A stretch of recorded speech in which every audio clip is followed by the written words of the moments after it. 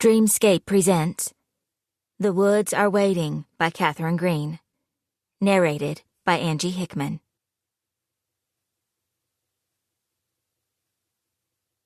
Keep silver in your pockets. Walk with dirt in your shoes. Or he'll poke your eyeballs from their sockets and boil your bones in stew. Stay away from the hickories. Stay away from the trees.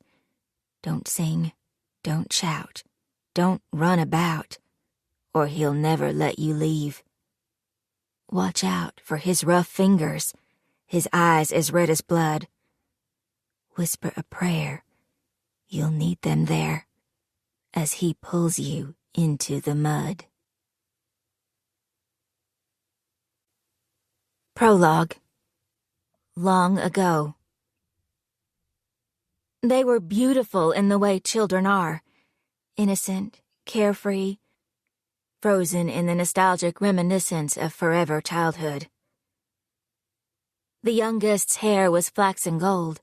The eyes of the older girl were as blue as the sky. The boy had a smile like the sun. They were loved, so loved, by their mothers, by their fathers, by their neighbors, by their friends. Happy and joyful, full of promise. They held hands, the three of them, and skipped merrily toward the edge of that great, big, open field. The world lay at their feet, nothing but endless possibilities. Stay away from the woods, their mothers warned as they left to play. They bit their lips nervously as they watched the children giggle together, already plotting ways to disregard their mother's anxious directives. Such is the way of children, always eager to discover for themselves the evil that lay outside their home, no matter the consequences. Their mothers gave them the silver coins and instructed their children to sprinkle dirt into their shoes. Like the other grown-ups, they knew the importance of protection. They had learned to fear what lay beyond their doorstep. Keep silver in your pockets, walk with dirt in your shoes, or he'll poke your eyeballs from their sockets and boil your bones in stew.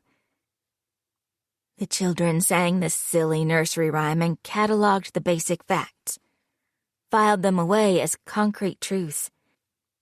Yet they thought their innocence would keep them safe. Foolish are the young. They held on to their superstitions, believing these would save them, never knowing that it wouldn't be enough, could never be enough. Because what waited for them among the hickories was more sinister. Something silver and dirt could never keep away.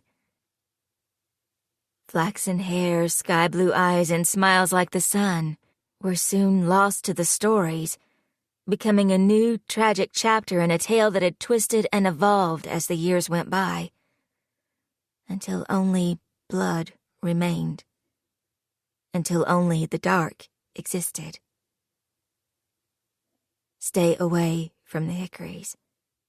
Stay away from the trees. Chapter 1.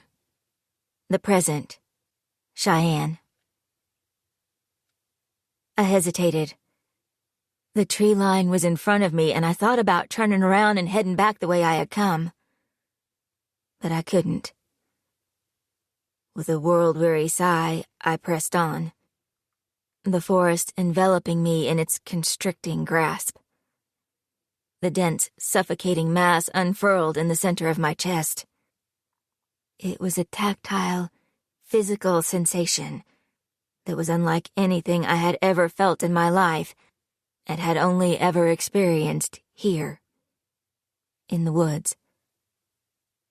It was as if the very molecules inside my body reacted to this singular space, like the trees wanted to kill me, or embrace me, never letting go.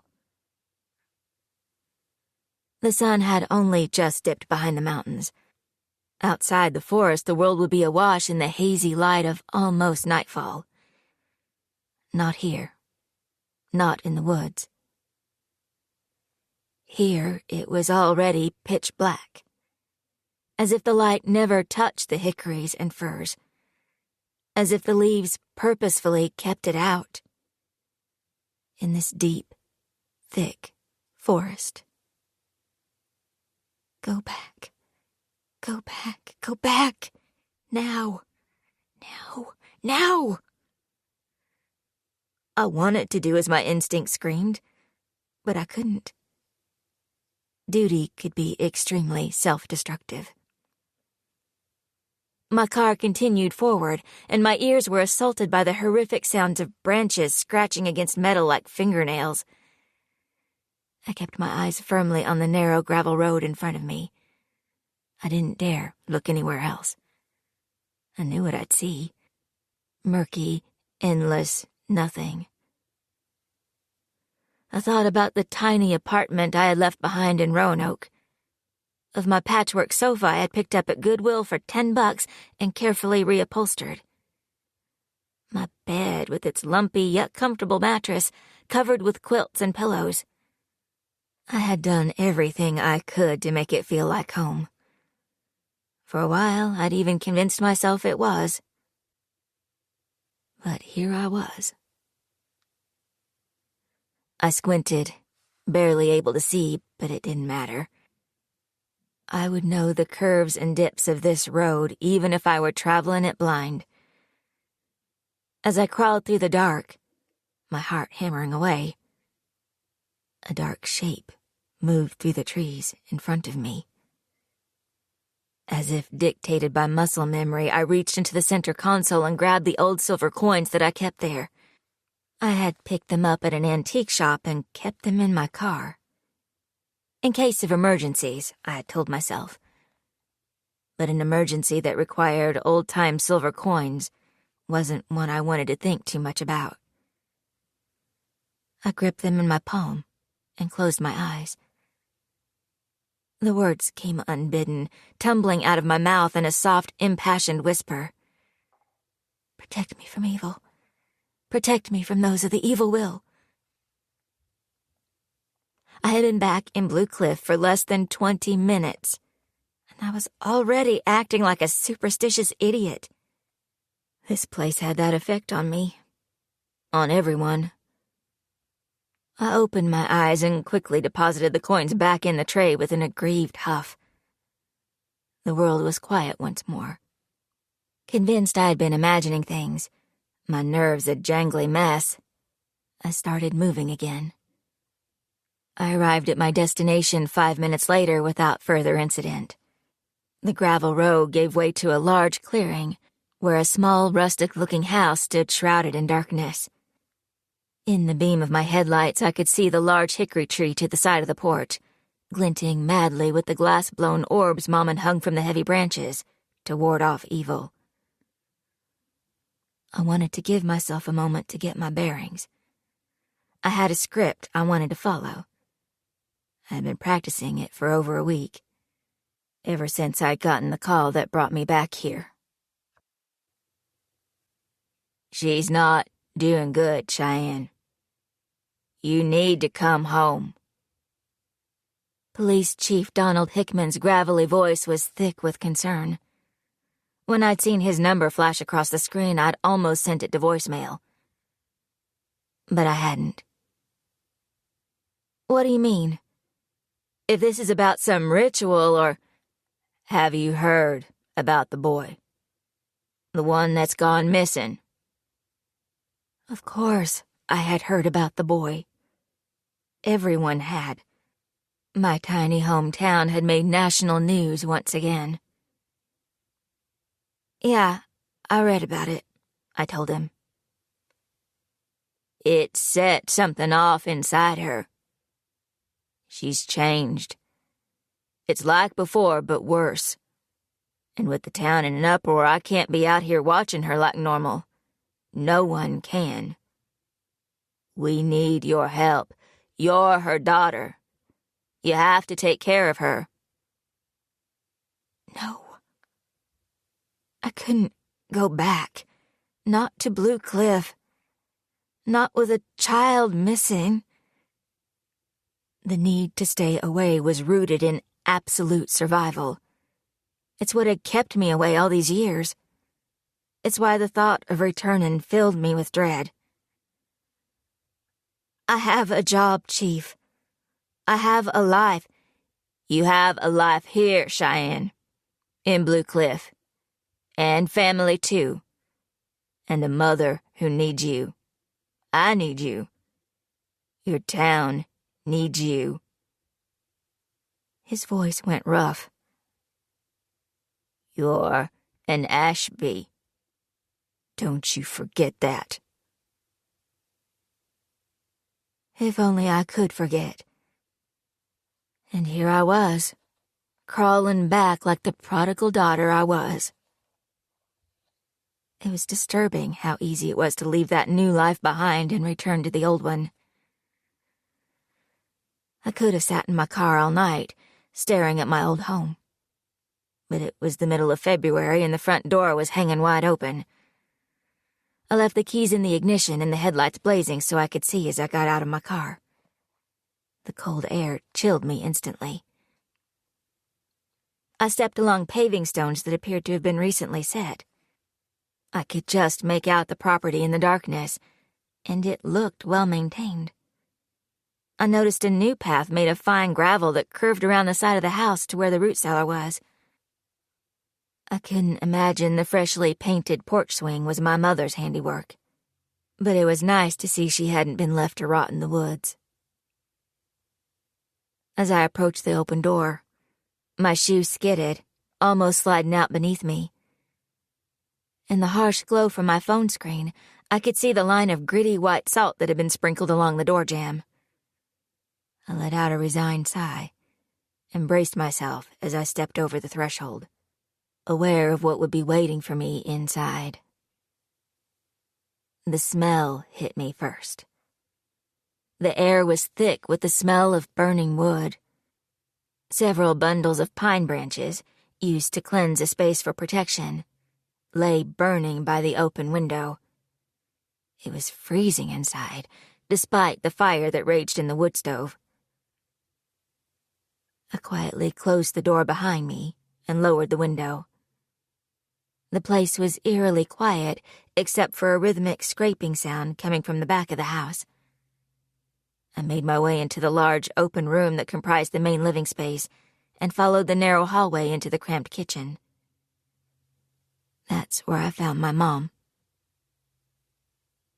Her small form was hunched over as she frantically swept the floor, and the back door was open, leading out to the woods beyond. She would stop every few moments to sprinkle something onto the floor while mumbling unintelligible words. I stood watching her, horrified yet not surprised. Constance Ashby had always been a force to be reckoned with. Even when she was ranting and raving about things that scared the hell out of me, she had an aura of power that was undeniable. It made her impressive and terrifying. She was the strongest presence in my mind. I had felt her even when we were separated by miles. The woman in front of me appeared shrunken, as if the weight of the world had literally crushed her. Her once thick, dark brown hair was stringy and streaked with gray. My mother had never been a large woman, but she was no dainty thing either. Now she looked as if a strong gust of wind would blow her over. I had only been gone for 5 years, but my mother looked as though she had aged 40. She obviously hadn't been taking care of herself, and this went further back than a couple of weeks. My stomach clenched, and my chest ached at the sight of her. The guilt became a living, wild thing inside me. I am a horrible daughter. Candles flickered on the counter, casting deep shadows across the floor. I went to turn on the kitchen light, but it stayed dark. The electricity must have gone out. It wasn't unusual to lose power for days at a time in our remote location. I knew it had nothing to do with an unpaid power bill. I had never known my mother to pay for utilities in her life, but we'd always had what we needed anyway. One of the few perks of being an Ashby. The Ashbys took care of the town, and in turn, the town took care of the Ashbys. I zipped up my coat, wrapped my scarf tighter around my neck, and slowly made my way toward the woman sweeping in a state of delirium. "Mom," I said softly, touching her shoulder. She continued sweeping, stopping only to sprinkle on the floor what I could see were dried herbs. Now that I was closer, I heard the same chant I had spoken in the car earlier, echoed from her lips. "Protect me from evil. Protect me from those of the evil will." A blast of frigid wind blew in from the open doorway. I skirted past my mom, who was still lost in her ritualized behavior, and quickly shut it. This seemed to break through to her. She stopped sweeping and looked up, blinking rapidly as she stared at me. I got the feeling she didn't recognize who I was. My heart clenched painfully. I am a horrible daughter. Her eyes, which had once been vibrant, were sunken into her face. She looked as if she hadn't slept in days, maybe longer. "Mom, it's me, Cheyenne," I whispered, afraid to speak any louder. I tried to wrap my arms around her, but she flung my hands away. "No, you won't trick me this time." She looked around the kitchen, breathing loudly. "How did you get in here? You shouldn't have been able to cross the salt." Her voice rose to a screech.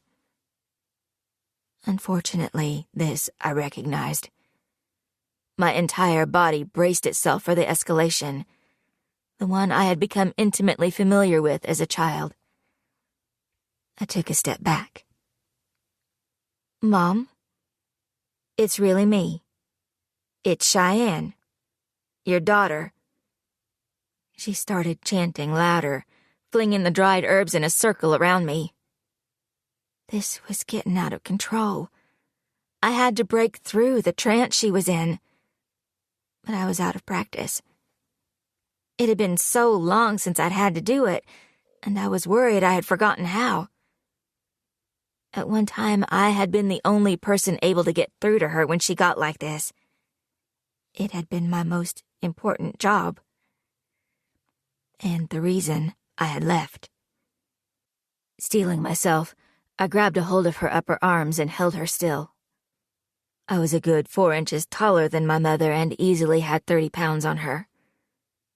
I could feel her bones beneath my fingers. "Enough, Mom.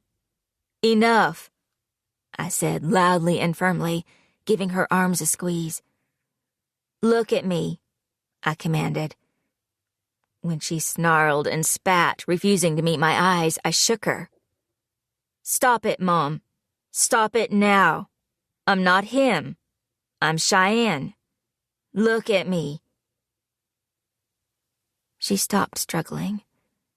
Her entire body sagged as the fight left her. She lifted her head and looked at me. Her eyes brightened. "Cheyenne?" I loosened my grip on her arms but knew better than to let go. "Yes, Mom. It's me. It's your Cheyenne." I suddenly felt smaller and younger, like I was a child once more. My mom grabbed the front of my jacket, wringing the material in her hands. "What are you doing here? You shouldn't be here." I was used to this sort of reaction from her. It wasn't new. But pairing it with her clear exhaustion, I was definitely more worried than I had been before I arrived. "I came to see you, Mom. I heard you weren't doing so well."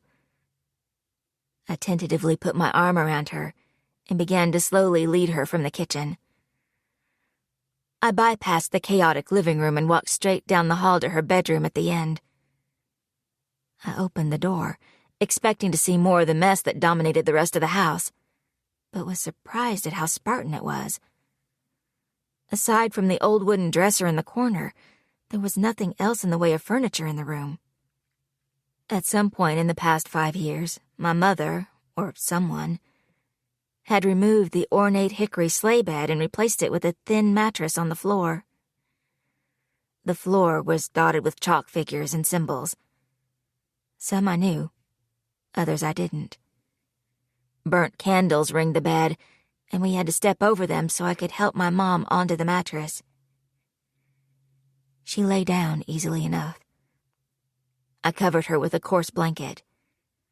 I noticed she didn't have a pillow, so I quickly went to the living room and grabbed one from the couch, along with another throw blanket that draped the arm. I brought them back and gently placed the pillow beneath her head. Why was she living this way? What was going on?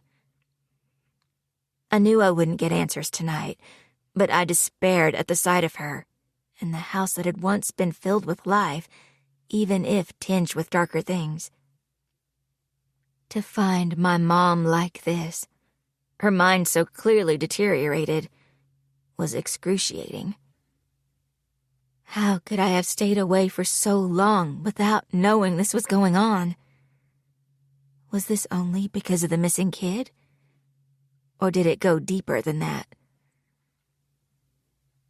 I tucked the blanket around my mom's shoulders, noting the fine tremors that racked her body. She was probably freezing, but there was little I could do when the electricity was out. My mother watched me intently. "Try and sleep, Mom. You look like you need the rest," I told her softly, leaning down beside her again. My mother grabbed my hand, her fingers icy, her grip painful. "You shouldn't be here, Shy. You need to leave. Before he knows you're back." Her voice was like gravel. Her words spat out with a venom not meant for me. I sighed. "Mom, no one knows I'm here." "You never listen. Don't go into the woods. Stick to the road, you hear me? There's something coming. I can feel it. It's everywhere. He's everywhere. The birds are quiet. The animals are hiding. I felt him coming closer for months. I can't keep him away. Not this time." She tried to sit up, but I gently pushed her back down onto the pillow. "He'll find you. You have to leave before he knows." Her words drifted off as her eyes became heavy. It was as if the energy that had been fueling her was slowly fizzling out. "Sleep, Mom. I won't go into the woods, I promise. I'll stay on the road. He won't know I'm here. I'll be careful." I told her what she needed to hear. My reassurances seemed to do the trick. She relaxed. But before she closed her eyes, she pressed a hard lump into my hand. "Keep this with you. Don't leave the house without it." I looked down at the gleaming obsidian and quickly tucked it in my pocket. I hated my mother's superstitions. They had ruined her life, and I had worked damn hard to ensure they didn't ruin mine, too. "Okay," I said, getting to my feet, seeing my mother had already fallen asleep. I quickly left the room, quietly closing the door behind me. I stood in the silent, dark hallway, not knowing what I should do now. I hadn't expected such a whirlwind upon my arrival. I sagged against the wall and tried to get myself together. I was already feeling the emotional toll of this place. I hadn't adequately prepared for it. I had made myself forget how hard it was to be here. Squaring my shoulders, I walked to the front door. I quickly went out to the car and grabbed my duffel bag, purposefully ignoring the creeping sensation that crawled up my spine. The feeling that I wasn't alone. I was never alone in these woods. The trees were quiet, the birds silent. It was like a vacuum of noise that felt both oppressive and consuming. The birds are quiet. The animals are hiding. I can't keep him away, not this time. It was easy to dismiss my mother's words as those of a woman barely in her right mind. But standing in the woods, in the skulking night, I felt my thoughts drifting to that awful place reserved for childhood nightmares. Nightmares created by the woman who should have kept them at bay, not invited them in. Mom had filled my youth with fear and horror, and I felt both scratching at my insides, waiting for me to let them back in. I took the keys out of the ignition, the headlights turning off, leaving the world in total blackness. I slammed the car door closed and glared toward the dark, dark woods. I refused to hasten my steps as I returned to the house, but I scanned the yard before going inside, in an age-old habit that infuriated me. The house was now still and cold. Too cold. I went around and closed the windows and then blew out the candles. I found a battery-operated lamp on the coffee table and turned it on. I took in the state of things and felt overwhelmed. My skin itched with wanting to clean and straighten. Instead, I ignored the debris of my mother's turbulent world and carried my bag to the door across from my mom's. Without giving myself a chance to retreat, I turned the doorknob and walked inside. I went to flip the switch and was pleased when light flooded the room. It seemed the electrical outage had been temporary. Now, with the shadows gone, I took in my old room and was shocked to find that it was the one spot in the house that hadn't changed at all. The air didn't feel stale like disused spaces should. I sniffed, catching the cloying scent of lavender and rosemary. There wasn't a speck of dust on any surface. The bed was neatly made. My old posters were still hanging on the walls. The fact that my mother had taken such an effort to maintain my childhood bedroom, in the condition it had been when I left, hurt my heart in a way I hadn't been expecting. Later, as I lay in a bed in a room that hadn't changed, I felt the tears come. I had worked so hard to escape this place. Yet here I was, plunged right back into it. I covered my face with my hands and sobbed for all the ways that I was still tied here, to this life, no matter how hard I tried to run from it. Finally, after what felt like ages, I closed my eyes. And while I drifted off to sleep, I thought I heard the soft whispers of the forest in my ears, welcoming me home. Or warning me away.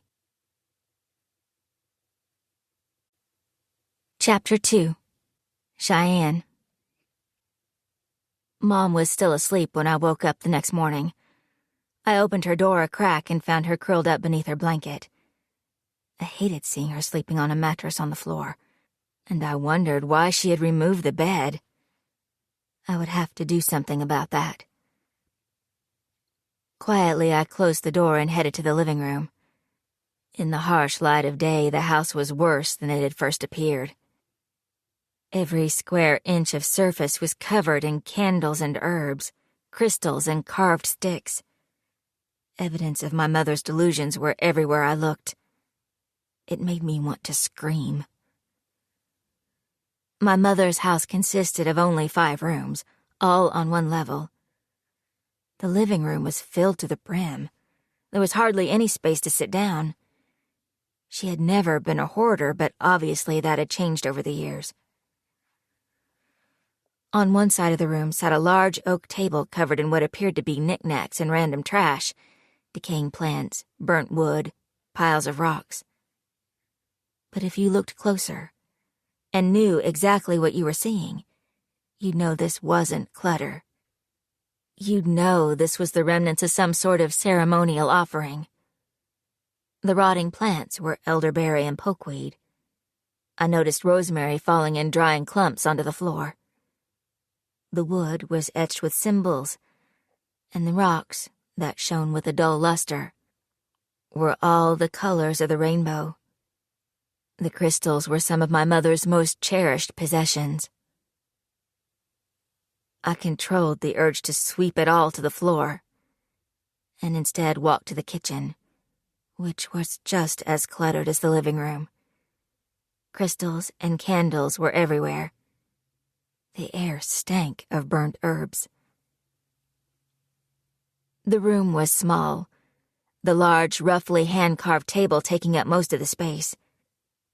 I was 10 when Chief Hickman replaced the open fireplace that had been used for the past 100 years with an electric stove. An old-time icebox still stood outside the kitchen door, though we had no need for it in the 21st century. Apparently, until Mom, the Ashbys had stubbornly refused to enter the modern era. For the time being, I ignored the disorder and opened the 20-year-old refrigerator in the corner. It was empty. There wasn't even the cliched head of moldy lettuce or curdled milk. I then moved to the cabinets. Except for the plates and cups, there was no food there either. What had Mom been eating? No wonder she was all skin and bones. If I was going to be staying here for any period of time, we needed food. And my mom needed to start taking better care of herself. I quickly showered and dressed. Then I picked up the black obsidian Mom had given me last night. And though I thought about putting it in my pocket, I instead opened a drawer and buried it beneath a pile of old t-shirts. Town was the last place I wanted to be. But I had come back to Blue Cliff to be with my mother, and I couldn't avoid it forever, though I wished I could. It had snowed overnight. It was only a couple of inches, enough to look pretty without making it impossible to get out. Driving through the woods during the day was less daunting than after sundown, but no less smothering. The dense trees felt as if they were pressing down on me. The road, a narrow lane cutting through the forest, was in bad shape, which forced me to drive at a snail's pace. Someone had tried to fill in the potholes, with little success. I attempted to ignore the way the wood shadows played tricks with my eyesight. It was hard not turning my head every time something moved just out of view. It's only a deer. It's only the wind blowing the branches. There was an otherness about the woods. It opened its cavernous mouth and swallowed me whole. As a child, it had been my constant companion and my eternal captor. It was the whisper in my ear, the chill on the back of my neck, the sounds that were both real and imagined. Hickory Woods was all-encompassing, and more than trees and dirt. It was my story's beginning, and perhaps its end as well. The drive into the town of Blue Cliff was a short one, no more than 15 minutes. The forbidding yet beautiful presence of the Appalachian Mountains made them look as if they were only an arm's length away. The grayish-blue slate rock the area was named for dotted the landscape in broken, irregular chunks. The closer I drove to the heart of the town, the more anxious I became. I was a mature woman, damn it. Grow a backbone. Why did I care what a bunch of hicks thought about me? Their opinions didn't matter. I had left all that shit behind. As soon as the thought entered my head, I knew I wasn't being fair. These people were a rugged bunch who looked out for each other. Everyone was family in one way or another. My internal antagonism was rooted in my deep-seated guilt that I wasn't ready to deal with. I didn't want to face what I had left behind. As the fields and woods turned to houses and streets and shops, I slowed down, taking it all in. Blue Cliff, Virginia was a town stuck in a time warp. Nothing had changed in the 5 years since I had left. There was something depressing, but also comforting about that. Sure, there were new flower planters outside the town hall, and what looked like a new clothing store on the corner of Hickory and North Streets. But that was about it. Blue Cliff had been frozen since the day I left. Except for the vans, and the obvious outsiders milling about outside the town hall and roaming the square. They didn't move with a familiarity that I would expect in someone born and raised here. These were out-of-towners. They didn't belong. Strangers didn't happen upon Blue Cliff unless they came for a very specific reason, and these kinds of strangers had taken up residence once before. 5 years ago. I noticed a perky-looking redhead dressed in a pretty pink skirt and a frilly white blouse, looking as if she were freezing in the frigid wind. She faced a man holding a heavy camera, her face assuming an expression of serious concern. And she wasn't alone. Reporters were everywhere, taking notes, talking to cameras, accosting people on their way to the breakfast barn for their morning cup of coffee. I parked my car outside of Grady's general store. I didn't lock it when I got out. People in these parts didn't bother with pesky things like security, though maybe they should have. I slung my purse over my shoulder and walked with purpose toward the store. I passed the old community message board that was still tacked to the brick wall on the outside of the tiny grocery. Curious, I stopped and had a look. There was a flyer announcing the church raffle next month. The Rotary was putting on a pancake breakfast this Thursday, all welcome, with a $2 entrance fee. The Kiwanis Club was holding a meeting next Monday. There was a notice for the upcoming Historical Society potluck supper to be held at 21 Hickory Hill Drive. I knew the address. I knew the overdone ornate columns and sweeping verandas, even if I had never been particularly welcome there. This was all normal business for a normal town. Except Blue Cliff wasn't normal. A faded smile peeked out from beneath the brightly colored notices. I could see the familiar, innocent face of 10-year-old Olivia Bradshaw looking back at me. Her missing poster was sun-bleached and worn with age, still stapled to the corkboard, with a long-lost hope for a happy return. My stomach churned. I looked around. On the lamppost was another fresh-faced youth, Danielle Torrance, forever immortalized by the frantic desperation of the hand that had stuck it there so many years ago. Growing up, I'd been used to the missing posters dotting walls and park benches. They were the constant reminder of Blue Cliff's dirty, awful truth. The lost children. The ones who weren't ever coming home. Olivia Bradshaw was there. So was Michael Carruthers. And of course, Danielle. They were the ones from my lifetime. The ones whose grisly deaths had precipitated my escape. But there were others, too. Some of the flyers and posters were more than 50 years old, stapled one on top of another. Each edition added a new layer of grief to an already traumatized community. I knew that people's refusal to take them down was rooted in shame and guilt, a desire to remember at all costs. But I wish they would get rid of them. It didn't do anyone any good to be constantly reminded that this was the town that gobbled up children, as a national news outlet had dubbed Blue Cliff in a scathing in-depth series 5 years ago. Yet how could they forget, when history kept repeating itself? A newer poster caught my attention. The colors were still vivid, as if only printed yesterday. And most likely it had been.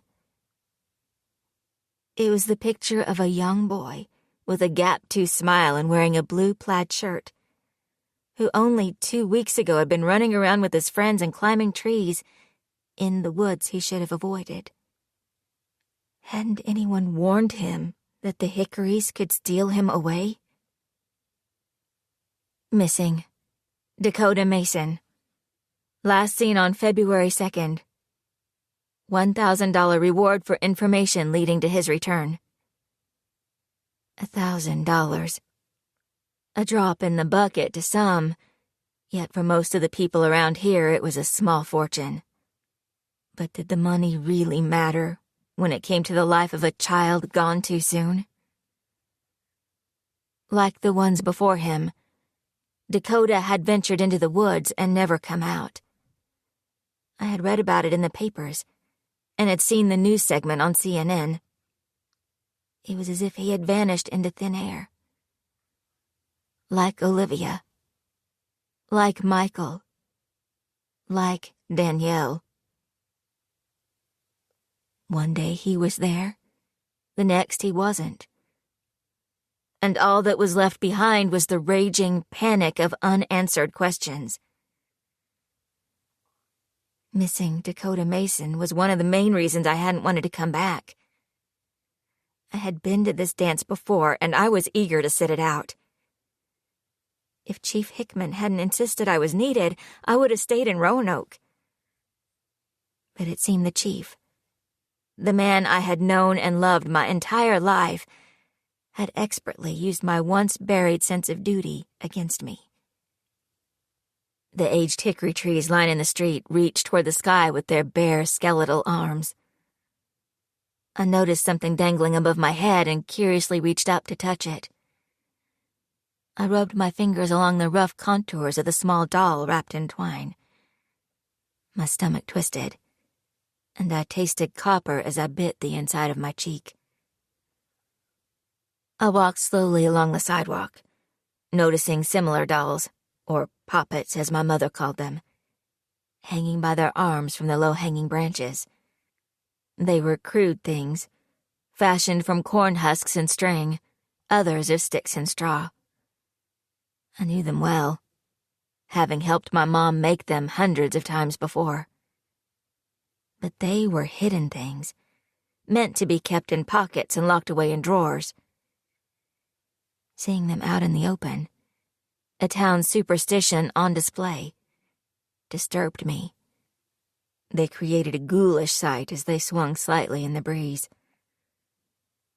I glanced at Dakota's sweet smile again, the shadow of the hanging poppet swaying across the wet paper. A growing sense of disquiet rumbled low in my belly, and I quickly walked to Grady's general store, relieved when the door shut out the image of dolls and innocent, missing faces. I grabbed a basket and filled it with fruits and vegetables. I picked out some venison, thinking I could have a hand at making Mom's venison stew. I made sure to grab some instant coffee and milk and a pint of grape nut ice cream for good measure, before making my way to the checkout. So far, I hadn't run into anyone, partially because the store was pretty much empty. I should have known my good luck wouldn't hold. Ed Grady, the owner, was working the register. "Cheyenne Ashby, is that you?"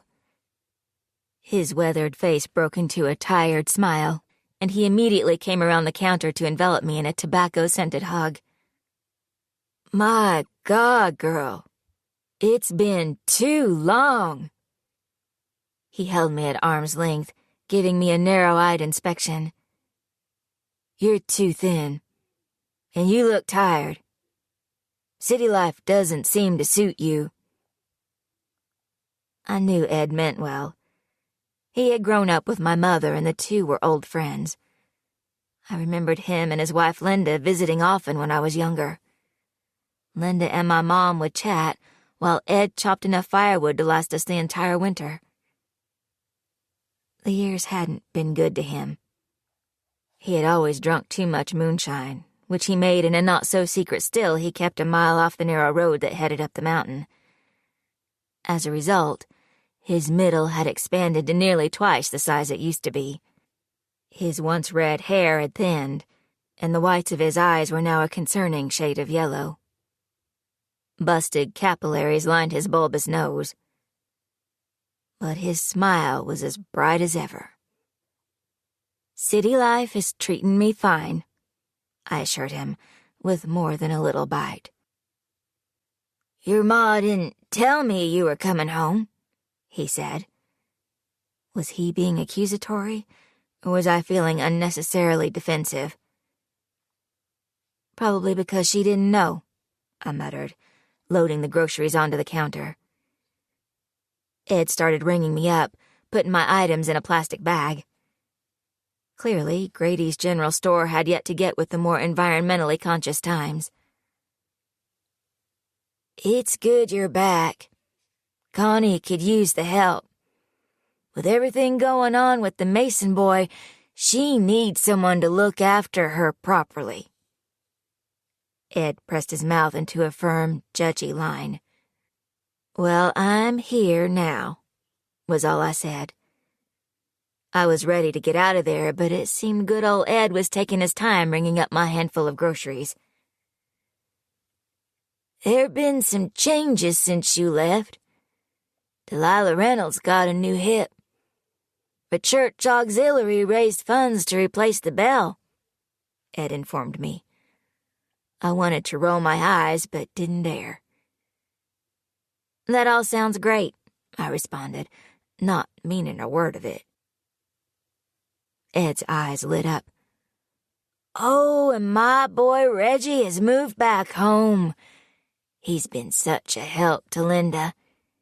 Children should be willing to take care of their parents."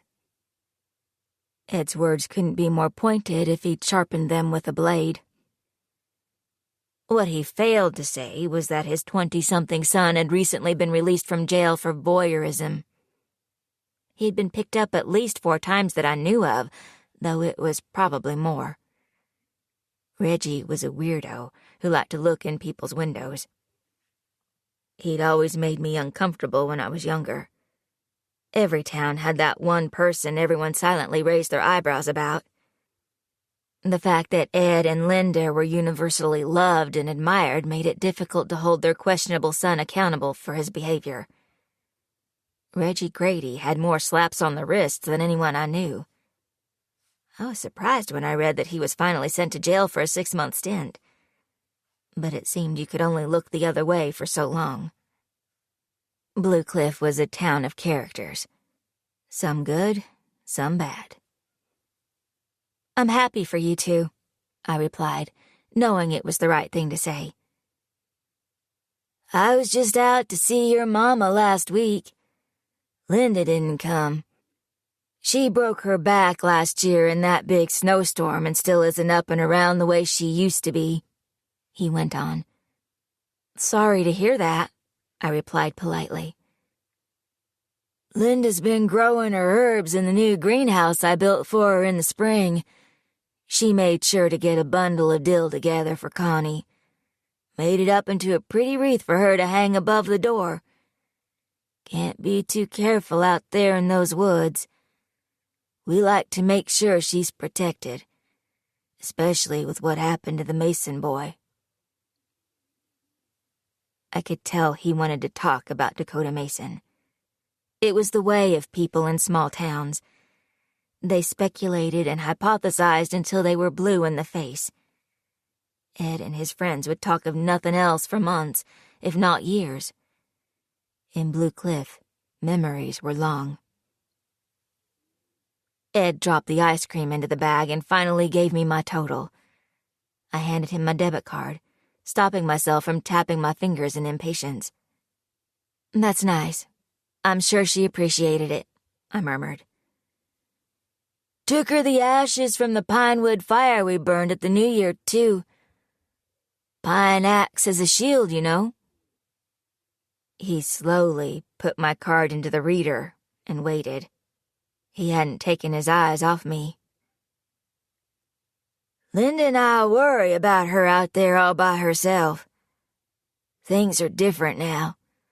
The darkness is back, Cheyenne. We all feel it." Oh, geesh. Not this. "It's a shame about Dakota. But I'm sure there's a reasonable explanation," I countered, feeling physically exhausted by the conversation. Ed's face grew thunderous. "There's nothing reasonable about it. It's like before. More babies will go missing, especially now that murderer's free." I didn't have to ask who he was referring to.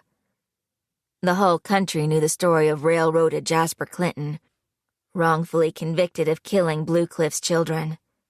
He was the poster boy for a miscarriage in justice. Evidence had recently come to light that exonerated him.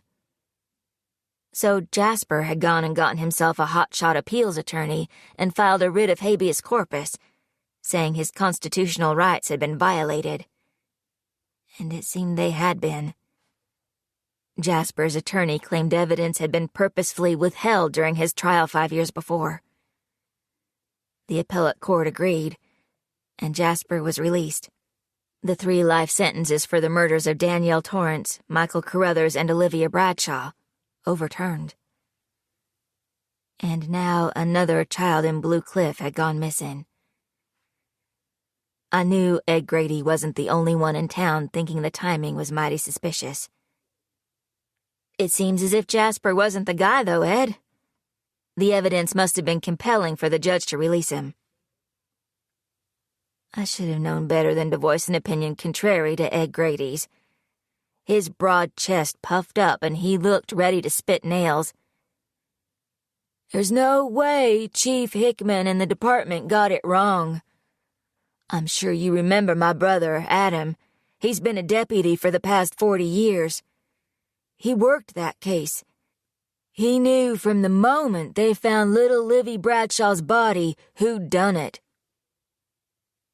Ed spoke in absolutes. When it came to the horrific murders of 3 of the town's children, everyone had an opinion, and most of them aligned. Jasper Clinton was a murderer, and that murderer was now free. "Now with Dakota missing, everyone will see we had it right. You know, Marge Evans said she saw Jasper having dinner with his parents at the Cracker Barrel off I-81 just 2 days ago. So don't you see? He's in the area." Ed was getting himself worked up. "I'm sure the police are looking into every possible lead, including Jasper," I told him calmly. I was worried the older man was going to drop dead from a heart attack, with how red his face had become. "Of course they are. Chief Hickman runs a top-notch operation. They'll find Dakota. They'll get Jasper back in prison soon enough." Ed rubbed his nose with a tissue. "Well, don't be a stranger, Cheyenne. It's good to have you back where you belong." Where I belong. It didn't feel like comfort, more like ownership. As if Blue Cliff had a slice of my soul and didn't plan to give it back. I all but grabbed the bag that Ed held out for me. "Thanks. I'll see you around, Ed." Once outside, I stood on the sidewalk, letting the different emotions wash over me. I watched the unusually busy town move around me and wished I could run again. Fast and far away. Missing. Child murders. Hickory Woods. The words on everyone's lips punched me in the stomach, like an assault. Another lost child. Another round of whodunit. I had survived it once, but I wasn't sure I would survive it again. Chapter 3. Natalie. "Come on, Nat. Let me take you to breakfast." Hunter's expression was hard, though he attempted to soften it when he looked at me. "It's been a rough couple of days." He leaned against the narrow counter, his green eyes watching me with the assuredness of a man who was never refused. Hunter's broad chest and shoulders stretched the clean lines of his expensive suit. His light brown hair was expertly styled. His face was clean-shaven to show off the hard lines of his jaw, and his clothes were perfectly pressed. A Carruthers was nothing if not always well presented. Despite his somber mood, his expression still held a hint of his typical playfulness. It was hard to read him properly, though I knew he had to be hurtin'. It was barely 9, and my assistant and friend Jamie Fry wasn't in yet, but that didn't stop Hunter from trying to coerce me away from Bartlett's, as usual. In his eyes, I didn't need to work. I was already well looked after, and the job was unnecessary. I hated that he thought so little of my career, my dream. But I had learned to ignore his digs over the years. My parents were the same, so I had developed a thick skin. "I understand, but I can't leave the store," I said, carefully pulling out new stock from the large box that had been delivered. "I know how much effort you've been putting into searching for Dakota. I have too, remember? But that means the store has been closed a lot, and I can't afford that." He made a noise of condescension, which I chose to ignore, as I carried an armful of dresses over to the rack. "I'm sorry. Maybe we can meet for lunch instead?" Hunter scowled. "Nat, I'm not asking for you to close your precious store all day, just an hour or so. I was up all night with the search party, and I'm exhausted. Not to mention Mom and Dad have been at each other's throats for days. Her drinking is out of control again. And with all the reporters in town, it's a goddamn nightmare. But you obviously have more important things to do." He turned from me, and I reached for him, out of habit as much as affection. I bit my lip, sympathy and annoyance vying for supremacy. "I'm sorry," I said again, turning him back to me. "You know there was a sighting of that murdering bastard, right? At a gas station off the highway. Dad and I drove down there as soon as we heard, but he was already gone." Hunter's features turned frightening, his gaze far away. I worried what Hunter and his dad might actually do if they caught up to Jasper. 5 years had only compounded their feelings of hatred. Their need for justice was their only drive now that Jasper Clinton had gotten his convictions overturned. Hunter's little brother Michael had been brutally slain 5 years ago, along with Olivia Bradshaw and Danielle Torrance. Neither the families nor the town had ever recovered from the loss. Jasper, the man everyone thought responsible, was now a free man. Hunter's ma drank to wash away the pain, and his dad, Chase, the mayor of our small town, worked all hours of the day. And my fiancé was the brother that lived in the shadow of a murdered child. "Hunter," I began, but he cut me off abruptly. "Please, Nat? This place isn't exactly bustling with customers anyway." I felt the familiar tug of irritation at the pointed barb. Hunter reached for my hand. "I really need to get my mind off things for a while." It was impossible to say no to him, especially given the situation. I couldn't imagine how hard things must have been for his family, not only with the 5-year anniversary of Michael's murder coming up, but now also Dakota Mason's disappearance. It didn't help that Blue Cliff was teeming with journalists eager to cover the juicy stories that our town kept handing to them on a silver platter. No one had gone unaffected by the deaths of the 3 kids. It was one of the hazards of living in such a small town. One person's tragedy was every person's tragedy. But living in a close-knit community wasn't all bad. There was a comfort in being looked after by your neighbors. It was harder to become the main character in a true crime podcast when everyone knew your business. It's why I'd stayed. The thought of leaving these familiar streets and losing sight of the mountains brought a sense of panic that I couldn't live with. But familiarity hadn't saved Hunter's brother. It hadn't saved Olivia or Danielle either. And it hadn't stopped Dakota from going missing. None of them had been kept safe, nor the many children that came before them, all lost to the woods. It was Blue Cliff's greatest shame. It was the rotten core at the center of an otherwise good heart. "Please, Nat," Hunter wheedled, taking my hand, his gaze pleading. As if on cue, Jamie Fry pushed open the door, the little bell ringing above it to announce her arrival. Jamie was a sweet girl, if a bit flaky. Timeliness wasn't one of her better qualities, but her ma and my ma had been in the Rotary Club together for the past 15 years, so of course I had hired her.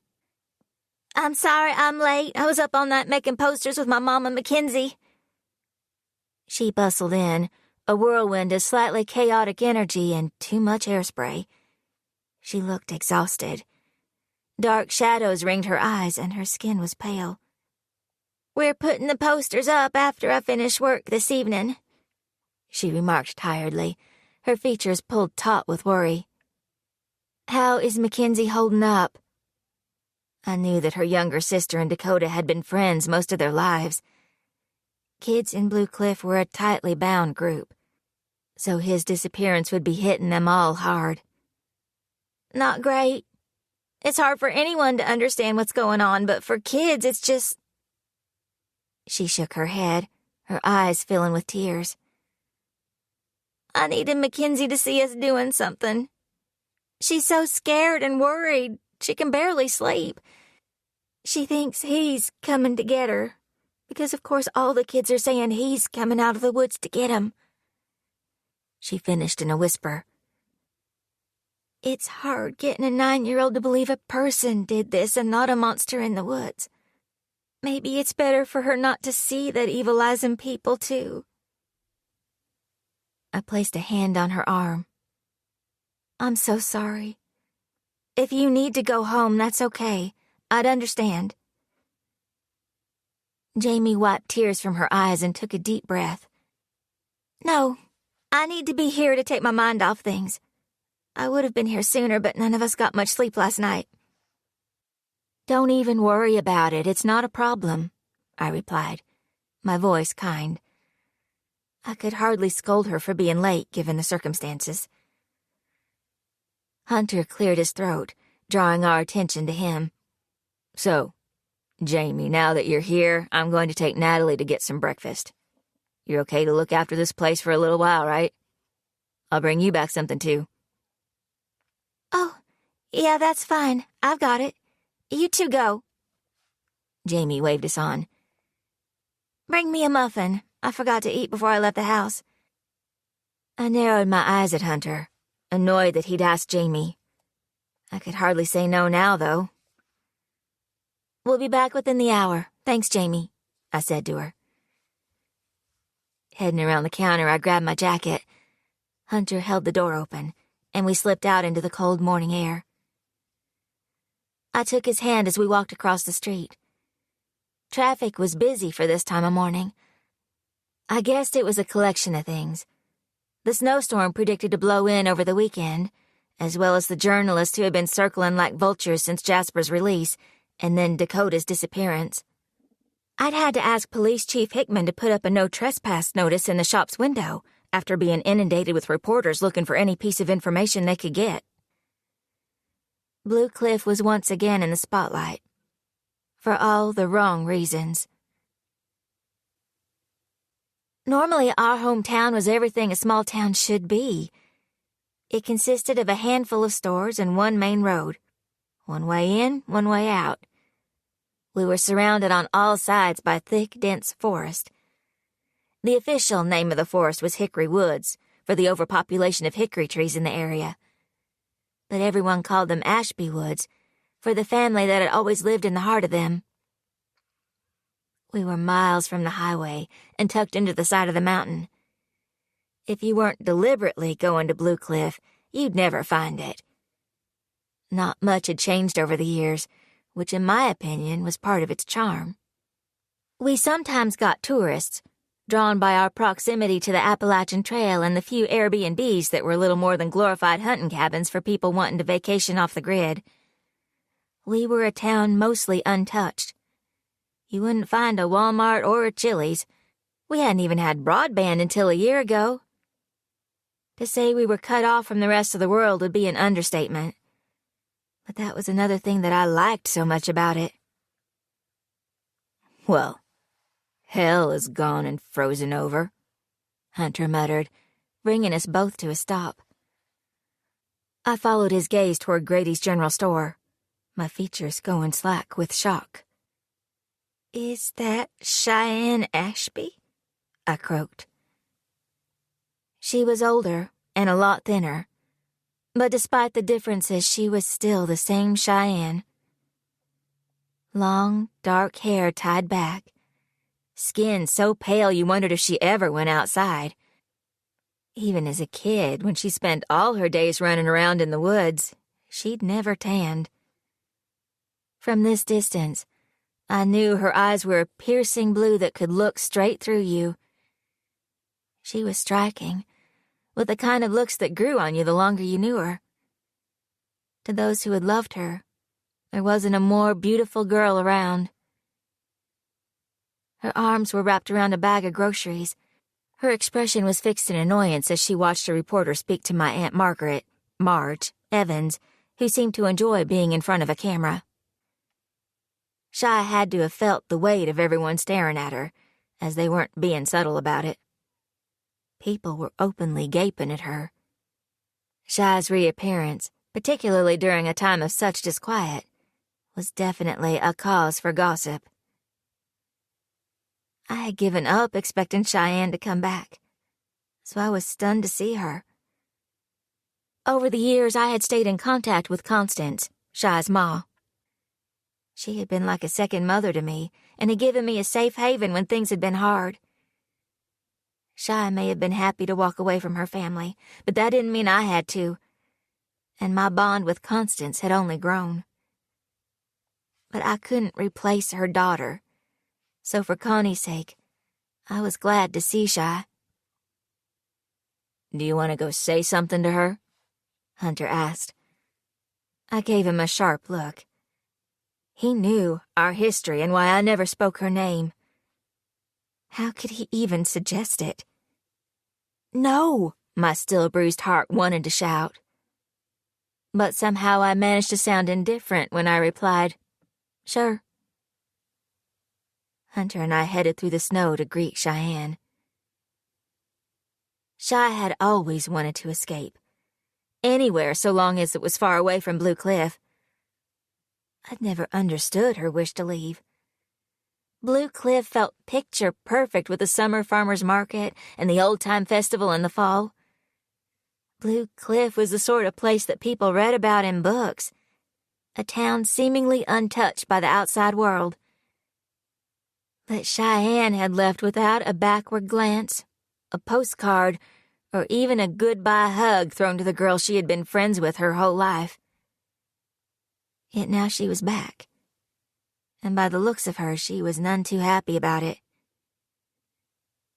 "Hey, Cheyenne. Never thought we'd see you back here," Hunter said, oozing cold sarcasm. "Yeah," she replied shortly. She avoided looking at me until it seemed she couldn't help herself. "Hey, Natalie." She said my name as if she really didn't want to. "Hey, Natalie." That was all I got. I wasn't a woman who easily lost her temper. I was a kill 'em with kindness kind of gal. Ma had raised me to be a polite, respectable woman who knew how to keep her cool. To be endlessly civil, no matter the situation. I was brought up in the tradition of bless your heart. But right now, I was close to losing it.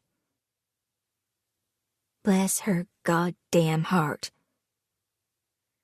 Hey, yourself, I replied with my best aw-shucks smile. You're looking well? Cheyenne shuffled the groceries in her arms. Thanks, you too. She seemed as if she wanted to be anywhere else. We stared at each other, the years apart flooding between us. There was so much I wanted to say to her, but I couldn't get the words out. Did you hear Natalie and I are getting married? Hunter lifted my left hand to show off the noticeable rock. It cost an arm and a leg, but she's worth it. There was more awkwardness. I wished Hunter would shut up. I felt unfairly annoyed at him. Pretty, Cheyenne murmured, only giving a passing glance to the ring I was so proud of. I felt a pinch of hurt in my chest, and I forced myself to breathe around it. I'm surprised to see you, I said. The words came out relatively calm, which was the opposite of how I felt. What brings you back? I thought you'd sworn off Blue Cliff. Shy's face hardened, her eyes flashing in something that looked like irritation. Just figured it was time to come for a visit. Thought Mom might need me. Hunter squeezed my hand. Well, we all look after Miss Ashby when we can. A single lady out there in the woods all by herself needs the help. I haven't been able to head out there to check on her myself. I'm pretty busy now that I'm the town planner. Lots to do, you know. But others have been looking after things, especially the chief. This town takes care of its own, even when their own family isn't up for the job. Hunter could be a real jerk at times, and he never minced words. He didn't particularly like Constance, but that wasn't the point. His comment was about hurting Cheyenne. Hunter, I hissed. Looking back at Shy, I softened. I visit with her from time to time. I know she's capable of looking after herself, but it's easy to get isolated out there. I made myself unclench my hands, which had somehow balled into fists since we had started talking. Cheyenne forced a smile, and the ice between us cracked fractionally. That's nice of you, Nat. I'm sure she appreciates seeing you. A car honked its horn, and we all watched as Chris Miners pulled his beat-up Chevy to the curb. Winding down the window, he leaned out and waved Hunter over. Chris gave Cheyenne a cursory glance, his eyes widening slightly in recognition. I'll be right back, Hunter said before heading over to him. He and Chris weren't exactly friends, but Chris ran the local paper, the Blue Cliff Bulletin, so he was always a good source of information. Like his father, Hunter wanted to know everything that was going on. They weren't men who liked to be blindsided. I was left feeling uncomfortable now that it was just Shy and me. We used to be best friends and went everywhere together. At one time, we were made up of childish secrets and shared experiences. Now the only thing that existed between us were unspoken words and resentment. Snow had started to fall, and I buried my chin in my scarf to keep warm. I'd better get going, Cheyenne stated, her arms tightening around her bag of groceries. I shuffled restlessly on my feet. I hope Constance is doing all right. She's had a rough time, particularly after you left. She was cut up for a good long while. Shy opened her mouth to say something, but I shook my head. That wasn't a dig, Shy. It's only the truth. She missed you. I tried to fill in as best I could, and she's been okay. Up until... I looked around, nodding toward the reporters hovering nearby. I'm sure you've heard about Dakota Mason. He's Fred Mason's son. Remember Fred? He was a year ahead of us in school. Yeah, I remember Fred, she answered. Is there any news about the kid? I shook my head again. Not yet, but we have to remain hopeful, right? Shy smiled slightly. You haven't changed, have you? Always looking for the bright side. I shrugged. I guess not. I cleared my throat. Listen, this thing with Dakota has really upset your ma. She's been agitated, speaking about things I haven't heard her talk about in a long time. Last week I found her out at the old cemetery digging up dirt from the graves. She wouldn't let me take her home, so I stayed with her until she was ready to leave. I think we were there for almost 2 hours. I blew out a breath. It reminds me of the last time. I know she was bad back then, and she's the same this time. Swearing he took Dakota. I just thought I should let you know. I appreciate the warning, but I think I can handle her. I'm used to this, unfortunately. I know, I replied rigidly. But she's not good. Hunter heard that she left a gutted rabbit on the Mason's front step. She told them to leave it there. That maybe he'd accept the offering and bring Dakota back. They were understandably upset. Jesus Christ, Shy muttered tiredly. I'll have to drop by and apologize. It's okay, I've spoken to them already. They understand, and in a way they appreciate what she's trying to do. But just watch her. She's troubled. It stirred up a lot of stuff. I let my words trail off. Thank you. It means a lot knowing you were looking out for her, but I've got it covered now. She checked her phone. Crap, I didn't realize it was so late. I need to get back. It was good seeing you again. Oh, okay, sure. Well, I guess I'll be seeing you around. I stepped to one side to allow her to pass. But despite my own defensive pain, I knew how hard it must have been for her to come back, especially given what she was coming home to. I reached out and placed my hand on her arm. I think things will get a lot better for Constance now you're here, I assured her. Some of the tension left Cheyenne's shoulders, and she drooped slightly. Her eyes moved to the town hall where my Aunt Margaret had finished up her interview and was walking with a determined purpose toward us. I knew Shy should leave before she made it across the street. He'd better get going before my Aunt Marge crosses that road. You may have been gone for 5 years, but even you haven't forgotten what an interrogation from her feels like. I couldn't help but chuckle as Cheyenne groaned. 5 years isn't long enough to forget something like that. Hi, just a quick pause. Take a moment to relax and breathe. Here's a short musical interlude, and remember, this audiobook is completely free for you. Thanks for listening.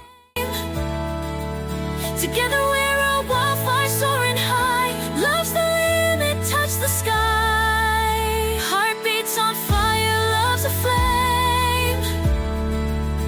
Whisper my name, we're not the same. Together we're a wildfire soaring high. Love's the limit, touch the sky.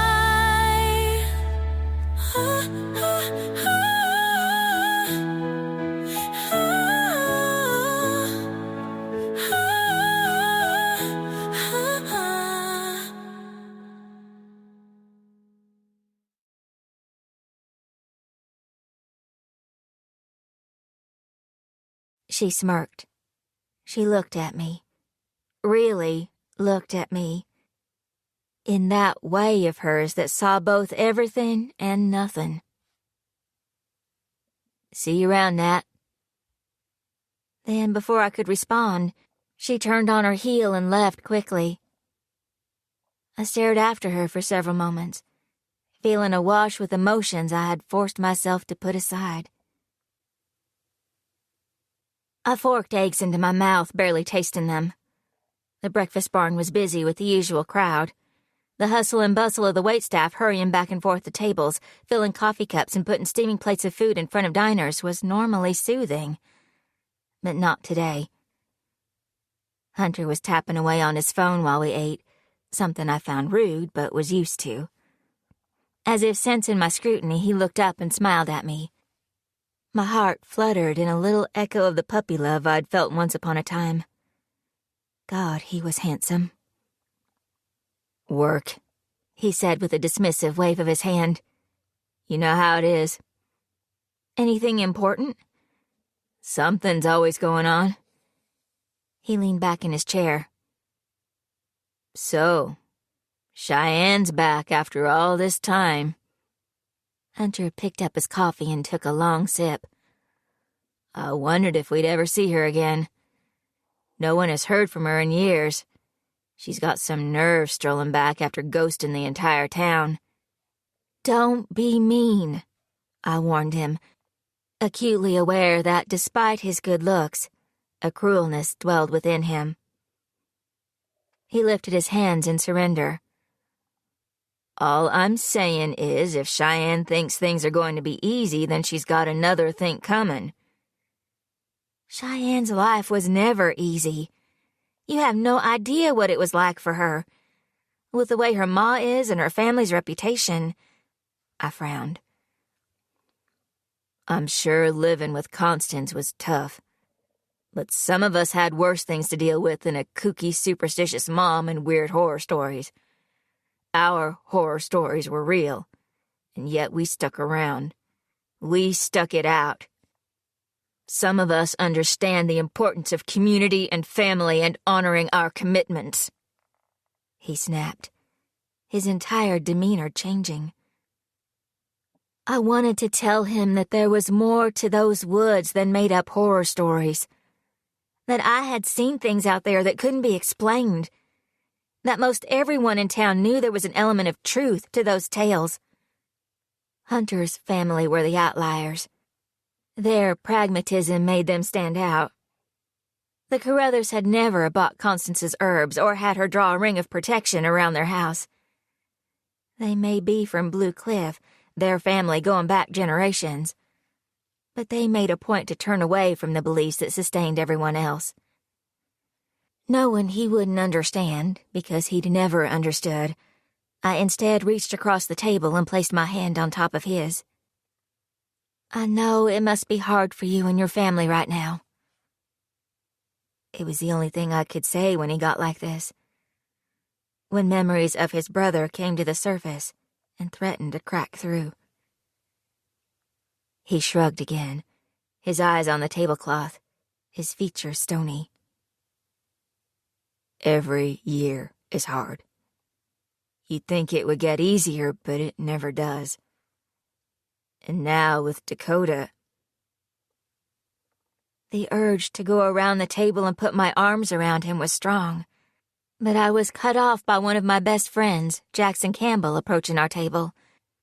His smile was warm and genuine. He hadn't changed much since we were kids. He had the same floppy brown hair and kind brown eyes. Most of the girls in our school had a crush on him at one time or another. I had never looked at him that way, though. Mostly because he was the closest thing I had to a brother. And because I knew, even as kids, that he and Shy were meant for each other. "Hey, Jack, how are you?" I smiled fondly.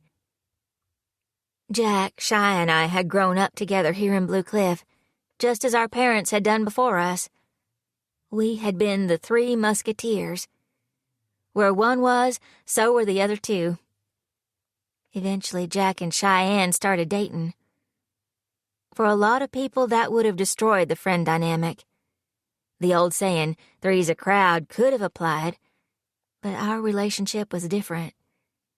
Ours was a bond that went deeper than boyfriends and girlfriends.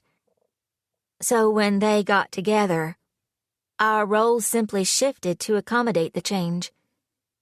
And when Shy left, Jack and I remained as close as ever. I'm good. He inclined his head toward Hunter. Hey, man.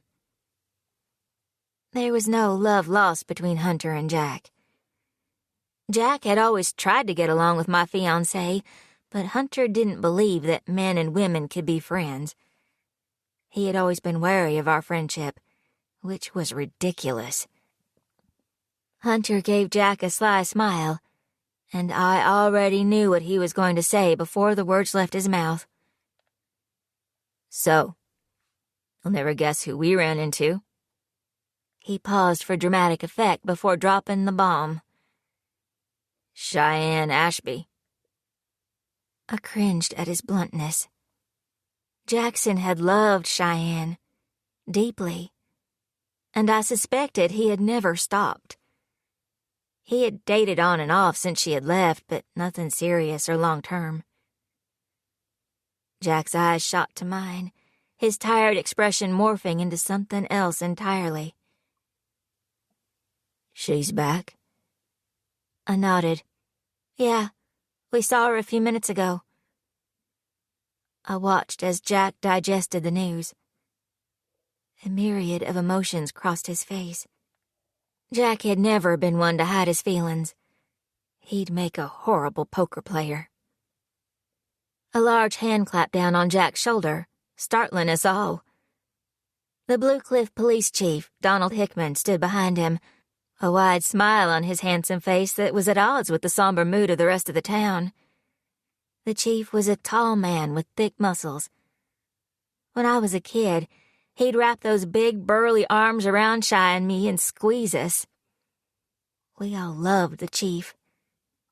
He never had a bad word to say about anyone, and that kindness ran right through to his core, shining out of his soft gray eyes. And even though we felt an affectionate closeness with him, he'd only ever been chief to us. It felt wrong, disrespectful, to call him anything else. Well, if it isn't two of my favorite people. He spoke with a fondness that was both endearing and natural. Jack and I shared a special relationship with the chief of police. We always felt looked after. I'm not sure if I should be offended by not being included, Chief. Hunter chuckled. Chief Hickman grinned. I always have time for Carruthers, you know that. You and your brother are important to this town, and to me.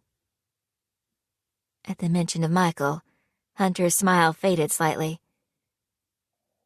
You look tired, Chief, I observed with concern. And you need to sew a button on your uniform, I teased, pointing to his brown shirt. He glanced down at his chest. Good thing I can work in needle and thread. He gave me a wide smile. And I'm fine, Natalie.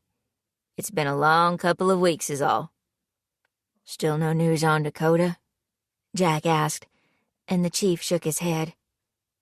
I'm hoping no news is good news, Chief Hickman replied. He turned to Hunter, his face full of concern. How's your mother holding up? She's okay. But this stuff with Dakota is bringing it all back for her. And with Clinton out of jail, she's terrified he's taken Dakota. Hunter grit his teeth. Have you found the bastard? I've heard people have seen him. We all know he's the one who has Dakota. He needs to be stopped. Chief Hickman moved closer to Hunter, his reassuring presence calming him somewhat. You have my word, Hunter. We're looking for Jasper. If he has Dakota, we'll make sure he pays and goes back to prison where he belongs. We all felt a little better with the chief at the helm of the ship. Mind if I swing by sometime to see your mother? Maybe I can put her mind at ease, he offered. I'm sure she'd like that. But don't be taking on too much. You have enough on your plate with Constance Ashby. The irritation in Hunter's tone was evident. Oh, nonsense. I don't mind one bit. We take care of our own in this town. Well, maybe you can pass off some of those duties to Cheyenne now that she's back. Hunter didn't even try to hide his distaste. Shy's in town? I didn't realize she would be coming back so soon. She was supposed to call when she was on her way. The chief's expression darkened briefly. I tried to warn her how bad Connie had gotten with all the ugliness going on. But seeing it for herself, well, it won't be easy. I wasn't surprised Chief Hickman was the one to tell Shy about her ma. I had gleaned over the years that he was the only one in Blue Cliff she had maintained any sort of contact with. Did it hurt that she chose to talk to the chief and not to me? Sure. But I understood it. He had taken on an almost paternal role in her life, especially after her dad took off when she was young. He was the only functional parental figure she had ever had. The chief looked at me expectantly. Maybe you and Jack can check in on her. He glanced between us. There was a time when no one could tear you three apart. His smile was indulgent before his mood became serious. We need to stand by each other, and the three of you should be helping one another. It's how it should be. He pulled on his gloves. I better be getting back to the station. I'll tell Mom that you'll be coming by, and I'll be sure to have Darla bake one of her famous cobblers for you, Hunter said, as Chief Hickman turned to leave. That sounds perfect, son. He held out his hand, and Hunter shook it. I better get going, too. Jack gave us a brief wave before following the chief out of the restaurant. Hunter's people-pleasing smile melted away as soon as we were left alone once more. Looks like Jack's still a pathetic, lovesick puppy, even after all these years. What an idiot, he muttered in disgust. Hunter, stop it, I warned. Jack was and always would be off-limits. Hunter could criticize just about anyone, but not one of my oldest and dearest friends. After that, we drifted into shallow small talk, neither of us in the mood to discuss the sadness that seemed to have a hold on our town. There were too many grieving parents for such a tiny place, and everyone knew it. Though we would never, ever say it out loud. Giving voice to the fear was as good as inviting it in, and we worked hard to keep it out of our homes and away from our children, though it seemed to always find us anyway.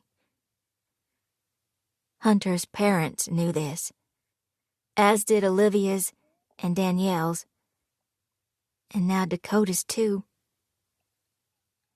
We all knew what it meant when a child went missing in Blue Cliff. Eventually they would be found, but not in the way we all hoped for. Because the woods had claimed another one, forever lost among the trees. Chapter 4. Cheyenne. I startled awake, the recurring dream still spinning in my head. I was drenched in sweat, and I felt an uncomfortable tightness in the center of my chest. I blinked in the semi-darkness. The air felt heavy, as if I had just missed something or someone. The aftermath of their presence was everywhere. Squinting in the direction of my door, I noticed it was slightly ajar, yet I distinctly remembered closing it when I went to bed. Had my mom been in my room while I was asleep? Something about that was both comforting and unsettling. I checked the time on my phone. It was a little after 8 in the morning. I hadn't been able to go to sleep until well after midnight, so it felt too early to be up. I had only been back for 2 days, but like when I was a kid, I was having trouble sleeping. It was because of the dreams. They had always been vivid, and they were always the same. I was in the woods. It wasn't dark, but it wasn't light out either. It was that misty in-between time when the world was quiet and the air was full. I didn't have a clear idea of how long I'd been there, only that it had been a while. I was cold, and my hair was damp, which made me think I'd been standing outside for a significant period of time. I knew I was scared. The kind of scared that makes your knees buckle and your heart race. Because I'd been left alone to wait. For him. I knew he was coming. I didn't know exactly what I was meant to do when he came, only that I couldn't run. I had to stay exactly where I was, because it was my duty. In my dream state, I knew these things with absolute certainty that left no room for doubt. I waited for him to find me. There was movement in my peripheral vision, and I couldn't breathe. It felt like I was drowning. My face was wet. My feet were cemented to the ground. He was coming closer. I could practically feel his hunger. Finally, I could open my mouth, and when I did, I screamed. That's when I woke up. Every single time. I was left with the shaky sensation that I had narrowly escaped death. It was a messed-up dream that I'd had 1,000 times before. It could almost be real.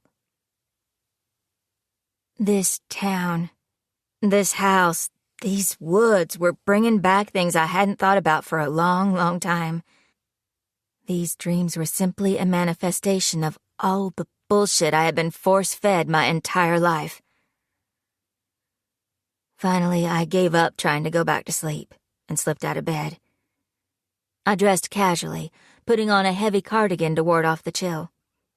I opened my curtains to see that it had snowed. Again. By the looks of it, a lot, too. The trees were heavy with the white stuff, and it was still falling. I had almost forgotten how oppressive winters could be in the mountains. I realized, had I waited another day or two to travel, I wouldn't have been able to get to Mom. Perhaps the reason I was having the dream again had to do with how strange it was to be back. It felt like slipping on a pair of shoes that still fit, even though I should have outgrown them a long time ago. I wondered if Mom was awake. I hadn't really seen her since that first night. Yesterday, after I got back from town with the groceries, I found the house empty. I noticed her heavy winter coat was gone, as well as her thick walking boots that she kept inside the kitchen door. I knew she was out in the woods somewhere, and most likely wouldn't be back until well after sundown. I'd heard her come home a little after 10 last night, her steps heavy as she made her way to her bedroom. She had stopped outside my door, and I wondered if she'd come in. But she continued to her room, the decisive click of the door shutting behind her. Growing up, it wasn't unusual for Mom to go into the woods for an entire day. Sometimes it was to collect herbs and flowers that only grew closer to the mountain. Sometimes she came back empty-handed, with a shattered expression, refusing to say a word to me.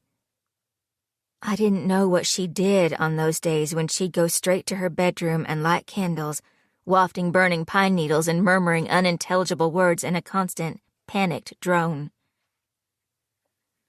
I didn't know where she went, but I knew it was a place I didn't want to follow. I had learned at an early age how to take care of myself. One of my first memories was of being left at the house by myself for hours while my mom went on one of her woods walks. Don't disturb the salt, and don't let the candle go out. Keep the windows closed and the door shut. Don't let him in if he comes. He can't cross the salt. Remember that, Shy. Don't let him in. Him. The man, if that's what he was, who had dominated my entire life until I left, desperate to wrangle it back from his grasping, bloody hands. The Hickory Man. Keep silver in your pockets, walk with dirt in your shoes, or he'll poke your eyeballs from their sockets and boil your bones in stew. The children in Blue Cliff had grown up on the legends of the Hickory Man. He was our local boogeyman, the omnipresent evil that haunted Hickory Woods, where Mom and I lived. The stories of him went back hundreds of years, back to the very first settlers in the foothills. When the crops wouldn't grow, it was because of the Hickory Man. When the milk went sour, it was because of the Hickory Man. And when the children went missing, everyone knew it was because of the Hickory Man. Many of the parents of Blue Cliff, the ones who were deeply tied to the old ways, still sent their children out of the house with silver coins and a sprinkle of dirt in their shoes. The origins of the superstitions were lost to most, but they were adhered to all the same. It wasn't something anyone talked about. Why would they? Did you talk about why you brushed your teeth in the morning, or why you said your prayers before bed? The coins and the dirt were simply a part of everyday life in our tiny corner of the world. The ritualized traditions remained like some sort of ingrained compulsion. Heart-held belief was an impossible thing to shake, even if it was crap.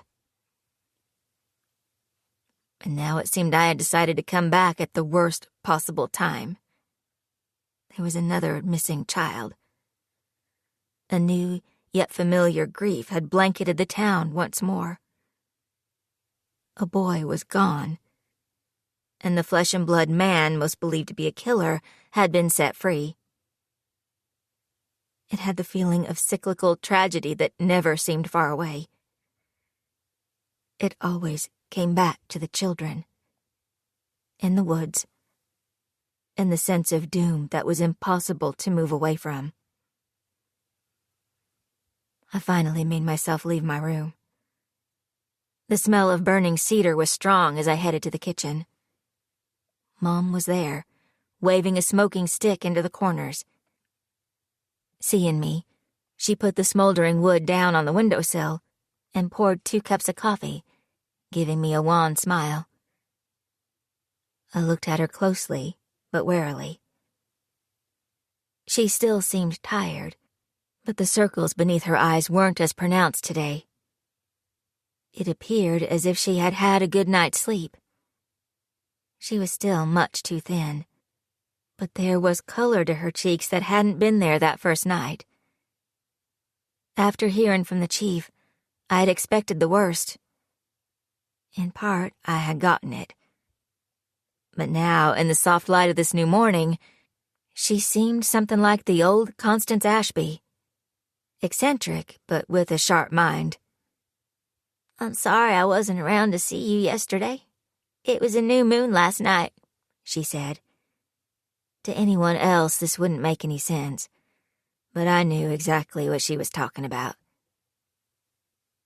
"You're not going to ask what I'm doing here?" I demanded, accepting the cup of coffee. Mom leaned against the counter and looked at me over the rim of her mug as she took a long sip. "I know Donald called you. He told me after he had done it. The man could never keep anything from me." "Did you tell him to call me?" I accused. Mom put her mug down and crossed her arms across her chest. "If you must know, I gave the old chief a good piece of my mind. He thinks I need your help out here. He's forgotten I've survived just fine on my own for years." Mom reached across the empty space between us and put her hand on my arm. "You're my child of the tree, Shy. This is always your home." But that doesn't mean it's safe for you to be here. It's happening again. All of it. I see it so clearly. There it was. My mother's trademark bleakness. It was exhausting. Not this again, Mom. It's horrible to hear about Dakota Mason, but it's just that. A terrible, tragic situation. It doesn't mean something more, I argued. I leveled her with a firm look. But that's why I'm here.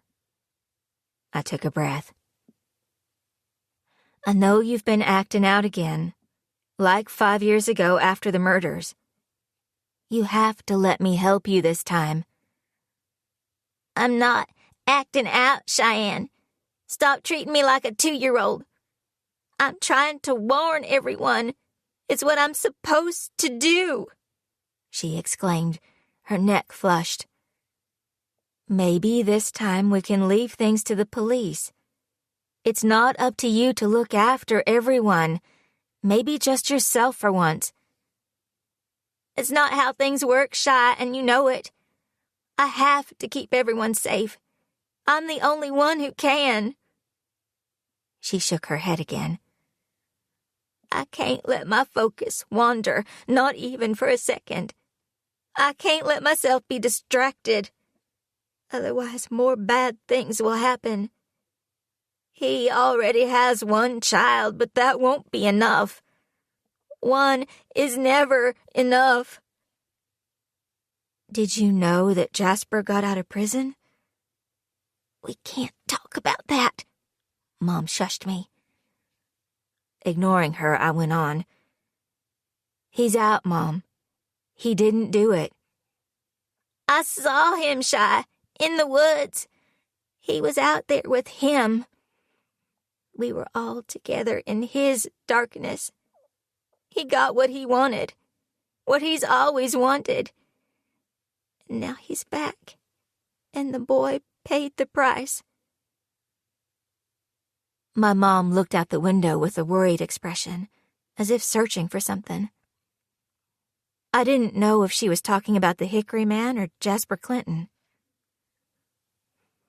5 years ago, my mom had been one of the loudest voices against Jasper. When she claimed to have seen him in the woods around the time of the murders, that had been enough to confirm for people that Jasper was guilty. Because the Ashbys were special to this town, and when Mom talked, many listened. People still spoke about my granddad, Charlie, in reverential tones, and his father, Jonah, before him. Drink your coffee, and then I want you to help me sort the herbs I collected yesterday. Mom gave me a firm look. If you're going to be staying here, we need to take some precautions. The trees know you're back. That means he does too. Of all the things I knew I would have to contend with when I decided to come back home, this was the worst. Her blind, illogical faith in things that weren't real. Mom had her beliefs, and they most definitely weren't mine. But I knew when to pick my battles. I was there to help her. I didn't want to alienate her as soon as I showed up. Let me make you something to eat first, I started to say, but Mom waved away my suggestion. I can eat later. No time for that now. Before I could argue, she left the room. I downed my coffee and joined my mom in the living room. She was sitting on the floor in front of the fire, an old sheet spread out in front of her. Piles of plants she had scavenged from the forest lay around her. With deft, experienced fingers, she peeled off the leaves and cut the roots. Instead of sitting beside her, I went to the narrow bookcase beside the window. I pulled a large purple binder from the middle shelf. I'd been surprised to see it there earlier. I thought I got rid of this before I left, I mused out loud. I opened my old scrapbook up to the first page. I smiled at the yellowed photograph of 2 young girls, no more than 7 or 8, arms around each other, grinning at the camera. One with dark hair, one with blonde. One with a tear in her overalls, the other wearing a pretty pink dress. Both appeared happy. Page after page was devoted to the unbreakable friendship that had existed between Natalie Bartlett and me. There were ticket stubs to movies I barely remembered, pressed flowers from long-ago bouquets. The punches kept coming the more I looked. Because these were photographs of two people who loved each other, who weren't just friends but sisters. I hadn't allowed myself to process what I'd felt at seeing Nat yesterday. She hadn't changed much, at least not outwardly. She was still pretty as a picture, wearing her blonde hair cut in layers that brushed her shoulders. Her hazel eyes were still wide and clear, like some kind of animated princess.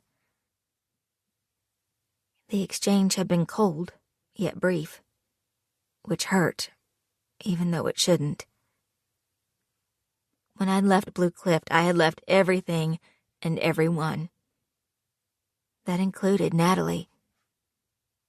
I had cut her out of my life totally and completely. Or so I thought. I should have known that bonds like ours didn't ever really disappear, no matter how much I wanted them to.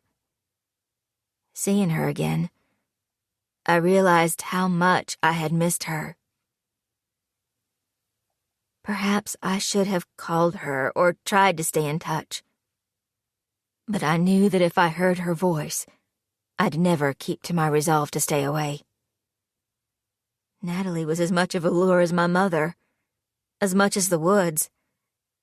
It was necessary to make the escape a final one. Nevertheless, here I was. My eyes stung as I saw the massive 8 by 10 inch professional photo of myself all dressed up in my sweet blue homecoming dress, a huge smile on my face, and in the arms of my date. His smile was every bit as adorable as I'd remembered it to be. Soft brown hair falling across his forehead. Dark eyes bright and happy. I barely came to his shoulders. His broad frame dwarfed me. He had the build of a football player, though I knew for a fact he had never thrown a ball in his life. Jackson Campbell. My high school boyfriend. My first love. My only love, if I was being honest with myself. Jack had grown up on the farm at the edge of Ashby Woods. I had known him for as long as I had known Natalie. He would often join us on our adventures. Up until the day I left, the three of us had been as thick as thieves. The Campbells were our closest neighbors. Mr. Campbell would bring us choice cuts of meat before they were sold to distributors, and Mrs. Campbell would buy herb wreaths from my mother in the summer. Jack had gotten up every morning and helped his dad with chores on the farm before taking the bus to school. I remembered that magical day after I had turned 15, when Jack joined me at the bus stop. He had obviously just showered and was dressed in a green button-up shirt that hugged muscles I had never noticed before. Had Jack always been that cute? I had never looked at him in that way until then. He was my friend, my playmate. He and Natalie knew my secrets, and I knew theirs. But I hadn't been looking at my friend. I was looking at a boy I wanted to kiss. A lot. My stomach had been in knots, and it was then that I realized I liked him. That I really, really liked him. And from the shy smile he gave me, I was sure he liked me too. Things happened naturally between us. We started dating quietly and without the drama of a typical high school couple. Our relationship never felt all-consuming. It fit into my life in an unobtrusive way. My feelings, which gradually evolved into love, never came at the expense of my relationship with Natalie or my other friends. He understood my life. He understood what mattered to me. And he never tried to erase who I was before we were together. And I had left him, too. Just as I had left my mom and Natalie. I was starting to realize what a fool I had been.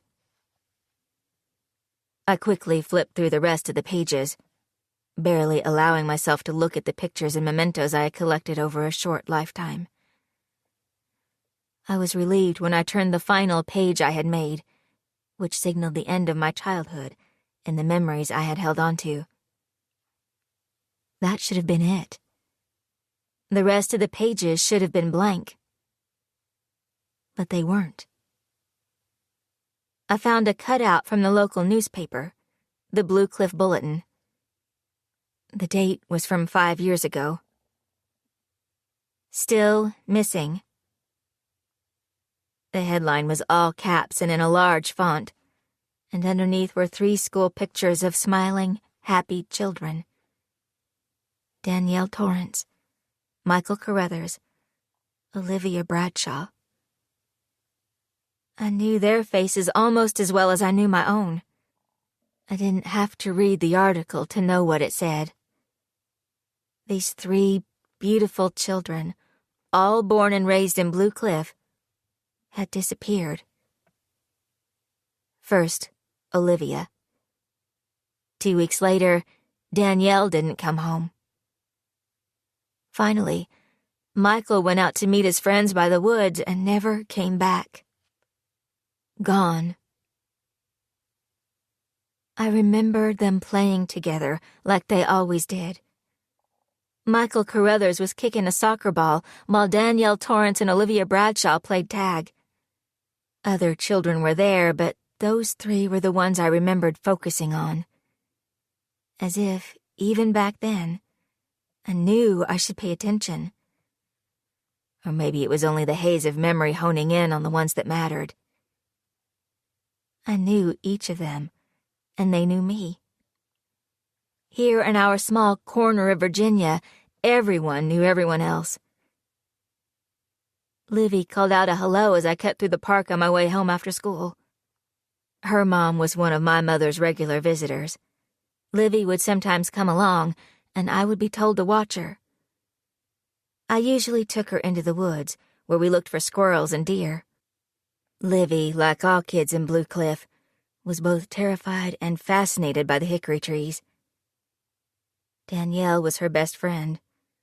You didn't see one without the other, just like Nat, Jack, and me. And Michael was a lot like his older brother, full of swagger and confidence, which were slightly less obnoxious only because he was a kid. You could forgive a lot of faults in an adorable 10-year-old with a 1,000-watt smile. They were good kids. Kind kids with innocent hearts. They were loved and cared for by an entire town. I turned the page. Another article. This one from the bigger county newspaper. The headline was more dire this time. More horrific. Bodies found in search for missing children. Weeks after disappearing, their bodies had been found in the woods. My woods. I had unfortunately discovered one of the bodies myself. It made my connection to the murders uncomfortably real. Mystery deepens in the deaths of local children. All were found wearing the clothes they disappeared in. Nothing different except for 2 things. Each child had silver coins in their possession. They were old coins, dimes from the days they were made of silver and not an alloy of nickel and copper. And their shoes were filled with dirt. When the soil had been sent away for analysis, it was determined to be the rich composite found in hickory woods. If you grew up in Blue Cliff, this wouldn't have been a surprise, but it was deeply unsettling. Because most people believed the ancient protections worked. That when our grandparents told us to carry silver and dirt, it was for a very important reason. Yet no one understood why, on those particular occasions, with those particular children. The coins and the soil didn't keep them safe. Their failure should have shaken the rigid belief systems to the core. But the opposite became true. People were too afraid not to follow the old ways. It was a foolish superstition, but one that was deeply ingrained and rooted in the desire to save the children from an evil worse than anything they could imagine. Even if it failed a time or two, the fear of what would happen should they not listen outweighed any doubts. Perhaps even more mysterious was the way the children had died.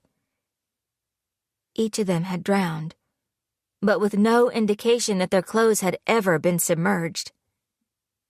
Where could they have drowned? There wasn't a stream or a river for miles, and there hadn't been a body of water in Hickory Wood since Bobcat Creek dried up in the 1920s. When the water from their lungs was tested, it was shown to contain a mixture of heavy metals and a specific type of fungus that could only be found in areas high up in the mountains and in the deepest hollers. Investigators couldn't find anywhere within miles with a contaminated water source, and it was strongly believed that the killer wouldn't have taken the kids far away to murder them, only to bring them back to the very place they were taken from. It made no sense. So, where were they killed? It was one of the many aspects of the cases that bewildered the police. The FBI had no answers. The people of Blue Cliff had no closure. I kept flipping the pages of what had once been my scrapbook, disturbed that it was now filled with the stories of the most awful time in our town's history. Then there was another face. A pale, sullen man with shaggy blonde hair and a mouth etched in a permanent scowl. Man arrested in connection to the Blue Cliff murders. Jasper Clinton. The killer whose conviction had been overturned. The murderer who had produced evidence proving he was innocent. Jasper had been different. He and his family had moved to Blue Cliff only the year before the deaths, when he was 20 years old.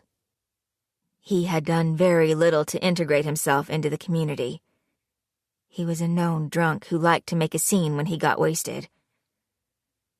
I remembered Chief Hickman joking that they were thinking of naming one of the jail cells after Jasper, considering how much time he spent in it. Natalie and I would often see him passed out on a bench in the park in the middle of the day, clearly trashed. No one liked him. He had no friends. So it made sense that the town pariah, especially a man who was an out-of-towner, was guilty of the crimes. But honestly, I'd never pictured him as a child murderer. Despite my doubts, no one else wondered how he could have done it when he had no basic knowledge of local topography. How he could have navigated Hickory Woods like a local. Quiet grumblings claimed he was helped by the evil that lived in the woods. My mother swore he was in league with the Hickory man. Others believed the Blue Cliff newbie simply had a really good sense of direction. It didn't matter that Jasper denied. He had been tried and convicted in the court of public opinion long before he ever went to trial. I turned the page to yet another newspaper clipping. But the date on this one was from only 3 days ago. Another missing child. More unanswered questions. This one was about Dakota. The words were different, but the circumstances were uncomfortably familiar. He was gone. Except for some small, child-sized footprints in the snow leading into the woods, there was no sign of the missing boy. Why were these articles in my scrapbook? I had been home for only a few days, and already it felt like too much. Blue Cliff was a small town, a sad town. Olivia, Danielle, Michael, and now Dakota hadn't been the first to go missing. They were only the most recent in our long, gut-wrenching history. The scrapbook held the others as well. An old article from the 50s showed a picture of a pretty young girl with pigtails. I knew her name. We all did. Clara Whitmer. She had been 11 when she went missing after cutting through the woods on her way to town. She was found dead a week later. In the forest. Water was in her lungs, with no explanation as to how it got there. It had been the hottest summer on record and in the middle of a record-breaking drought. Not long after, Billy Walker and Janice Brown also disappeared. Their bodies were discovered in the woods, within days of each other, in the exact same condition. And there were more. Bradley Moses. He died in 1923. He was only 8 when his body was found in the forest after he was missing for more than 2 weeks. Dirt in his shoes. Silver coins in his pockets. Dead from an apparent drowning. At the time, it was believed, as implausible as it was, that he had fallen into the old swimming hole and pulled himself out, then walked 3 miles before finally dying in a low-lying gully in Hickory Woods, with water in his lungs. A modern perspective would have attributed it to dry drowning, perhaps. It had been a horrible accident. Nothing more. However, soon after that, the town was mourning Lydia Struthers and Sally Burbank as well. The last page of the scrapbook contained another, more recent article from a national publication. 5 years later, in the town that gobbles up children. What this grisly anniversary means for the people still living in Blue Cliff, Virginia. The town that gobbles up children. What a terrible indictment. I skimmed the article. It recounted all the facts I already knew. It talked of the murders, and it talked about Jasper's recent release. It outlined the evidence that had been submitted to the appellate court. I was shocked to hear that the prosecution, led by Nat's father, Stuart Bartlett, had failed to hand over key evidence during discovery. Evidence that included DNA on Michael Carruthers' body that didn't match Jasper Clinton's. Mr. Bartlett wasn't the only one whose ethics were being called into question. It seemed the Blue Cliff Police Department had misplaced items found at the crime scene. An old Altoid tin, and a scrap of brown fabric. It was only this year, when an anonymous source notified the state attorney general's office about their existence, that it all came to light. But this article wasn't only about the most recent child deaths. It also mentioned Clara Whitmer, Billy Walker, and Janice Brown. And Bradley Moses, Lydia Struthers, and Sally Burbank. It mentioned older names, too. Other children, whose names I had forgotten. Seeing them written out like that, I thought maybe Blue Cliff really was the town that gobbled up children. Because that was a lot of kids going missing, and later turning up dead. They couldn't have all been accidents. What had happened to Clara and Bradley and the others? So many children. So many years apart. "Why are you looking at that?" My mom's voice was shrill in my ear. She grabbed the scrapbook, slamming it shut. "What was all that, Mom? Why did you put this stuff in my scrapbook?" I asked, startled by her sudden outburst. My mom's eyes hardened. Because we can't forget. It's when we forget that he'll make us remember. He's done it before, Shy. He's doing it again. She shoved the book back on the shelf. She was clearly agitated. I watched her, my worry growing. It's okay, Mom. It's not okay, Shy. It won't ever be okay. You never understood that. Her eyes were now wet with tears. Come on, Mom. Let me help you with the herbs. I took her hand and led her back to her spot on the floor. This time, she let me distract her. But her words rang in my ears. Maybe she was right. We couldn't forget the past, no matter how much we wanted to. Chapter 5. Natalie. I carried my casserole dish carefully up the freshly swept steps of my parents' home. I was arriving solo for once.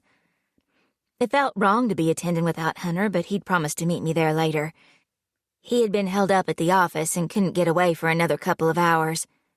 Just compliment your mom's clothes and tell her how pretty the house looks and she'll leave you alone, Hunter had joked, predictably making light of the contentious relationship I had with my ma.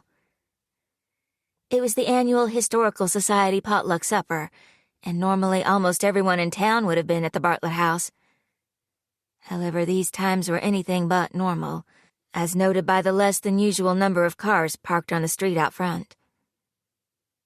The ceramic dish was hot in my hands. I needn't have bothered bringing a casserole, knowing my ma always catered the event. But it felt like a small defiance. At one time, everyone would bring something. I remembered that as a child, I thought it a fun occasion, usually held in the basement of the Presbyterian church. There were no uniformed waiters handing out canapes or tables of fluted champagne. It was a down-home affair, with people I had known my whole life enjoying being together and maybe raising some money for renovations of historic properties in Blue Cliff. Things had definitely changed once Ma took over as president 3 years ago. My ma lived for these events, and she was famous, or infamous, for throwing over-the-top parties that people would talk about for months afterward, but not always in a flattering way. She tried hard to make everything glitzy and glamorous, when our neighbors and friends would have been more comfortable with a hog roast and a bluegrass band. She really had lost touch with the town she had grown up in. I was surprised that she had decided to go ahead with the potluck, given how much appearances mattered to her. Because it seemed in bad taste to host a swanky soiree while the police scoured the woods for a missing child. On top of that, with the spotlight on my dad and his mishandling of the Jasper Clinton case, it felt like horrible timing. I tried to reason with my ma, but she wasn't a woman to listen to anyone's opinion but her own. I knew she would be practically spitting nails with the less-than-full showing, and I'd hear all about people's inconsiderateness later. I let myself inside, smiling at Blair Cross, the younger sister of Hunter's friend Jess, who was obviously working the event. She held the door open for me, and I let her take my coat. I had to admit the house looked amazing. It appeared warm and inviting, with large bouquets of orange and yellow mums interspersed with winter jasmine placed around the large hallway. "Do you want me to take that?" Blair asked, indicating the covered dish in my hands. "Sure, thanks."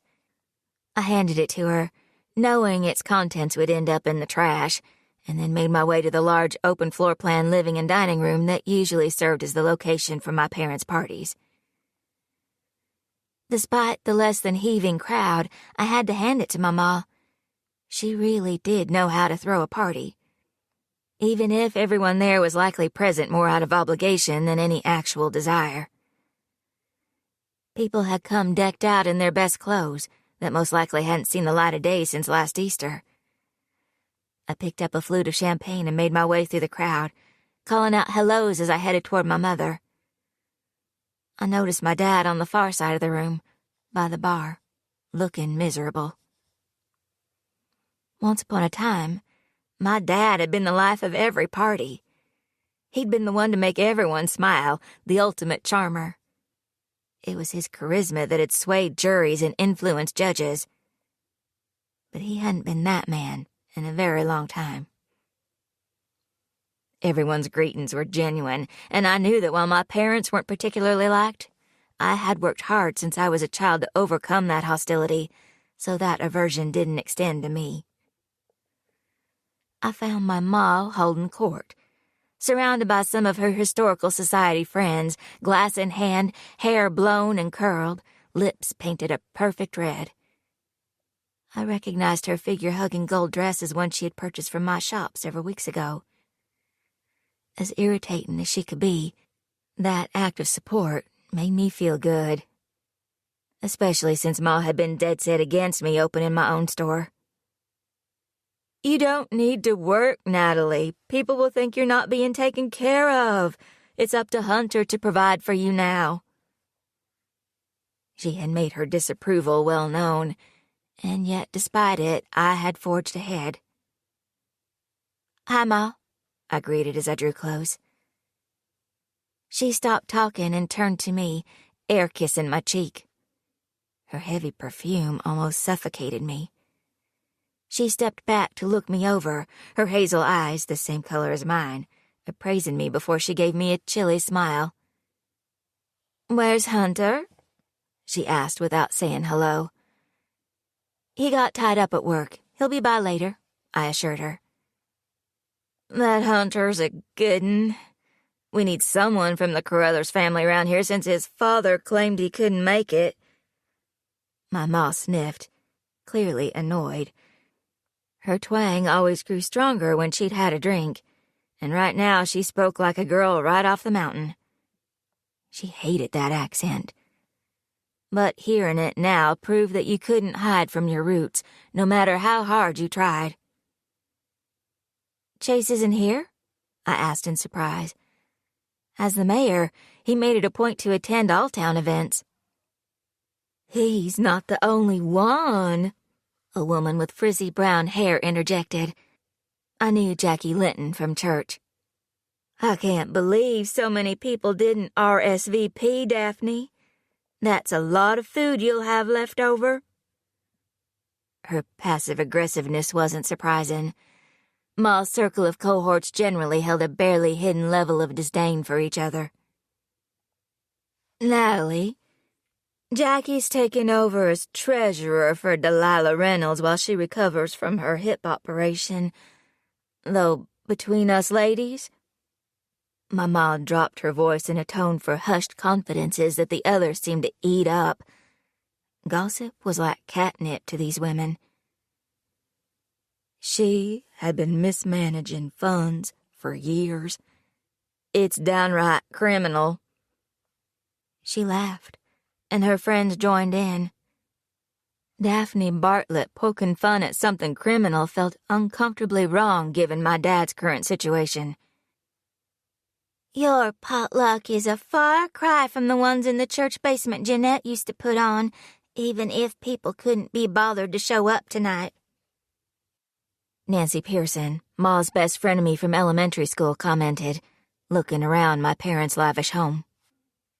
"Thank you, Nancy," Ma cooed. "Do you remember them god-awful plastic flowers and pimento cheese sandwiches, for crying out loud?" She laughed hatefully, taking another long drink of champagne. "That woman wouldn't know a good time if it bit her." The women snickered together. Daphne Bartlett liked to play queen of the manor in her ostentatious antebellum-style home that my dad had built for her. But everyone knew that she had grown up in a tiny one-bedroom house on Cherry Street. I had only ever seen one single picture of the place where she and my Aunt Margaret had lived as children. It had been practically fallen down even then, which is why it had been demolished years back.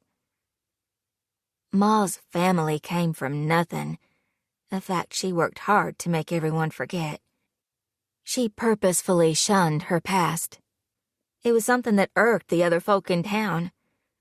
Most believed in owning who you were. There was pride in the mountains we called home. There was a loyalty to the trees and dirt that birthed us. Ma's disgust for our town was unfathomable to her neighbors and even her friends, though comments were said behind her back and not to her face. The Bartletts were one of their own, whether either side liked it or not. "I'm going to go find Dad and say hello," I said, needing to escape. Relieved to be off my ma's hook, I went in search of my father. "Natalie, hello!" I turned to find Linda Grady standing behind me. I could see Ed at the food table, making his way through the stuffed mushrooms. "Hi, Linda. It's good to see you. How's your back?" Linda gave me a pained smile. "I'm still kicking, but I don't know how long I'll be able to stay on my feet tonight. I reckon I've got another hour in me, though." She squeezed my hand.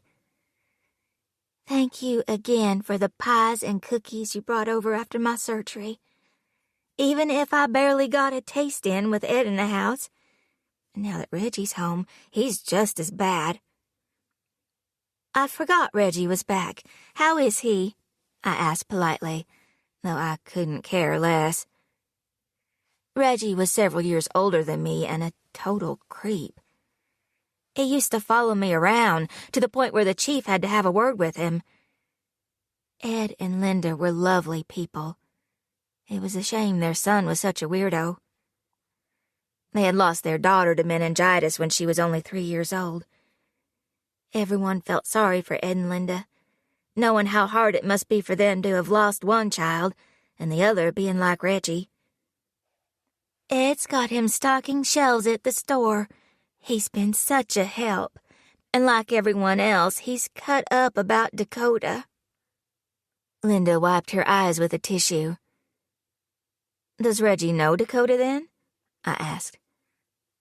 "Of course not," Linda retorted, a note of something like defensiveness in her voice. "He just hates seeing another sweet child lost like those others. He was so upset then, too. I'm sure it reminded him of losing his sister. He helped search day and night, you know. He looked in the papers constantly to see if they found him. I had never seen him so worked up."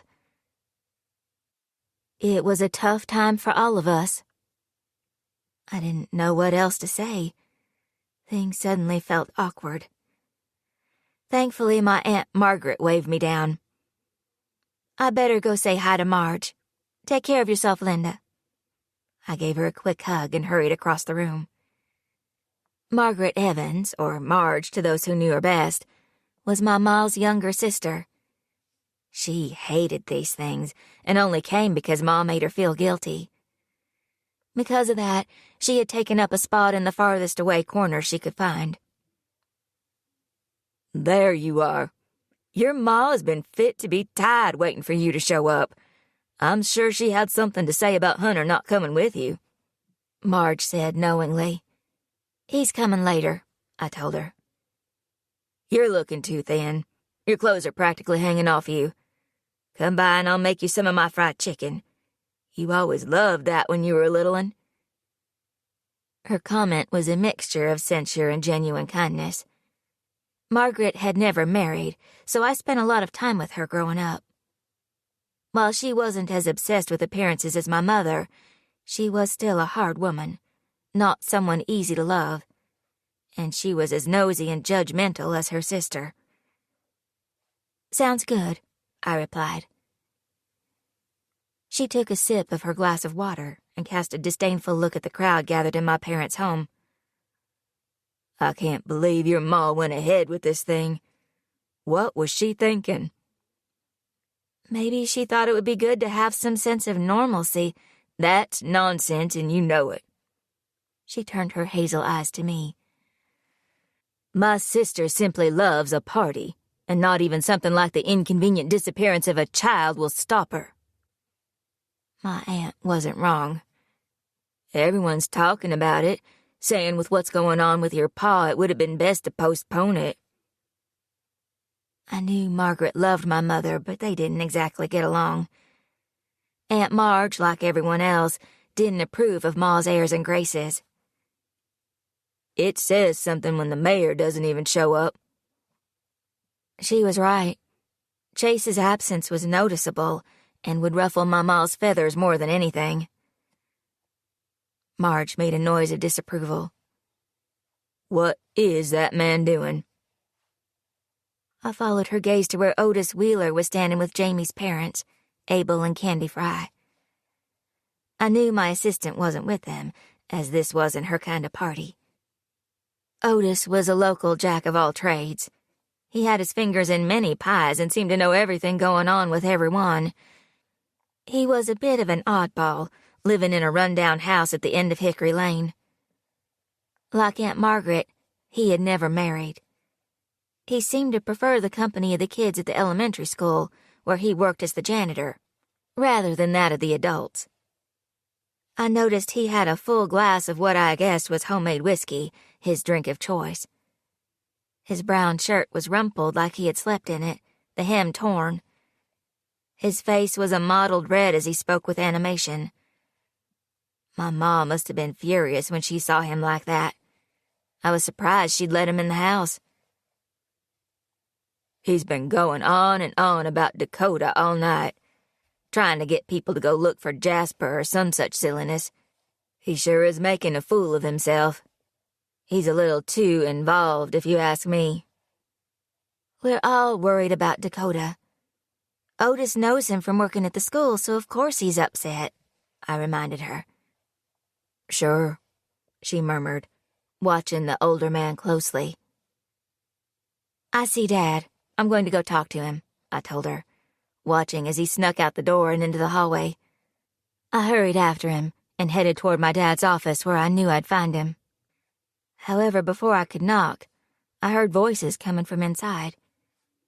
Chief Hickman's low, familiar timbre being the most prominent. I wasn't sure what was being said, but neither my dad nor the chief sounded happy, particularly when I realized they were talking about Jasper.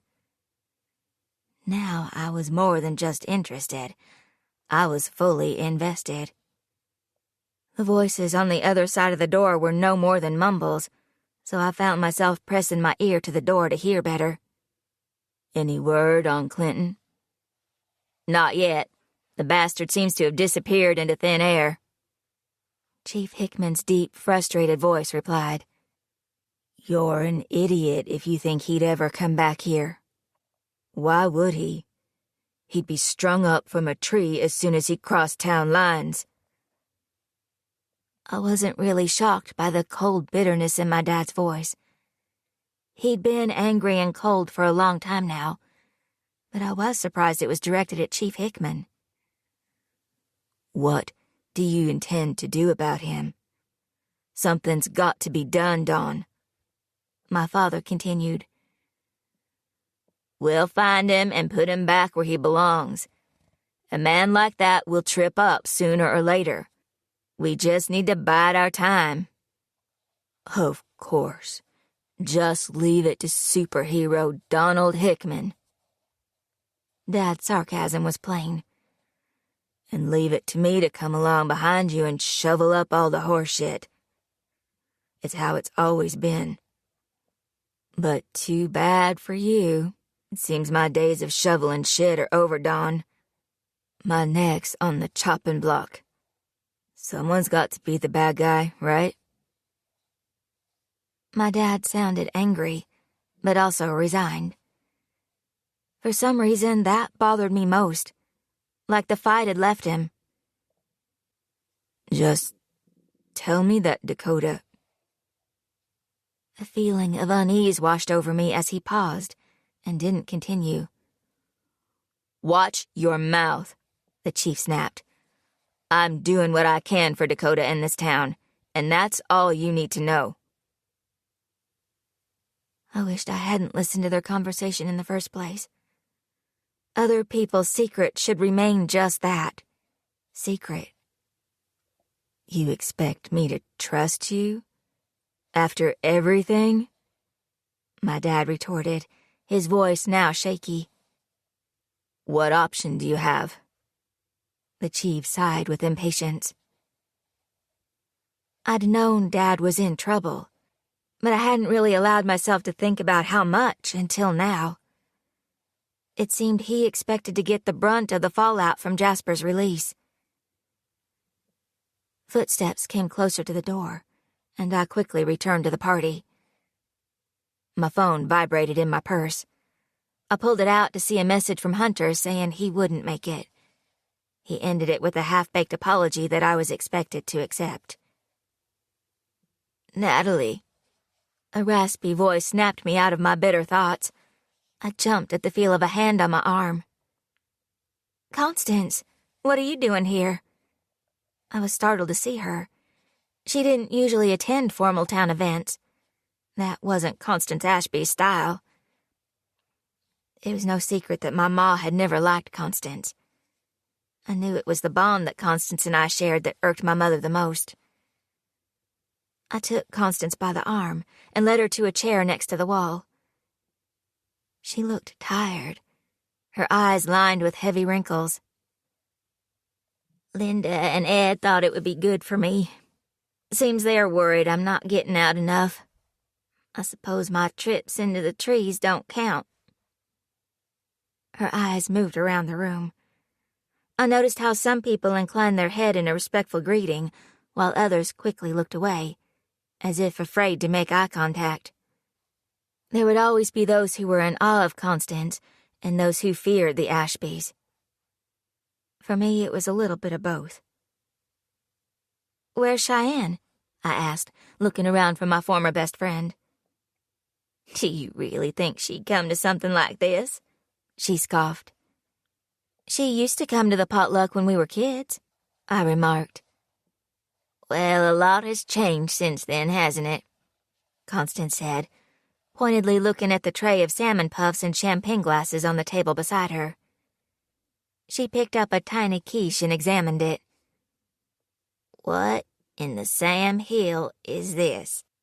She sniffed it. "It's pretty good. You should try it," I chuckled, amused by her reaction. I watched her pop the hors d'oeuvre into her mouth. "Not bad," she admitted, licking her fingers before grabbing another one. My ma would have a conniption if she saw her doing that. "I'll give it to your ma. She sure can throw a party. But she was always coordinating something or another when we were younger." Given how my mother felt about Constance, it was easy to forget that, like everyone else in town, the two had grown up together. Constance watched the crowd with concern. "This was a bad idea to do right now, though." She reached into her pocket and pulled something out, handing it to me. My stomach twisted as I looked down at the tiny cornhusk doll wrapped in string, the exact replica of the ones dotted around town. She placed her hand on top of mine, curling my fingers around the doll. "I only came to give you this, because we can't ignore what's going on. Dakota's gone. You must protect yourself." Even though I felt dread at her words, I was also touched with how, even after all this time, she still looked out for me. "Thanks, Constance." Her hand squeezed mine. "I'm worried about you, Natalie. You, Shy, and Jack. You three have always been vulnerable to the goings-on in the woods. Be alert. Don't forget for a moment what happens there, especially to those who think they can forget." "This isn't the place to be talking about that." My ma appeared at my side, consternation on her pretty face, her champagne glass now empty. "I won't have that nastiness spoken in my home, you hear me? Even if she's right, Dakota's gone and we're sipping drinks and eating food like it's not happening," Ed Grady said, coming to stand beside Constance, his wife behind him. My ma looked livid. "We can't let this one awful thing take over our lives "A boy is missing, Ma," I chastised gently, earning me a look that could kill. "Who knows what's happened to him?" "He's back. That's what happened to Dakota." Constance got to her feet. "Natalie, we can't ignore him." She turned to the rest of the room. Everyone had stopped talking and was watching in morbid interest. Their stares seemed to ignite her fury. "He's here, and he'll be coming for the children," she cried out. "You need to shut her up," Ma seethed under her breath. "Constance, let's go talk about this." I tried taking her arm to lead her from the room, but she remained rigid and unmoving. I wasn't Cheyenne, and I didn't have the ability to calm her down like she did. "Gather the dirt and collect your coins. The Hickory man is hungry after 5 years, and he has come to collect. He's already taken Dakota, but the boy won't be the last." She was yelling now, her arms waving wildly.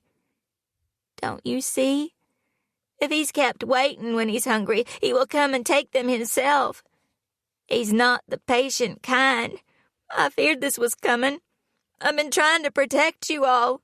You need to listen to me." Ed and Linda, two of her oldest friends, did nothing to stop her.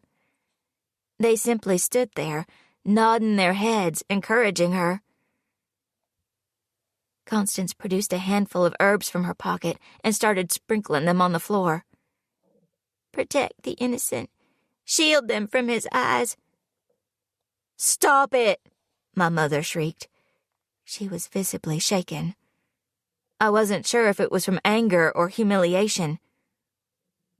"Constance Ashby, it's time for you to go." Feeling protective of Constance, I reached out to take her hand. "Come on, let's get you home." "You will sit right here, Natalie Bartlett. You are my daughter, and you're staying put. Let someone else handle her." I realized that she was drawing a firm line in the sand. I had to choose. Constance or her. "I've got her," Chief Hickman said as he came into the room. He was wearing a smart suit instead of his usual brown uniform, and if the circumstances had been different, I would have told him how handsome he looked. "Are you sure?" I asked as he gently took Constance's hand. Chief Hickman put his arm around the smaller woman's shoulders. "It's no problem. I've got this from here. I'm used to walking Connie to her doorstep. Ain't that right?" He looked down at Constance, who seemed to change in his presence. She visibly relaxed and became less agitated. It was as if Chief Hickman were a sedative that she desperately needed. "But, Dawn, I have to help them," she said weakly. The chief rubbed her arm as they slowly walked from the room. "I know you do, but you can't go into people's homes and start causing a fuss. This is meant to be a fun night." "I was just warning them. I didn't mean to upset anyone." She sounded sad. But whatever else she said was out of earshot as they left the room. I turned back to face my mother's wrath. "Did you invite her here?" she accused. "No, Ma, I didn't. But isn't she welcome like everyone else in town?" I countered. Ma and I stared at each other, a battle of wills. My dad reappeared, drink in hand. He took note of the silent room and the notable tension between Ma and me. "What did I miss?" he asked lamely, sipping his Tom Collins. Ma glared at him. "Where have you been, Stuart? I've been making excuses for you all damn night," she snapped, her voice slurring. "Thought it would be easier to stay out of the way. Wouldn't want my presence to take the spotlight off you and your party," he said with bite. The cracks had been forming in my parents' seemingly idyllic marriage for years. but they'd never shown it so publicly before. You not being here makes people talk even more. I've been out here pissing in the wind all by myself. I looked like a fool, she hissed, trying to keep a smile on her face for her guests. Dad drank the rest of his cocktail and put the glass down. I guess there's only room for one of us to look like a fool, right? He kissed my cheek. You look lovely, Nat. And with that, he walked back out of the room, leaving Ma fuming. I felt all eyes on us. I knew people were silently judging us. Constance's appearance had been jarring, and the gathering fizzled out not long after she left. Ma's party would be the talk of the town for sure, but not in the way she would have liked. Chapter 6. Cheyenne. The search for Dakota had entered its third week. I often heard the sound of police and volunteers combing the woods, their voices loud in the normally silent forest. The search parties, while important, still felt like an intrusion. These people didn't belong here, and it seemed that even Mother Nature was trying to force them out. Because soon the snow hit hard, causing the search to come to a standstill. I had heard from Linda Grady about Mom's appearance at the annual Historical Society potluck supper when she came to visit Mom 2 days later. You should have been there for your mother, Cheyenne. She needed you, Linda had stated with judgment. It had been on the tip of my tongue to hit back with a snarky comment about her own less-than-perfect child, but I stopped myself. Mom was still sleeping on the mattress on the floor. When I asked where her old bed frame had gone, she became upset. It was made of hickory.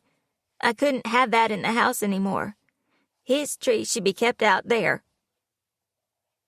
When I suggested getting a new bed, one not made of hickory, she had become irrationally mad.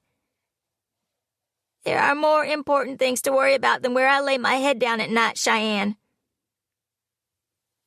I was still sleeping badly. Worse than ever before. I was getting at most a couple of hours of sleep a night. Every time I closed my eyes, I was in the woods. I couldn't breathe, and I was waiting for the hickory man.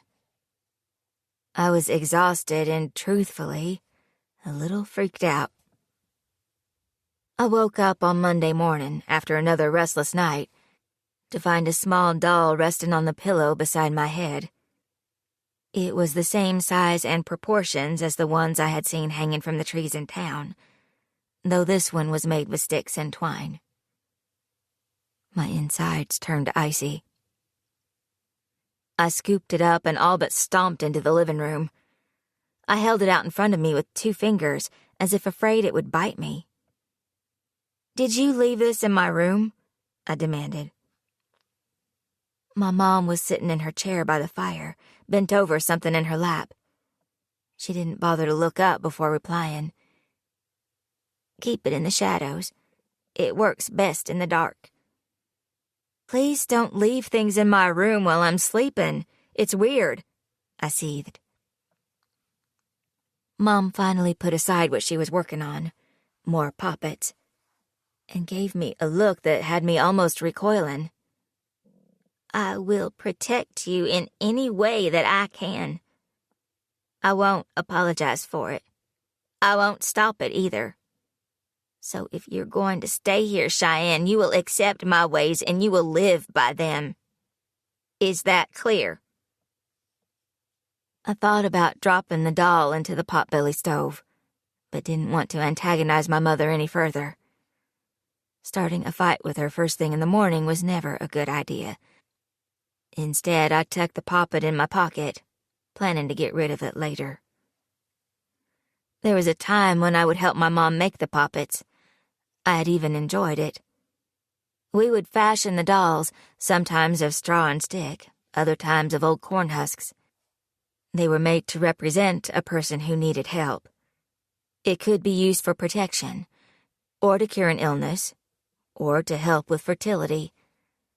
A poppet was simply a conduit for my mom's spell work, the target of her protection, who would then keep it in a safe, dark place. I knew this doll was meant to be me. It was a personalized protection, but it was one I didn't want. The days of me blindly going along with her nonsense were long over. Deciding it was best to change the subject, I glanced out the window and noticed the path was now clear. "You should have waited for me to do that, Mom," I said, pointing to the freshly shoveled snow. Mom had resumed her crafting, her fingers moving deftly as she wrapped rough corn husks with twine. "Jack was by earlier. He cleared the walkway and chopped some fresh firewood. Left it by the front door." My heart flipped. Jackson Campbell was here? "Normally he comes out this way at least once a week, or he did before you came back. He usually does odds and ends around the house for me. He's a good boy, raised by good people. Louise and Paul always ask after you, though I haven't had much to relay over the years." I ignored the jibe. "And Jack?" The words slipped out before I could stop them. Mom stood up and came closer, placing her hand on my arm. "Some broken hearts take longer to mend." Her simple words served a painful truth. "I need to go into town to pick up some supplies I ordered from the hardware store. Usually Chester Jessup comes out here, but with the snow he can't make it. I keep telling him to trade in that Buick for a Jeep, but he doesn't listen. Insists he can get around fine. But a foot of snow and he's stuck." Mom tutted with disapproval. "I can walk if you can't." "Of course I can take you, though I'm not sure my car can get through all this snow," I said uncertainly. Mom waved away my worries. "Jack took care of the road. He bought one of those fancy plows about 2 years ago. It's been a godsend." I should have known Jack would continue to look out for my mom. That was the kind of guy he was. But it made me feel incredibly guilty on way too many levels to count. We both headed to the kitchen, where I put on a pot of coffee. "You seem good this morning," I observed. "I'm fine, Shy. Stop fussing over me. I've looked after myself with no problem all this time. I don't need you hovering, waiting for me to do something you don't approve of." I swallowed thickly, trying not to get upset or angry. "Fine." I got a mug from the cabinet and filled it with coffee. "When do you want to leave?" "After lunch." "Okay, I'll be ready," I told her. "First, I need to collect some things from the woods." I watched as she gathered the items she'd need for a trip into the forest. Her cloth tote bag, herb scissors, a small trowel, and salt. Always salt. For just in case. I wondered what happened to the basket that she used to have. I remembered it had been a family heirloom, passed down from her mother. "Where's your basket, Mom?" I asked her. She glanced down at the bag on her arm and frowned. "I'm not sure. One day it was here, the next it wasn't. I've looked everywhere." She was clearly bothered by the basket's disappearance. "I'll have a look around for you," I offered. Mom smiled. "Thanks, Shy. I'd appreciate that." She paused on her way out of the room. "Would you like to come? It's been a long time since you've been in the woods. They've missed you." "I thought you wanted me to stay out of the woods," I challenged. Mom frowned and seemed to thoughtfully consider my words. "I don't want you straying, Shy. I still mean that. But you'll be with me, and I stick to the paths. I know the trails to follow. You know them too. It's important to stay in the safe places. But I feel like you need to recharge. Your spirit is depleted, sweetheart. You need the woods, and they need you. It was on the tip of my tongue to say no, yet I found myself nodding. Sure, why not? I don't have anything else on my schedule. I quickly finished my coffee, then pulled on my winter coat. When I started to put on my tennis shoes, Mom gave me a look. What? I asked. Your feet will be soaked in minutes. Go find the snow boots you left in your closet. My chest constricted at the fact that my snow boots were still there, where I had left them. Once I was ready, I followed Mom out the back door. I noticed she moved more stiffly than she had when I was younger. She had always suffered from arthritis in her knees, and it seemed they were getting worse. The cold was particularly hard on her joints. We walked straight into the woods. It was like dipping your head under water, the silence deafening. I noticed almost instantly that there wasn't a sound. No winter birds chirping in the trees. No animals rustling in the brush. I wasn't startled by it. I was used to the absence of noise. There were times the birds and animals seemed to disappear, as if they knew to stay away, even when the humans didn't. It was actually nice after the continuous drone of people traipsing through the hickories in their efforts to find Dakota. We moved with practiced familiarity, staying close to the places we knew, turning left at the fork, heading toward the meadow and away from the old holler that lay abandoned closer to the mountain. Hickory Holler, or Ashby Holler as the locals knew it, was the old Blue Cliff settlement from back when the first people came over from Scotland and Ireland and chose this area as their home. Located in the forest close to the foothills, it was protected and isolated. At some point in the last 100 years, the good folk of Blue Cliff had decided to move away from the shadow of omnipresent rock and closer to newer civilization. It probably had to do with the fact that after the advent of electricity, it was too difficult to wire the buildings in the manner becoming popular in the rest of the country. The people had simply picked up and moved. The houses, the gardens, the small school had all been left as it was. I knew the holler well, having at one time used the now derelict properties as my own personal playground. Natalie Jackson and I had spent hours there, away from everyone and everything. My feet itched to take me in that direction, to trek the miles it would take to reach the forgotten buildings of a long-ago past. But I didn't. I followed my mother and stuck to the paths. On most days, the woods were dark. The foliage was so thick the sun couldn't penetrate the leaves. But today, with the snow white and blinding, the world around me was bright and not at all the threatening place of my worst nightmares. I felt such conflicting things about the forest. It was where I had grown up. I had spent almost all of my childhood thick in it. But dead children had been found here. I had seen one of them firsthand.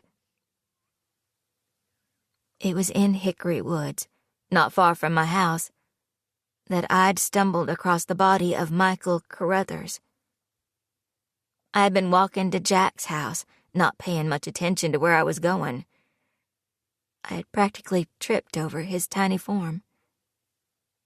It hadn't been there that morning when I had gone out to collect kindling for the fire. I was sure of it. But there he was, lying on top of the leaves as if he were asleep. Hands placed by his side, eyes open and staring up at the canopy above him, irises clouded over and unseeing. One small hand was clenched into a fist, and I could see the glint of silver. He had been laid out as if whoever put him there wanted him to be found. Wanted me to find him. When you saw a dead body, you knew it instantly.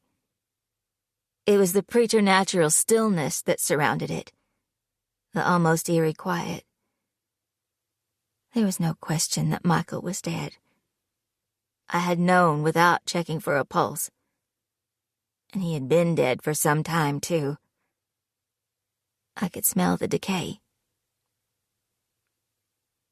I had run back to my house, fallen to my knees several times in my haste. I had started crying at some point, and at that moment I had desperately wanted my mother. But she hadn't been there. In fact, I'd had no idea where she was. I hadn't seen her since the night before. The police arrived within minutes, and the woods were no longer mine, but instead a crime scene. So for me there was something foreboding about the trees, knowing they had witnessed atrocious evil. Twigs snapped somewhere to my left. Mom and I both stopped and looked in the direction the noise had come from. I could see someone moving between the trees. The man slunk along, keeping to the shadows as if not wanting to be noticed. "Is that Reggie Grady?" I asked softly, watching as the blond man, wearing a brown shirt and no jacket, moved just out of view. It was always a surprise to see other people in the forest, though it shouldn't be. But at times it felt Mom and I were alone in the endless trees, as if the wilderness belonged solely to us. Mom watched Reggie, her face stony. "He's always where he shouldn't be. Someone like him isn't welcome out here." I was more than a little bewildered at the sight of Ed and Linda Grady's son, recently released from jail, wandering around Ashby Woods. What reason would he have to be so close to our house? "That's odd, don't you think?" I murmured, not taking my eyes off his retreating form. He moved like a man intimately acquainted with his surroundings, as if he spent a lot of time out here. Was all Mom said as Reggie's footsteps faded away. We carried on with our task. Mom stopped periodically to pick bright red berries from the scraggly-looking trees. She handed me the trowel, directing me to find the dormant bloodroot plants and carefully dig them up. "Not all of them. We have to leave some behind to grow in the spring." She handed me an orange and brown stone. "Bury that in the ground after you take the root. The soil will be frozen, so you'll need some elbow grease." I looked at the tiger's eye, trying to remember what purpose it would serve. It had been a long time since I had been well-versed in crystal usage. Mom made a noise of impatience.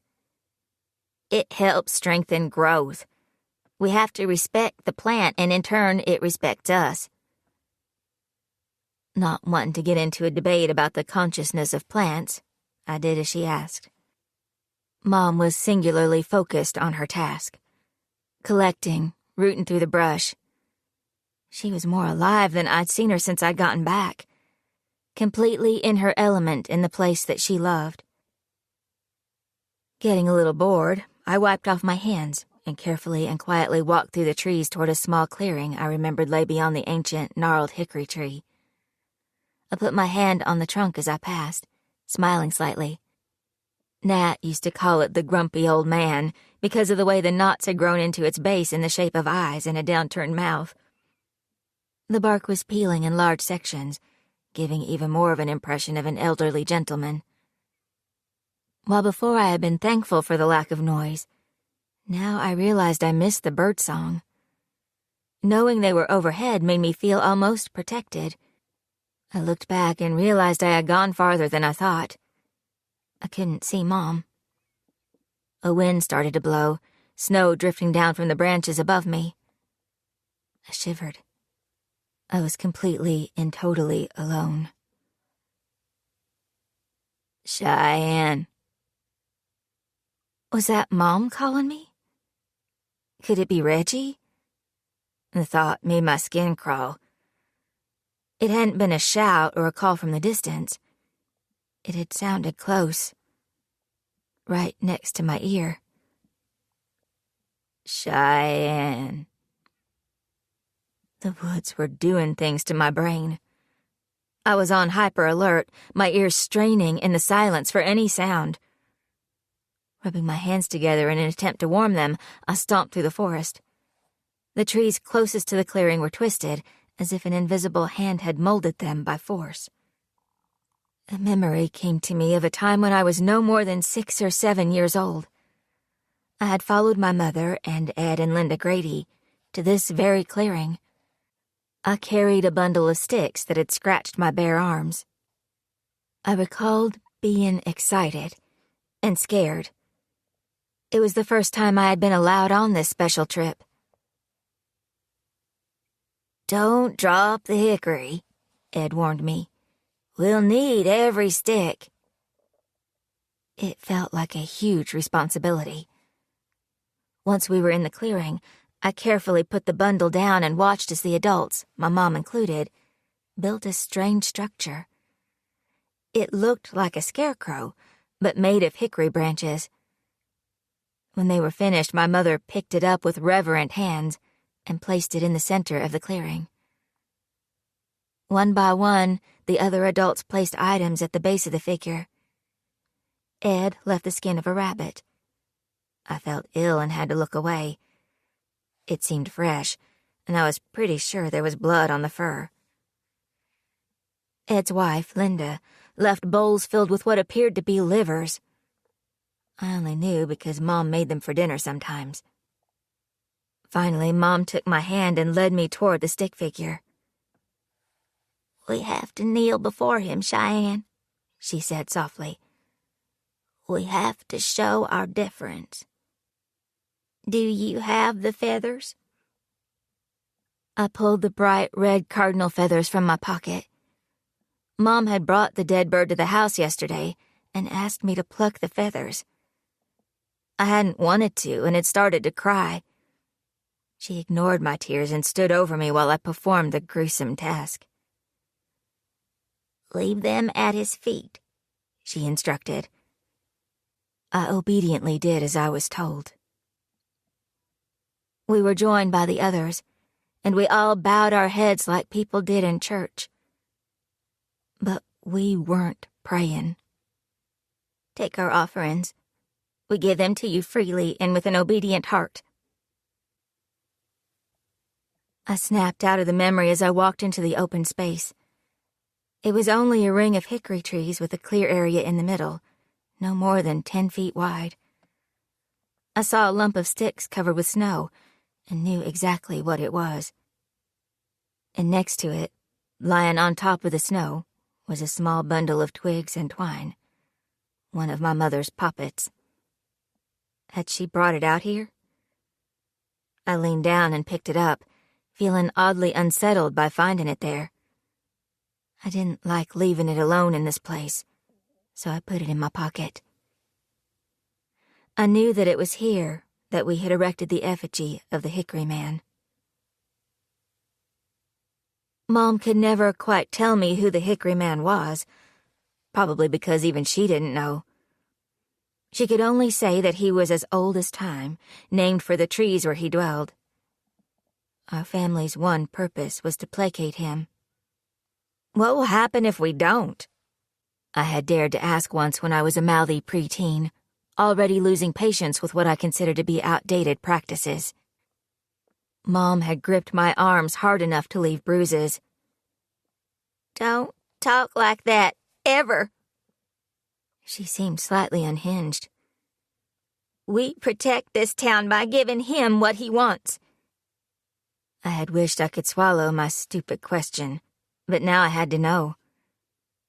"And what does he want, Mom?" Mom had leaned close, her nose almost touching mine. "Blood, Cheyenne. He wants blood." I had stared at her in disbelief that quickly turned to horror. "One day this task will fall to you." That was my first real clue that something was wrong with my mother. And with the rest of the town, too. Because she wasn't the only one who believed some malignant force lived in the woods, threatening to destroy us all if he didn't get a steady diet of flesh and bone. Many of the adults I trusted would join my mom in the woods. They'd listen to her stories of the evil that resided deep within it. The town turned a blind eye to the grisly goings-on, wanting protection from the Hickory Man and all that it entailed, no matter the cost. He was in every part of our lives in Blue Cliff. He was felt in the herb-infused wreaths people hung from their doors to keep evil spirits from their homes, in the horseshoes hung above entryways. He was found in the playground song we all grew up singing, and in the deep-seated fear that went back for generations. At first, he was also seen in the murders of 3 innocent children. Many believed it was the work of the very spirit my mother was meant to mollify. The silver in their pockets, the soil in their shoes. A hideous reminder of our connection to the old ways and how they would always affect our lives. Watch out for his rough fingers, his eyes as red as blood. Whisper a prayer, you'll need them there as he pulls you into the mud. And perhaps he was felt in the recent disappearance of another little boy who had strayed into the woods, never to come out. Cheyenne. I wondered if someone was messing with me. But who would be out here in the snow and cold? I knew the effect these woods had on my psyche. It warped things, making you believe fantastical nonsense. I slipped dangerously into my mother's mindset, worrying that the Hickory Man was out here, biding his time until I came back. That he was waiting for me. Enough, I said out loud. I looked around at the surrounding trees, my tone accusatory. Cheyenne, where are you? This time the voice I heard was my mother's. As if on cue, an explosion of bird chatter erupted above me. Not a pleasant trilling, but violent cawing. It sounded like a warning. I left the clearing, turning my back on the sticks and the memories, and met my mom. She grabbed my wrist and yanked me close. What did I tell you about straying? She reached into her pocket, withdrawing the bottle of salt, and uncapped it, sprinkling it over my head. I swatted her hand away. Stop it, Mom. You're getting that stuff all over me. I can't believe you were so foolish. I told you to stick to the paths and stay close. I turned my back for 1 minute and you're gone. I expected this when you were a child, but you're a grown woman now. Can't you follow directions? She was pissed. Before I could argue with her, she was tugging on my arm, forcing me to stumble after her through the woods. We need to get home, now. Mom, hold on. Slow down, I called out, but she ignored me. She had become frenzied again, like she'd been that first night I arrived. We have to hurry. We can't be out here any longer, she said in a frantic whisper. I gave up resisting and let her pull me along. A branch snapped somewhere in the woods, followed by the rustle of leaves. Mom's grip tightened on my wrist. It's okay, Mom. It's probably just a deer, or maybe Reggie. There was another snap, exploding like a gunshot in the quiet. It was closer this time, as if whatever moved out there among the trees was closing in. That's not Reggie, she breathed. I was starting to think Mom's delusions were contagious, because I picked up my pace, all but running back to the house. Chapter 7. Cheyenne. After we got home, Mom shoved me inside and locked the door behind us. Stay inside until we go into town, she ordered. But please, Shy, for once don't argue with me. She was at the end of her rope, and I instinctively knew to back down. Okay, I'll stay inside. Mom visibly relaxed and quickly lit several candles. She pulled a small leather bag from her drawer, opened it, and sprinkled dried herbs along the windowsill and door jamb. Then she left the kitchen. Mom came out of her bedroom a little before 1. She seemed more even-keeled. The crazed woman of a few hours ago was gone. You ready to go to town? She asked. I'm ready. I grabbed my purse and keys, and after putting on our thick coats, we headed to my car. Mom had been right. The road was surprisingly clear. Jack had done a great job plowing, and the gravel made it easier to gain traction. The main roads were mostly free of snow, but I still took it slow. 20 minutes later, I pulled into the parking lot outside Jessup's hardware store. I started to go in with my mom, but she stopped me. You don't need to come. Go have a look around. We can meet back here in 30 minutes. Sure, I said with a shrug. Mom patted my cheek and walked into the store. Now, with half an hour left to kill, I wandered down the main street. I was surprised to see kids clumped together, walking away from the elementary school, climbing into the waiting cars of their parents. Maybe it was a half day, or early release because of the predicted inclement weather. I noticed none of the carefree joy that was typical in kids. These children huddled together as if warding off an attack. Their eyes darted around in hypervigilance. They hurried to their families. There was no dawdling, no delighted laughter as they squeezed out another few moments together. These were children who felt fear, who were terrified to walk down their familiar streets. I felt the horror, too.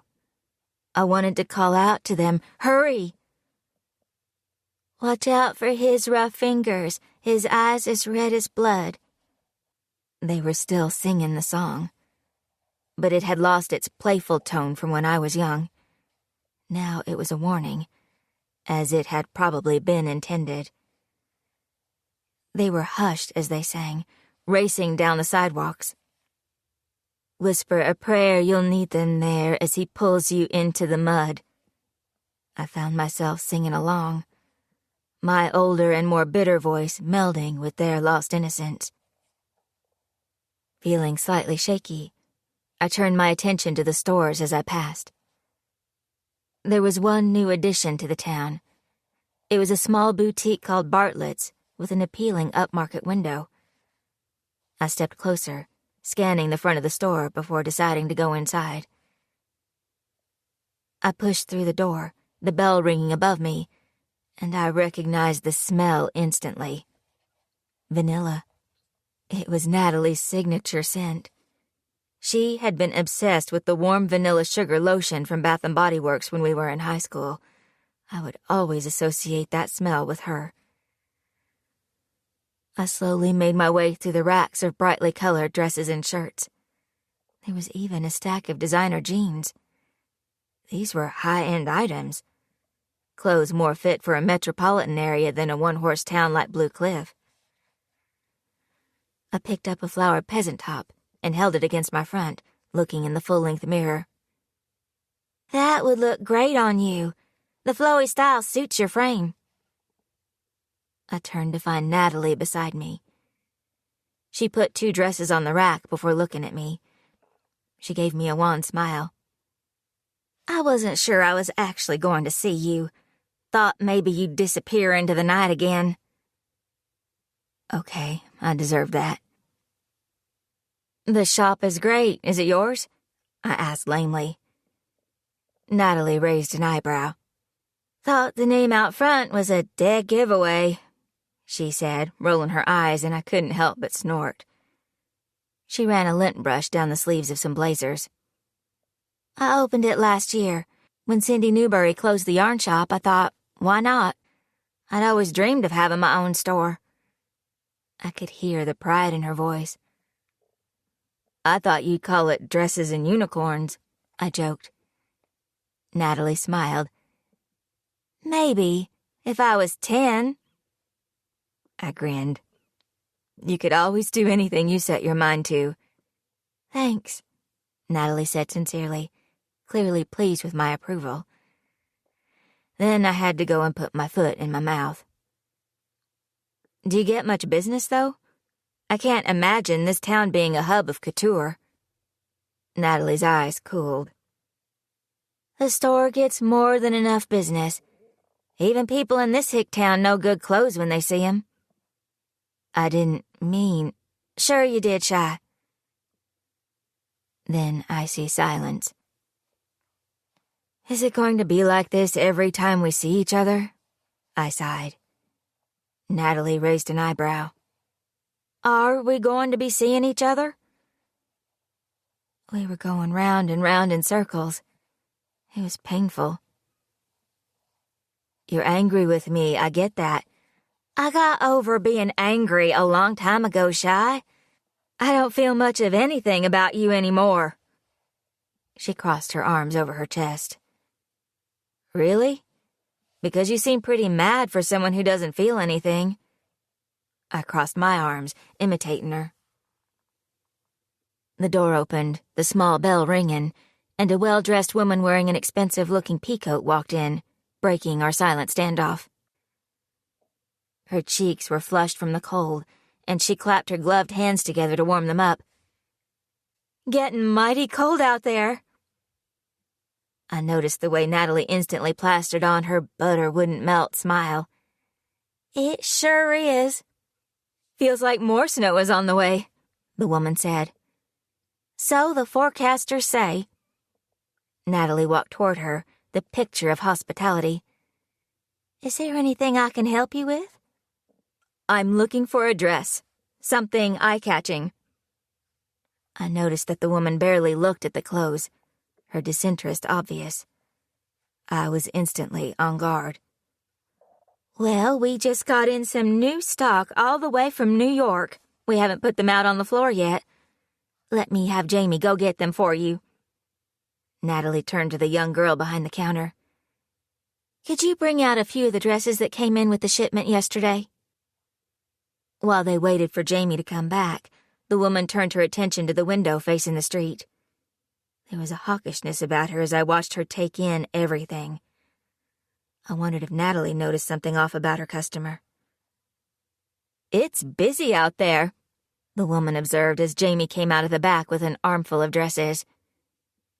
Do you think it has to do with the missing boy? The woman took the dress Jamie offered without looking at it, her eyes still on Natalie.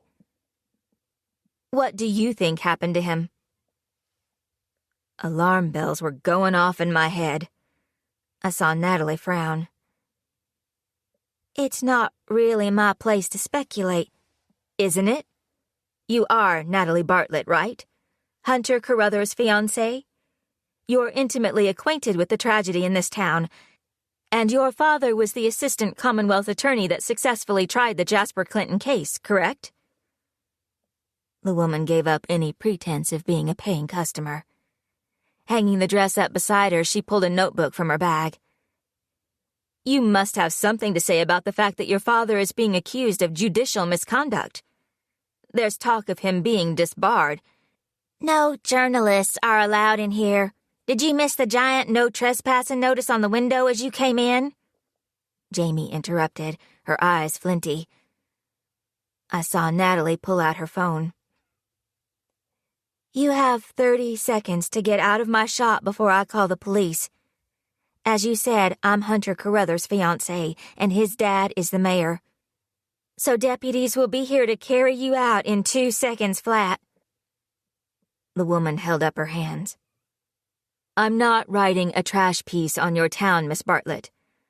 I want to tell the true story of the people here and how this latest disappearance is affecting them. How it's affecting us? Natalie was getting angry. Her face was red and her breathing shallow. We can't get a moment's peace because of all you blood-sucking news types bleeding us dry for information. We're grieving. We're sad and we're tired. This town has been through enough. Why can't you leave us alone?" I watched as the woman furiously made notes as she backed up toward the door. "I only want to tell your side," she insisted. "You want to hear my side?" Natalie barked. "A little boy is missing. No one knows where he is. Instead of trying to dig up dirt, why don't you put your energy into helping his family find out what happened to him?" "But what about the 3 children that were murdered 5 years ago? Who killed them if Jasper is innocent?" The woman wouldn't shut up, and she was seconds away from getting a fist to the face, from me. I joined Natalie in pushing the woman out of her store. "I think you'd better get out of here, because I'm not as nice as Miss Bartlett, and I won't wait for the police to physically remove you," I warned. "I'll do it myself." The woman had the good sense to look worried, but wasn't smart enough to shut up and leave. She clearly wanted her story. "Who do you think killed Olivia, Danielle, and Michael? And are their deaths connected to Dakota's disappearance? It must be someone local, don't you agree?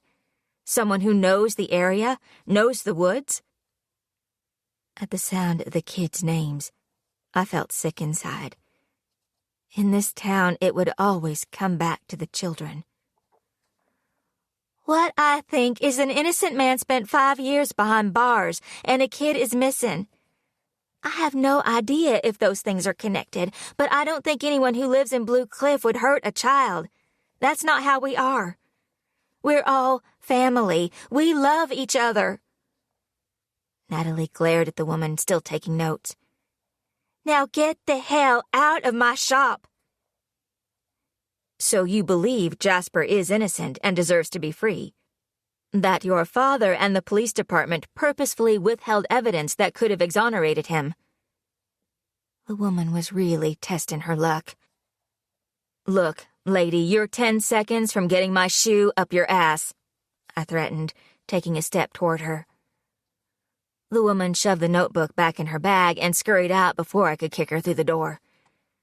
Natalie turned to Jamie. "Can you go after her?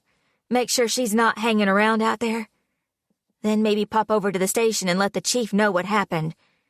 Our trespass notice doesn't seem to have enough teeth for some people." She sighed. "Absolutely. I'll be back in a jiffy." Jamie grabbed her coat and headed outside. When we were alone again, Natalie seemed to deflate, a note of despair washing over her face. "Are you okay?" I asked. "It never ends." Her shoulders sagged. "I didn't see her anywhere," Jamie said, slightly out of breath as she came back in a few minutes later. "And Deputy Chief Cross said they look into what else you can do to keep news people out of here." Natalie ran a hand through her blonde hair, looking frazzled. "Thanks, Jamie." "I'd better get going," I said, realizing how late it was. Natalie gave me a distracted wave as I left. Once outside, I walked over to the missing poster of Dakota tacked to the telephone pole, wishing I could block out the side of his cute, smiling face. I noticed a familiar man with dirty blonde hair, wearing the same brown button-up shirt I'd seen him in only hours before. Out of the corner of my eye, he could almost be Jasper Clinton. I hadn't realized how similar they looked until now. Reggie Grady was staring at Dakota's missing poster tacked to the community bulletin board. His hands were shoved in his pockets, his eyes intent. He noticed me watching him. His face was a mixture of strange things. I remembered as a kid how I never liked him looking at me. "I saw you earlier, out in Hickory Woods," I said, looking for a reaction. Reggie's eyes were unflinching. If he was bothered with me seeing him, he didn't show it. "What were you doing out there?" I pressed. "Why? Do you own the woods or something?" I wanted to look away from him, but wouldn't give him the satisfaction. No, but my mom says you're out there a lot. So? He interrupted with a hint of aggression. I see Constance out there, too. There was something implied, but I didn't know what. Maybe she should keep to her business and I'll keep to mine. With that, he turned back to Dakota's missing poster, lingering a while longer before hunching up his shoulders and walking toward his dad's store. When he was gone, I forced myself to put aside my unease. 5 years ago, the people of Blue Cliff had rallied together in blaming an outsider. Jasper was a natural suspect, not someone they had any connection to. Who would they sling their accusations at this time, in the absence of such an easy target? It was all the same, especially the ugly parts. And it was a familiarity I took no comfort in. Chapter 8. Natalie. The sun had set hours ago. The winding path leading to the Carruthers' house was dark. Too dark for the way Hunter drove recklessly around the curves. I chanced to look at him, noting the firm set of his jaw and the white-knuckle grip on the steering wheel. I could feel the rage emanating off him, and I didn't blame him one bit. An article had been published yesterday in the second biggest newspaper in the state. Mayor's future daughter-in-law stands by innocent Clinton. What followed was a story with very little fact and a whole lot of conjecture, mixed with misconstrued sound bites and ridiculous exaggeration. The headline made it sound like I knew Jasper and that we had some sort of relationship. I asked my dad if I could sue the paper for printing deliberately false information, but he said no judge would rule in my favor. I had to hope no one would actually believe what was written, because one thing came across in bold black and white. Natalie Bartlett didn't believe Jasper Clinton murdered those kids or took Dakota Mason. And my fiancé was now furious with me. How could you talk to a reporter about my family? About our town? Hunter had shouted. He was livid. After his initial shouting, he had taken to ignoring me completely, refusing to stay over at my house for the first time since I got my own place. I felt like a Judas. I was surprised when he showed up at the shop as I was closing for the day and asked me to come with him to his parents' place. He said his ma was in a bad way and he could use the support. He had never been able to handle his mother on his own. I mean, if you can put aside cheerleading for a child killer long enough to spend time with my family. Hunter sneered, his cruelty directed at me for the first time. I had never been on the receiving end of his anger before. Dad'll no doubt bring up the article, Hunter said, turning up the hill toward the house. I'll apologize. I honestly didn't say most of what that woman printed. But you said enough, Hunter snapped. I let out a sigh. I'm sorry. I didn't think I said anything that horrible. Cheyenne would have told me if I had. Hunter let out a cold laugh. I should have known Cheyenne Ashby would be mixed up in this. That bitch knows how to stir shit better than anyone. I bristled at Hunter's nastiness. Hunter, don't talk like that about her. My fiancé glared at me, his expression frigid. Why are you defending her? She doesn't give a crap about you or anyone else in this town. Don't go wasting your breath on someone who will leave you again in a heartbeat. You don't matter to her, and you never have. It felt as if he had plunged a knife into my chest. His words hurt. A lot. But I'm here and always have been. By your side through everything, and it's me that you stab in the back.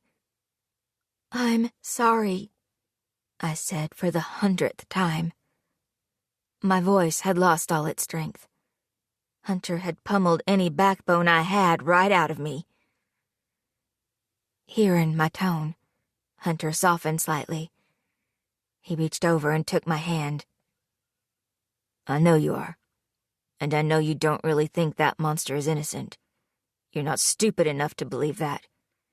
And I get that around Shy you do things you wouldn't normally do.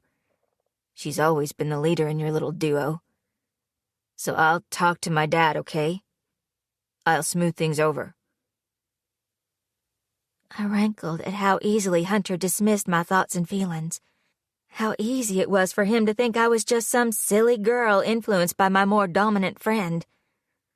I wondered, not for the first time, how little he really thought of me. Dad said Mom's lashing out again. Seems she saw some news show about Dakota and it set her off. Hunter explained, and I forced myself to push aside my irritation. I loved Hunter's ma, as any dutiful future daughter-in-law would, but my patience was starting to wear thin. She was hurting, and that made her mean. She wallowed in her misery, and made sure that everyone around her wallowed in it too. I couldn't imagine what it must be like to lose a child, and in such a brutal way. But after Michael's murder, she had pushed away everyone, including her eldest son. She had lost 2 children that day. Upon arriving, we drove through the open wrought iron gates and came to a halt next to his dad's car. We got out like 2 people preparing for battle. Hunter automatically took my hand as we walked up the steps to the front door of their large colonial-style home. The front door opened before we'd made it up the final step, and I said a quick thank you to Darla Dunlap, the Carruthers housekeeper, as we headed down the hallway. We could hear raised voices punctuated by intense sobbing. We followed the noise to the living room.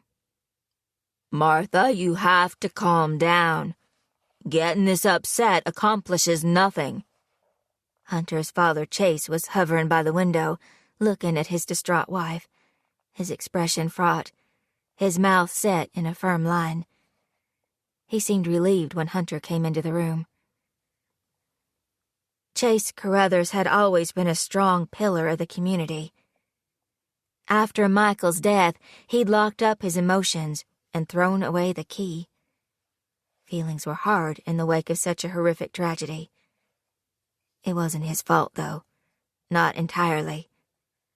The press had hounded his family. They'd come from all over the country to try and interview the parents of the murdered children. The vultures had circled, and it had been relentless. Hunter's family had survived it, but barely. Now, with Dakota's disappearance, the wounds that hadn't quite healed were bleeding freely once again. That little boy is gone. Just like my Mikey. He'll never be able to rest, Chase. I can still feel him, Martha wailed, her face red and blotchy from tears and too much alcohol. Hunter hurried across the room. Mom, it's okay. I'm here. What can I do? She was sitting on one of the large sofas, a glass of her favorite drink, a Bloody Mary, clasped in her hand. Hunter knelt by her feet and reached for her hands. After trying unsuccessfully to pry the drink from her grip, he gave up. Mom, what can I do? He repeated.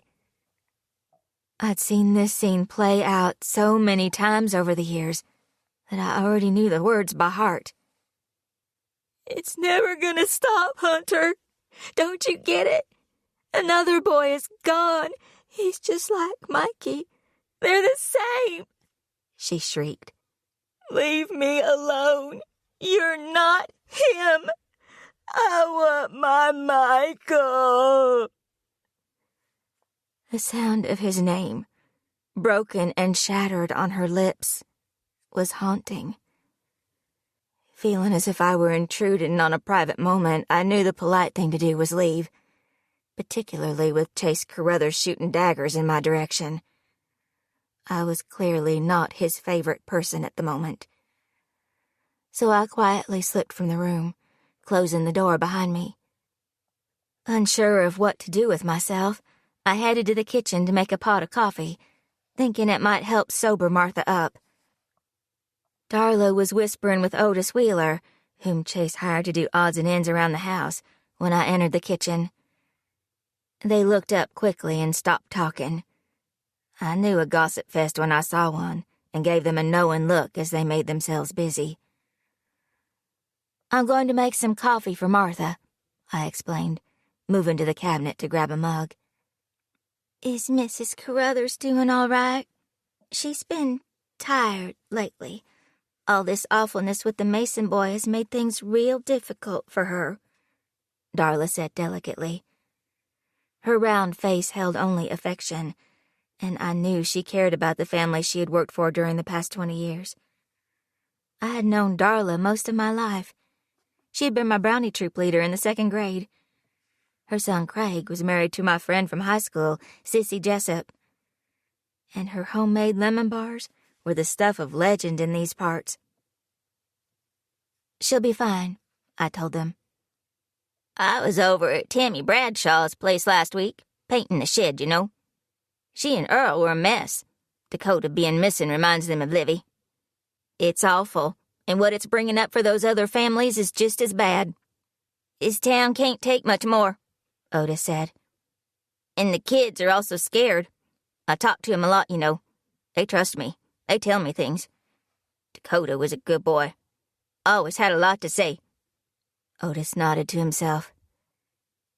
"You knew Dakota well then, huh?"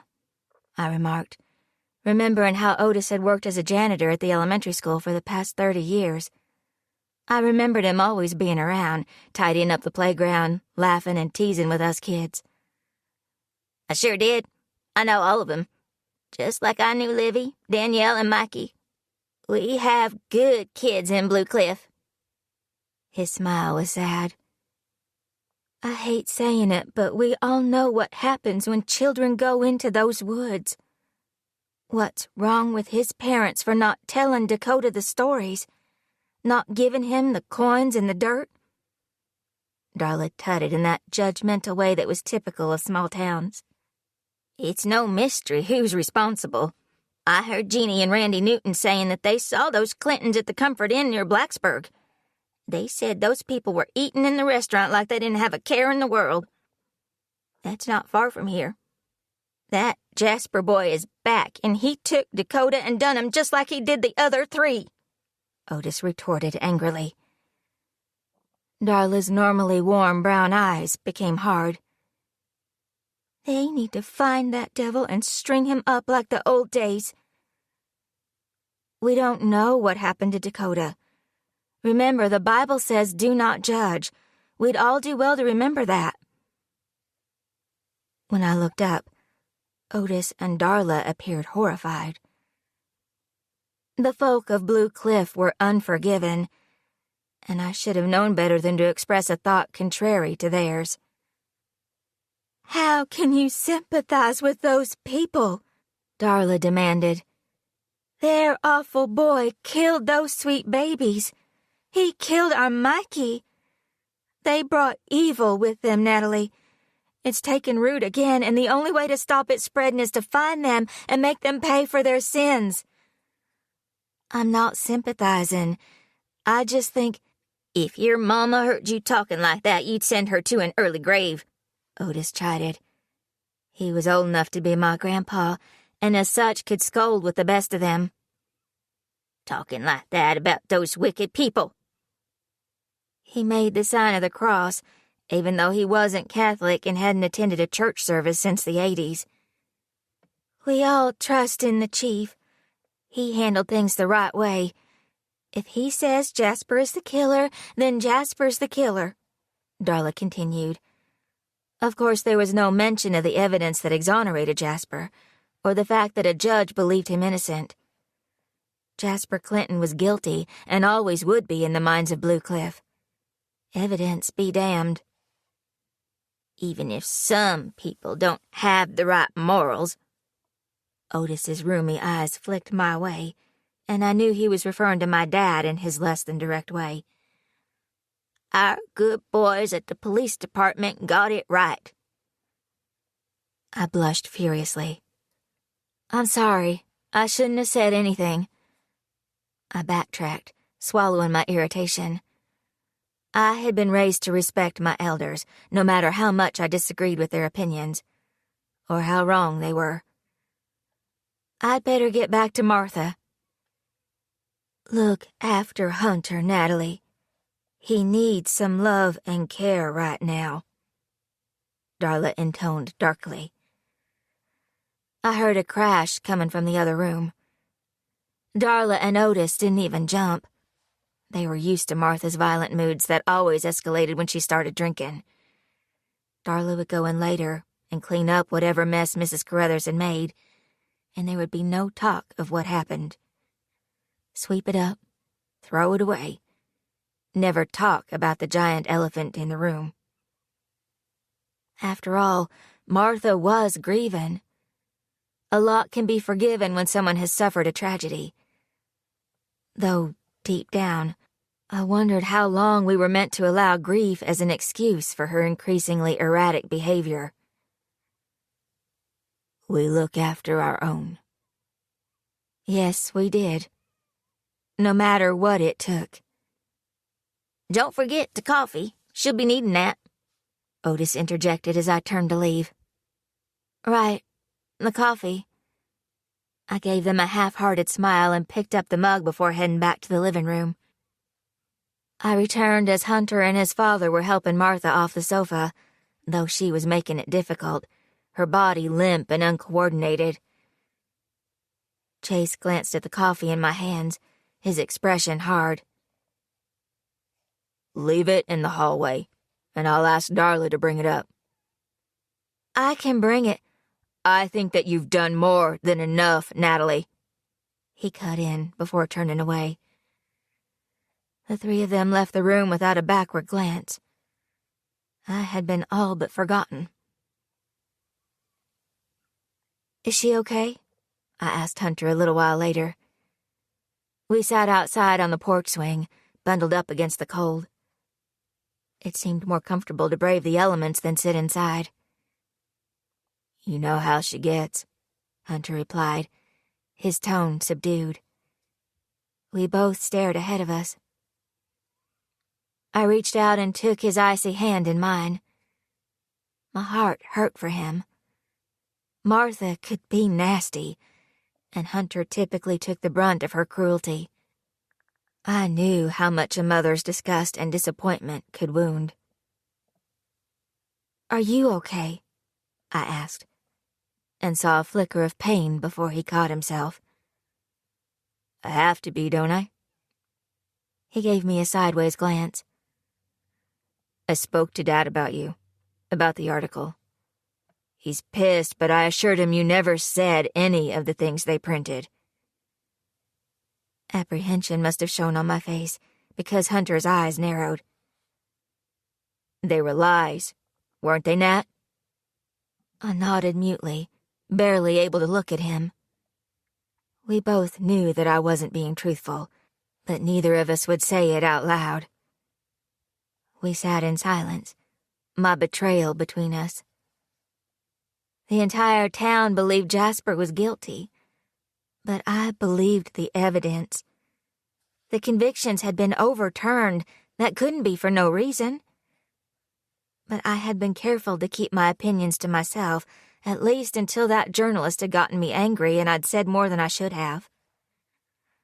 The door opened, letting out a rush of warm air as Hunter's father came outside.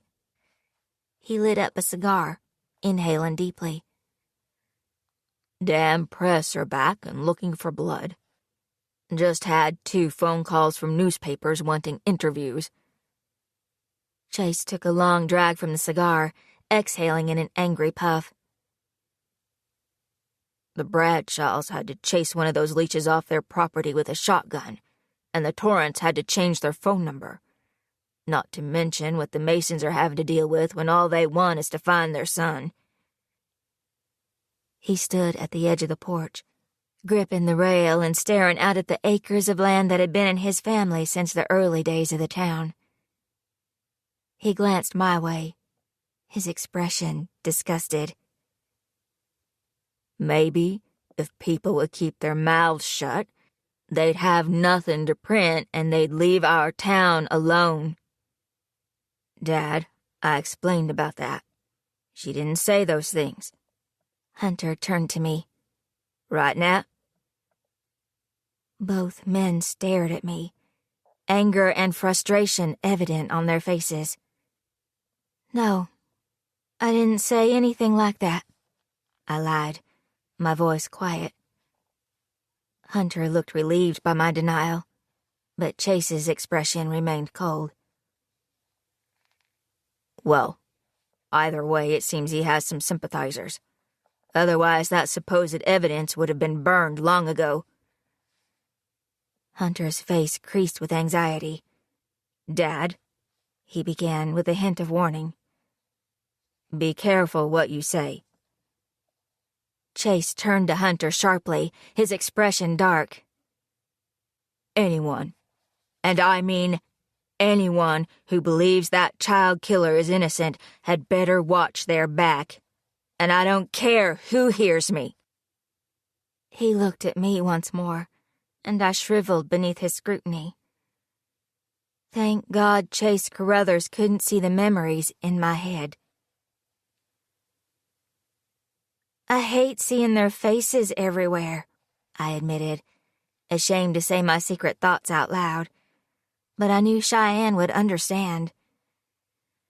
Cheyenne shoved her hands in her pockets and tucked her chin into her collar to ward off the chill. It had started snowing as we got out of school, so we decided to cut through Hickory Downs Park on our way to the woods. It's pretty morbid, Cheyenne agreed, as we passed another lamppost with the poster of the 3 kids who had disappeared. Makes it even worse because we know them. Shy was right. I used to babysit for Danielle, and Olivia's ma was friends with Constance, and Michael, he was my boyfriend's little brother. Each of the children were known and loved by all of us, so their disappearance was affecting everyone. I wish Chief Hickman would find them. They're probably all hiding somewhere, watching us freak out over them. The 3 of them are always together. I laughed uncomfortably, not believing a word of what I said. Shy nudged me with her shoulder. Kinda like you, Jack, and me. We noticed a guy lying on the bench beneath the skeletal willow tree. One hand hung limply off the side as he raised the other to his lips, taking a long drag from a cigarette. Jasper Clinton rolled his head to look at us as we walked by, his eyes heavy-lidded and bloodshot. I could smell him from the short distance, a putrid combination of sweat and booze. I gripped Shy's hand, giving it a tug, trying to get her to walk faster. Hey, ladies, want a party? His thick drawl called out. Come on, let's go, I whispered urgently. When we didn't answer, Jasper sat up. He wasn't a big guy. His face was thin, and his long blonde hair was greasy. His nose looked like it had been broken one too many times and now sat off-center on his face. He was wearing an oversized hooded jacket with a hole on the shoulder. He looked homeless, or at least like someone who didn't care about his appearance. What's wrong? Scared to hang out with me? He taunted, his words hard. Cheyenne pulled us to a stop, much to my dread. Why would we be scared to hang out with a loser like you? Shy, don't, I warned under my breath, but Shy didn't listen. Jasper stood up and walked toward us. I let out a pathetic squeak, gripping Shy's hand even tighter. But my best friend held her ground. Her courage was going to be her downfall one day. I don't think Looney Connie's daughter should be calling anyone a loser, Jasper shot back, taking another pull off his cigarette and then dropping it on the ground, which for some reason bothered me most of all. Why couldn't he at least throw it away? What do you even know about my mom? You're not from around here. You don't know anything about anyone, Shy countered, sticking her chin out. Maybe it's you who should be scared.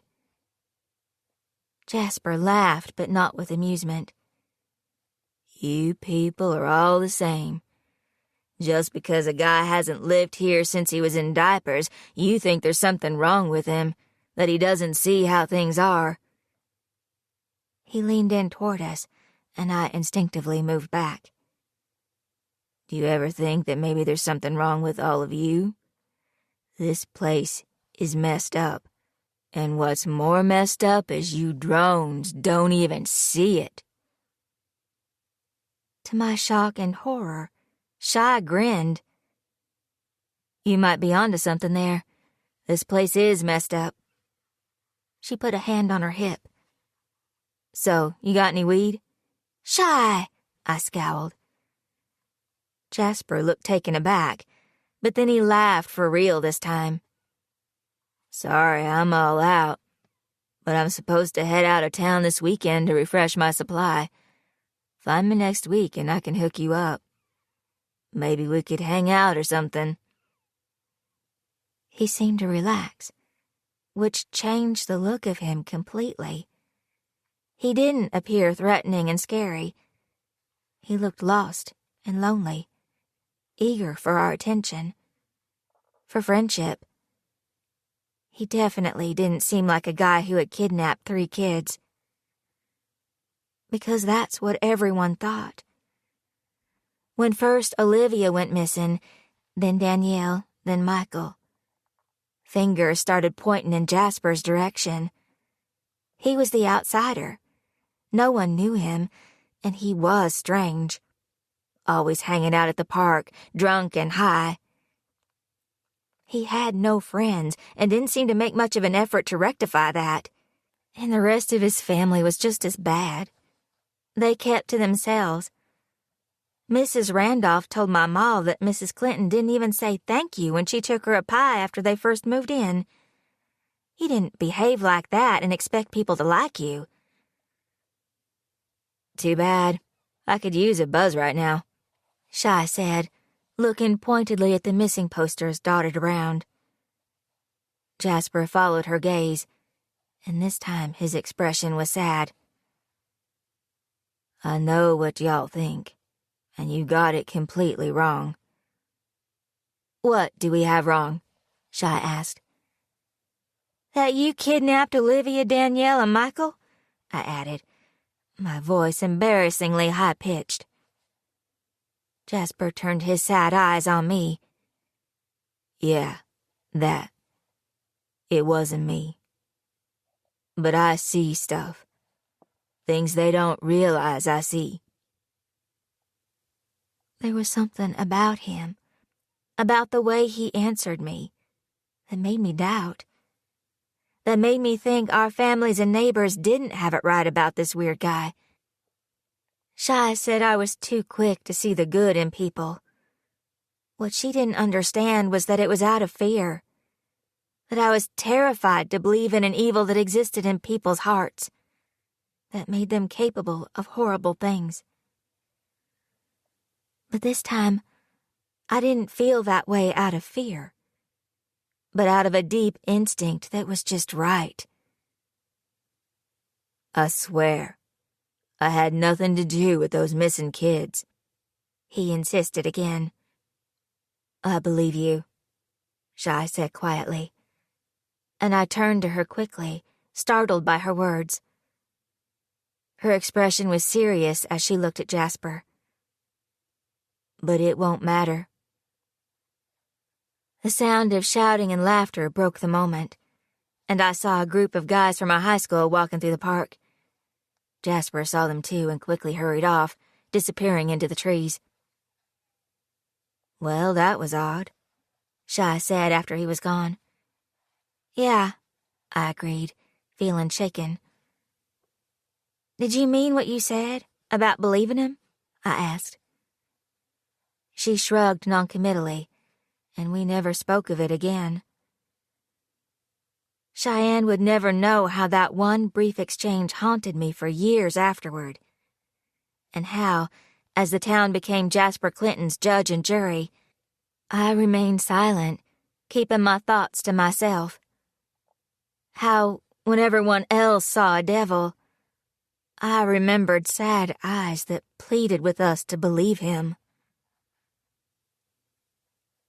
Chase paced back and forth, his cigar burning between his fingers.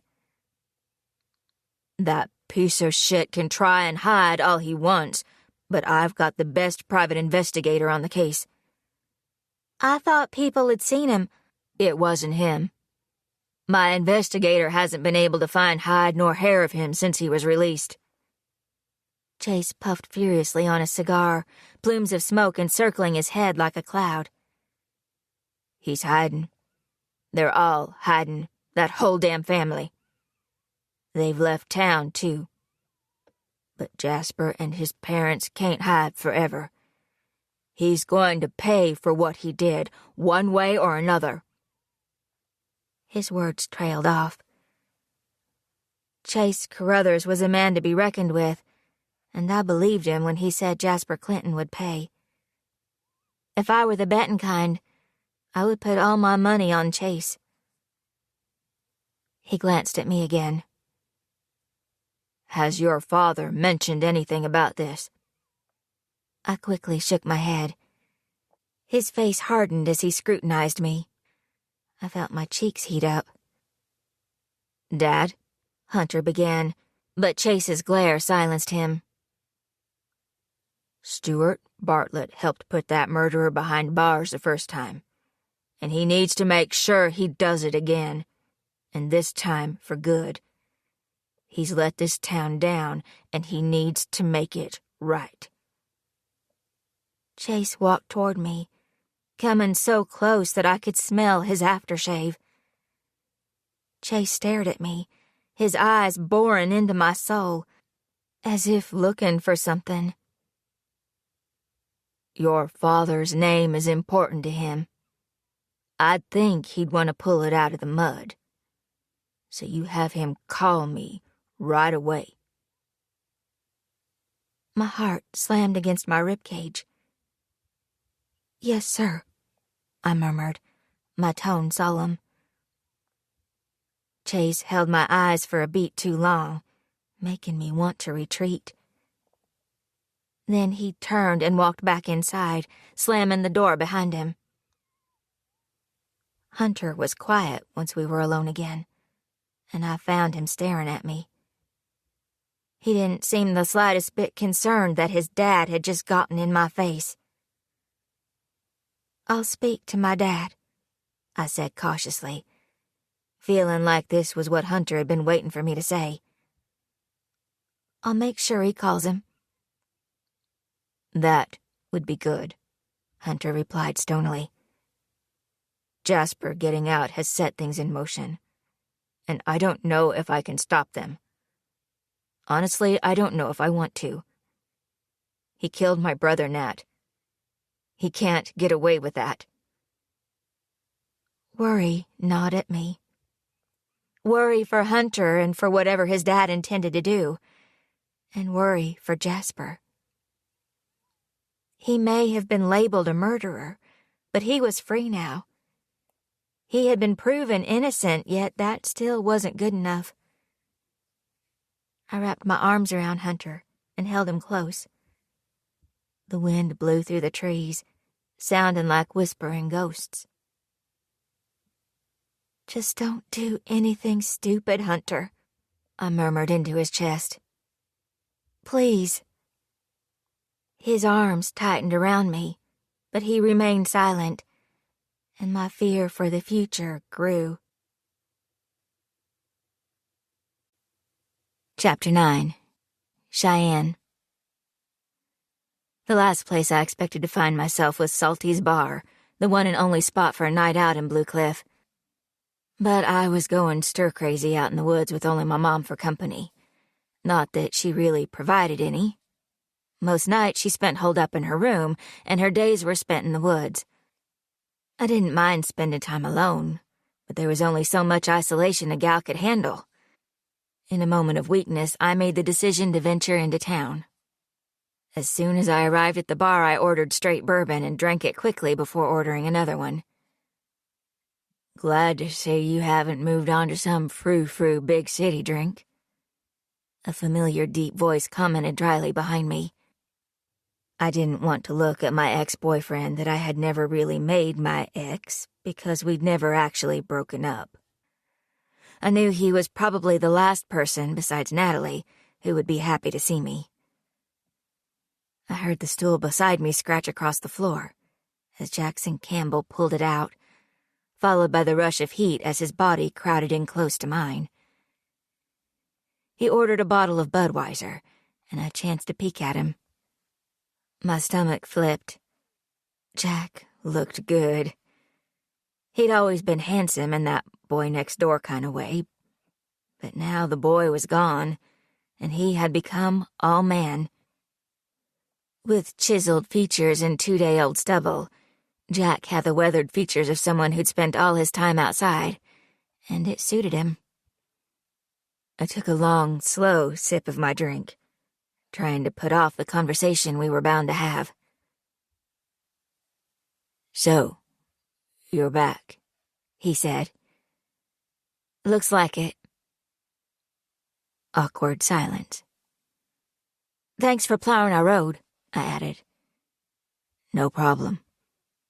I try to help Constance out when I can." More awkward silence. "How long you back for?" he asked, his voice rough. "I'm not sure. I guess as long as Mom needs me," I answered. This was ridiculous. I was getting sick and tired of all this baggage hanging around everywhere I went. I swiveled in my seat to face my former boyfriend. He was staring at the TV hanging on the wall, but I got the impression he wasn't really watching it. "Jack." He raised an eyebrow, but didn't look at me. He continued to sip on his beer and stare at the television. "Jack, look at me." I probably sounded more pissy than I meant to, but I had long since lost the patience to be easy with people's hurt feelings. He took his time turning toward me. "So you think you're in a position to make demands? All because you decide to waltz back into town looking as pretty as the day you left?" I didn't know what to say. Thankfully, I was safe from thinking of a reply by the arrival of Natalie and Hunter. I wasn't sure about the reception I'd received from my former best friend, so color me shocked when she approached and ordered herself a vodka soda and gave me what seemed like a genuine smile. I noticed that Jack relaxed as he and Nat greeted each other. It was obvious the two were still as close as they'd been when we were younger. I couldn't help but feel jealous at their natural rapport that had once included me. Now I was very clearly on the outside, looking in, and that was entirely my fault. Natalie took her drink, and I ordered another straight bourbon. She glanced at Hunter, who was sitting with his high school henchman, Jess Cross. The two had always been full of themselves and completely obnoxious. Come on, guys, you two can be my backup. Lord knows I'll need it when Hunter and Jess start talking about football," Nat urged. It was on the tip of my tongue to decline, but Jack nudged my arm. "Let's go." I took a long swallow of my drink. "Sure, sounds like a blast." "Stop looking like you're about to donate a kidney," Nat joked as we walked back to the table. Donating a kidney might be more fun than hanging out with Jess Cross. I rolled my eyes. "Be nice, Shy. It won't kill you," Nat chuckled. "There's no proof of that," I deadpanned, and I meant it. I couldn't think of anything worse than being around Hunter Carruthers and Jess Cross. So I was surprised yet again when what followed was more or less a decent evening. The tension melted away the more we talked and reminisced. I was able to relax, even if I had to ignore Hunter's pointed barbs and Jess's smirks. It was like old times. Only now we were older and could drink legally. No more hiding in Jack's barn sipping on moonshine and whiskey. Remember that time Shy got wasted on those moonshine peaches from Jack's grandpa's freezer? Nat laughed. Yeah, and she puked in the pig pen and I had to clean it up before they got to it. Jack grimaced. I thought they were regular peaches. I had no idea they were soaked in 108 proof grain alcohol, I argued with a groan. I couldn't help but laugh at the memory, though I definitely hadn't been laughing at the time. You're telling me you couldn't taste the difference between normal peaches and my grandpa's moonshine peaches? Come on now, Jack scoffed playfully. If I could, you think I would have eaten 3 of them? I was sick for days. I'm pretty sure I had alcohol poisoning.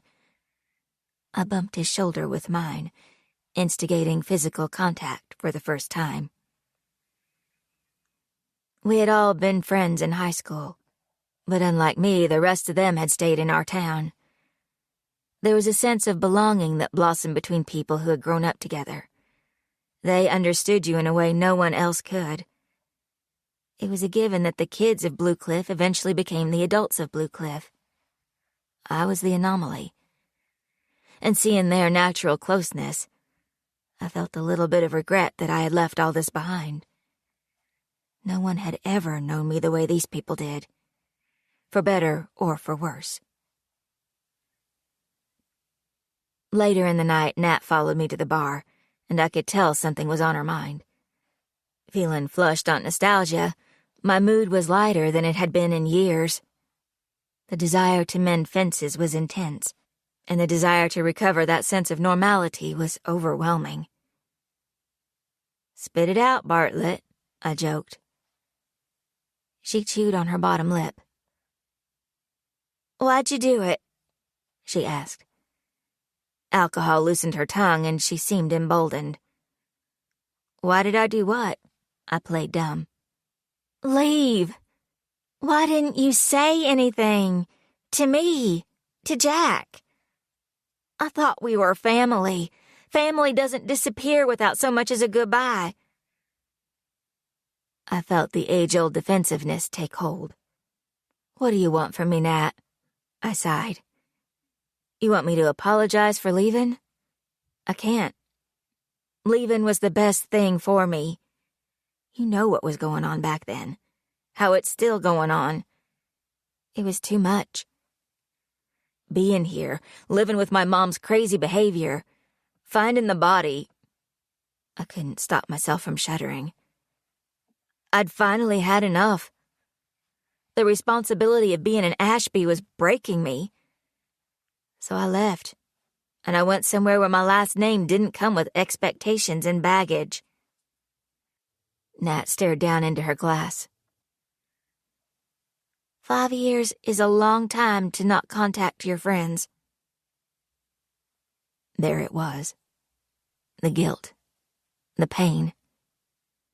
I had to face it, otherwise I'd always feel this lump where my heart should be. I am sorry.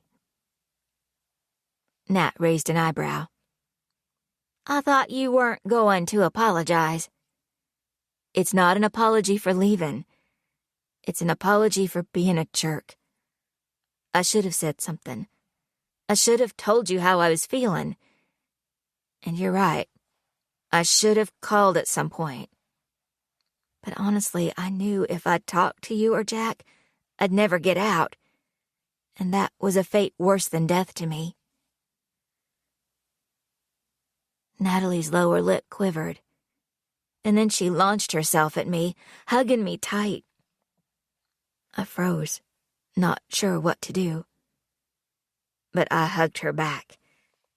And then we were both emotional and squeezing one another as if we'd never let go. I really have missed you, I whispered.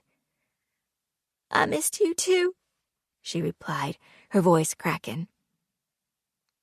We pulled apart, both of us laughing a little self-consciously. I rubbed my eyes as I tried to hold back tears. I looked over my shoulder at the table of people who were trying to seem as if they weren't watching us like hawks, and failing miserably. And Jack? Did you miss him too? My stomach flipped over. Yes, a lot. But don't you dare tell him that. Then we were both laughing again, without the discomfort. We rejoined the table, and I was in a damn fine mood. Until Chris Miners, the editor of the Blue Cliff Bulletin, showed up, letting Hunter know the Clintons had movers loading up their stuff into a U-Haul. Was he there? Hunter asked. Chris shook his head. Not from what my source could see, but it looks like the family has officially skipped town. Hunter slammed his beer down on the table. His expression had turned thunderous. Who are you talking about? Jess questioned, his eyes slightly unfocused from the liquor he had consumed. Jasper, Nat answered. Jess's expression darkened. Jasper Clinton? Yeah, Hunter choked out. Jasper fucking Clinton. There was an instant, overwhelming stillness. Chris was clearly uncomfortable. I heard there's movement in the investigation into how the case was handled. From the rumblings, it sounds like heads are gonna start rolling. Good, I muttered. They deserve what's coming to them for railroading the poor guy. What did you say? Hunter snarled. He thought he was being intimidating. I was more intimidated by Linda Grady. Come on, Hunter. Even you aren't arrogant enough to think you know better than an appellate judge. If the evidence shows he didn't do it, then he didn't do it. I shrugged. Natalie looked horrified.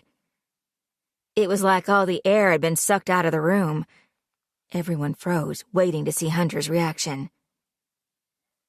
Then who did it, Miss I know more than everyone else? Hunter demanded. Or are you going to start babbling about the Hickory man like your crazy mom? At the mention of Mom, I saw red. I braced my hands on the table and leaned toward him. You'd better watch your mouth, Carruthers. Wouldn't want the whole bar to see you get your ass kicked by a woman. Hunter bared his teeth. Just calling it like I see it. How we all see it. You Ashbys are nuts. Hunter, come on, that's not cool, Nat said softly. Please, guys, calm down. I forced myself to sit back down, relaxing my clenched fists. All I'm saying is there was new evidence compelling enough to set Jasper free. That's how the justice system works.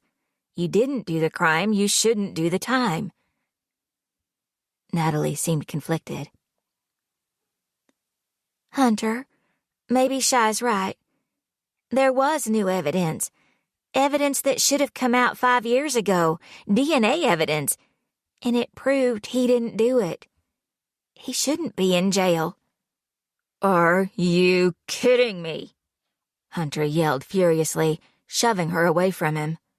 Don't you touch her, I shouted. I felt murderous. It's fine, I'm fine, Nat said hurriedly, trying to placate me. Hunter got to his feet and once again leaned over the table toward me. It shouldn't surprise me that you're siding with that sicko. Those bodies were found in your woods. It was you who found my brother. He was practically spitting in my face. Maybe you two were even in on it together. Hunter, that's enough, Nat said loudly. You don't get it, Natalie. Hunter turned to shout in her face. Of course not. Little Miss Goody Two-Shoes is too busy sucking up to her bitch friend to realize what a moron she is about everything. Can't you see, Nat? She doesn't want you. She never did. That's why she upped and left without you. You're dead weight and always will be. Natalie sucked in a breath and looked like she was either going to cry or slap him. I hoped it was the latter. Jack got up and stood between Hunter and Natalie and me. He towered over Hunter, and I noticed him take a step back. I think you said enough. It's time you went somewhere to cool off before shit happens. You get me? Hunter looked like he wanted to argue, but Jack wasn't going to back down. After a few tense moments, Hunter turned and left without another word. The door slammed shut behind him. Jess stood up, downed the last of his beer, and took off after Hunter. I really want to get out of here, Natalie said, wiping furiously at her eyes. Is my mascara dripping? Please don't tell me I've got all these people staring at me while I'm sporting raccoon eyes. You look fine, I assured her. Natalie grabbed her purse, slid out of the booth, but then stopped short. Crap. Hunter drove me here. I have no way of getting home. So not only did he yell at you in front of everyone, but he left you without a ride, too? What a prince, I growled, my blood boiling. Don't start, Shy. I'm not in the mood to fend off your attacks on Hunter. He's going through a lot. Jasper getting out of jail and then Dakota going missing has brought all of that old trauma back up for him. Natalie started scanning the crowd. I really don't want to get into this with you. I just want to find a ride home. I have my car. Well, maybe I should have thought how I'd get home before having all those drinks. I mentally smacked my forehead. Jack held out his hand. Give me your keys. I'll drive your car home. If I remember anything about the way you drive, your car will be safer with me behind the wheel. Are you sure you're okay to drive? I asked, not wanting him to drive drunk either, but he nodded. Only had a couple. I'm fine, he promised. I dropped the keys in his palm, got to my feet, and gently pushed Nat toward the door. When we got outside, I started to lead them toward my car. Jack and Natalie trailed after me. The parking lot was dark, too dark to make out the figure that advanced toward us. Wait. A voice rasped close to my ear, the stink of booze and body odor making me want to gag. Fingers wrapped around my wrist, clamping down. I recoiled at the feel of warm breath on my neck. Otis Wheeler weaved unsteadily on his feet, obviously drunk as a skunk. Hey, Otis. I attempted to pull my arm free, but his grip was surprisingly strong. Have you seen him? He demanded. Otis, what are you doing? Let Cheyenne go. Natalie intervened, helping me pry his hand off my arm. But Otis was undeterred. Have you seen him, damn it?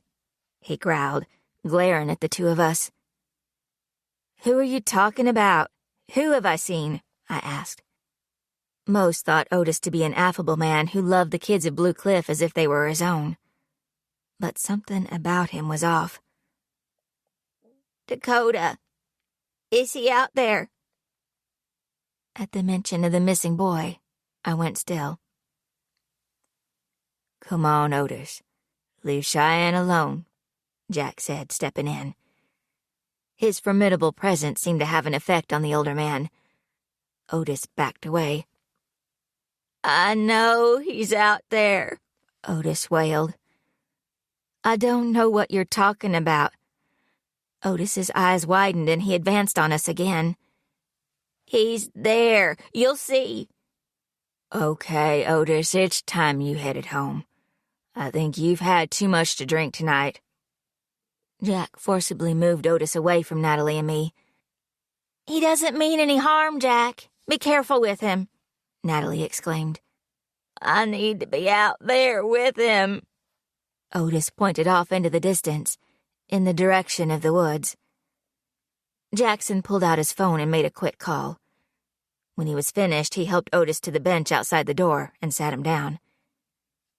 Now you stay here. Deputy Grady will be by in a minute to take you home. Otis didn't argue. He slumped against the wall as if collapsing in on himself. Maybe we should wait with him, Natalie suggested, seeming anxious. I've never seen him like this. I think the best we can do is leave the police to deal with him. Adam Grady said he was 2 minutes away. You don't need to worry about Otis. He'll be fine, Jack said, rejoining us. I only saw him a few hours ago. He wasn't anything like this. What's going on with him? Natalie looked back at Otis, who hadn't moved. And what was all that stuff about Dakota? I added as we continued to my car. He was saying some pretty strange things. Natalie frowned. He's been really upset about Dakota. Too upset if you ask me, I said under my breath. None of us seemed to want to talk anymore about Otis Wheeler and his weird behavior. Natalie climbed into the back of my car, and I slid into the passenger seat. Wait, what about your truck? I asked Jack as he started up the engine. I can pick it up tomorrow. I'll cut through the woods to get home after I drop you off. Jack turned onto the main road, heading through town. You shouldn't walk through the woods by yourself at night, Jack. You know better than that, Natalie tissed from the back seat. I'll be fine. The Hickory Man doesn't care about adults, Jack joked. But I noticed the way his shoulders stiffened. I can't believe people still tell those dumb stories about the Hickory Man, I muttered. I don't know. I've felt things in those woods. I've seen things. Natalie's voice trailed off. You've been living here too long, Nat. That kind of talk messes with your mind. It's a load of horseshit. We all know that. I huffed in annoyance. Do we? Jack countered. Come on, Jack, not you too, I moaned. All I'm saying is strange things happen when you're so close to the mountains. There are places in the deep parts that no one has ever laid eyes on. It's not so hard to believe that something could live out there that's beyond our understanding. Something that steals little kids from their beds and leaves their bodies under the trees? I mocked. He never takes them from their beds. It's only if they go into the woods. That's where he gets them, Natalie interjected in a hushed tone. If that were true, why didn't he ever take us? We played in the woods all the time as kids, and no scary boogeyman ever snatched us, because here we are. Maybe it's because of the silver in the dirt, Nat suggested. Ma never let me leave the house without a coin in my pocket and a sprinkle of dirt in my sneakers. And that was from a woman who swore she didn't believe in all that hogwash, as she called it. I clenched my hands in my lap. If the silver and dirt protected kids, then what about Livy, Mikey, and Danielle? They were found with silver and dirt, and it didn't keep them safe, did it? I don't know why it didn't save them. It doesn't make sense. We were brought up to believe it would work. Natalie sounded frustrated.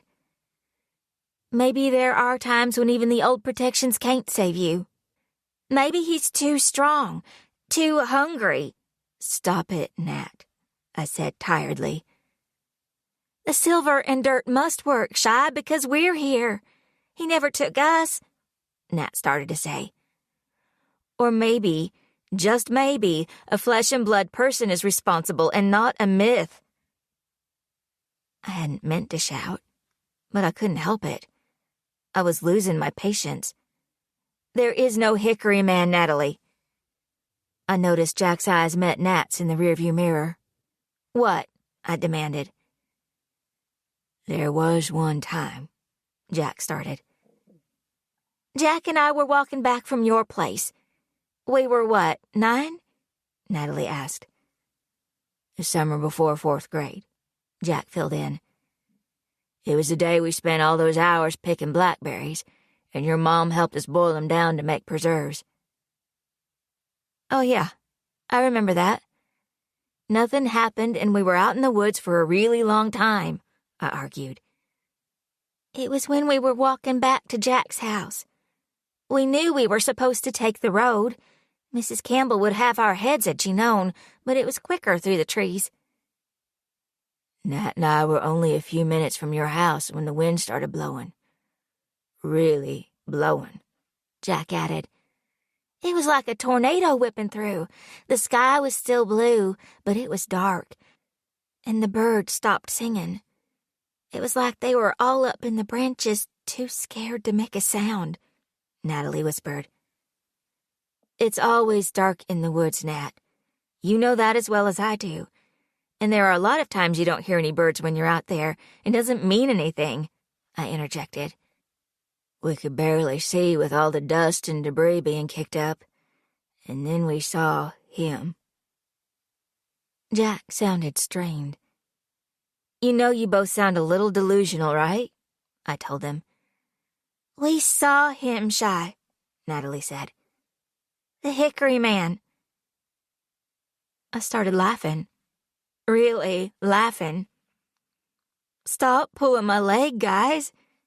You're telling me you saw some make-believe creature and you didn't tell me about it? Why is this the first time I've heard about this? I don't know. Maybe because we knew this would be your reaction.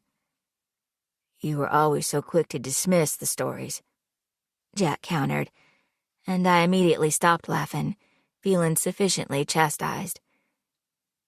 I couldn't tell him that as a kid I dismissed it because it scared the shit out of me. It was easier to not believe than to admit it could all be true. We were scared, Shy.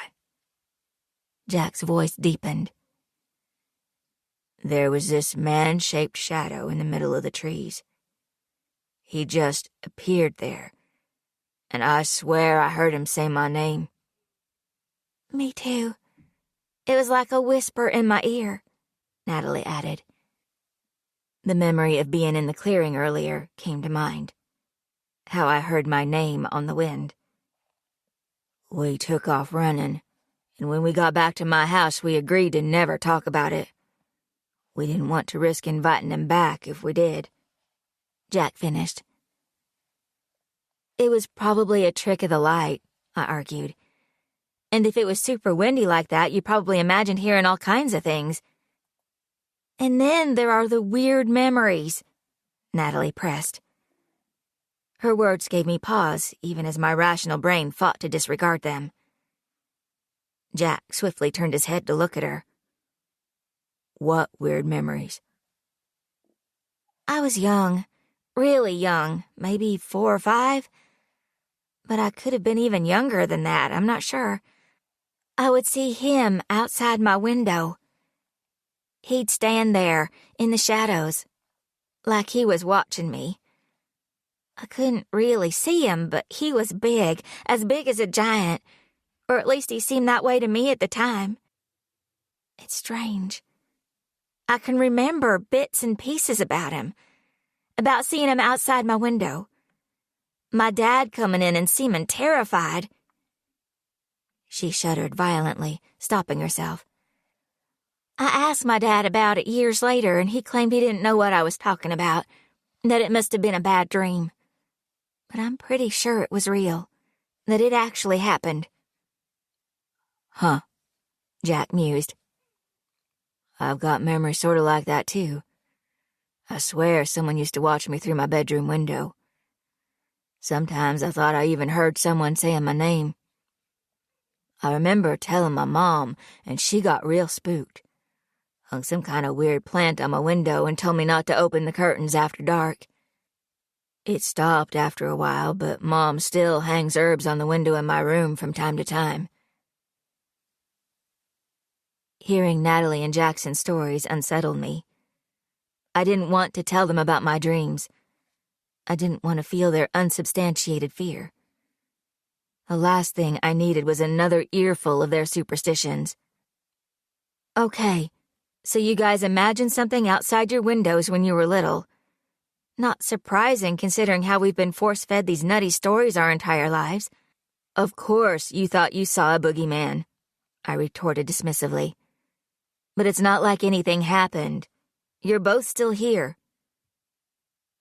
Natalie and Jack shared a look again. Stay away from the hickory, stay away from the trees, Natalie sang from the back seat. Don't sing, don't shout, don't run about, Jack sang back. They both looked at me. I rolled my eyes heavenward. Or he'll never let you leave, I finished. We all know the song, guys. Doesn't make it real. You shouldn't make fun of it, Shy. What if it was him that Jack and I saw? Natalie whispered. How could it have been? I thought you said he never took kids from their houses, I derided, half scared, half disbelieving. Natalie's brow furrowed as she thought. Maybe he wanted me to go find him. To go to the woods. Her voice drifted off, her frown deepening. Okay, enough. There's only so much nonsense I can handle for one evening, I intoned dryly. Jack snorted, but Natalie was oddly serious. She wasn't normally the kind of person to talk about sinister stuff. She was the girl who dressed as a princess for Halloween because witches and vampires were too scary. Blue Cliff had changed my old friend. Do you guys believe Jasper's innocent? Natalie suddenly asked, changing the subject. She looked like she was holding her breath, like it had taken everything in her to ask the question. And I knew why. I saw Jack's grip on the steering wheel tighten. Well, he was just released from prison. The justice system obviously thinks so. Natalie looked thoughtful. His arrest and conviction were pretty convenient, she finally said. Is that bad of me to think? This case made my dad's career, but honestly, I think they went after the wrong guy. We lapsed into momentary silence, the thrum of the engine filling the void, until Jack spoke again. We were all so damn sure he was the guy. Chief Hickman is a good man. I can't imagine him getting it wrong. Or your dad, Nat, but... Jack hesitated. But a judge believed this new evidence, believed it enough to overturn the conviction. That's not done lightly and rarely happens. DNA is pretty irrefutable, I finished for him. Jasper had been a drunk and a bit of a loser. He was an outsider, easily mistrusted, but I didn't think he was a killer. Oh, God, Natalie breathed. I turned to look at her, and she had gone horribly pale. Are you going to be sick? Tell me so Jack can pull over. I really don't want you throwing up in my car. She shook her head. I keep thinking about what you said. That if Jasper didn't do it and you're so certain that it wasn't the Hickory man, then whoever did it is still out there. Those poor kids. And Dakota. Natalie was visibly shaking. So much so that I reached back and took her hand. Her chin trembled as she fought to control her emotions. Eventually, she dragged her hands down her face and took a deep breath. I never thought he did it, no matter what anyone said, she agonized. I should be saying you're being ridiculous, but I can't, Jack said, his voice tight. Natalie chewed on her bottom lip. It didn't make sense, did it? Why would this young guy randomly murder 3 kids, especially in the way he did it? How would he even know about the silver in the dirt? Because the Carruthers would never have given Mikey those things. They'd never believed. So how did Jasper know? Natalie said to him. Kids talk, Nat. Michael could have gotten them from Livy or Danielle. Okay, fine, but he left them in the woods, Jack. Out near Shy's place. Unless you know the paths, you'd never be able to get in and back out without getting lost. He hadn't lived here long enough to know his way through the trees. And they were drowned. Just like those kids from the 50s and the ones before that, too. How would he know about the old ones? There are some stories you only hear because you've been raised on them. Natalie looked out the window. Because whoever killed those kids knows about the other lost children. They know about the Hickory Man. And I am pretty sure that whoever killed Livy, Mikey, and Danielle also took Dakota. And that means... We all went quiet. He's dead, I rasped. Natalie nodded. It's only a matter of time until they find him out there. In Ashby Woods. Like the others. He could be okay. Maybe he ran away, or... Jack started to say, but Natalie cut him off. You know as well as I do what happens to kids in the woods. How you're never alone, and then one day you're at the wrong place at the wrong time and he reaches out and grabs you. Her voice rose in pitch as she got worked up. Stop it, Natalie, I barked. Stop talking like that. He's out there, Shy. I can feel it. Natalie continued. You need to stop listening to my mother. She's rubbed off on you a little too much. Then who was it, Shy? Who killed him? Who took Dakota? Jack sounded freaked out. It was the same tone of voice he'd used when we would watch slasher movies. His knuckles were white on the steering wheel. What am I, the police? How should I know? I sounded angry. I had to get it together. But stop talking about the Hickory Man like he's real. You sound like my damn mom. Jack reached into the center console, lifting the handful of silver I kept there. For someone who says she doesn't believe, why are these here? He challenged me. I didn't say anything right away. I had been called out. My hypocrisy on display for him and Nat to see. I grabbed the coins and shoved them in the glove compartment. It's nothing, just some dumb stuff I picked up at an antique store in Roanoke. It doesn't mean anything. I lied. I pretended not to notice Natalie and Jack sharing yet another look in the rearview mirror. There wasn't much conversation after that. We dropped Natalie off first. She lived in a cute one-story ranch house outside of town. Jack left the car idling and walked Natalie to the door, making sure she got inside safely. Then we waited until she turned on all the lights and waved at us before closing the blinds. Now that it was only the two of us, Jack turned on the radio, clearly avoiding conversation. As soon as we were back at my house, he parked the car and we both got out. He hesitated before giving me a quick hug. I wanted to make it last longer. He felt so good. Do you want to come in for a little bit? Mom's probably asleep and we could talk. The words faded into the silent dark. Jack stared off into the trees. A twig snapped. The air seemed full and waiting. A shiver danced over my skin, and I wanted to get inside. I wanted to grab Jack's hand and take him with me. Jack? I said his name, soft and unsure. I want to, Shy. I really do. He let out a sigh. Another twig cracked. Closer this time. I'm just not there yet. It takes more than a night of beers to undo the last 5 years. I wanted to reach out and touch him. I had always been irresistibly drawn to him, even when I was too young to understand what love felt like. My heart clattered and clanged in my chest as if it were trying to break free and launch itself at him.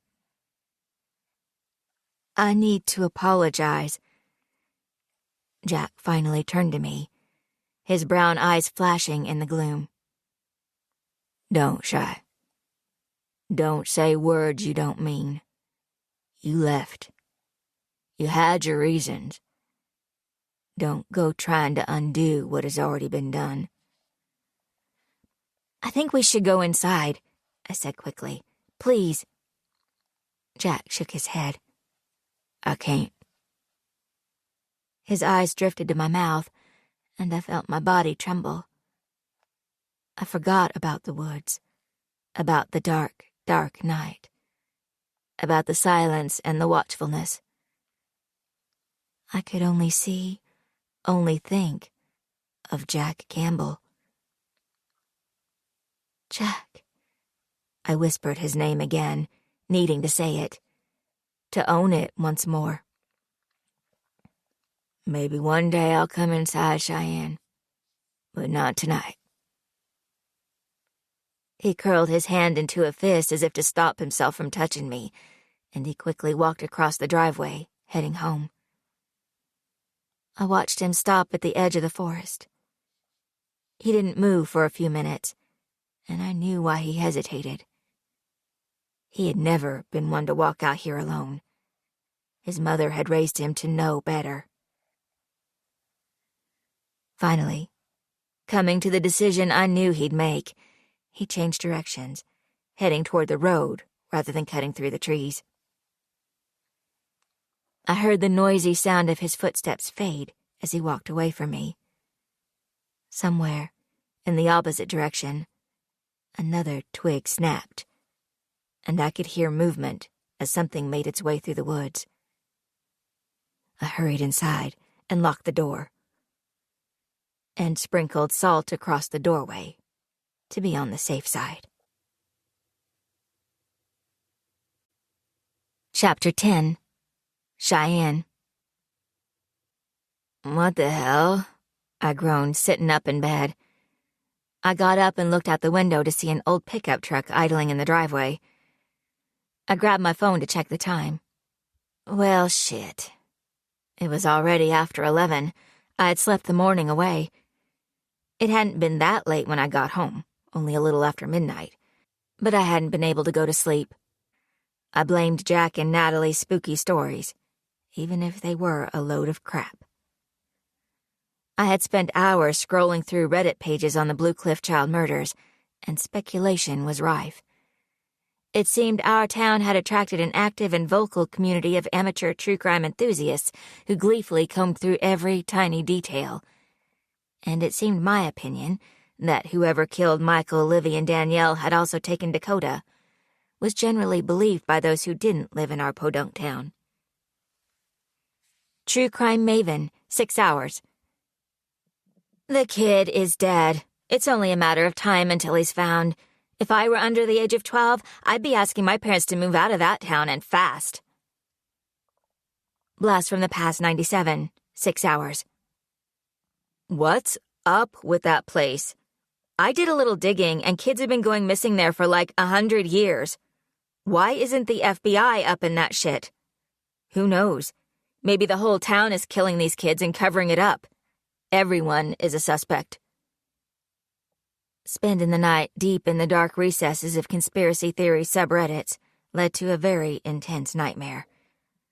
It seemed all mixed up with the memories Jack and Natalie shared. I wanted to tell myself they were only nightmares, nothing to read into. But it was becoming harder and harder to do that, especially after hearing about Nat and Jack's creepy recollections they seemed convinced were real. It was difficult to explain away something that was starting to feel inexplicable. But could childhood memories be considered accurate? They were all mixed up with imaginings and memories of memories. It would be easy to excuse away the things Natalie and Jack shared last night as the hazy remembrance of half-truths and exaggerated reality. But the echoes of my latest nightmare wouldn't let me do that. Last night, the dream had begun the same way it always did. Me, alone, in the woods. Waiting and waiting. My face was wet, and I couldn't breathe. Only this time it had ended differently. This time, he came. The Hickory Man. I could only see the outline, but I knew it was him. He was so big. He was all I could see. As he walked closer, I felt myself start to shake in fear, And right before I woke up, he grabbed me. His skin was hot like fire against mine. With heavy feet, I picked up a change of clothes and headed to the bathroom. I quickly showered in an attempt to feel human again. I got dressed and went to the kitchen in search of my mother. I wasn't surprised she was nowhere to be found. I put on my coat and went outside to see who was here. The truck had been turned off, and I heard the low murmur of voices coming from around the side of the house. I found my mom and a man kneeling on the ground, digging holes along the foundation of the house. "Good morning," I called out. Mom didn't look up, not that I expected her to. When she was in the middle of something, it took an act of God to break her concentration. "Hand me the bones," I heard her say, holding out her hand to the man by her side. What was she doing now? The man looked up as I approached, his weathered face breaking into a kind smile. "There's my girl." I couldn't help but smile back, a real one. "Uncle Donnie."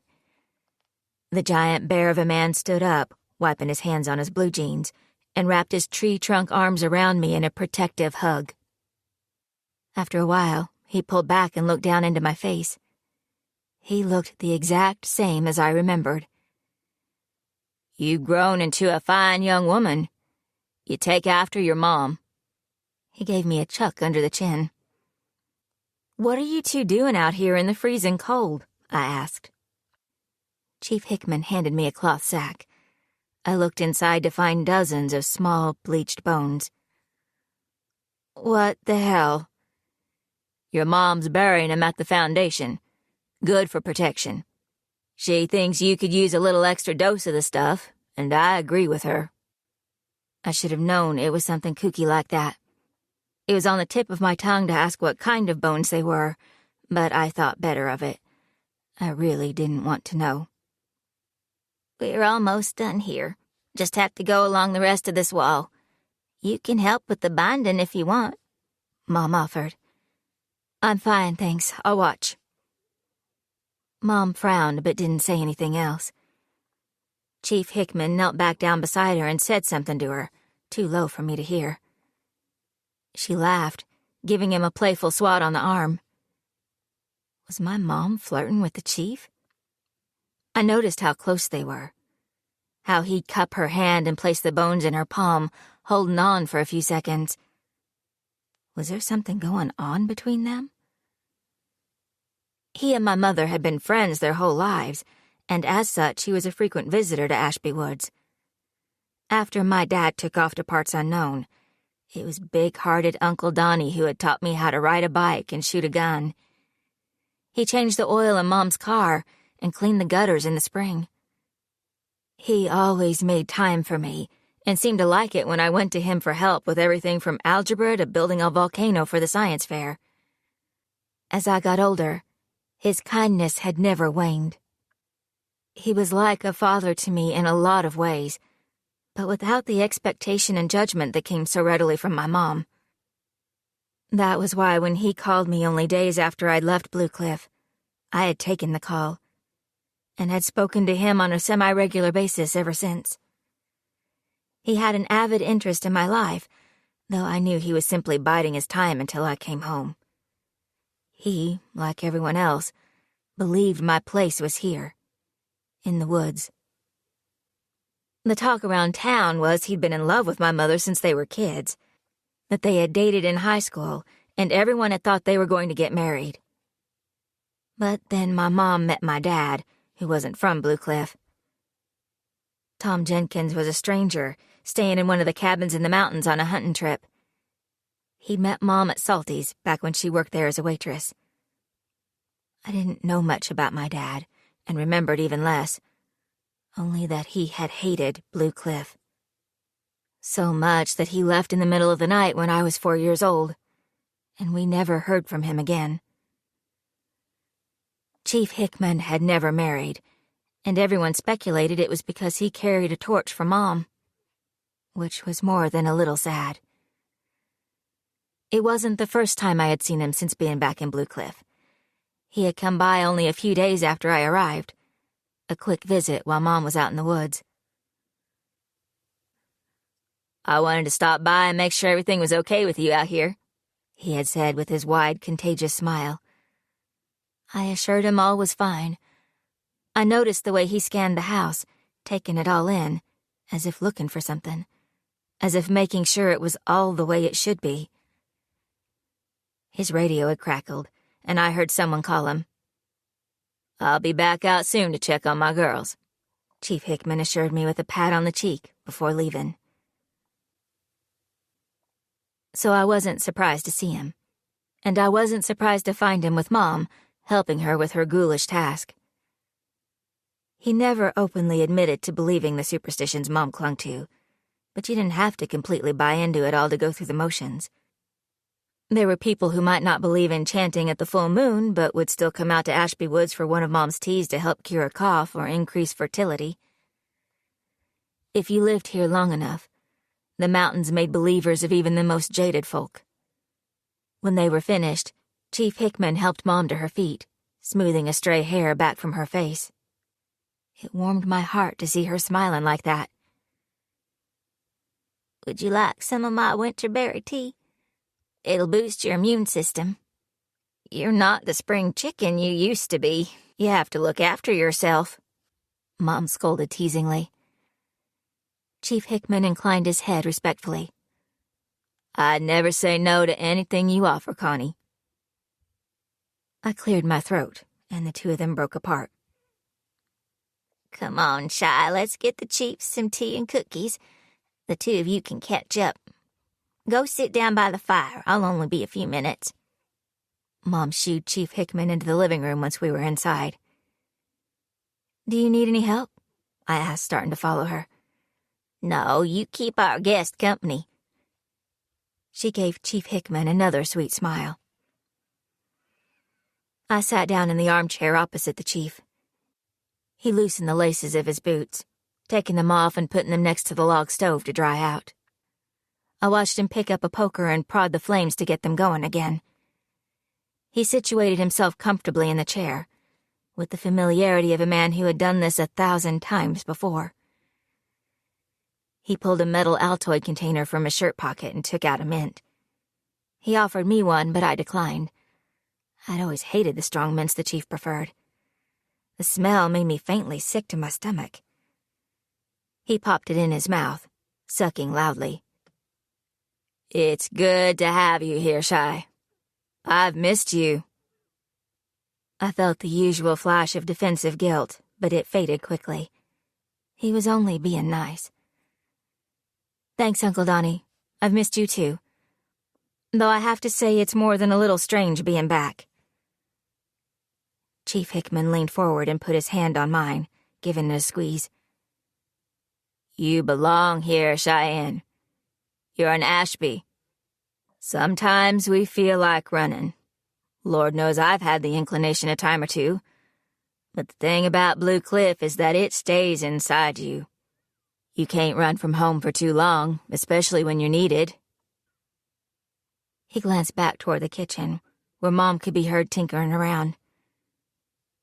"Your mom's a strong woman, but it's not good for her to be out here in the woods all by herself. Isolation does bad things to a person, and it's been hard for her.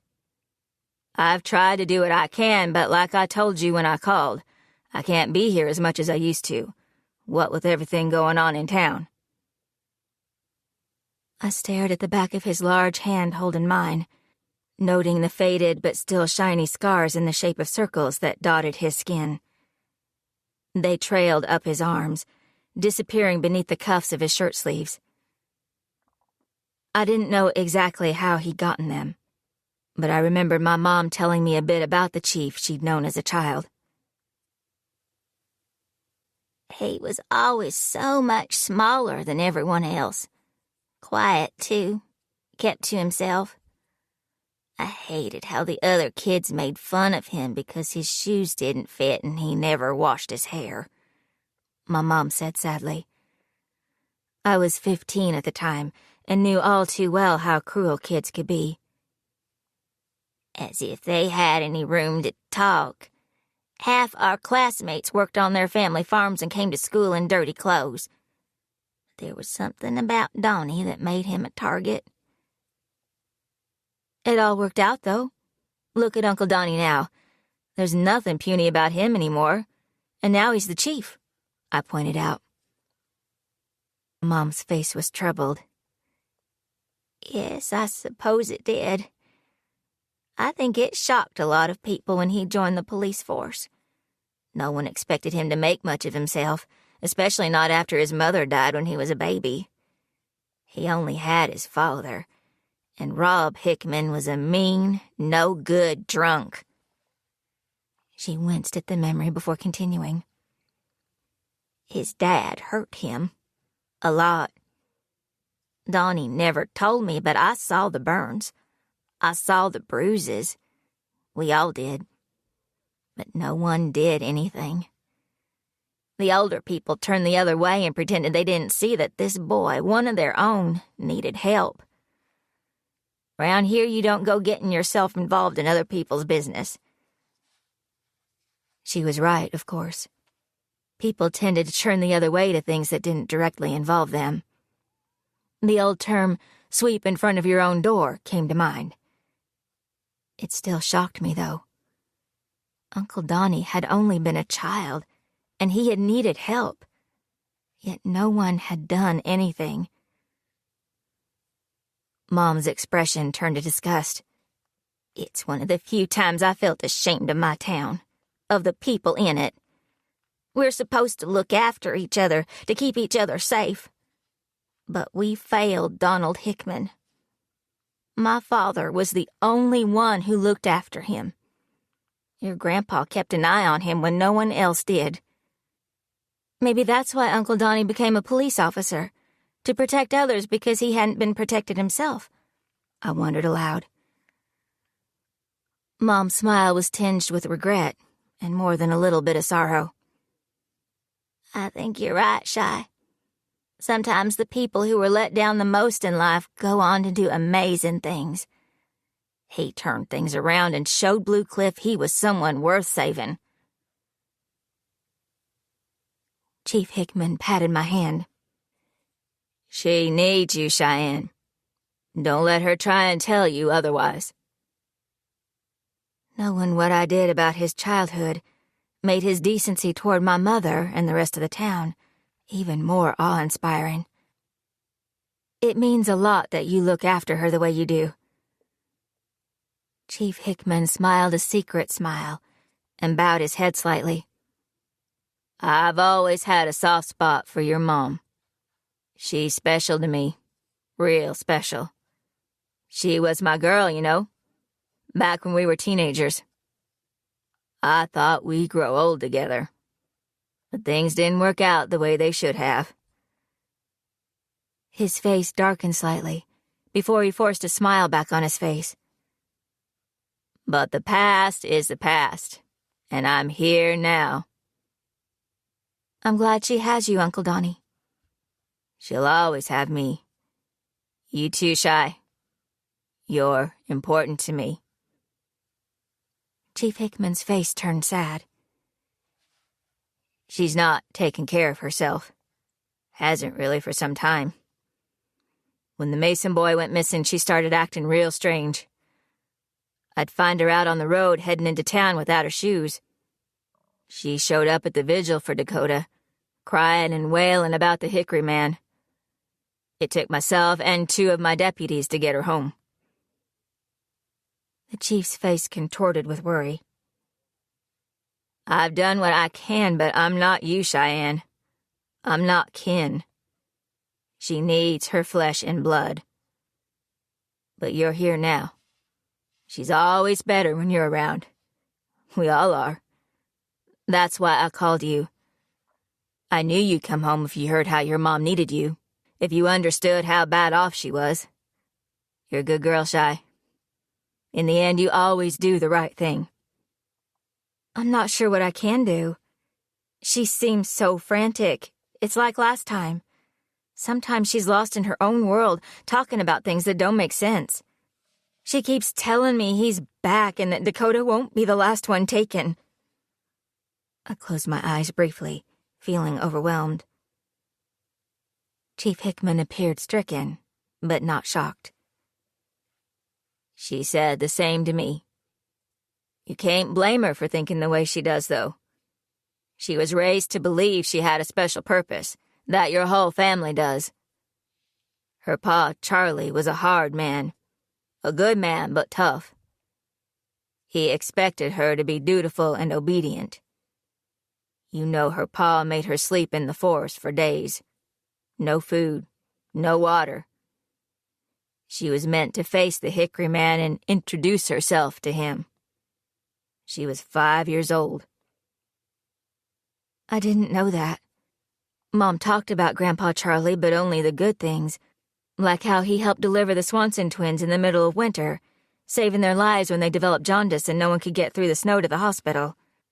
Or how he helped rebuild the library after part of it burnt down, I recounted. Your grandpa was a force, that's for sure. And what your mom lived through out here, with her parents, made her think differently. And now with Dakota gone, she's getting more upset, and her thinking is slipping to those old ways. She came into town a few months back, covered in blood. She never would say where it came from. I can only assume some sort of animal. But people were talking. He clasped his hands together in front of him. This wasn't good. You need to watch her. Watch her closely, Shy. I'm not sure what she's doing out there in the woods, Chief Hickman said softly. His words chilled me. What are you two old ladies gossiping about? Mom reappeared with a tray of cookies and a steaming pot of tea. I could smell the rich sweetness of the berries. Shy was just filling me in on things. The chief's eyes crinkled at the edges as he smiled. My mom sat down, putting the tray on the coffee table. She looked at him, her eyes suddenly hardening. You shouldn't be sitting in that chair. That's Tom's spot. My stomach flipped. Mom, it's okay. Dawn, you know Tom made that with his own hands. He worked so hard on it. He comes in and takes off his shoes. Her eyes drifted to where the chief's boots rested by the stove. And I make him some tea. He says it's his favorite place in the world. Her face twisted with sadness. She was doing it again.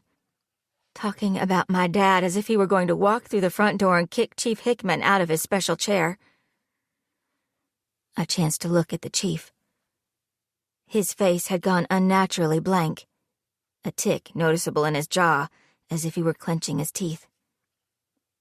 But after a brief, tense moment, he reached out and took my mother's hand. I don't think he's coming back to claim his seat, Connie, he said softly. Mom's lips trembled slightly, and I watched as she struggled not to cry. Can I have some tea, Mom? I asked a little too loudly. Mom blinked, as if waking up. She looked down at the large hand holding hers and patted it absently. Of course. She started to pour tea in the cups and pass them around. I noticed that her hands trembled slightly.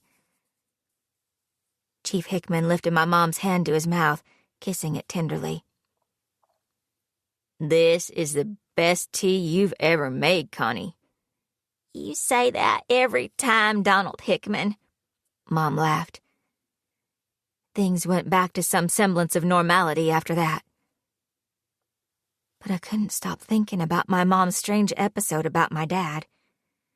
And more importantly, what Chief Hickman had said about her wandering into town covered in blood, and about how quickly she was deteriorating now that Dakota was missing. I didn't say much during the rest of his visit. He and my mother seemed engrossed in each other. They talked of stories and events that I didn't know about. An hour later, Chief Hickman cupped her face in a loving gesture. I've got to get going, Connie. Thank you so much for the tea and cookies. It's your fault my waistline is growing. Mom blushed. Yes, she actually blushed, and patted his leg with affection. You're still as handsome as you were at 16, Donnie. Chief Hickman got to his feet, pulling his keys from his pocket. I quickly stood up. Let me walk you out. Sure. That would be nice. He put his hand on the small of my back and beckoned me to go ahead of him to the front door. I went outside and waited for him and my mom to say their goodbyes in private. A few minutes later, he appeared, zipping up his fleece-lined jacket. This is nice of you, Shy, walking an old man to his car, he joked. Wanted to make sure you don't fall and break a hip, I teased, and we both laughed. How are things around town? Aside from the Dakota situation, there hasn't been much to write about. Though I've had a few calls about Ed and Linda's son, people finding him outside their houses. If you see him hanging around, let me know. Seems jail didn't teach him anything. I frowned. Mom says she's seen him out in the woods. I saw him a few days ago. He's always been a creep. I hate it for Ed. He tried hard with that boy. Tried to bring him up right. But sometimes an apple is born rotten. The chief sucked on a mint noisily. But people are more forgiving when it's one of our own. Seeing an opening, I took it. Actually, I did want to ask you something.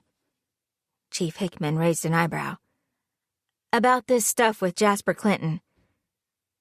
The second his name left my mouth, the chief's entire demeanor changed. It's all an absolute load of shit, he barked, startling me with his sudden aggression. So you still think he did it? What about the evidence? I asked. He clenched his fists like he wanted to punch something, or someone. It seems I have a snake in my midst. This so-called evidence is a bunch of crap. His jaw was rigid, his eyes stony. But the DNA, and the old tin and fabric found at the scene, I don't know where that DNA came from. They can't match it to anyone in the system. Seems to me it's been planted. Someone has a lot to answer for. As for the other stuff supposedly found near them kids, it could have been left by anyone. That's why it didn't seem important at the time, he interrupted angrily. But could it be possible that someone else did it? I should have backed off, but I trusted the chief to give it to me straight. At this point, I didn't know what to believe. And who would have done it? He peered at me closely. Who, Cheyenne? Seems mighty strange that the moment he gets out, another of our kids goes missing. You can't ignore the timing. I swallowed. But he never came back to town, right? I rasped. Maybe he didn't. Or... The chief looked out to the woods, looking thoughtful. Or maybe he's been here all along. Who can say? That doesn't make sense, though, I argued. The chief frowned. Look, Shy. Those 3 kids were loved. Who but an outsider would hurt them? He reasoned calmly. I wanted to share Chief Hickman's faith in our town, in the people who lived here. But I knew there was darkness at its heart. A blackness that oozed out when you scratched the surface. Chief Donald Hickman always saw the best in people. It's why everyone loved him. But maybe this time he was being willfully blind. Was it possible he was purposefully looking in the wrong direction? What do you think happened to Dakota? Chief Hickman looked out to the forest again, his expression unreadable. His eyes fixed on something only he could see. Time will tell, was all he said. Do you think his disappearance is connected to the other three? His focus turned to me, and he placed a heavy hand on my shoulder. I could smell the mint on his breath. Don't you worry about it. These are questions for the authorities, and I promise you I will always take care of you and this town. I won't make the same mistakes this time. He smiled, and I felt a little relief. He squeezed my shoulder, then got in his truck and drove off into the woods. Chapter 11. Natalie. My hand shook as I gripped my full coffee mug. I stared around the small living room, thinking how much bigger it seemed this morning. I was used to Hunter being there. His shoes under the coffee table, his jacket slung over the kitchen stool. His presence had filled up my home. But this morning, it was only me and last night's argument. I was still unsure as to what I was going to do. I understood Hunter's distress and even his anger. Jasper's getting out of jail made it feel as if his brother had no justice. But the things he had said to me, they weren't the flippant rantings of a hurting man. I decided the only way I was going to get some answers was to speak to Hunter directly. I fished my phone from my purse and called him. After several rings, it went to voicemail. I closed my eyes in frustration. Hey, Hunter, it's Natalie. If you can give me a call when you get this, I'd really like to talk. I went to hang up, but changed my mind at the last second and put the phone back to my ear. I know how hard this must be for you, but I'm here for you, whatever you need. After I hung up, I felt restless.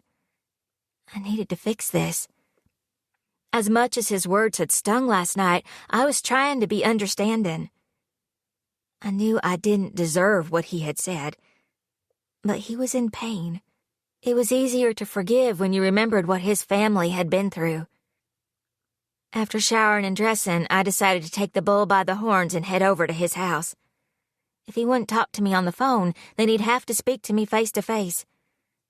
I gave Jamie a quick call to tell her I wasn't coming in today. I felt guilty at how many times I had been leaving Jamie to manage the store recently, but I couldn't worry about that now. I grabbed my purse and left before I changed my mind.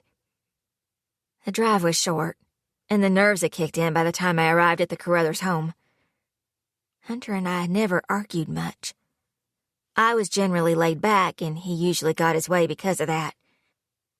I had been raised on the old adage, great marriages don't happen by accident but are small daily acts of intentionality. I knew I had to put in the work to make Hunter happy, and in the past I had taken that job seriously. Now I wondered if I had simply been wasting my time. I knocked on the Carruthers' door and waited. When no one answered the door, I knocked again. I pulled out my phone and dialed Hunter's number in the hopes that he would pick up this time. But then I heard the distinctive ring of his phone coming from inside shortly before it cut to voicemail again. It was official. He was avoiding me. I swallowed my pride and knocked on the door again, more forcefully this time. "Hello? Hunter?" I called. Several minutes passed before the door finally swung open, and Darla peered out at me, her expression sympathetic. "Good morning, Natalie. Sorry I didn't hear you knocking. I hope you haven't been waiting out here long. Come in." She ushered me inside quickly, her eyes not quite meeting mine. "Hi, Darla. Can you tell me where he is?" I asked, getting straight to the point. "He's talking to his pa right now. Let me fix you some coffee and warm you up." She started to steer me through to the kitchen. I moved away from her. "I need to speak to Hunter, Darla. Are they in Chase's office?" I saw her discomfort as she nodded. I headed in that direction, feeling nauseous. Outside the door, I could hear Hunter and his father talking. Their voices were raised, though they didn't sound as if they were arguing. I knew they weren't going to be happy about me interrupting them. Nevertheless, I raised my hand and knocked on the door, alerting them to my presence, before turning the handle and pushing the door open. Chase and Hunter sat in leather high-backed chairs facing one another, their expressions fraught. They looked up when I entered. Chase's eyes shadowed in annoyance. "Natalie, what the hell?" Hunter barked with a scowl. "What are you doing here?" All of my blustered bravado and righteous anger dissipated by the look of displeasure he gave me. My mouth felt dry. I stared blankly at him as I tried to quickly gather my thoughts. He looked like a mess. His eyes were ringed with dark circles. His skin was chalky white. I noticed black smudges across his forehead and cheeks. Hunter stood up, throwing a look to his father that I couldn't read before approaching me. "You need to leave, now." He gripped my arm and attempted to yank me through the door. The stench of alcohol and something acrid made my nose burn. He smelled as if he had been standing next to a bonfire all night. I extracted myself from his grip. "And I think we should talk." I stuck my chin out, affecting a confidence I definitely didn't feel. "So you said in your voicemail," he mumbled under his breath. "You did listen to my message then." It wasn't a question. I tried to settle my jangled insides. I attempted to take his hand, but he purposely avoided my touch.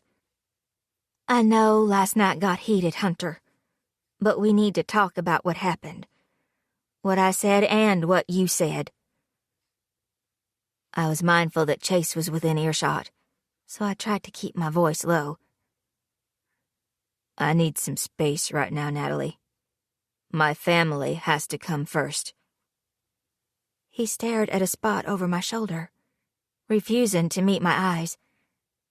His words were a punch to the gut. "I thought I was your family too," I breathed, trying to keep the tremor from my voice. He knew exactly where to stick the knife for maximum carnage. "Hunter." "Oh, for God's sake," Chase snapped. "Hunter, we have more important things to deal with right now than your girlfriend's hurt feelings." "I'm his fiancée." I wanted the words to be angry, but they came out shaky and emotional. "Nat, I'll call you later." Hunter looked tired, and I started to feel sorry for him once more. But then I reminded myself that he was shutting me out, again, and the sympathy turned rancid in my stomach. "Dad's right. We're busy and we can't deal with your drama now." "My drama?" I blinked up at him, hardly able to believe what I was hearing. I couldn't understand how a drunken disagreement had turned into something potentially relationship-ending. This time I let Hunter lead me out, still too stunned by Hunter's cold dismissal to put up a fight. At the front door, Hunter still wouldn't meet my eyes. I found myself struggling to hold back angry tears. I was close to breaking my mother's cardinal rule of not letting anyone see me cry. Hunter may have been a chauvinistic jerk at times, but he had never treated me like this, with such open hostility. "Hunter," I said his name quietly. When he looked down into my face, he seemed impatient and eager to be rid of me. But I needed to try one last time to make things right. "I don't know what I've done to deserve this, but maybe we can figure things out together." Hunter laughed, humorlessly, cutting me off.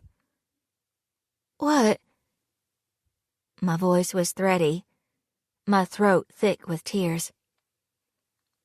"We had a fight, a disagreement. Why is this blowing up into—" "Because you're part of the problem, Nat, and I don't want it in my life," he spat out. I took his hand and I noticed him wincing when I gripped it. He shook me off, trying to hide red, angry skin covered in oozing blisters. It looked as if he had held his hand over an open flame. "Oh my God, Hunter, what happened?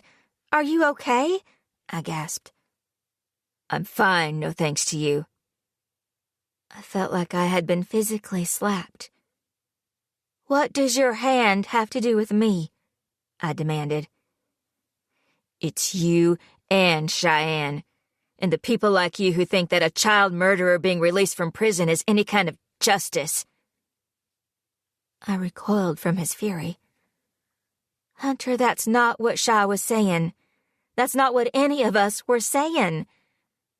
I reached for him again, but he stepped away.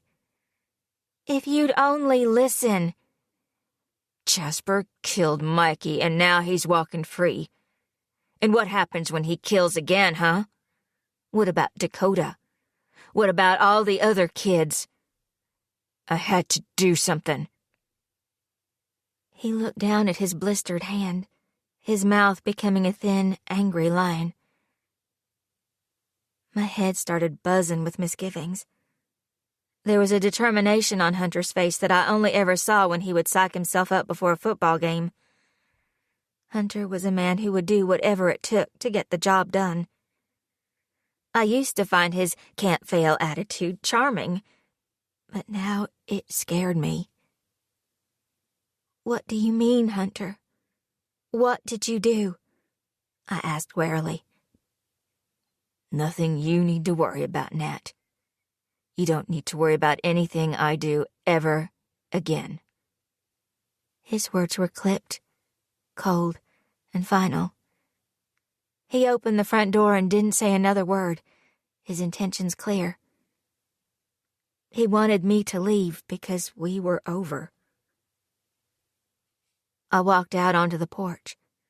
I turned back to say one final thing, but he slammed the door in my face.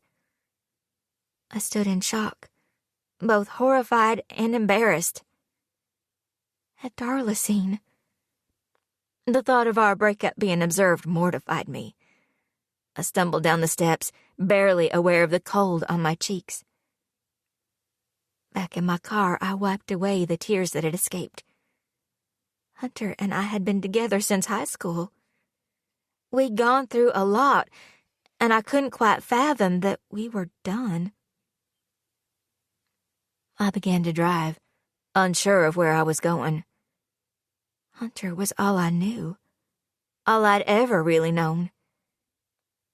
Yet, as I drove, I recognized a strange sort of relief.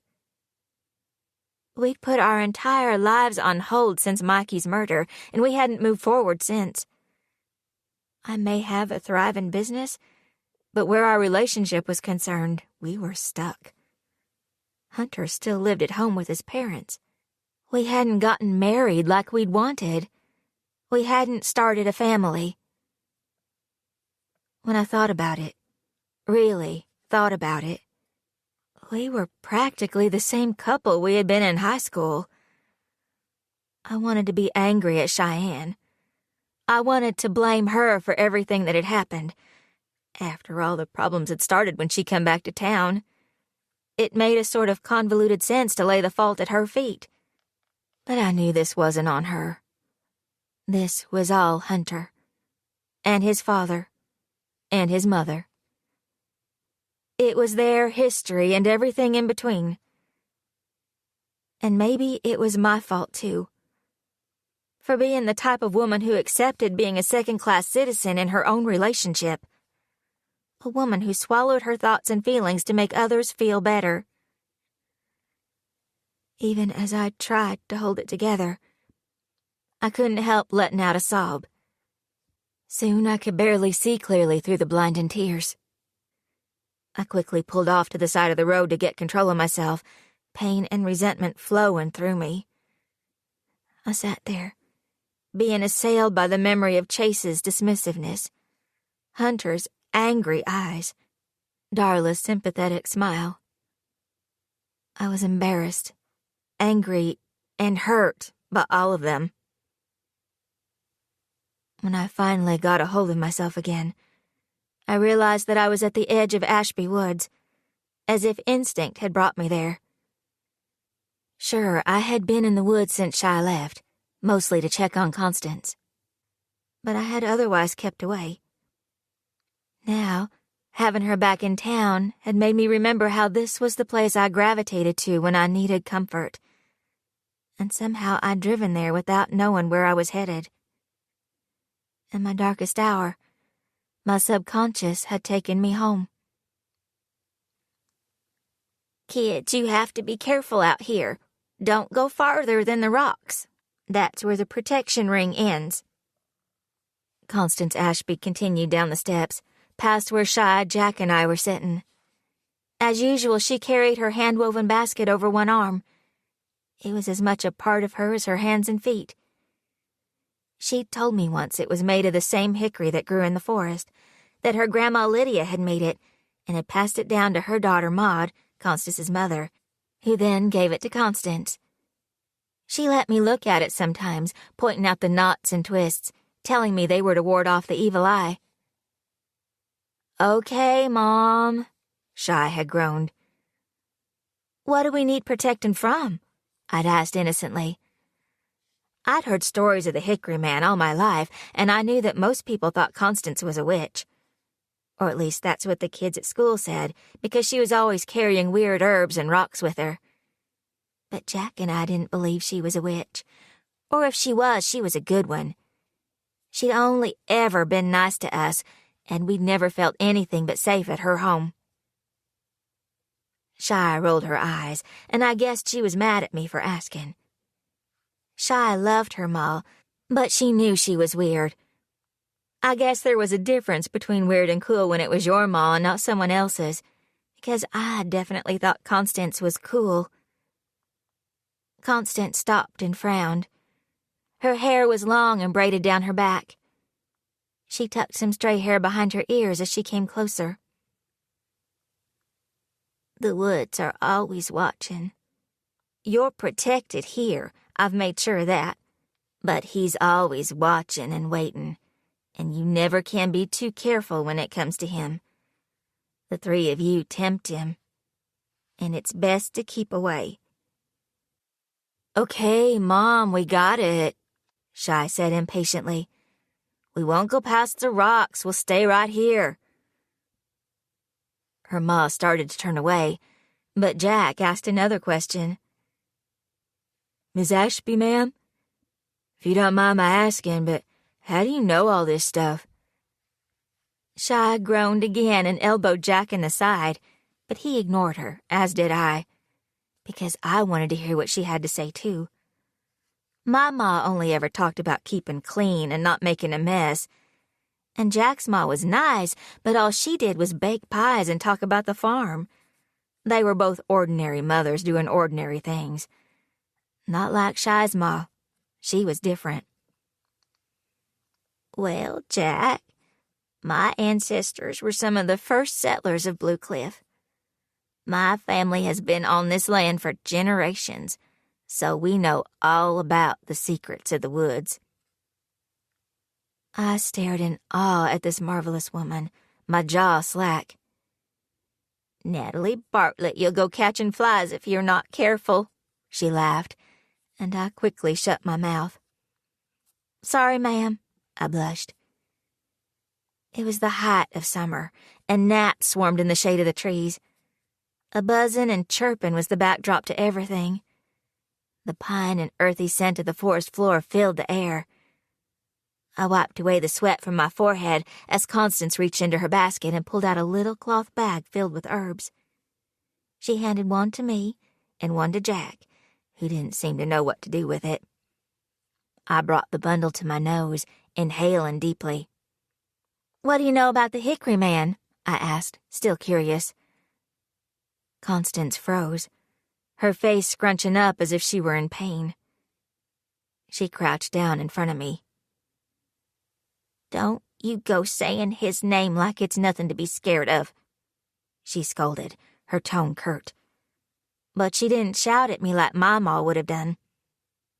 "I'm sorry," I said quickly. "Mom," Cheyenne whined.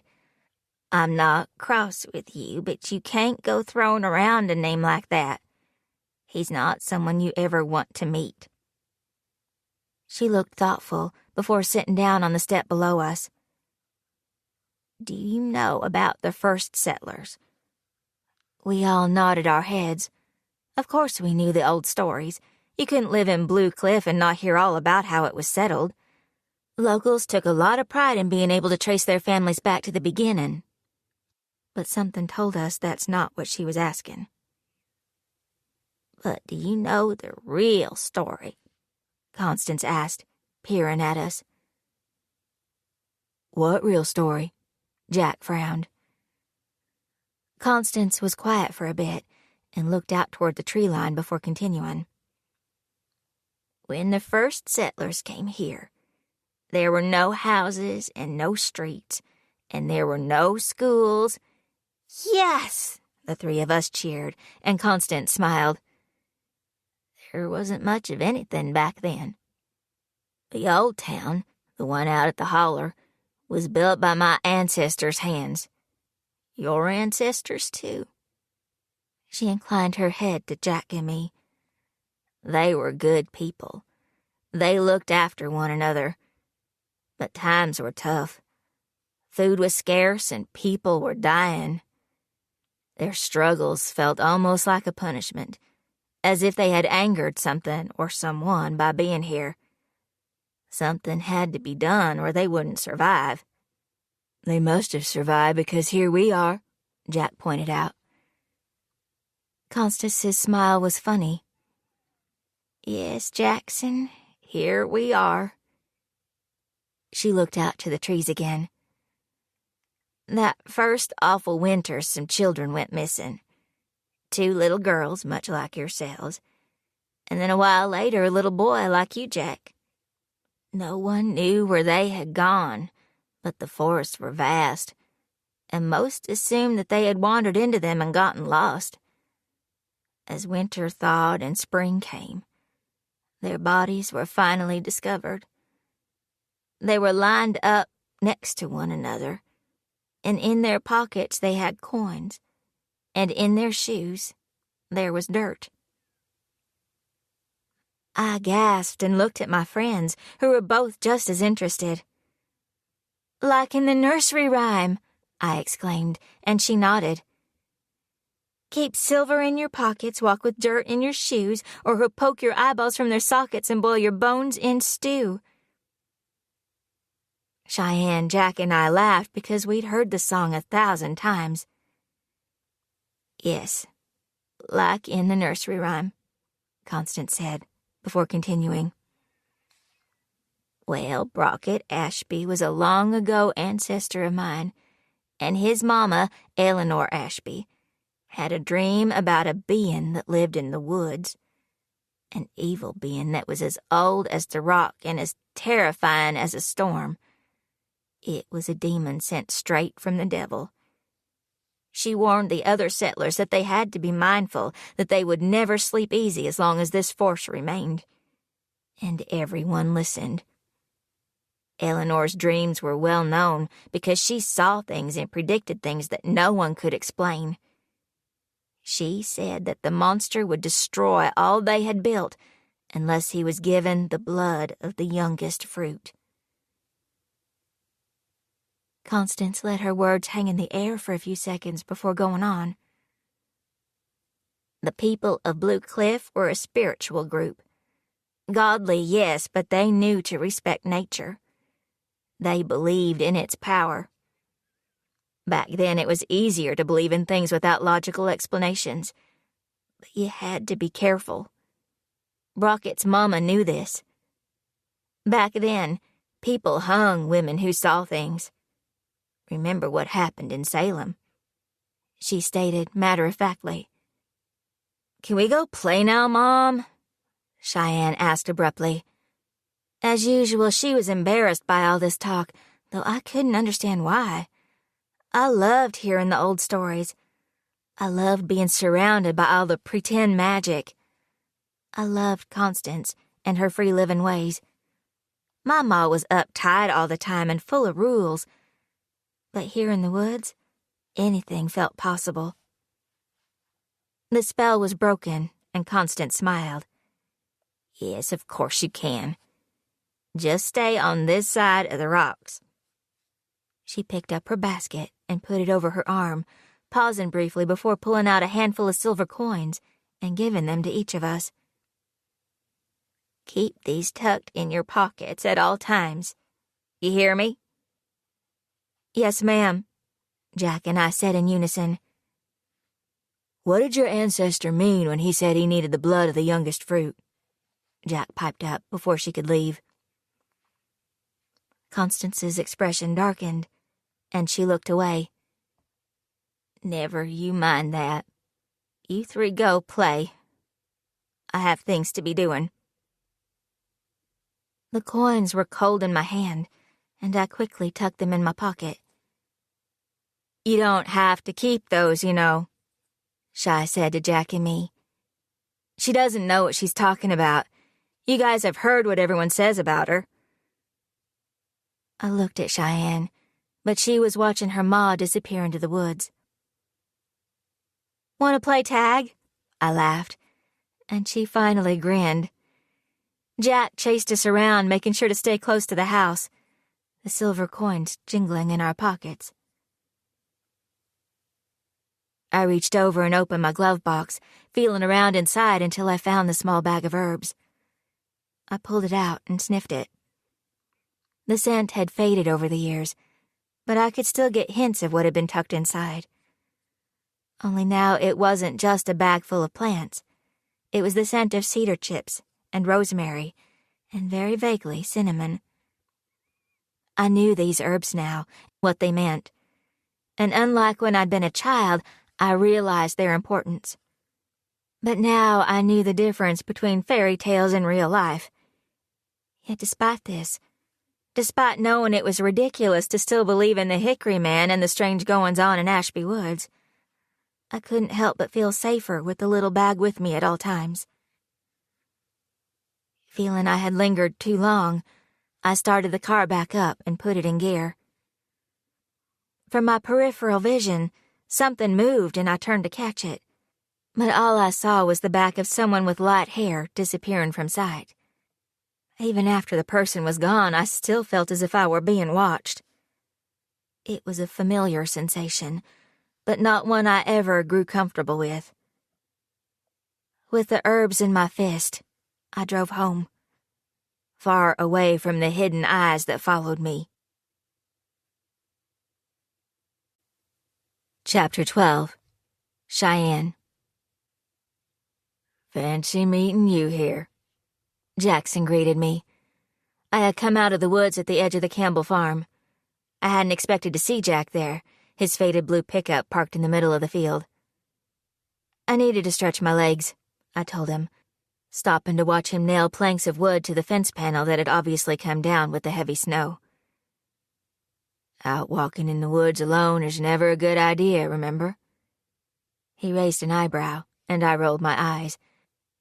There was a definite tension between us now, an anticipation that was both exciting and frustrating.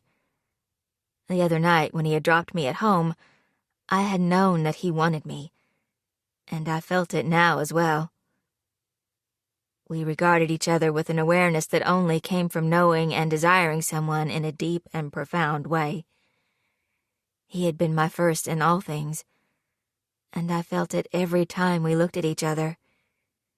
It was an attraction that seemed to burn brighter than ever before. You and Nat sure got yourselves worked up on the drive home. I tucked my hands into my coat pockets. We know to take care out in those woods is all. You've been gone too long, Shy. You seem to have forgotten how things are around here. I couldn't tell if he was trying to tease me or if this was a passive-aggressive attack. Jack stopped briefly and wiped the back of his hand along his brow, leaving a streak of dirt. I saw your mom walking along the road earlier, heading into town. He inclined his head in the direction he'd said she'd gone. Really? I frowned, wondering what she was up to this time. I got up this morning to make her breakfast, but she had already left. I let out a frustrated sigh. I came home to help her out, but she's never home for me to do anything. I didn't like the idea of her wandering off. After my conversation with Chief Hickman, my worries about Mom were stronger than ever. I'm not sure, but she looked like she was on a mission. I said hello, but I don't think she heard me. You know how your mom gets when she's focused on something. Jack lifted his hammer and brought it down again, his body vibrating from the impact. I watched him work for a few more minutes before asking a question that had been eaten at me. Do you remember my dad at all? Jack looked surprised by my seemingly random question. I'd never really talked about my missing in action father. He wasn't a part of my life, and I had never questioned his absence. It wasn't hard to understand that outsiders simply couldn't hack a life in a closed-off community like Blue Cliff. But my mother's increasingly erratic behavior had me wondering more about the father I had never known. Wondering if he was out there somewhere, wondering about me. A little bit. Not much. Dad would stop and talk to him when we'd walk through the woods by your house. Always said he was a decent man. You know, for an out-of-towner. Jack told me. All I can see in my mind is this blue shirt he always wore, and a ring on his right hand. Mom told me it was his class ring. It had an eagle embossed on a yellow stone. It's weird. I don't know much about him. Only the stuff Mom's accidentally shared over the years. Hell, we don't even share a last name.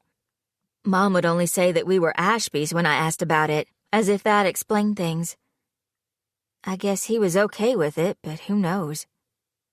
I frowned. What's with all the questions about your dad? Jack looked concerned. No reason. Just that Mom sometimes acts like he's still around. Like a ghost? I shrugged. I don't know. I always thought it was strange how she spoke about him like that.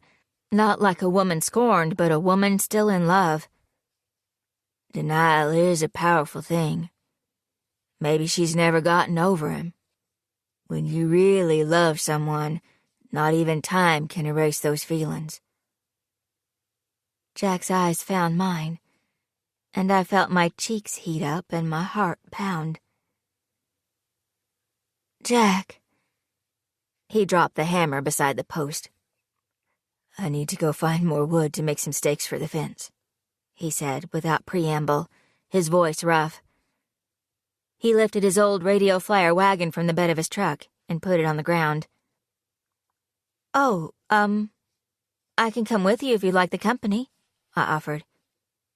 Sure, he responded, his voice tight. He opened the passenger side door, pulled a small handheld axe from beneath the seat, and laid it in the wagon. He pulled it along behind him as he made his way toward the forest, pausing briefly to allow me to catch up. Stick with me, all right? He remarked gruffly. We'll stay on the paths. As we walked side by side, Jack lifted his hand in a wave to someone on the road. Is that Otis? I asked, trying to make out the figure in the distance. He moved quicker than I thought possible for a man his age. He darted off into the woods in the direction of my house. I felt a shiver of apprehension. I still couldn't work out his behavior the other night at Salty's. His comments about Dakota had set off alarm bells inside me, even though Natalie and Jack thought him to be harmless. Yeah, I see him coming and going a few times a day. Never seems in a hurry to talk, either. It's odd he's out here. Most people stay out of the woods if they can help it. I watched to see if he would emerge from the tree line, but he didn't.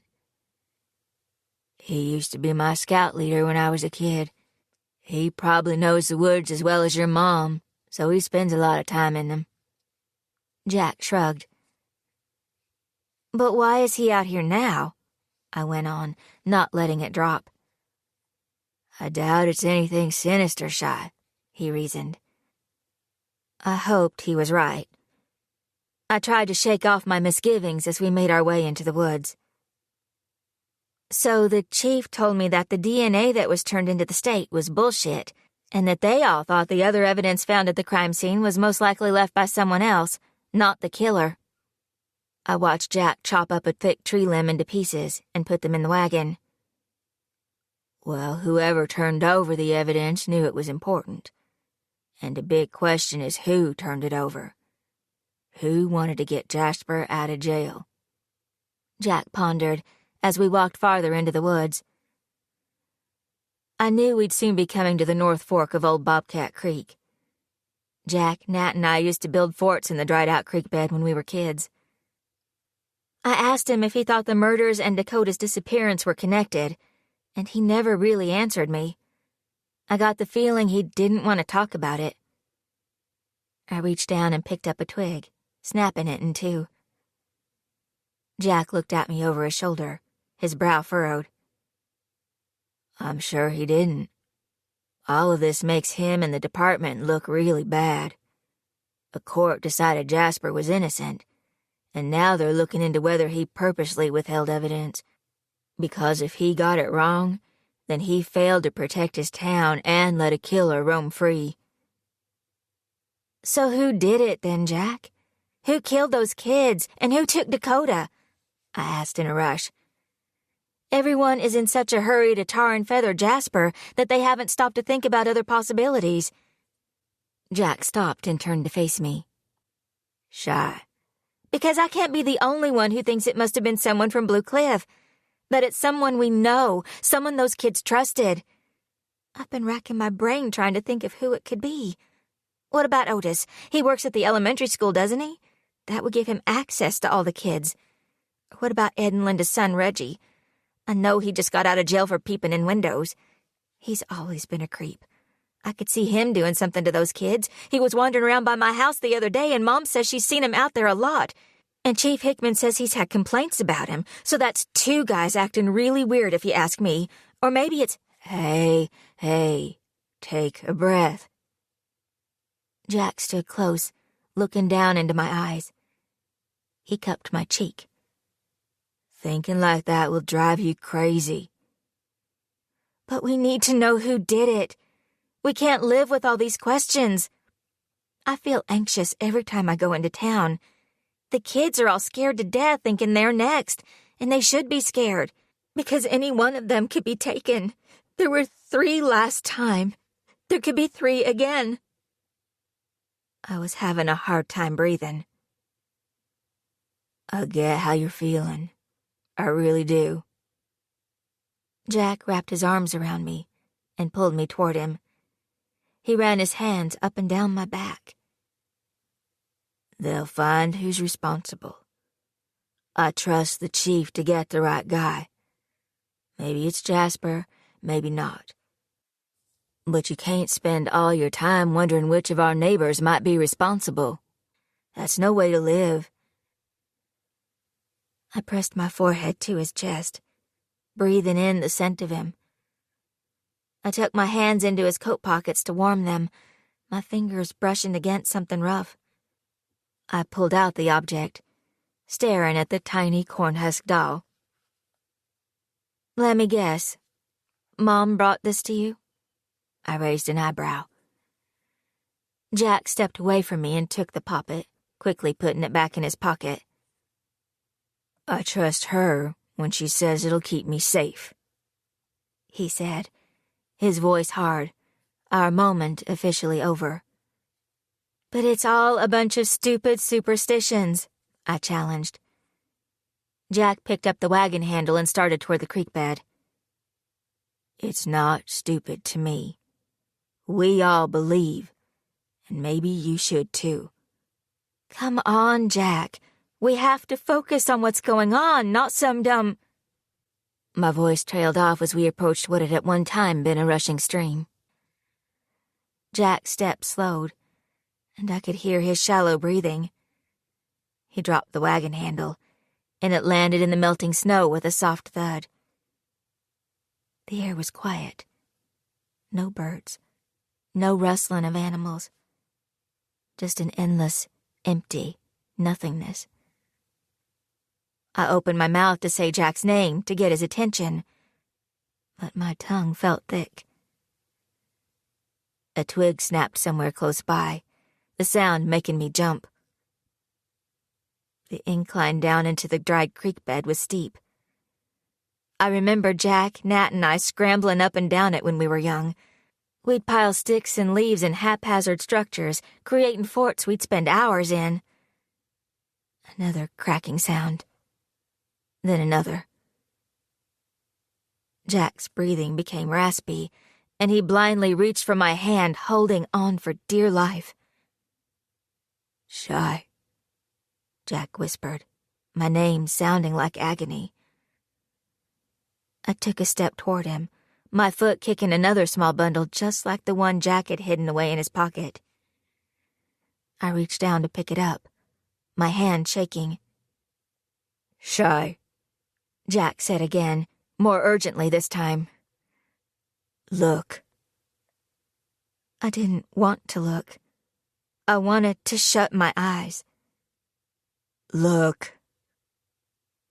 My vision blurred, my pulse pounding in my ears.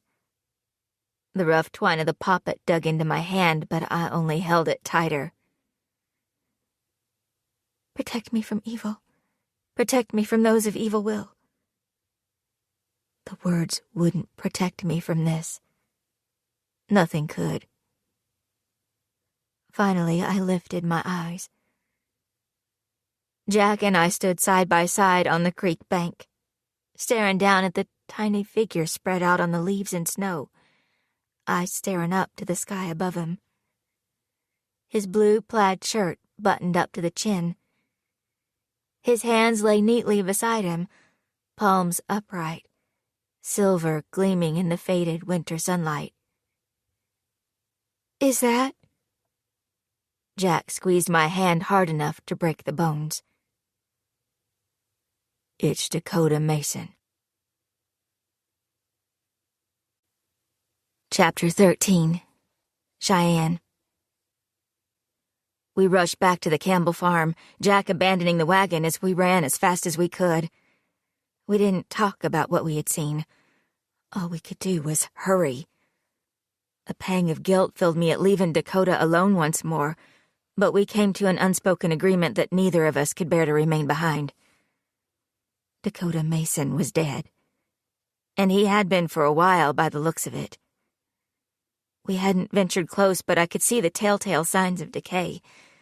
His death hadn't been recent, though he clearly hadn't been left to the elements long. He was untouched by the recent rain and snow.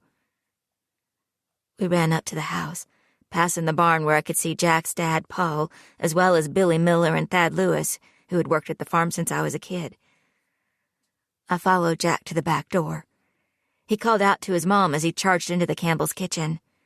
His mother was sitting at the table, the newspaper spread out in front of her.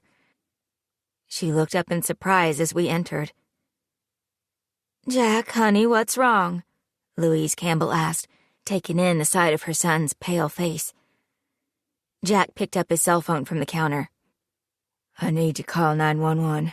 Shy and I found him, out at the creek bed." He held the phone to his ear.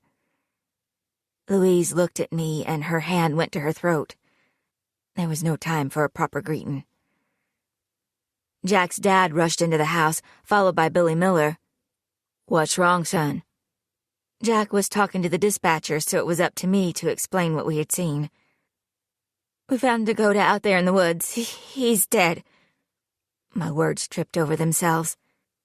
"Oh, no. Please, no," Louise cried out. "The police are on their way," Jack said a few seconds later after hanging up. He turned to his parents.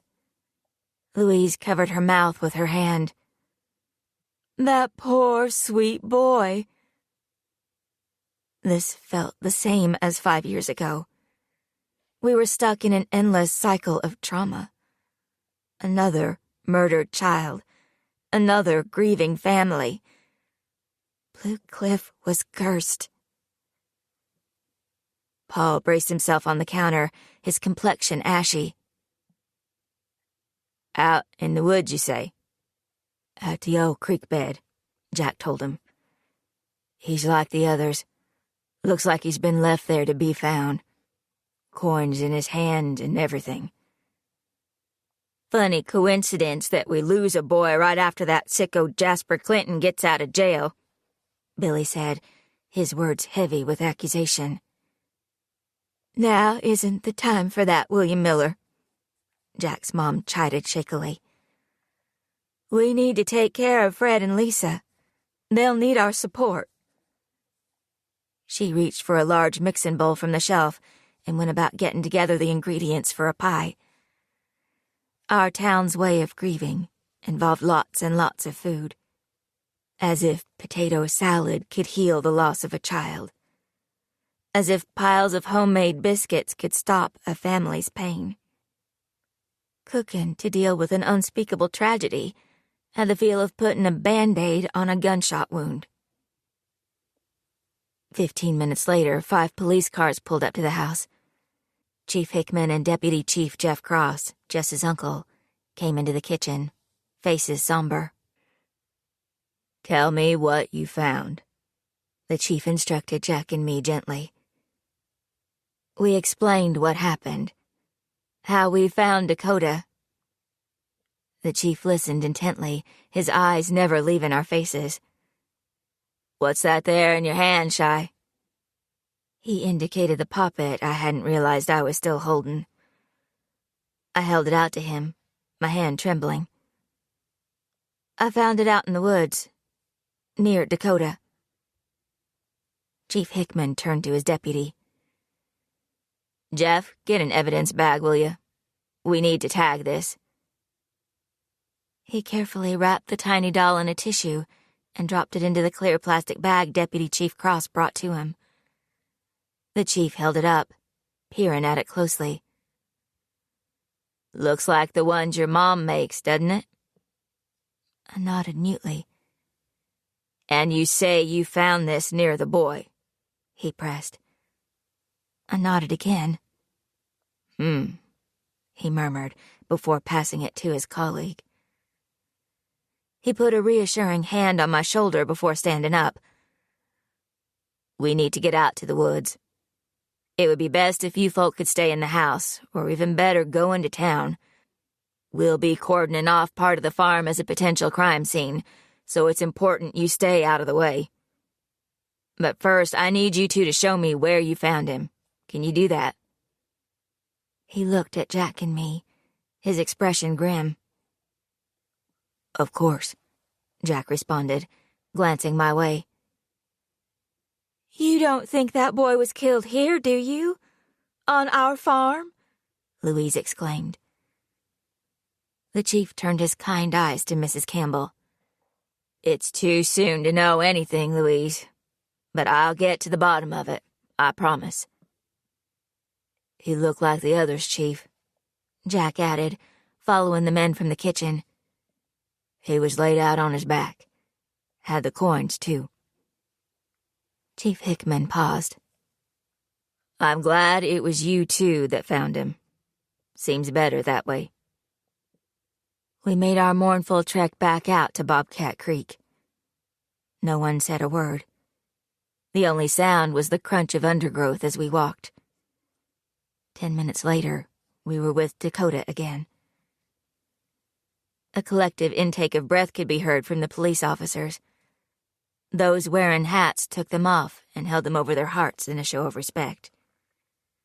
The sight of the dead child seemed to bring them all to their knees. Chief Hickman cleared his throat. Thank you, kids. We'll need to ask you some more questions later on, for the official record and all. But for now, we've got it from here. He turned back to Dakota Mason, who wouldn't be going home to his parents. Jack and I went back to his house and found his mother pouring sugar and flour into a bowl, her cheeks streaked with tears. "Where's Dad?" Jack asked. He's gone back out to the barn, though I don't expect he'll be doing much work now. We're going to head over to Fred and Lisa's later tonight. Louise turned to Jack, pulling him into her arms. Are you okay? She reached to embrace me as well. And you, Shy, are you all right? I can't imagine what it must have been like. She didn't have to say out loud what she was thinking, that I had been through this before, with another dead child out in the woods. I'm okay, Louise, I said, trying to speak around the lump in my throat. You two should go into town like the chief said. Get away from here while this business is being taken care of.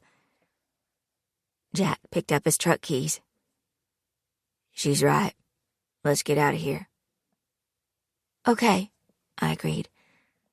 I think we should go and tell Natalie. Yeah, that's a good idea, Jack agreed. We headed out to his truck, our hearts heavy.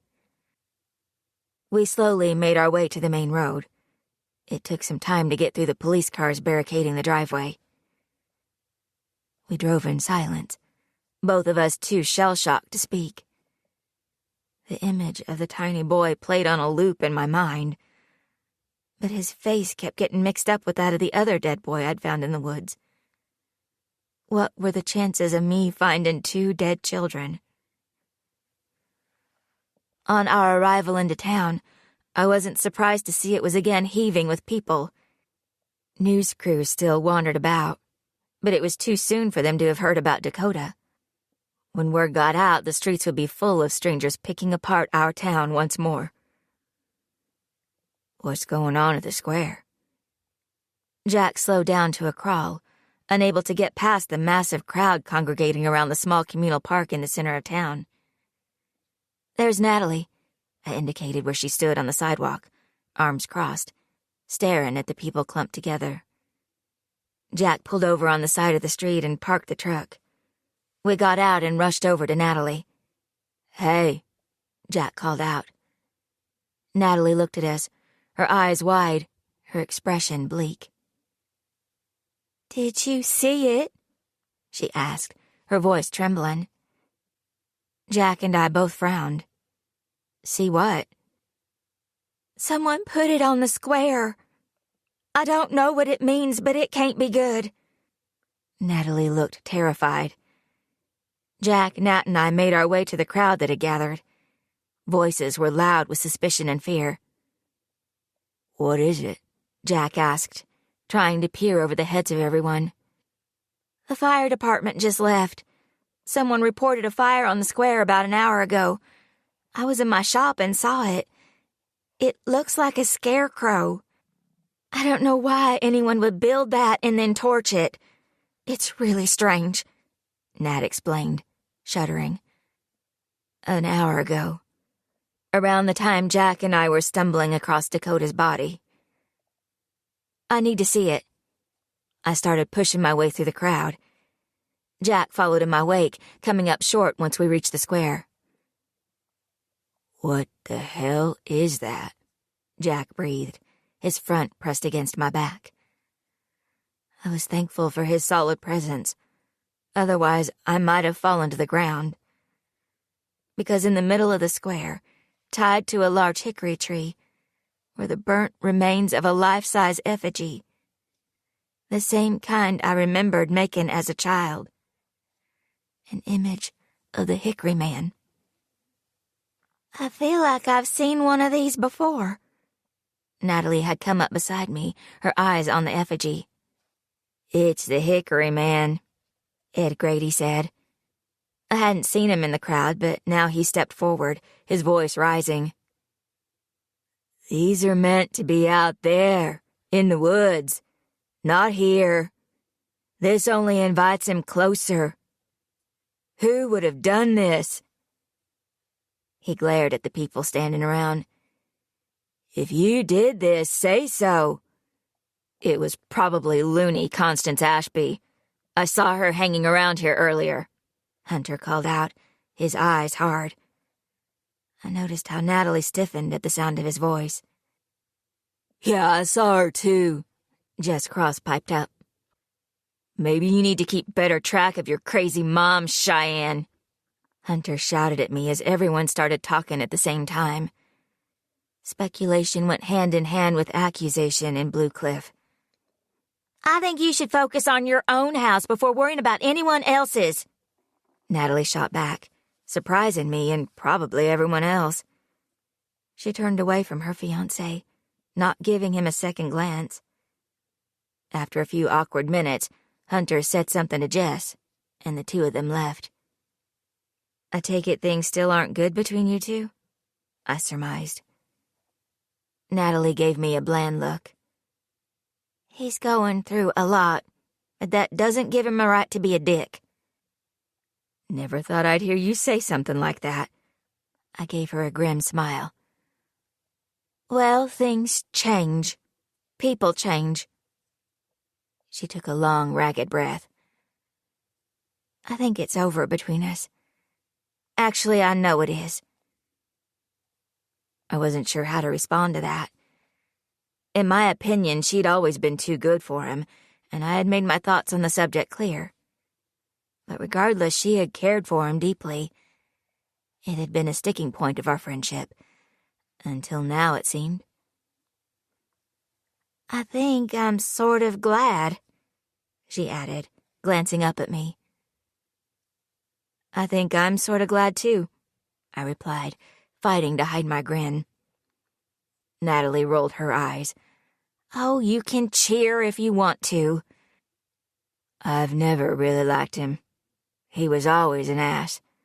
I was civil for your sake, Nat. Jack shrugged. Well, you don't need to be anymore, she sighed. The crowd had started to disperse, with no clear proof of who had built the effigy or set it on fire. But my suspicions circled dangerously around my mom, whom Jack had seen headed toward town earlier, and Hunter had seen as well. As we two turned away, Natalie eyed Jack and me curiously. What are you two doing here together? I wish I could tell her something good, but there would be no good news today, it seemed. We found Dakota, I told her. Natalie looked between Jackson and me in obvious shock. What do you mean you found Dakota? Is he okay? We found him out in the woods, in the old creek bed where we used to build forts, Jack explained. We didn't have to say he was dead. Saying we found him in the woods was enough. The three of us were quiet, staring at the smoldering figure of the Hickory Man. Otis Wheeler, back from his woodland trek, was dismantling it piece by piece, muttering to himself. The smell of the burning wood lingered in the air. Otis hefted chunks of charred stump, dropping them into the garbage can. Charcoal blackened his hands, and he wiped them on his jeans. He got back here pretty damn quick, I observed. What are you talking about? Natalie questioned, watching as Otis pulled an old Altoid tin that he used to store loose tobacco from his coat pocket. He rolled a cigarette and put it between his lips, lighting it. He looked long and hard at the pile of sticks and leaves, a strange expression on his craggy face. Jack and I saw him heading into the woods a little over an hour ago. Not long before... Jack and I shared a look. Just spit it out, Shy, Natalie urged impatiently. It was right before we found Dakota, I told her. These people never learn unless you show 'em, we heard Otis say as he continued to take apart the effigy. The Hickory Man loomed large over the town. The burnt remnants of his effigy felt like a threat, a warning. It's probably only a coincidence, Jack began. There's no such thing as a coincidence in Blue Cliff, I interjected, and neither Natalie nor Jack argued. It's happening again, Natalie remarked as journalists started circling, taking pictures, making notes. And it'll keep happening. Jack, Natalie, and I remained in our morbid vigil. The three of us, like the innocent faces hammered to the telephone poles, were our own tangled chapters in this town's painful story. We stood silently, all thinking the same thing. Blue Cliff had opened its jaws and gobbled up another child. The Hickory Man was meant to remain in the trees. The town worked hard to keep him there. People tried to protect the streets, their homes, their children from his ever-present evil. Only now, someone had burned his likeness in the square. The scorched earth served as a beacon, welcoming him in. My skin erupted in goosebumps. I ran my hands up and down my arms, trying to get warm. But this was a chill that went deep into my bones. He had been allowed to burrow into the heart of Blue Cliff, and the people had a right to be afraid. In the back of my mind, I heard menacing laughter. Quiet, almost a whisper. The sound of malignant satisfaction deep within the forest. Chapter 14. Natalie. The hall was packed to the gills. As soon as news had spread about Dakota, people demanded a meeting to discuss what was happening. Only days had passed since the boy had been found, and people were scared sick. Children weren't playing outside, and parents were in a constant state of panic, terrified their kid would be next. Not enough time had passed for us to forget what this felt like. Something had to be done. The culprit had to be found. Blue Cliff townsfolk demanded justice, and they'd get it one way or another. As the mayor, Chase Carruthers, had hastily called everyone together, time and place was communicated by word of mouth rather than an official notice. Meetings were a normal part of life in Blue Cliff. However, tonight the mood was far darker than it had been in a long time. I was seated near the back, trying to disappear into the crowd. I noticed Hunter at the front with Jess. My ma was seated with Nancy and Jackie. I had purposefully avoided her when I arrived, not wanting to get corralled into sitting with her. I also saw my dad, who, like me, had taken a seat at the back of the hall, hoping to go unnoticed. He had quickly become public enemy number one. Most believed it was due to his negligence that a murderer was free. And now, with Dakota an obvious victim, no one would be happy to see him there. These seats taken? I looked up to see Jack and Shy standing in the aisle. Cheyenne seemed incredibly uncomfortable to be in a room crowded with people I knew she'd prefer to avoid. "Surprised you came," I said to her. "I found him, so I thought I should." She gave a small shrug, but her jaw was clenched. "Are Dakota's parents here?" she asked, looking around. I shook my head. I don't think this is a place they want to be when they're grieving. "Can't say I blame 'em. People are angry, and an angry crowd is a scary crowd," Jack stated, his eyes on Hunter and Jess, who were talking to a group of people at the front. "I don't trust those two," Shy remarked softly, saying out loud what Jack and I were thinking. "That's because you're smart," I replied, still feeling a twinge of conditioned guilt at not automatically defending my ex-fiancé. I looked down at my bare left hand. It felt 10 pounds lighter without the weight of his ring. I had put it in a box and dropped it off at his house yesterday. I hadn't heard from him, not that I expected to. Someone coughed behind me, and I turned, making eye contact with a man a few years older than me, with unkempt blonde hair and shifty eyes. "Good to see you here, Natalie," Linda Grady said from beside the man I knew to be her son. "Hi, Linda. Where's Ed?" I asked, looking away from the blonde man's eager expression. "He's closing up the store. He should be along any minute now. You remember my boy Reggie?" She patted his leg. I didn't want to look at Reggie Grady again, but felt compelled to out of politeness. I gave him a half-hearted smile. "Yes, of course. Hi." Reggie didn't smile, but I noticed him lick his lips, his nostrils flaring. I quickly looked away. "It's horrible about Dakota," Linda exclaimed, wringing her hands together. "I heard you two found him," she said to Jack and Shy, who had finally turned around. "Yes, ma'am, we did," Jack said with a grimace. "What was it like?" Reggie asked, his eyes now unnaturally steady. "What was what like?" Jack frowned at him. Reggie leaned forward slightly, and I instinctively backed away. "Finding the body." Jack, Shy, and I shared a look, and Linda seemed uncomfortable by her son's inappropriate question.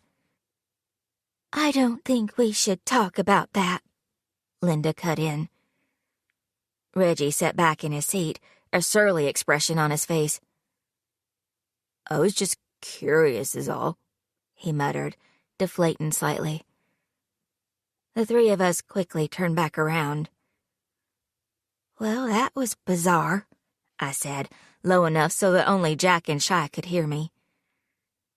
"Reggie has always been a weird guy," Jack remarked. All right, Chase called out loudly, getting everyone's attention. "Let's get started. I know people want to get home for supper.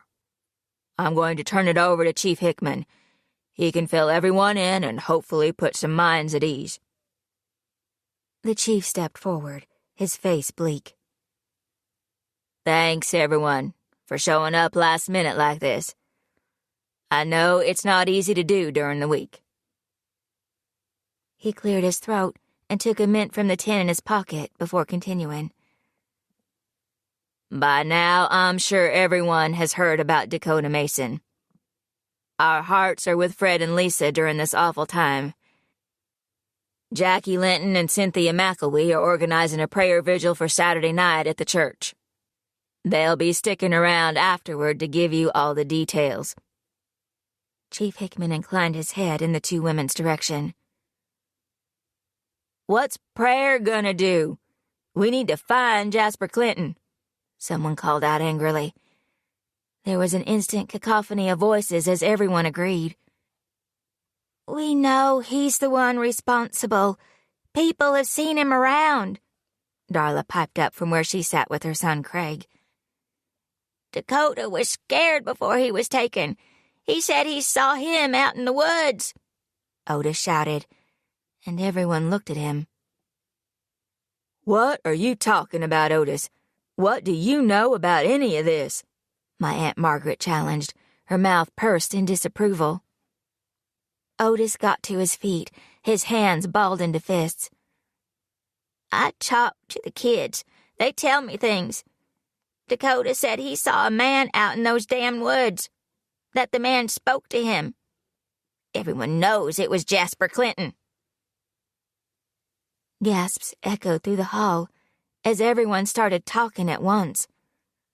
"Okay, everyone, calm down," Chief Hickman bellowed to be heard over the din. "Thank you, Otis, for sharing. Although if you have any information, it would be good if you came down to the station to make a statement." Otis, having been politely chastised, sat back down, his face dark and dangerous. "I understand things are tense right now. We all want the person responsible to be caught," Chase placated. "I think you'd want that psycho caught more than anyone," Abel Fry said, Jamie beside him. "That monster killed your boy, and now he's gone and killed Dakota. Enough is enough. If he hadn't been allowed to get out on a technicality, none of this would have happened, and Dakota would be home with his parents." All eyes turned to my father, who hadn't escaped the notice of his neighbors. "What are you even doing here, Stu? Shouldn't you be trying to fix this mess you caused?" Billy Miller spat out, and I felt the swell of rage directed at my dad. He visibly shrank in his seat, as if wishing the floor would open up and swallow him. I saw my ma purposely look away from her husband, as if distancing herself from him. Everyone, please. Throwing accusations around won't solve anything. Chief Hickman motioned with his hands for everyone to settle down. Cheyenne reached across Jack and took my hand. Jack put his arm around my shoulders. While we're talking about all this, we should find out who burned the man out there on the square. That's dangerous. Whoever did it should know better. Ed said from behind me. I hadn't seen him come in. I'd been too fixated on the train wreck in front of me. Maybe it was Connie. She's always lurking around, looking sneaky. I heard she was in town that day, too. Nancy stated from her seat near the front. My ma nodded beside her, and others murmured in agreement. Who cares about a pile of sticks? I want you to find the person who killed my Livy. Who killed Dakota? Tammy Bradshaw wailed, her husband Earl holding her. Her face was full of so much anguish, it was painful to look at. We need to find Jasper Clinton, Hunter shouted, jumping to his feet. We can't let him get away with this. Let's get him, Cherry Reinhardt screeched. This is 2 seconds away from turning into a modern-day witch hunt, I said to Jack and Shy. Grab your pitchforks, ladies and gents, Cheyenne murmured. I'm just glad my mom didn't come to this. I squeezed her hand. Me too. Find the person who put the man in the square, and you'll find Dakota's killer. Only a maniac would invite him into our town, Ed insisted. Maybe the effigy was to remind us to be careful. It's a warning, Otis argued. Things were quickly spiraling out of control, and it felt a little like the chief and Chase were allowing it to happen. Both of them sat up front, watching the chaos unfold. Someone needs to calm this situation down before it's too late, Jack urged anxiously. That's the chief's job, Shy retorted, letting out a frustrated breath. Jack looked around at the crowd that was getting more and more riled up, their voices rising, their expressions becoming more menacing. Nothing brought a town together quite like shared righteous anger. Finally, not able to stand it any longer, he stood up and cleared his throat, though no one seemed to notice right away. What are you doing? Cheyenne hissed under her breath. Sit down. He ignored her, and all Shy and I could do was watch our best friend throw himself into the lion's den. Excuse me. Can everyone listen up for a minute? He sounded unsure, but his back was straight. Slowly, voices quieted as people turned to look at him. Chief Hickman inclined his head in Jack's direction, encouraging him to speak. The thing is, we all need to be pulling together as a community right now, and pointing fingers like this isn't going to help. So what do you think we should do then, Jack? You and Shy found Dakota. You know what that evil son of a bitch has done to our town, Ed yelled, clearly not ready to calm down. Jack seemed to consider the question for a minute. Finally, with a sense of resolve, he addressed our frightened town. No one feels safe, so that's where we start. Maybe we should have volunteer patrols around town. There's safety in numbers, right? Groups can walk kids to and from school, make sure they get home to their parents. The kids would feel better, and we'd be able to keep an eye on them. There was some head nodding, accepting the good sense of his suggestion. Feeling emboldened, he went on. What about holding a fundraiser to help out Dakota's parents? We need to do something more than offering thoughts and prayers. This is Blue Cliff. Jack looked around at the angry faces of his neighbors and friends. We pull together and help each other out. We don't go accusing people and threatening them, because then that makes us no better than the monster that hurt those kids. What a crock of shit! Hunter hollered from his seat. He stood up, his face filled with rage. "We need more than patrols and fundraisers," he snapped. "Stuart Bartlett screwed up, and now that sicko is back on our streets, killing our kids. Dakota's blood is on his hands." The room erupted into angry shouting again. This wasn't a group wanting to come together. This was a town ready to rip itself apart in its grief and fury. My dad quickly left as people hurled abuse at his retreating back. Any sense and reason Jack had tried to impart was lost in people's drive for vengeance. "We need to find that murderer and give him a taste of his own medicine.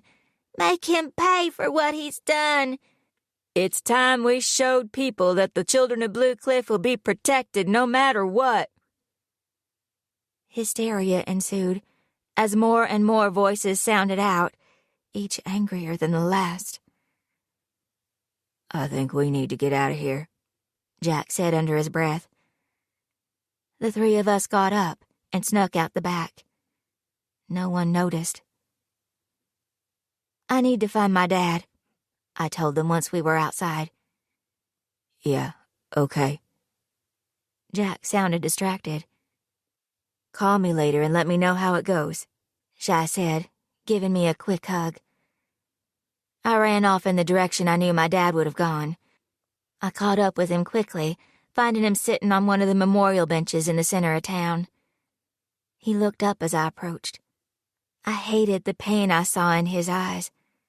As mad as I was at him, he was still my dad, and I loved him. I sat down beside him. We were both silent for a while before he spoke. "I'm sorry for all this, Natalie." His tone was defeated, his misery obvious. "It was pretty bad back there," I said. "I know they need someone to blame. I guess it makes sense that it's me. It doesn't matter if they're wrong." His words were tinged with a furious bitterness. "But they're not wrong, are they, Dad?" It wasn't a question, it was confirmation. And when he wouldn't meet my eyes, I forged ahead with all the truths I had come to realize. "I don't get it. You always seemed certain that it was Jasper. How could they have evidence that proves otherwise?" We both knew the answer, but I needed to hear him say it, to admit it. "You're a smart girl, Natalie. I know you figured it out." His words were full of shame. He finally lifted his eyes to meet mine. "I withheld evidence so Jasper would be sent to jail. I knew that DNA would prove he didn't do it, so I made sure no one saw it. But nothing stays hidden, does it?" I was horrified. Even though I had suspected it, it was still a shock to hear. "He was innocent, Dad." It was a statement, a harsh reality. There was no avoiding this now. We couldn't bottle it back up and pretend it didn't exist. His face darkened with irritation. His sad eyes sparked with annoyance. "He was far from innocent, Natalie." My dad stared off into the cold night as he chose his next words carefully.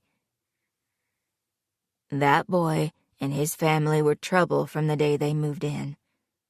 A blight on this town. Drinking all day, partying all night. They weren't good people. The parents were as bad as the son. Do you know Donald had more complaints from Clinton's neighbors in 1 month than he'd had from the entire town in a year? They weren't a good fit for Blue Cliff. This isn't a place for out-of-towners." "Not growing up in Blue Cliff doesn't make him a murderer," I reminded him fiercely. "He didn't kill those children, Dad. How could you have done that?" Dad sat up a little straighter, steel in his spine. "I had a duty to this town, to preserve their idea of safety. Our lives are saturated in a fear that goes back hundreds of years. You can't grow up in this town and not feel it. When those kids were killed, it was time to give them a new kind of monster, one they could put a face to. Blue Cliff needed Jasper to be guilty. People can stomach murder a lot easier when it's committed by someone that isn't one of them. People had been through enough. He clenched his fists. Natalie, you have no idea the sacrifices I have made to keep you safe, to keep you happy. I chased away your nightmares. That's what I've done, he shouted. Everything I have done has been to protect you. I stared at him in disbelief. How dare you put this on me? I didn't ask you to make awful choices for me.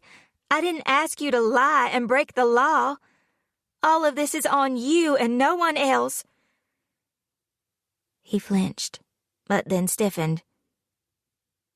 Blue Cliff would have fallen apart. I saved these people more misery than they could have survived. You didn't protect us, Dad.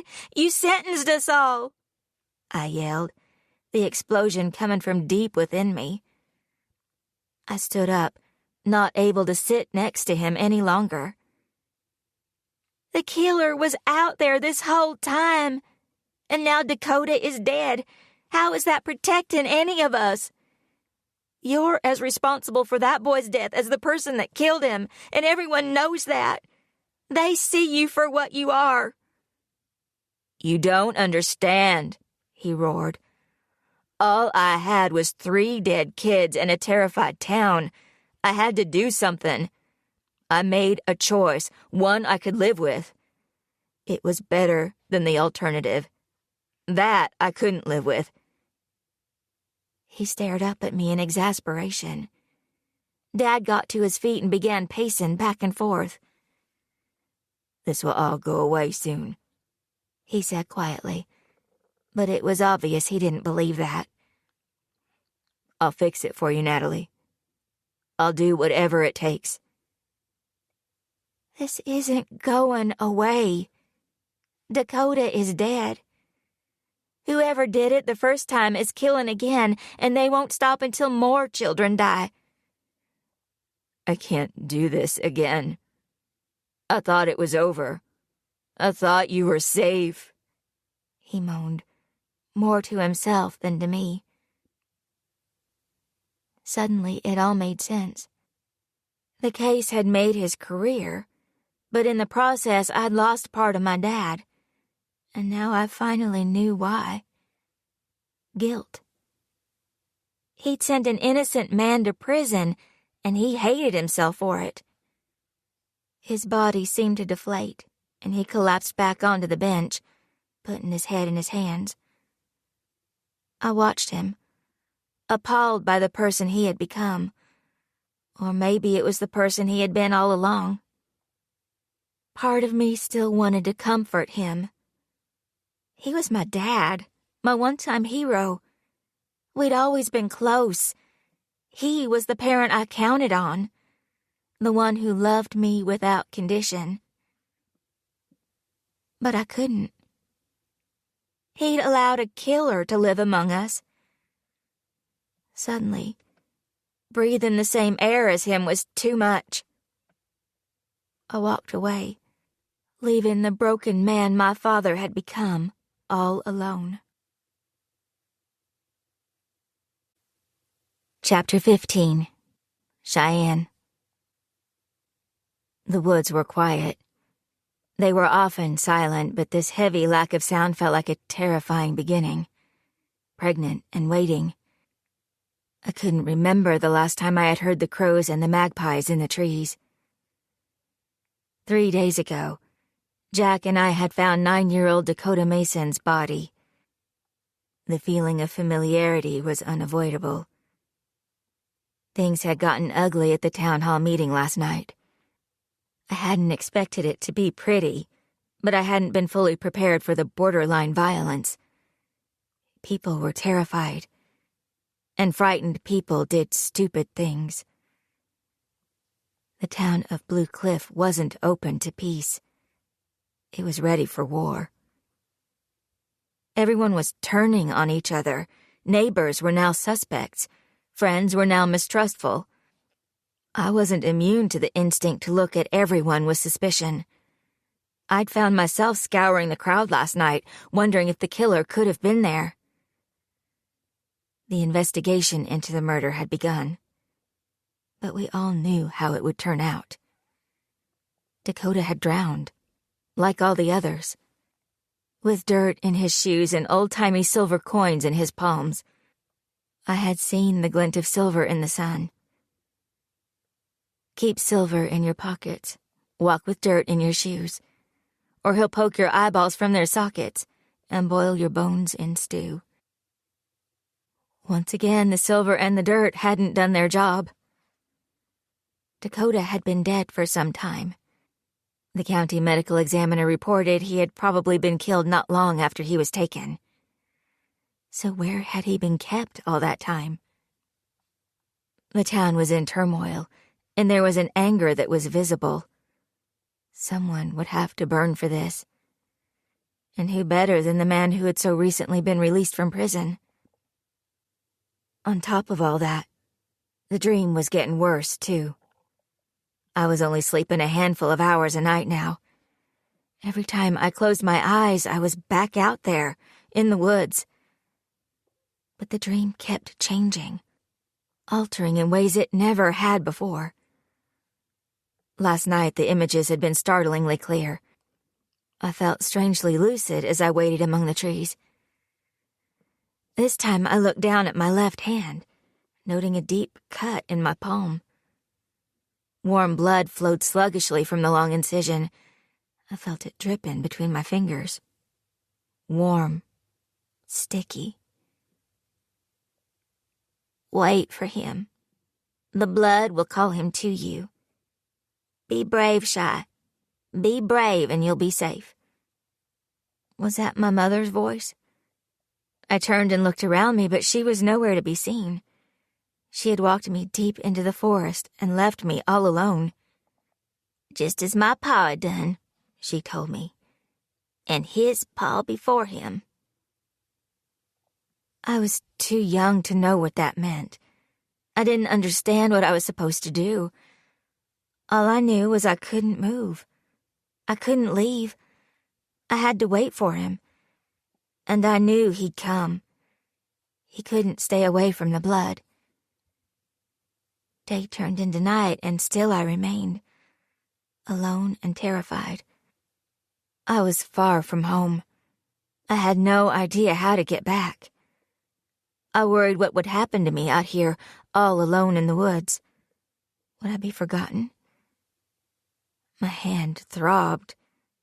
The cut was no longer bleeding, but it was painful every time I moved my fingers. I wanted to cry, but I didn't. Cheyenne. I heard him before I saw him. My name on the wind, the crunch of dead leaves under heavy feet. Cheyenne. I could feel his excitement. The air practically vibrated with it. He was there. I could see him now. He was big. I'd expected a monster, something like a ghoul or a vampire. My child's imagination had created something fantastical in my mind, but that wasn't what he was. This was no mythical nightmare. This was real. He was real. I began to shake so hard that my legs couldn't hold me upright anymore. He moved closer, his white teeth gleaming in the moonlight. I trembled, frozen to the spot, unable to cry out. He was going to take me away. I knew that with total and absolute certainty. Cheyenne. I stood on the porch, staring out into the quiet woods. The door opened behind me and I turned to see my mother shuffling out, her long hair looking grayer than it had before. Her face was drawn, and she wouldn't quite meet my eyes. Morning, I greeted as she moved past me and down the stairs. "Stay inside," she said, her voice oddly monotone. "Don't disturb the salt." Without another word, she headed across the gravel driveway and disappeared into the trees.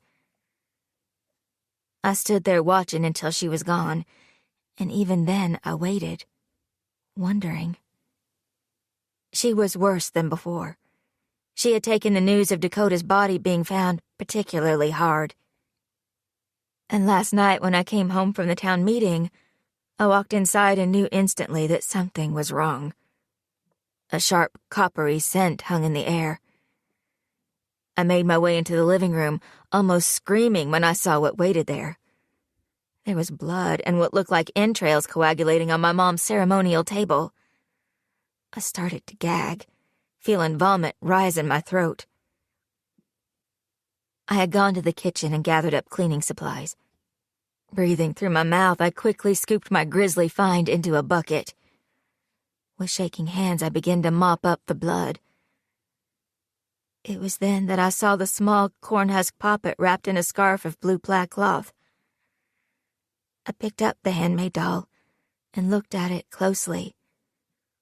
Mom had rubbed it in the blood. I stared at the fabric, my heart beating wildly. I recognized the material. It was the same color and pattern as the shirt Dakota had been wearing when we found him in the woods. The shirt he had been killed in. I abruptly dropped the poppet in the bucket and rushed outside, burying the contents deep in the ground where no one would ever find them. Was it Dakota's shirt? No. That was ridiculous. It made no sense. But I had buried it anyway. I stood a few minutes longer on the porch, willing the morning air to clear the cobwebs from my mind. The sun was out, and the snow was finally melting. We were predicted to have a spell of unseasonably warm weather over the next week, but I couldn't summon any excitement for the reprieve from winter. With my mother gone, I figured now was a good time to have a look in her bedroom. Something was wrong, and I needed to know what it was if I was going to help her. What better place to look than the room she sequestered herself in for hours at a time? The door was locked. I jiggled the knob, pushing it with my shoulder, but it wouldn't budge. Since when did my mother lock her bedroom door? I was debating what to do when a knock startled me. "I come bearing food," Natalie said by way of greeting, standing on the porch and holding a covered dish. "When I'm stressed, I cook. I've already taken fried chicken and 2 cobblers to the Masons, so I thought I'd bring you and your mom a sausage and grits casserole. Constance loves it. I'll put it in the fridge and you can eat it when you want." Natalie was rambling. Her cheeks were flushed and she had a wild look in her eye that she only ever got when she was overwhelmed. "Thanks," I replied. I stepped aside to allow Natalie to head to the kitchen. "Or I can heat some up now if you want. Where's your ma? She should eat," Natalie suggested, already getting some plates from the cabinet. "She left." Natalie frowned. "The woods?" "Yep," I answered. "But I could eat." Natalie scooped some casserole onto a plate and put it in the microwave. "How's she been?" Natalie asked. "Weirder than usual. I want you to check something out." I motioned for her to follow me out to the backyard. I walked straight to the mound where I'd buried the poppet. Using the trowel I had dropped on the ground, I quickly dug it up again and handed the doll to Natalie. "Who is this meant to be?" Nat asked, looking at it closely. She recognized what it was, especially having seen them all over town. She handed it back to me. "And what's with the blue fabric?" "I don't know. But I'm telling you, it looks like the same material as the shirt Dakota was wearing when Jack and I found him." Natalie blanched. "Come on, Shy. I've seen most of the men around here wearing a blue plaid shirt at one time or another. It could belong to anyone. She pursed her lips. It's not only this. When I came home last night, there were blood and guts all over the table inside with this poppet lying in the middle of it. Natalie looked at me incredulously. What are you saying? What if she did something? What if she hurt Dakota? I couldn't quite meet her eyes as I confessed the grisly suspicions in my heart. Natalie gaped at me. Come on, Shy. Even you can't believe that. Constance is a lot of things, but she's no killer. Natalie said it with such confidence. Her belief was unwavering. I'd always thought Natalie was better suited to be Constance Ashby's child than I was. I curled my fingers around the small doll. Then what about this? Whoever killed Dakota probably killed Mikey, Livy, and Danielle, too. And they've been living here this whole time. But that poppet can't be connected to all that. It's just not possible. These are meant for protection, not destruction. She watched me bury the doll back in the ground, her face troubled. But why was a child killed now and not years ago? She wondered aloud. There's such a huge gap between murders that it can almost feel like some awful coincidence. But it's not a coincidence, Natalie. You know that as well as I do. It's all connected. Livy, Danielle, and Michael. Dakota. Whatever's going on with my mom. I just can't figure out how. She let out a sigh. What are we going to do? What can we do? We're not police officers. We're not investigators. It seems that's who needs to figure this out. Because they did such a great job before. Natalie cut me off angrily. They railroaded Jasper, and they'll try to railroad someone else this time. I knew Natalie was struggling with the things her father had done. I put an arm around her shoulders. Come on. I turned us back toward the house. Let's go eat some of that casserole. Yep, it's definitely locked, Natalie announced, rattling the doorknob to my mother's room. Now that we were both fed, I wanted her help in figuring out what was going on with my mom. Unless we want to break down the door, which I don't advise, I say we start by looking somewhere else. Maybe there are other places that could provide clues, she suggested. Like where? I frowned. Trust me, I've searched through this house. If there's something here, I haven't seen it. Have you looked in the old root cellar? I know Constance keeps her jars of herbs and random family stuff down there. I had almost forgotten the root cellar existed. When I was younger, I had never been permitted down there. Mom had said it wasn't a place for kids, and I'd never argued, mostly because the dark, dank space freaked me out. I doubt there's anything of significance.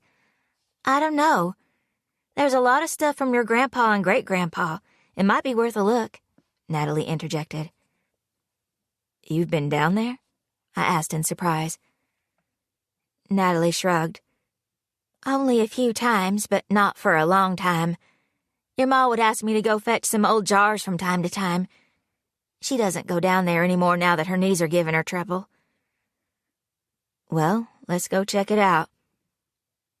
I led the way around the side of the house, stopping in front of a nondescript wooden door that looked as if it led straight into the ground. It was hidden behind overgrown shrubs, and if you didn't know it was there, you'd never notice it. I pulled the handle of the ancient-looking door, and a waft of mildew and decay drifted out. The opening was dark and cavernous. A narrow set of stairs descended into total blackness. I leaned inside, but couldn't see anything. Natalie reached around me and pulled a string hanging from the ceiling. A yellowed bulb flickered to life. She started to head down the stairs, but realized I wasn't following. You coming? Do I have to? I grimaced. Since when am I the brave one in this partnership? Natalie teased, taking my hand and giving it a tug. Come on. There's nothing down here that will bite you. Or at least I hope not. That's not very comforting, I deadpanned, carefully walking down the steps. Natalie turned on another light when we reached the cellar floor. I blinked my eyes as they adjusted. The cellar was much bigger than I'd imagined. The dirt-packed walls were lined with wooden shelving in various states of decay. Some of the wood was rotted through, and other shelves were sagging from years of disrepair. Cobwebs hung from the ceiling, brushing my face. Something scurried in the shadows, making my skin crawl. Jars were lined, some 4 deep, on every available surface. There was a huge metal table in the middle of the room, like the kind you'd find in a military tent on a battlefield. It was covered with old notebooks and piles of newspapers that looked older than the hills. Natalie started sifting through the items on the table, and I began to circle the room. The jars were all filled to the brim. Some of it appeared to be normal preserves, though half of them could have been easily a century old. The fruit that may have once been cherries and peaches had turned brown and was clearly spoiled. I pulled the string on another light. A dusty, bare bulb came to life, illuminating the back wall, which was bare of any shelving. I noticed that, unlike the others, this wall was made of stone, and it was covered with drawings that looked etched into the rock. Nat, check this out. What is it? She asked, coming to my side. I pointed to the wall. Have you seen it before? Natalie moved closer and squinted, trying to see in the gloomy lighting. No. I only ever got stuff off the shelves for her, and I never ventured far from the steps. She reached out and lightly touched the wall with her fingertips. Are these names? I stared at the wall, trying to make sense of what I was seeing. There were drawings of trees and paths, faded writing and arrows pointing in various directions. Symbols had been etched in places, and I tried to work out what they all meant. I traced my fingers over the scrawling. It was a hand-drawn map of Hickory Woods, and below it was a long list of names scratched into the stone, one after the other. Henry Bakeman, Alice Lee, Betsy Hunt. Harper Marshall, Joseph Scott, Duncan Williams. The names went on and on, in groups of 3, my stomach turning as I read them. My fingers moved over the letters, needing to touch them to know that they were real, and that I wasn't imagining them. Most I didn't recognize, so they meant nothing to me. But it was the handful of names at the bottom that had me struggling to breathe. That made my blood run cold and my heart race. Bradley Moses, Lydia Struthers, Sally Burbank. Clara Whitmer, Billy Walker, Janice Brown. I heard Natalie gasp.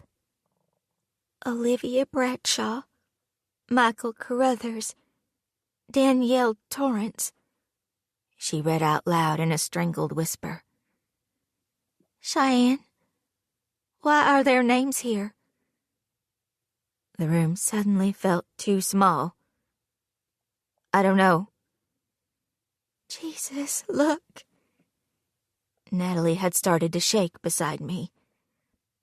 There at the very bottom of the list was one final name, freshly etched into the stone, chips of rock littering the floor.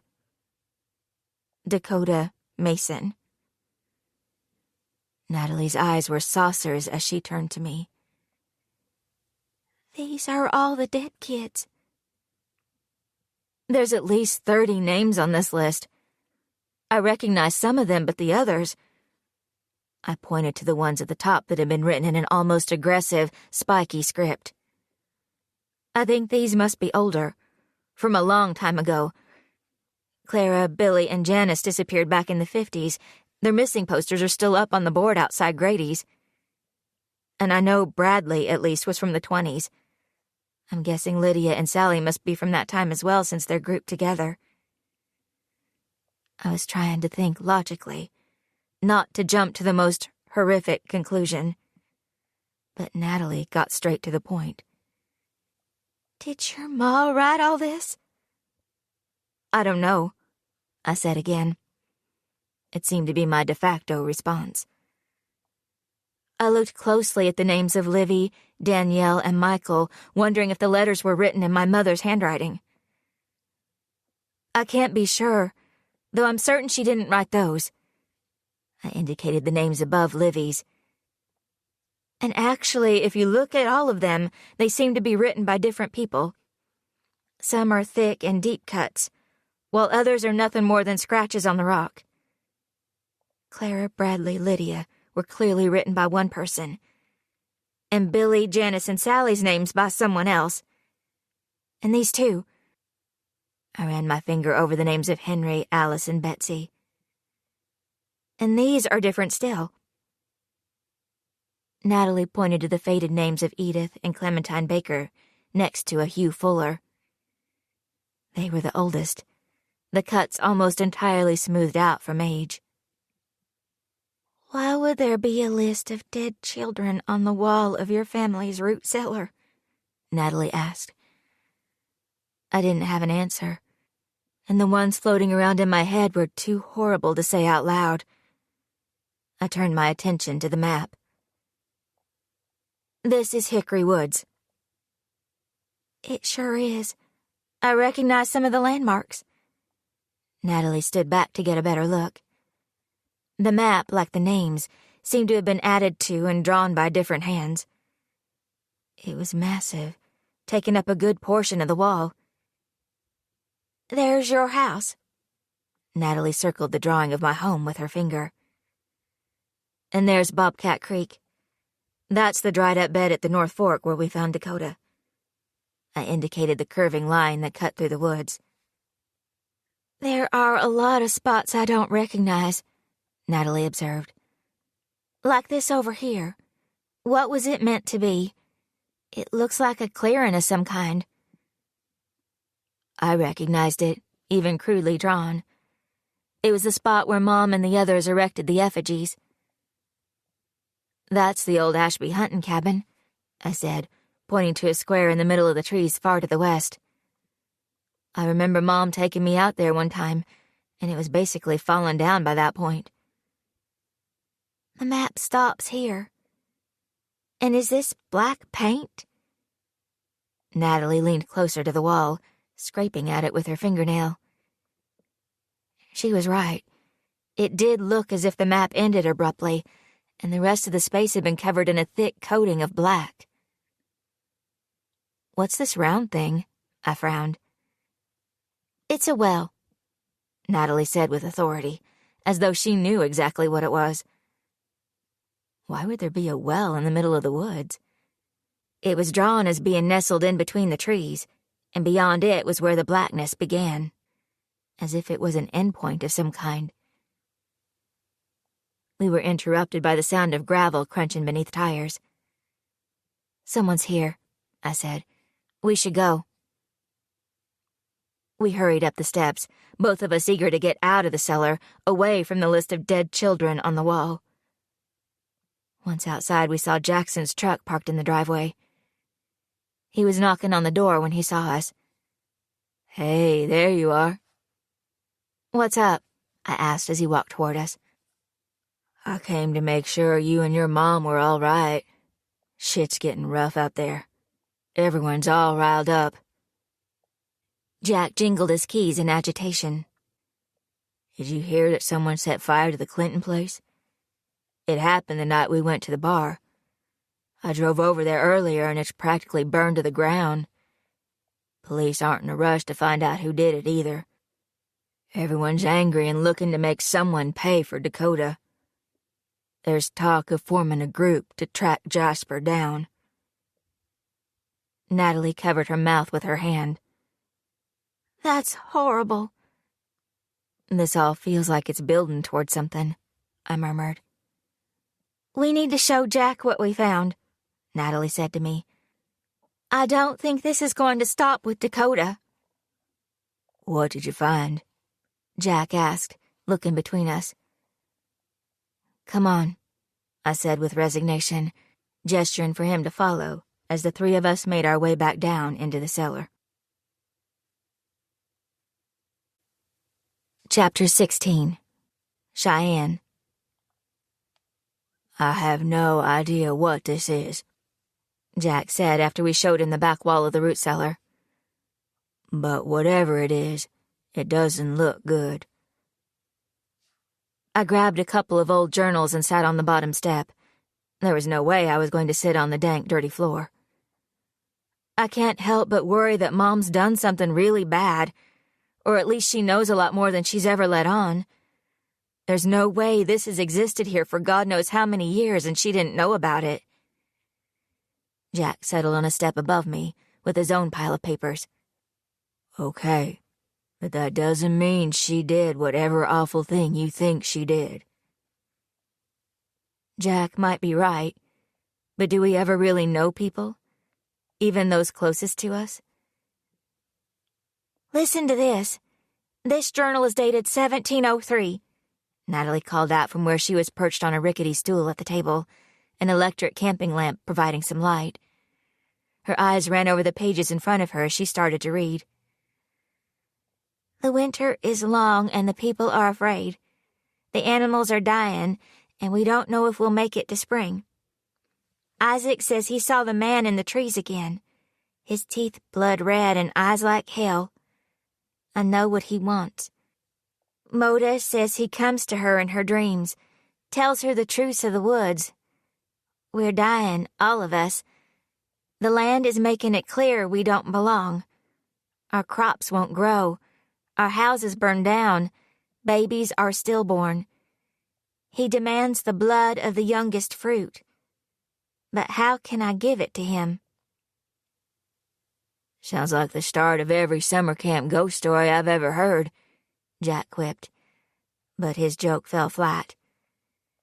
Sitting in the root cellar with the names of dead children on the wall, it was hard to find the humor. Blood of the youngest fruit? What the hell does that mean? I asked. I'm not sure, but it gets more interesting. Natalie turned the page and kept reading. There's power in numbers. There's protection in threes. The number of the Holy Trinity. Moda and I sent 3 of our beautiful children into the woods. One by one, I led them there. The dying wouldn't stop unless we gave him what he wanted. Give him the 3, and he is satisfied. Something tells me he wasn't taking them to the woods for a picnic, I muttered. Natalie shushed me before reading some more.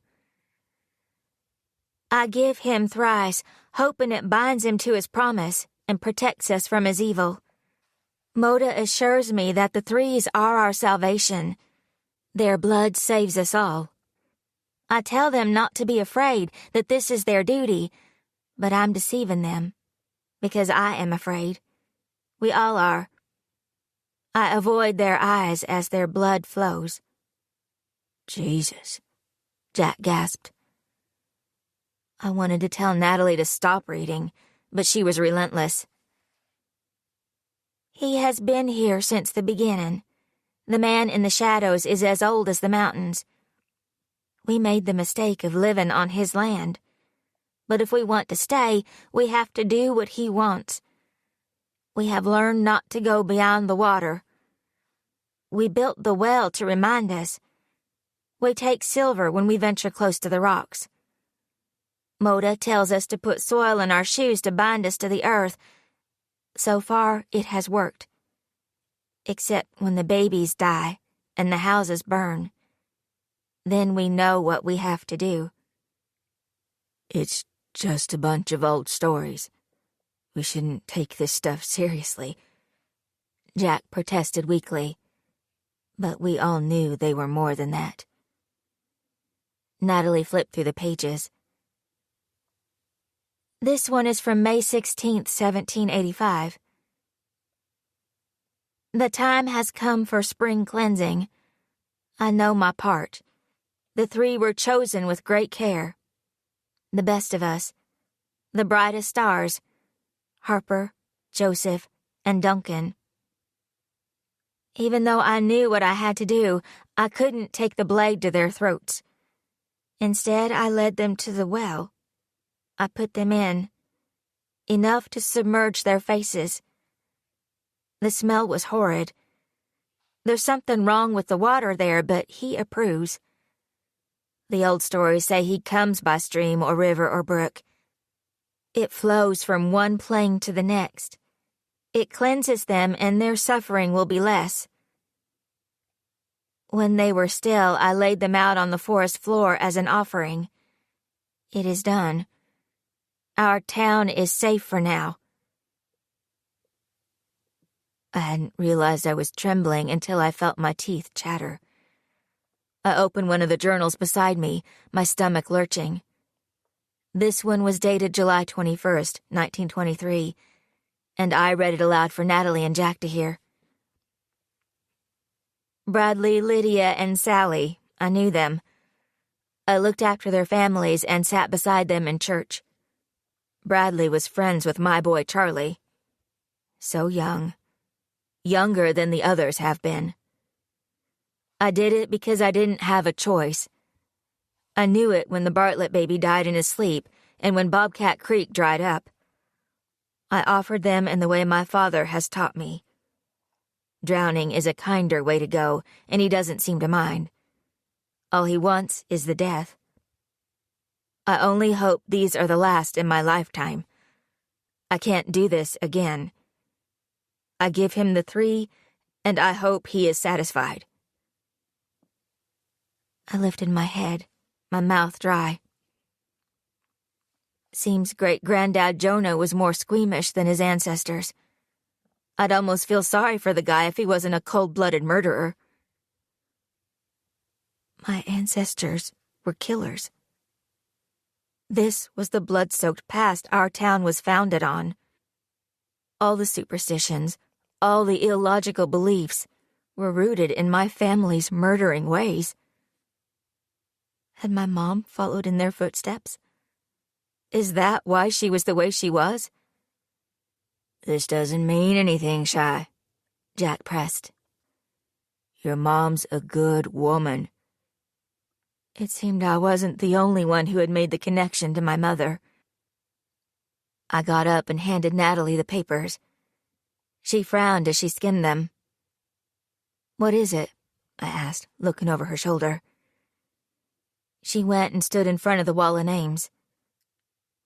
Bradley Moses, Lydia Struthers, Sally Burbank. I remember those names now. We were always told they were accidents, but they weren't. She held up the journal, my great-grandfather's words stark on the pages. They were murdered, just like all the others. Jack stood up, his face pale. Shit. He swallowed thickly. Shy's family have been killing kids. Shit. It's these damn woods. It does strange things to your head, Nat said matter-of-factly. I think it's more than the woods, I challenged. It's this whole damn town. It's the way we live. We can't blame the trees. This is about the people who live here. My voice shook with the force of my anger. All of my bitterness toward Blue Cliff bubbled over. Jack and Natalie wore twin expressions of sympathy that I really didn't want. I had to look away from both of them. Jack shuffled through papers. There are some old newspaper articles mixed in with the journals. This one is from 1951. Local children still missing. 2 days since the disappearance of Clara Struthers, Billy Walker, and Janice Brown, with no leads. Give him the 3, I murmured. We have to find your mom, Nat said, her voice hard. Maybe she'll tell us what all this means. We don't really think Constance killed those 4 kids, do we? Jack asked with worried incredulity. I think she knows more than she's been saying, and I think we need to find her. Now, I told him. Natalie got to her feet. So where do we start? Jack looked back at the map on the wall. We go to the woods. Natalie ran her hand over the black paint coating the stone. I'd like to check out this old cabin you say belongs to your family, Shy. It's isolated, out of the way, and close to whatever all this dark stuff is. Seems as good a place as any to start. Jack checked the time on his phone. We need to get going while we still have daylight. The last thing any of us want is to get stuck in those woods at night. Natalie looked down at her shoes. If we're going to go wandering around the woods, I need better footwear. She pulled her car keys out of her pocket. I'm going to head back to my house and change. Let's meet at the old holler in an hour. It's a plan. I gave her a grim smile that didn't reach my eyes. With a final look at the map on the wall, Natalie hurried up the steps. I watched Jack clean up the papers into piles. Neither one of us said anything. The reality of what was happening settled uncomfortably between us. There was a connection between the murdered kids and my mom. While Jack and Natalie were hesitant to accuse her outright, I had no such qualms. I was her daughter. I should be defending her. But I couldn't. Because I came back to Blue Cliff expecting the worst. It seemed I had gotten it. Want to help me break into my mother's room? I asked, only half joking.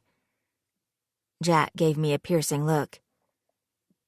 You really believe she had something to do with this? I don't know, Jack. I really don't.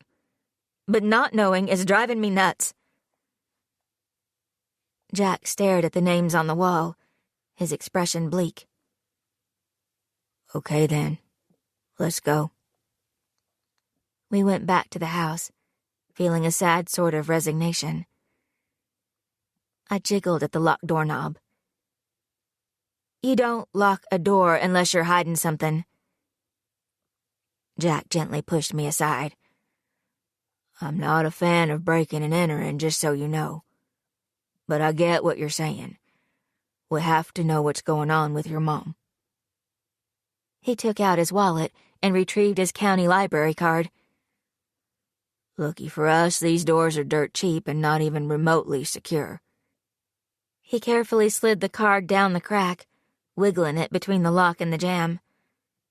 A few seconds later, the door popped open. Voila. Thanks, Campbell. My smile was half-hearted as Jack pushed the door open. The room was much the same as I remembered from my first night. Thankfully, Jack didn't mention the chalk symbols and burnt candles on the floor. I started opening drawers and rifling through my mom's things. Jack stood awkwardly by the door. I looked over my shoulder at him, raising an eyebrow. Not gonna help? I'm not gonna rummage around your mother's underwear. There are lines I won't cross, Shy. A few minutes later, I came across an old pile of photographs. Check these out. I motioned Jack over. The one on top was of my mother, at least 30 years younger. Her arms around a good-looking man with my same crooked smile and cleft chin. He was both familiar and a stranger. I think that's your pa. Jack was right. I recognized the class ring on the man's hand. I had to force myself to put the picture aside, even if I wanted to memorize the face I had never really known. This is interesting. I held up a folded newspaper clipping dated 1968. Jack pointed at the small script beneath the photo. That's your grandpa, Charlie Ashby. The photograph was blurry due to its age. Charles Ashby, my grandfather, stood in front of the town square in what looked like some kind of ribbon-cutting ceremony. Young children flanked him on either side, all smiling broadly. But Charles wasn't smiling. He looked severe and forbidding, like a chiseled piece of granite. He died before I was born, and all the stories I've heard involve him doing some great deed for the community. The Ashbys worked hard at hiding the evil parts of themselves. There was something soulless about Charlie Ashby's eyes and the set of his mouth. He was tall, towering over the kids surrounding him. Is that my mom? I scanned the list of names below the photograph. Yup, see? Constance Ashby. Jack answered, his finger hovering over her name. There's Natalie's dad, and those are my parents at the back. But who's that? I indicated the boy huddled against my grandfather's side. The child acted as if he wanted to hide behind the large man's legs. Charlie's hand appeared heavy on the shoulder of the boy, who appeared small for his age and uncomfortable with being in front of a camera. He was cute, but with hesitant eyes. He didn't smile, and his clothes were torn and dirty. Charlie seemed protective of him. Huh. It says here that's Donald Hickman, Jack mused. I've never seen pictures of Chief Hickman as a kid. There was something about the chief as a child that made me sad. Maybe it was the worn clothes or his tentative posture. All the kids in the photo were young, probably no more than 8 or 9. But there was a maturity to young Donald Hickman's expression that shouldn't have been there. I knew he'd lived a life that had caused him to grow up faster than he should. I put the pictures back where I'd found them. I was really hoping I'd find something that would prove my mom isn't who I suspect she is. I looked around the room again, frustrated when it revealed nothing of use. A sob erupted out of me before I could hold it back. The realization of what I suspected about my mom hit me hard. I covered my face with my hands, feeling myself start to fall apart. Jack came closer, but I waved him off. I just need a minute. I couldn't finish my sentence. Suddenly, being in the same space that Mom slept in was too much. Her things, these pictures, her scent. I ran from the room and escaped across the hall. I sat down on my tiny twin bed and sucked the tears back where they belonged. Now wasn't the time to feel sorry for myself. The mattress sagged as Jackson sat down beside me. I rubbed my temples. I'm sorry. I can't seem to get it together. Jack looked at me, his brown eyes warm. You don't have to apologize. Not to me. We stared at each other. You deserve more than any apology I could ever give you. We both knew that I was referring to my running out on him all those years ago. I really am sorry, Jack. I pleaded with my eyes, because for some reason, right now, with my entire world being torn apart, it felt important to have his forgiveness. I just couldn't stay and deal with it anymore. Something on Jack's face seemed to crumble. He touched my face, his fingers lingering on my skin. I know, Shy, but I didn't care about your family or your baggage.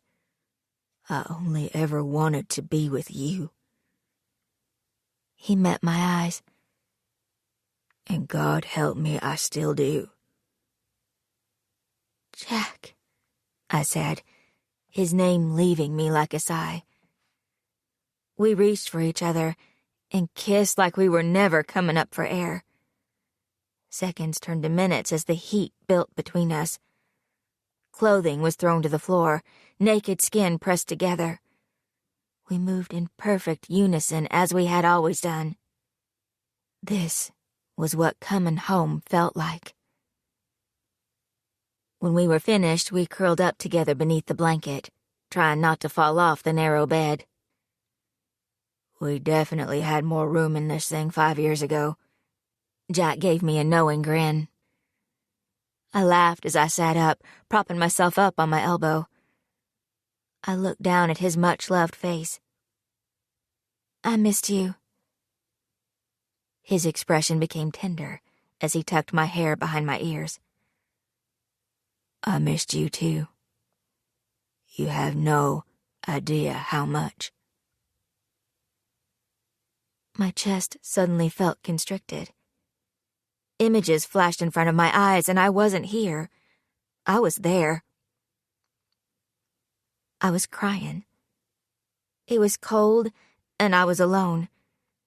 I knew I had to wait. It wouldn't be long. Day turned to night, and then I saw him. Big and covered in shadow as he called my name. But the sound of his voice was familiar.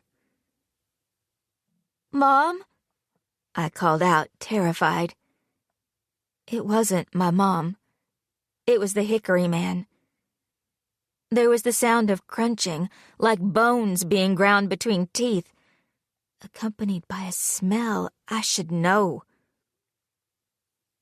I recoiled at the memory of my dream. I felt unsettled and off-kilter. Why was I thinking about it now? What is it? Jack asked, noticing the look on my face. I shook my head and kissed him again. It's nothing. I sat up, grabbing my shirt and putting it on. As much as I hate it, we should go. Natalie will be waiting for us. Yeah, we can't put this off. Jack started to get dressed, but then stopped and leaned back down to kiss me again. He cupped my face in his hands. We'll get to the bottom of all this, Shy. You're not alone anymore. You have me. And Nat. Always. I wanted to cry at the heartbreak of it all. To have found the love of my life again when everything was falling apart felt like the worst kind of irony. Chapter 17. Natalie. The drive to Ashby Holler was quicker than I thought it would be. I'd almost longed for a deep snow to make the road impassable. I couldn't summon the usual excitement for the warmer-than-normal weather. Because with each passing mile, I came that much closer to a truth I wasn't sure I was ready for. The road was desolate. I didn't pass another car. This isolated stretch of highway edged close to the mountain, heading north. Not many people drove out this way, and those who did had no idea that a long-abandoned town lay just beyond the tree line. I noticed the dilapidated bridge to my left that disappeared into the overgrowth of hickory woods. I knew it stretched over the empty gorge of Bobcat Creek. I took a sudden right, my heart bumping along the old path leading to the holler. I briefly worried about my tires. My car wasn't meant for off-roading, which I very much was doing. The dirt road that once led to the holler now blended in with the rest of the forest. It was nearly impossible to discern the road from the trees, but I knew my way, even though it had been years since I had been there. I recognized the fence we used to climb over and the rotted bench we carved our names into. When Shy, Jack, and I were kids, we used to play hide-and-seek in the deserted buildings. It was our make-believe world, and we had spent hours out in the middle of nowhere, with hollow houses as our castles. This was the blue cliff that everyone tried to forget about, and after reading the Ashby journal entries, I now knew why. Jack's truck was already at the edge of Hickory Woods. Shy and Jack jumped out as I parked. I reached into my glove box and pulled out the small bag of herbs. Fingering the soft material, I fleetingly wished I'd replaced it at some point. It felt like a bad omen to go into the woods without a fresh bag, and this one was long overdue a replacement. I'd always relied on Constance for that. Though knowing what I knew about her now, I felt silly for believing in it. In her. I shoved it back, jumping as Shy tapped her knuckles against the window. She stepped away as I opened the door and climbed out. Well, here goes nothing. Time to track down my potentially murderous mother. She gave me a wry smile, her attempt at humor failing. Whatever we find out there, we'll deal with it together. The three of us have always been stronger as a unit. Jack's voice was firm. I reached for Shy's hand, and we clung to one another. It would be so easy to fall apart, to curl into a ball and wait for this to all be over. But deep down, I knew it would never be over. Not unless we stopped it. We couldn't count on the police. We only had each other, and that had to be enough. I was filled with a strength I didn't know I possessed. We stood side by side, the three of us. I think the cabin is a few miles west, Jack said, indicating the thicket of trees to our left. It was past the well and near what looked to be the old Hickory Hill Cemetery. I'm pretty sure we need to cut close to the Slate Cliffs and curve around to Black Cedar Falls. It seems to be a straight shot.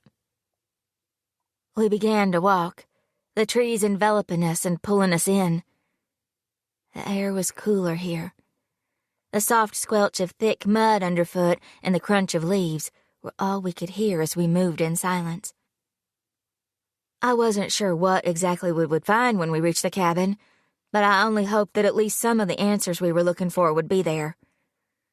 No matter what, nothing would be the same after today. For better or for worse.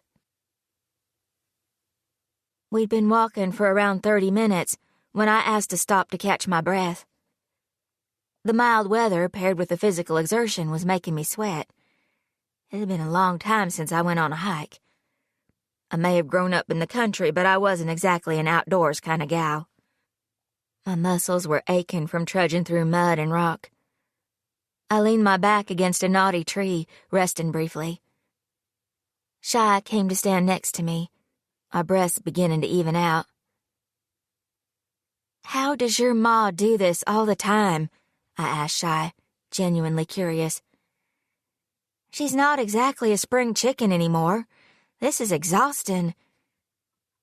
She probably knows 100 different ways through these trees. Her tone was bitter, her anger and hurt evident. Have you thought about what you're going to say if she's there? I asked. Shy's jaw twitched. Maybe, I know you've been killing kids and now you're going to prison? She zipped up her jacket, her eyes hard. I have to face the fact that my mom, my family, is responsible for a lot of death. We lapsed back into silence after that. We knew we needed to keep going, but we seemed reluctant to. The sound of a branch cracking somewhere in the distance had us scrambling. We looked in the direction that we'd come, half expecting to see someone behind us. Are we being followed? I whispered. I'm not sure. Shy whispered back as we hurried faster. These godforsaken woods, they play tricks on your mind. Less than 20 minutes later, we came to a small brick well, the stone slimy and covered in moss. A metallic scent filled the air. As we approached the cavernous opening, the smell became stronger. It burned my nose. This must be the well mentioned in the journals, Jack observed quietly. I swallowed, recognizing the spot instantly. I've been here, with Constance. Cheyenne frowned. What? When? Sometimes she would take me into the woods.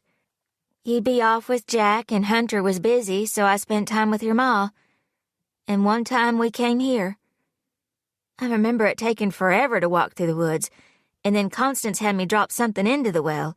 She said, Let me guess, it was for the hickory man? That he'd what, reach up from the water and take whatever gross thing you offered? Cheyenne cut in, sounding irritated. I cast a scared glance around me. I didn't like her saying his name. Not out here. All of my old childhood fears had resurfaced with a vengeance as soon as we stepped foot in the woods. "Shh, Shy, not so loud," I begged. "Christ, Nat, there's no goddamn hickory man." She stomped over, gripping the edge and peering down inside. "It's a disused well, not some portal to hell." Moss and algae crept up the side of the crumbling bricks, and when I leaned over, rocks fell as the weakening sides gave way. It was hard to tell how deep it went because it was full of water. It came almost to the top. There were strange-looking mushroom-like growths all along the inside. They were covered by a greenish fuzz and oozed a slimy substance. I covered my nose. "It smells awful." "Yeah, like something metallic but rotten." Shy coughed. "I hope we don't get some kind of lung disease breathing all that in. God knows what's growing in there." I remembered the smell of dead and dying things that had emitted from its depths. I recalled the feeling of abject terror as I stood over the opening, fully expecting the hickory man to grab me and pull me in. "Whisper a prayer. You'll need them there, as he pulls you into the mud," I said softly, trying not to hyperventilate. "You okay, Nat?" Jackson looked at me with concern. "What did the journal say?" "He comes by stream or river or brook. It flows from one plain to the next." I stared into the brackish water. "Makes you wonder what purpose this served so far out in the middle of nowhere." "This place feels strange," Jack said in a hush, his shoulders hunched up as if trying to protect himself. He was right. The air felt different by the well, as if the trees themselves were holding their breath. And it was quiet. Too quiet. "We built the well to remind us." "On the map, everything beyond this point is blacked out. What if the well is where the old settlers thought he came into this world? What did you call it, Shy? Like a portal from hell or something? That means everything out there," Jackson pointed off into the forest, "belongs to him." The three of us looked at each other. "I submerged their faces," I whispered, the words choking me. I felt vomit rise in the back of my throat. The truth pummeled me. "The Ashbys took the children to the well. They drowned them. They left them in the woods for him." I couldn't get enough air into my lungs. "It wouldn't be hard for a much larger man to overpower a little kid," Jack pointed out. "The water is high enough that it makes sense why their clothes were not submerged. They weren't held under running water. The Ashbys would simply lean them over the side and push their faces in." The three of us wore the same expression. Absolute and complete horror. "This is where they were killed." Cheyenne looked around at the thick trees that stood in silent witness to generations of atrocity. "And this is where it's still happening," I added, my voice broken and bleeding. "Olivia, Michael, Danielle, and Dakota were all found with water in their lungs. Tainted water." We stared down into the old well, smelling the stench of metal and fungus, the scent of contamination. The memories of childish screams echoed around us. It hung in the air. It soaked into the ground. This was an evil place, and I didn't want to stand there a second longer. "Let's go," I pleaded. "Now?" Cheyenne and Jack nodded, both as eager as me to get away. We carried on walking, each of us lost in their own thoughts, the specters of murdered kids following us the whole way. Minutes began to feel like hours. We walked farther and farther into the woods. We went through what seemed like miles of wilderness. With every step, it felt like we were getting closer to some indescribable horror, as if we were walking toward a collective doom we had no power or will to stay away from. Finally, late in the day, we came upon a small wooden building. The doors and windows were still intact, and despite it being the middle of the woods, the path to the front door was clear. A large tree had fallen over at some point. Part of it had been hacked up and disposed of, but the massive trunk still stood, split at the base. "It's not what I expected it to look like," Shy eventually said. "I remember it being a lot more Texas Chainsaw Massacre than this. And someone's definitely been out here, and often by the looks of it." Jack continued toward the door, his footsteps crunching along the jagged path. He reached for the handle, and we all expected it to be locked. So when the handle turned, we shared a look of surprise. The air whispered out, stale and warm. The door complained against the rusty hinges as Jack pulled it wide and went inside. The cabin was bigger than it seemed from the outside. 4 walls, 2 windows, and a large hearth along the far side. It stank of death and decay. There was no denying the smell.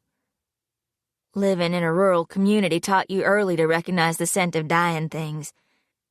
Despite the smell, the place was surprisingly neat and tidy. A little dusty, but otherwise clean. Jack wrinkled his nose. "It smells like someone's gutted a deer in here." Some places held on to death. You could feel it, taste it, smell it. This shack in the middle of nowhere had felt violence, and the stench of it was everywhere. The connection to Shy's family was evident by the pictures of Ashby Ken on the wall, next to a framed hand-drawn map of the Hickory Woods that was a near replica of the one in the root cellar, down to the black smudge past the old well. I turned my attention to the rest of the room. A blackened fireplace took up most of the far wall, complete with an old poker and an ancient set of billows. Shelving ran along the left-hand side of the entrance, but I automatically looked at the wooden table opposite the hearth. We all gathered around to have a better look. "Is that?" Jack began. Shy's eyes were sad, as if the truth was killing her. "Silver coins. Old ones, too. If I were a betting woman, I'd say they're the exact same kind found on those kids." Shy moved on to the object beside it. She picked up her mother's basket and the cornhusk poppet and showed it to us. "We know who makes these. I even found one in the woods near Dakota's body," she exclaimed with finality, the sight of the coins and the dolls explaining everything. "Goddamn silver coins in my mother's herb basket. She said she lost it, but that was obviously a lie. And there's only one person that makes these poppets. She's been handing them out like candy all over town for years." Her words sounded forceful and angry. She lifted her hands in frustrated defeat. "Well, that's that.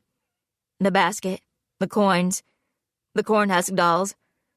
All here in my family's serial killer hunting cabin." "That doesn't mean," Jack began, but Shy silenced him with a furious glare. "It was her.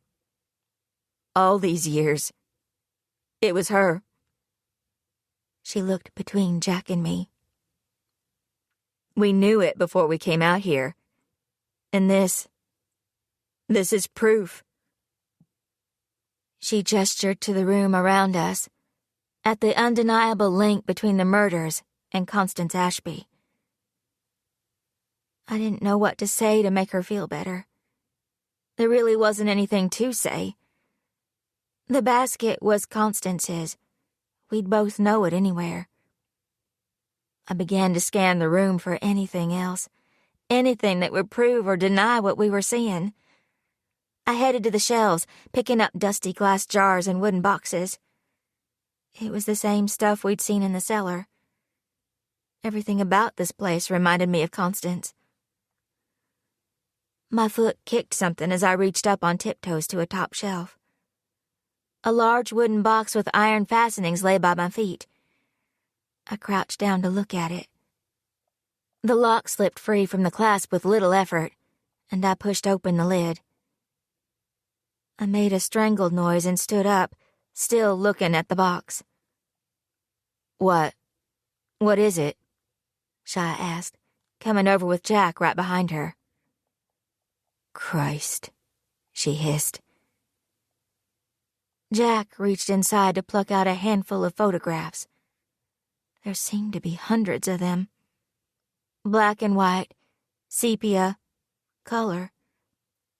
Some were sketches, hastily drawn. But all of them were of children. Dead children. Chapter 18. Natalie. "What do we do now?" I asked. Shy hadn't spoken since we'd found the pictures. She stood by one of the windows, staring out at the forest, her expression blank. She looked broken. I had never seen her like this. Jack was still sifting through the photographs. He'd found pictures of Danielle, Olivia, and Michael, and even Dakota. His, the most recent, was placed right on top, like the cherry on top of a gruesome sundae. There were so many children. Some of their faces were recognizable from the posters in town. Some were much, much older. In the photos, they were clearly dead, their little bodies laid out in offering. Pale skin, eyes closed, hands positioned beside their bodies, prostrate on the ground in almost peaceful repose. All of them were exactly the same. The differences in hair coloring and clothing was eclipsed by the same careful precision in which their deceased bodies had been placed. The newer ones, the pictures of Michael, Olivia, Danielle, and Dakota, were obviously taken here, at the cabin. Now we knew where the bodies were kept for weeks until they were displayed in the woods, and why the room reeked of death and decay. Dakota's body had rested here until recently. The thin paper of the photos was well worn, as if they'd been handled many times. "Stop looking at them," I begged Jack. I reached for the box, taking it from him, closing the lid on the photographs. "No good can come from seeing those." I put it back where I had found it, but I could feel them there, pleading with me to give them justice. "We need to get help. We need to go to the chief and let him deal with this." I gestured around me. "He'll know what to do." Shy turned to us suddenly. "I need some air." She headed to the door, flinging it open with force and darting outside. A few minutes later, we heard shouting. "How could you?" Shy's voice called out. Jackson and I shared a startled look before rushing to the door.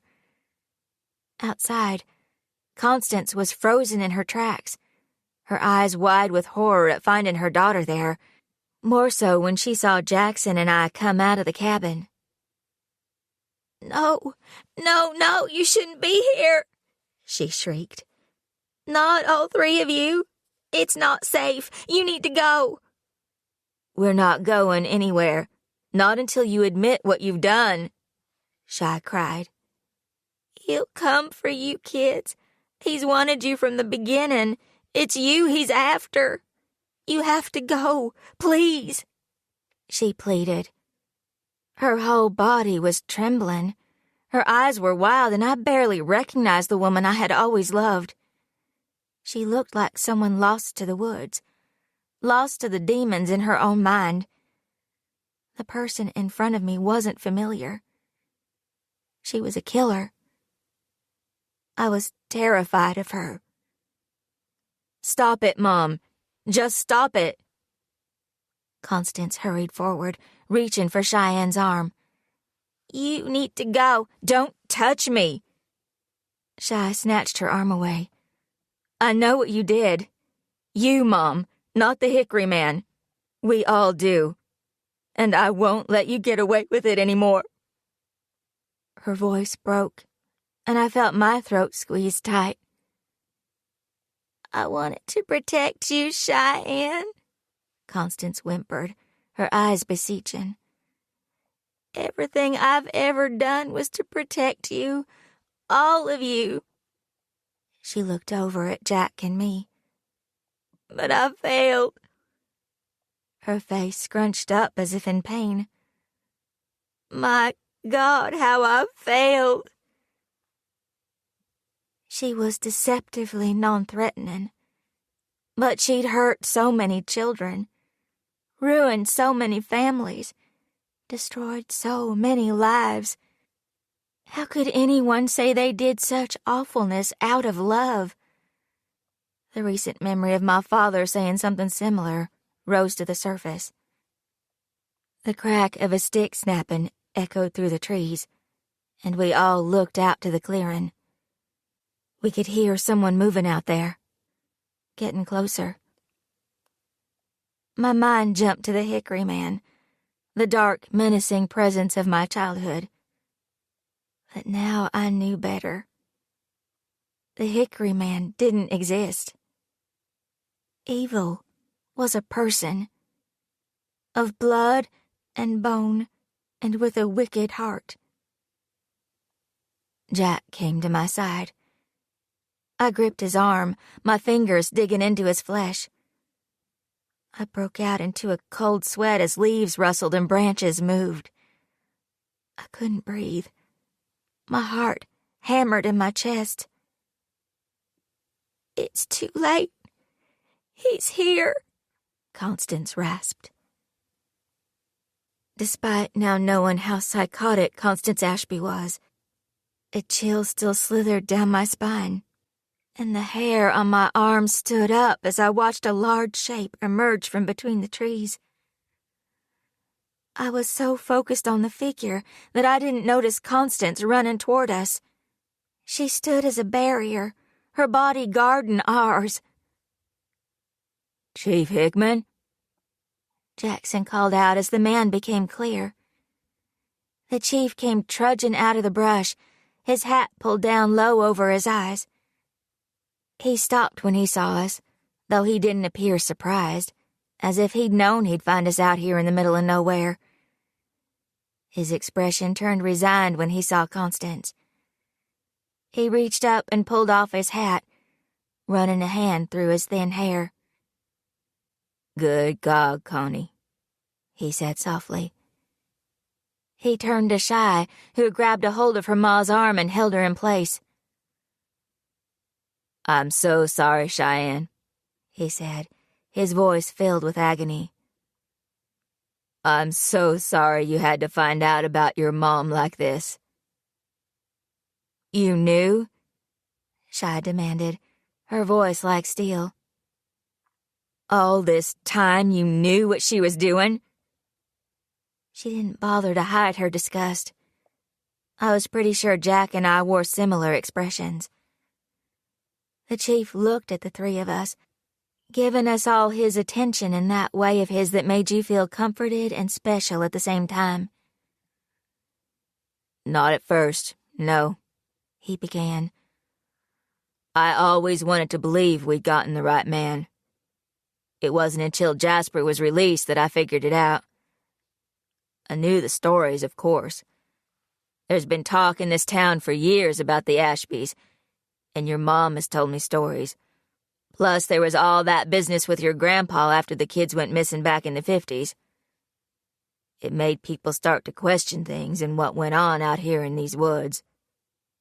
People started looking closer at all those kids dying. Like maybe they weren't all accidents. "You're lying," Constance yelled. Chief Hickman ignored Constance. His face was haggard but kind. Your family's special, Cheyenne, but they've got darkness in them. You can't be raised in Blue Cliff and not know that your ancestors did some horrible things thinking they were keeping this town safe. He looked at Constance, his affection obvious. I didn't want to believe that that same darkness dwelled in your mother. I love her. I've always loved her. Even when she chose someone else. I would do just about anything in the world for her, and for you, Cheyenne. I didn't want to believe she could hurt those kids. But when the truth is obvious, you can't ignore it. You have to make sure that darkness doesn't burrow into your own heart, too. "Don't listen to him," Constance bellowed before reaching into her pocket and pulling out a handful of herbs, flinging them at the chief as if warding off evil. "Your words are an abomination, Donald. I see that now. You thought you could fool me, and you did. For years you blinded me. You rendered me deaf. But I see now. I hear now. Tom saw it too. He told me there was darkness in your heart, and I wouldn't listen." She let out a sob. "I wouldn't listen. But my Tom knew." She turned to us, her previously wild eyes now steady. "He speaks poison with his viper's tongue." She turned to Shy, reaching out to put her hands on her face, but Shy leaned away from her touch. "Mom, you're sick. You're really, really sick. But it's over now. I did what I could to protect them. To protect you, my sweet girl." Constance reached for Shy again, and Shy turned from her. "I didn't realize that all this time I had to protect you from someone much more insidious. Someone I trusted. Someone full of more evil than the thing that dwelled among the trees. It didn't make sense with Dakota. He was the only one." She seemed to be struggling to understand something. "Stay away from me," Shy begged, and began walking back toward the cabin. "I don't believe a thing you're saying." She held out her hands as if to fend off her mother. She turned and ran into the cabin. I went after Cheyenne, ignoring Constance's shouts of protest. The chief was here. This was over. Inside the cabin, I found Cheyenne sitting on the floor, her forehead pressed to her knees, her arms wrapped around them. I sat by her side and let her cry. The door swung open and the chief came in, the heavy stomp of his boots sounding too loud in the small cabin. He glanced down at us, his mouth pinched with worry. He pulled a chair out from under the table and sat down. The wood groaned beneath the weight of his body. He sighed wearily. "There's only one thing to do now, girls. I have to take her in. As much as it hurts me to do so. She has to pay for this." Sympathy for him bloomed in my chest. Everyone knew Chief Hickman had been in love with Constance for years. "I'm so sorry," I said to him, because Constance's victims were many. We had all been damaged by her actions. He offered me a morose smile before reaching into his pocket and pulling out a small tin of mints. Cracking the lid open, he pulled several out and popped them in his mouth. As he put them away, he crunched noisily, a sound loud. I was grateful for the strong smell of mint. It made the scent of death and rot less nauseating. But that smell... There was something about the fear fermenting in my stomach that caused a memory to slam into my consciousness. It came unbidden with the force of something I couldn't ignore. It was hot in my room. Too hot. But Dad told me not to open the window. Leave it closed, Nat. Don't open it. Not ever. But I was sweating. The fan was only moving around warm air. Careful not to make a noise, I got up and with all my might lifted the heavy wooden sash, grateful for the immediate rush of the cool night breeze.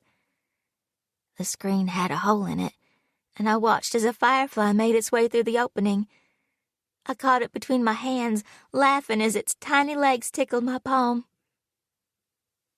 There was a sound from outside. My bedroom was on the bottom floor. My window faced the backyard. I squinted at the dark shape of my swing set as it moved slowly in the wind. Then he was there. A giant shadow. He moved slowly, melting out of the trees.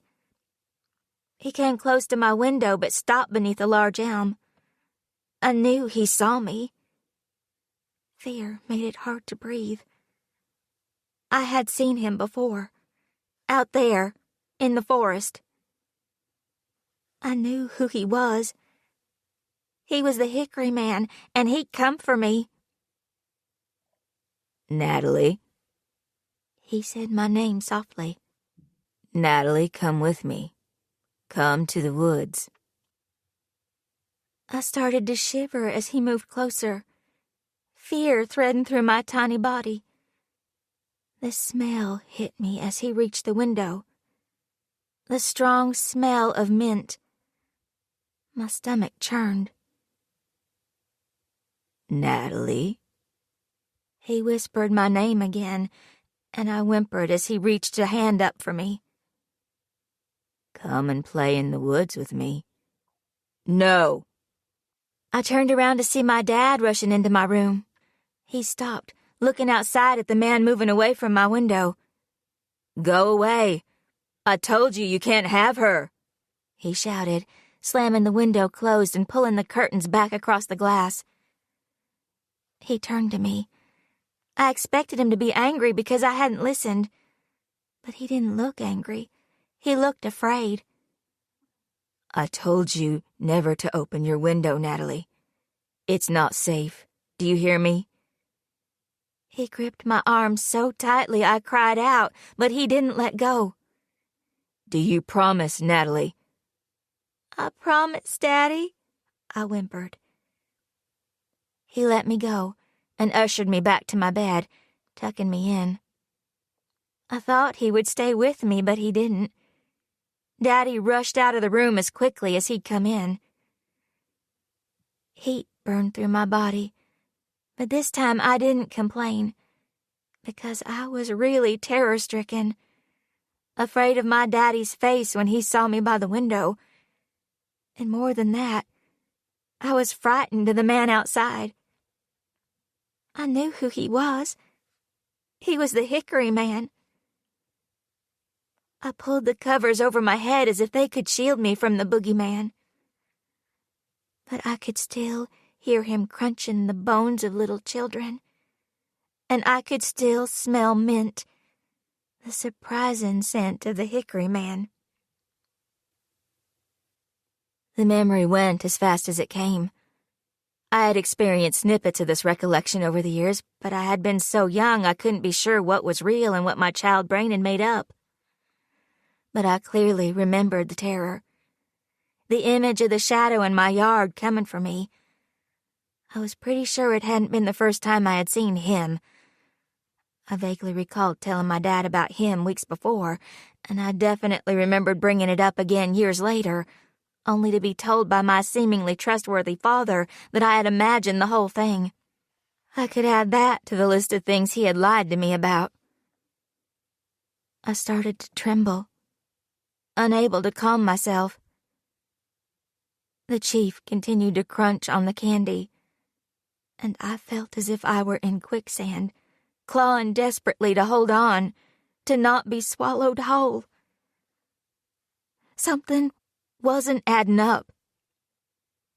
Memories were fuzzy, coming and going, but the danger felt real.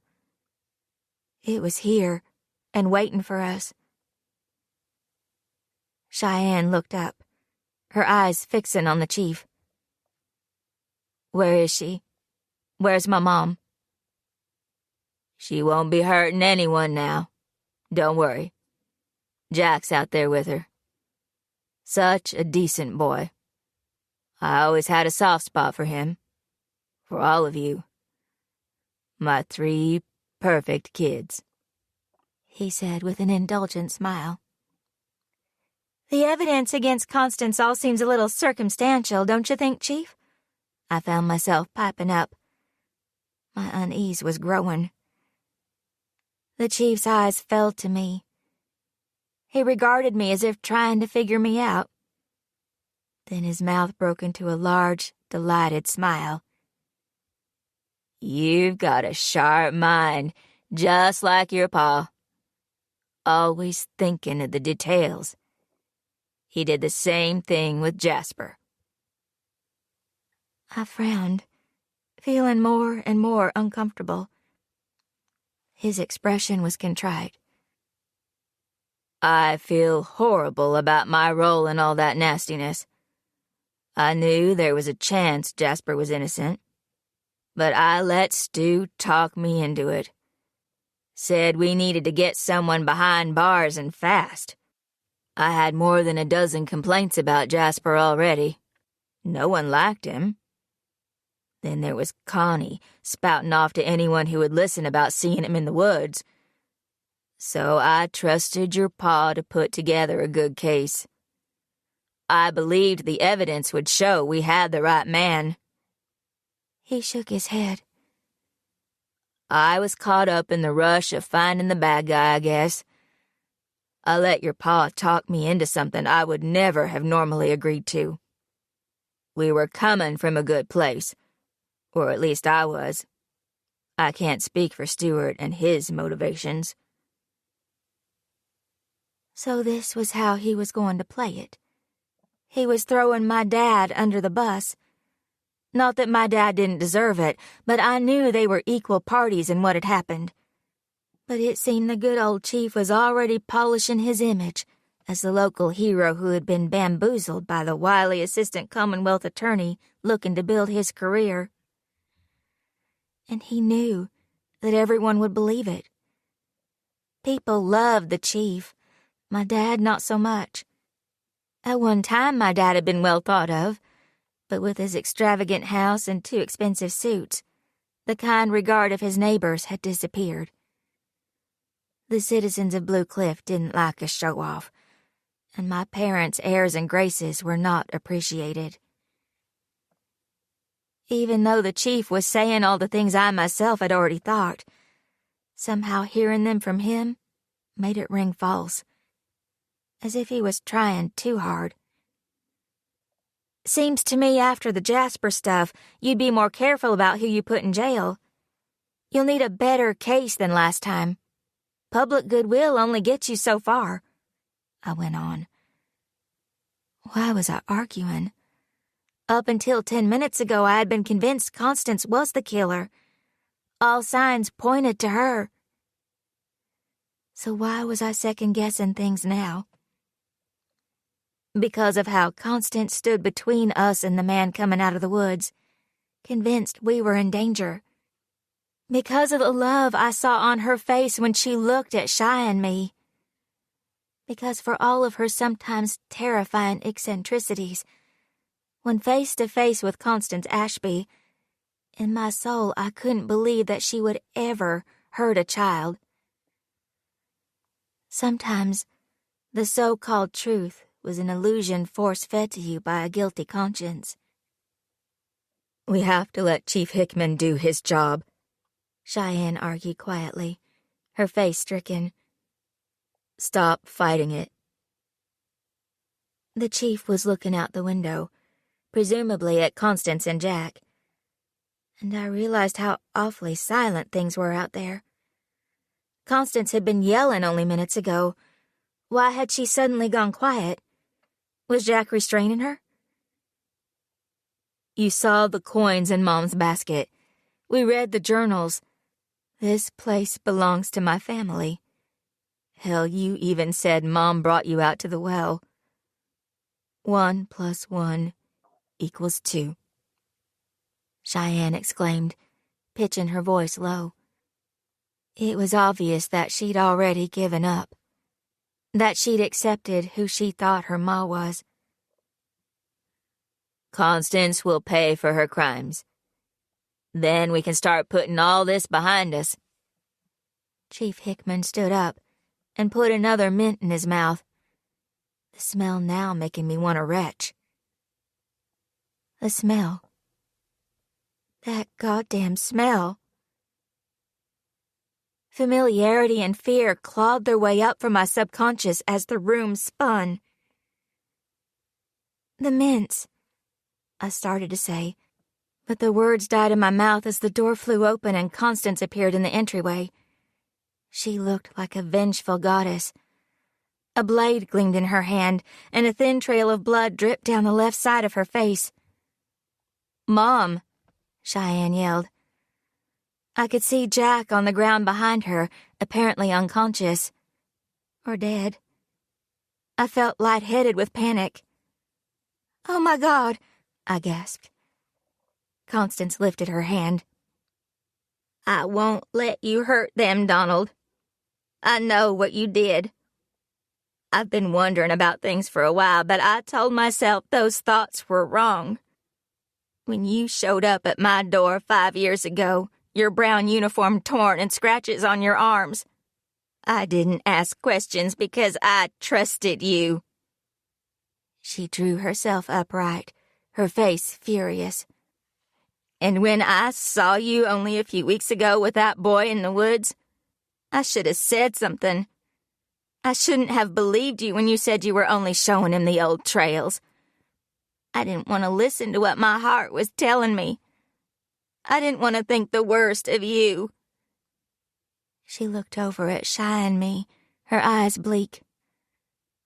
"But I knew. Deep down, I think I always knew. I just didn't want to believe it.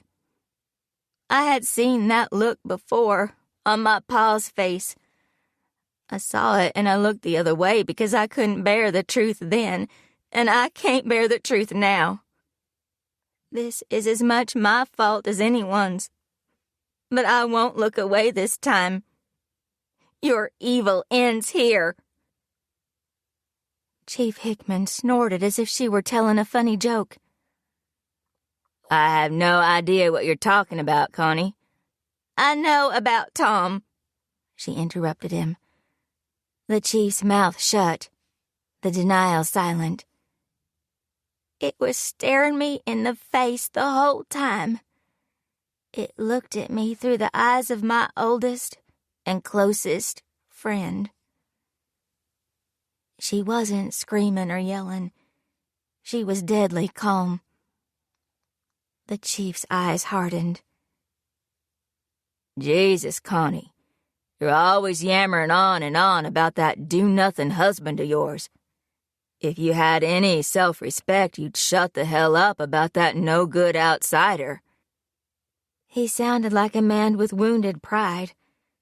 It was obvious he was pissed Constance had taken up with someone else. It was a grudge he'd held on to.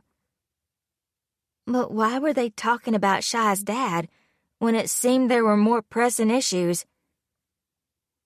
"I knew something was wrong when he didn't come home. He said he was going to see you, that he needed to talk to you about Shy. Said he saw you out there in the woods with her. He knew you watched her." But then Stu said he saw Tom leaving town, and stupid me didn't question it as much as it hurt. Because I believed you with my whole heart. I listened when you told me my Tom wasn't happy, that a man from out there could never be content with a Blue Cliff life. It was obvious that Constance was angry, but there was now a deep sadness as well. Neither Shy nor I moved, afraid of breaking whatever this was. We were terrified as it built toward a horrible climax. Chief Hickman spat on the floor at Constance's feet, startling me. Don't go talking about your whole heart, Connie. I loved you and you shit on me. Getting with some lowlife out-of-towner. Everyone expected us to be together. Your pa expected it too. It's how it was meant to be. You humiliated me. His features turned harsh, his face warping into something dangerous. Constance shook her head. It was never about love with you, Donnie. It was about getting what you thought was owed to you. Your entitlement. Her eyes flashed in our direction, and I saw the very real fear there, and it froze me from the inside out. You wanted me, so you killed him, didn't you? You killed my Tom. The chief laughed. A rich, awful sound that filled the room. Sure, I killed Tom.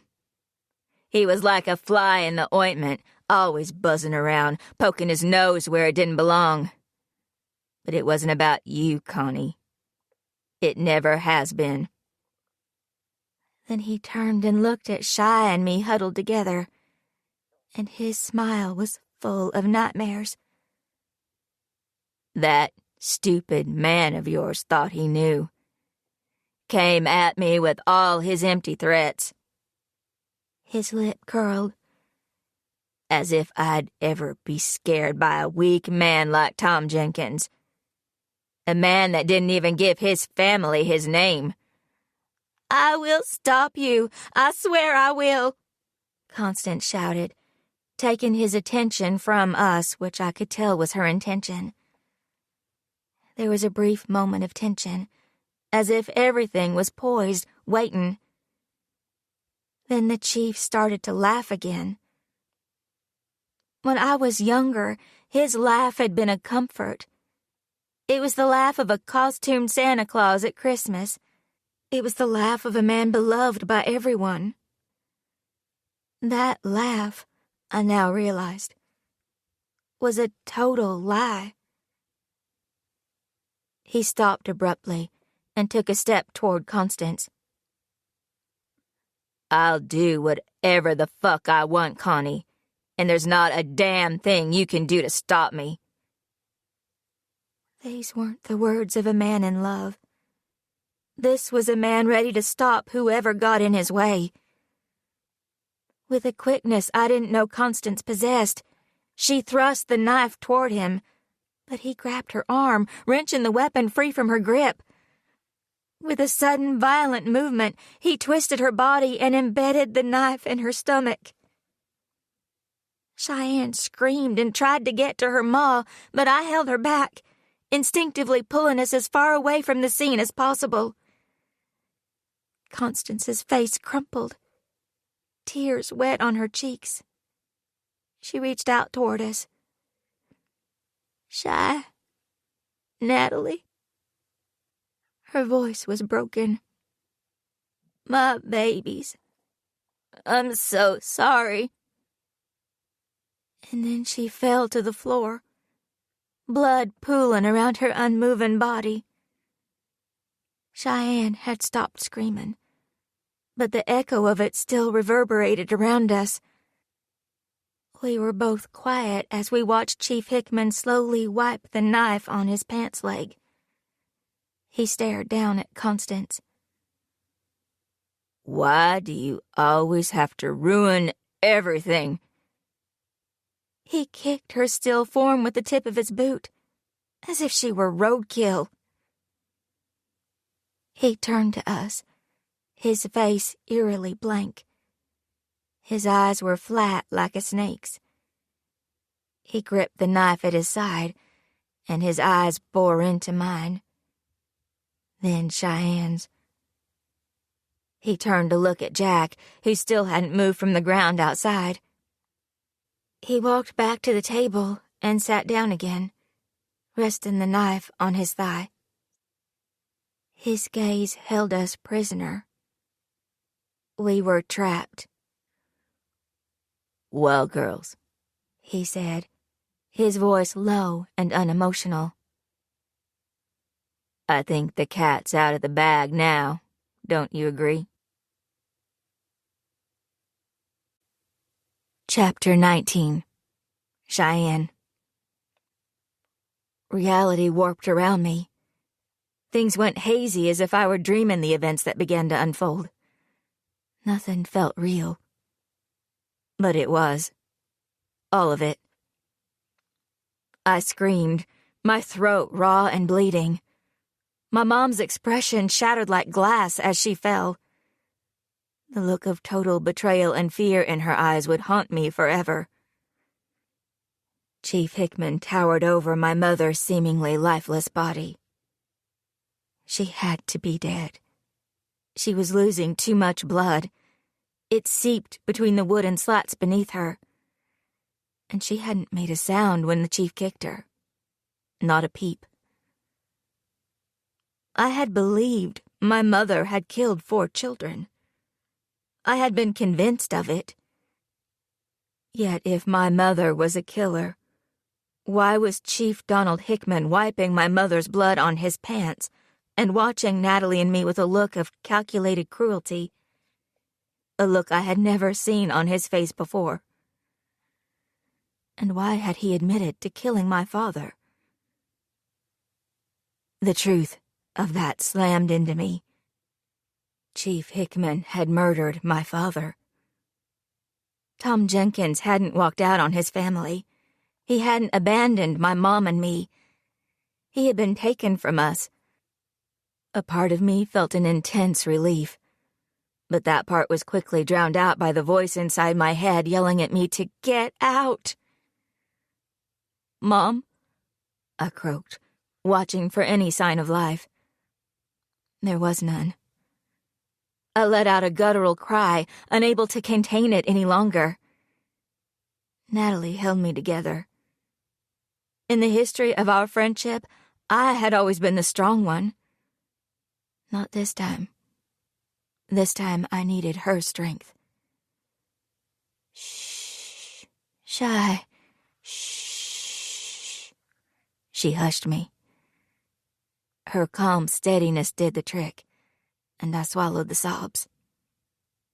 My mother was probably dead, and I no longer believed she had killed those kids.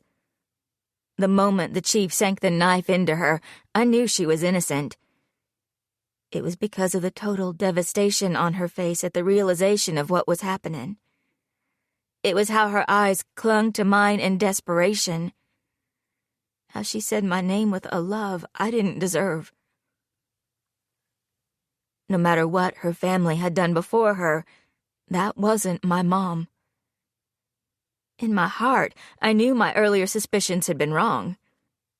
I felt ashamed at having believed the worst about her for most of my life. I hardly remembered a time when I hadn't been embarrassed or annoyed by her. In these last few days, since I'd found Dakota in the woods, I had even believed her capable of the worst kind of atrocities.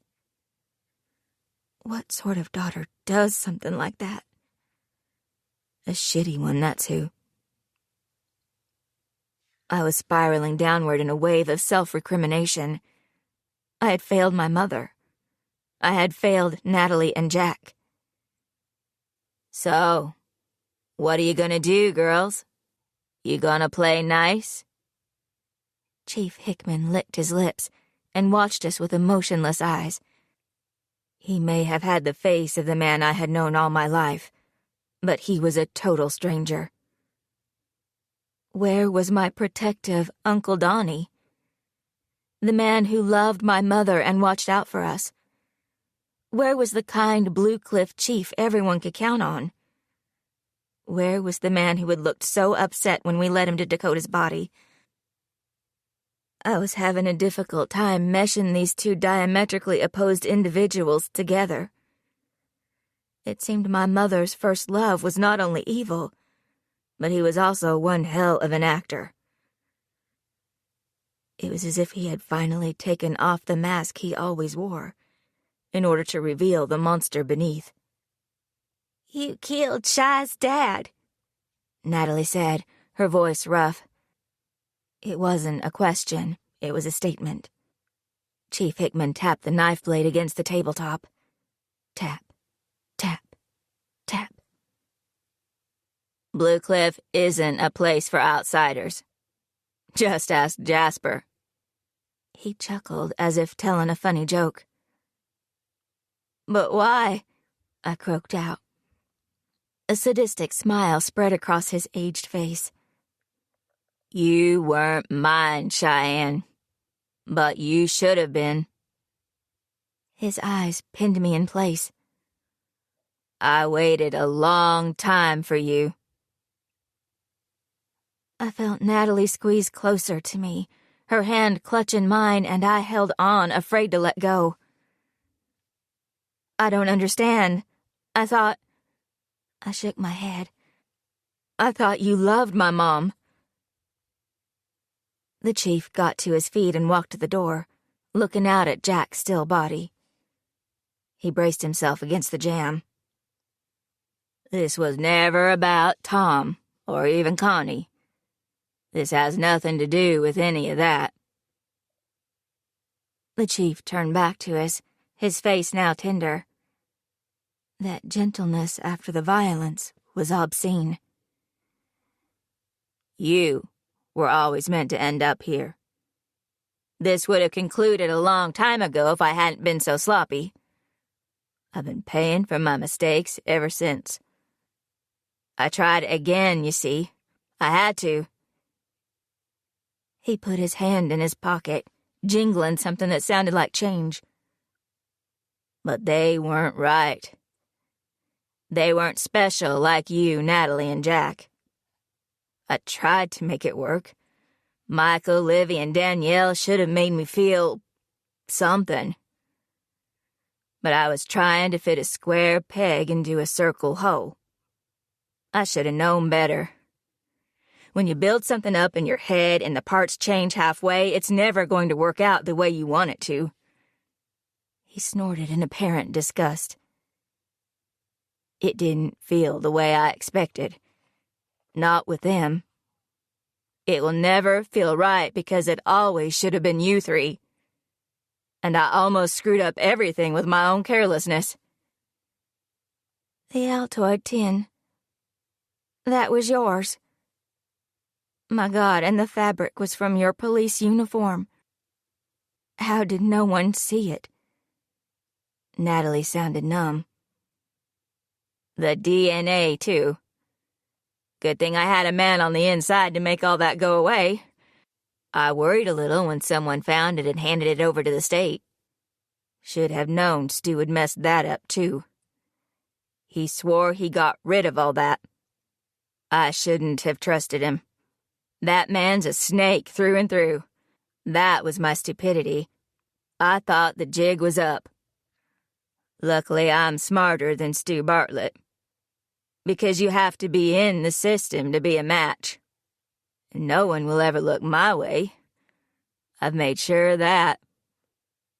He gave her a wink, and I felt sick with revulsion. "But what about Dakota? Why did you kill him?" Natalie demanded, her entire body shaking either in rage or fear. Maybe both. Chief Hickman ran his tongue over his teeth. "Ah, yes. Poor, trusting Dakota Mason. He really sent Connie over the edge, didn't he?" His grin was horrible. "She was doing okay, you know. But it wouldn't take much to make her lose it again. She did it before, remember? I knew she wouldn't be able to handle another missing young'un. In fact, I banked on it. You murdered him to get me back here, I deduced. Because you knew how my mom would react. Everyone saw how she was 5 years ago. You knew another child going missing would trigger her in the worst possible way. And you also knew I could never say no if I thought she was getting bad again. Even though that was the reason I left, if my mom needed me, I'd come back. Like you said when you called me, you're an Ashby. You gambled on my sense of duty, and you were right. I've always been good at reading people. I know what they want. I know what makes them tick. And I know that deep down, you want nothing more than for your mom to love and need you. So I gave you your heart's desire, Cheyenne. You should be thanking me. He smiled, as if he had given me a Christmas gift I'd been asking for.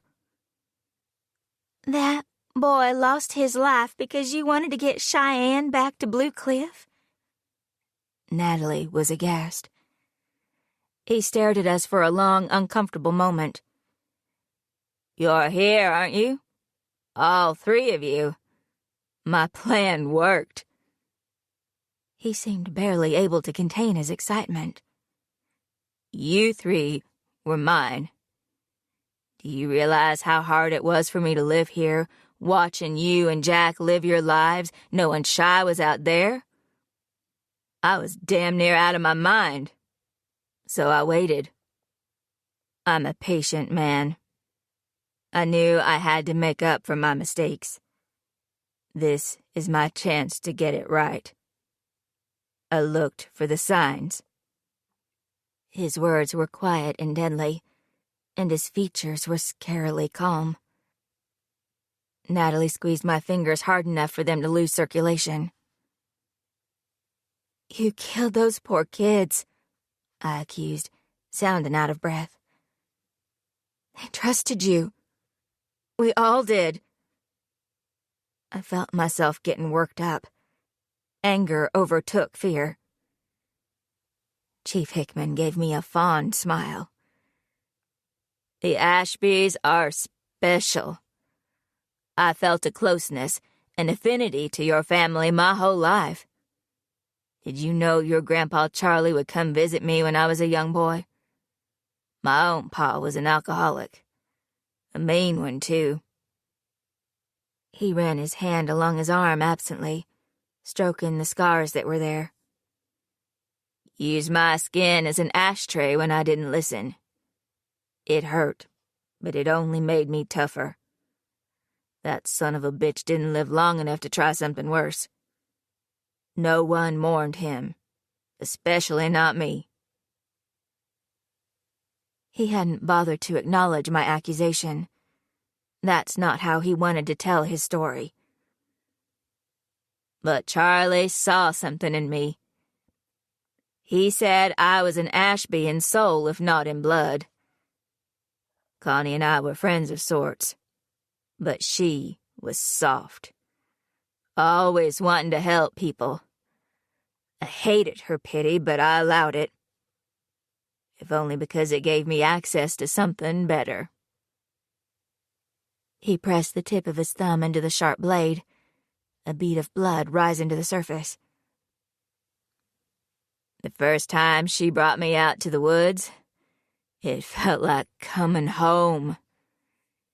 Your grandpa had strung up a deer he had killed. He saw me watching, so he handed me a knife and told me to help him gut it. That was the beginning. I didn't want to listen to him. I wished I could block him out, but I couldn't. He wouldn't let me. He saw I had a taste for the darker things, like he did. He continued. The chief ran his hand along the shelves, stopping periodically to open a box. Charlie was a cold man, a tough man. He wasn't all about making friends. Yet everyone respected him. They knew he kept them safe, or at least that's what he made them believe. He told me once that trust concealed everything. People would look the other way as long as they trusted you, as long as they believed. And Charlie fed their trust and their belief by elaborating on the local legends and by reminding them of our shared history. All the Ashbys did the same.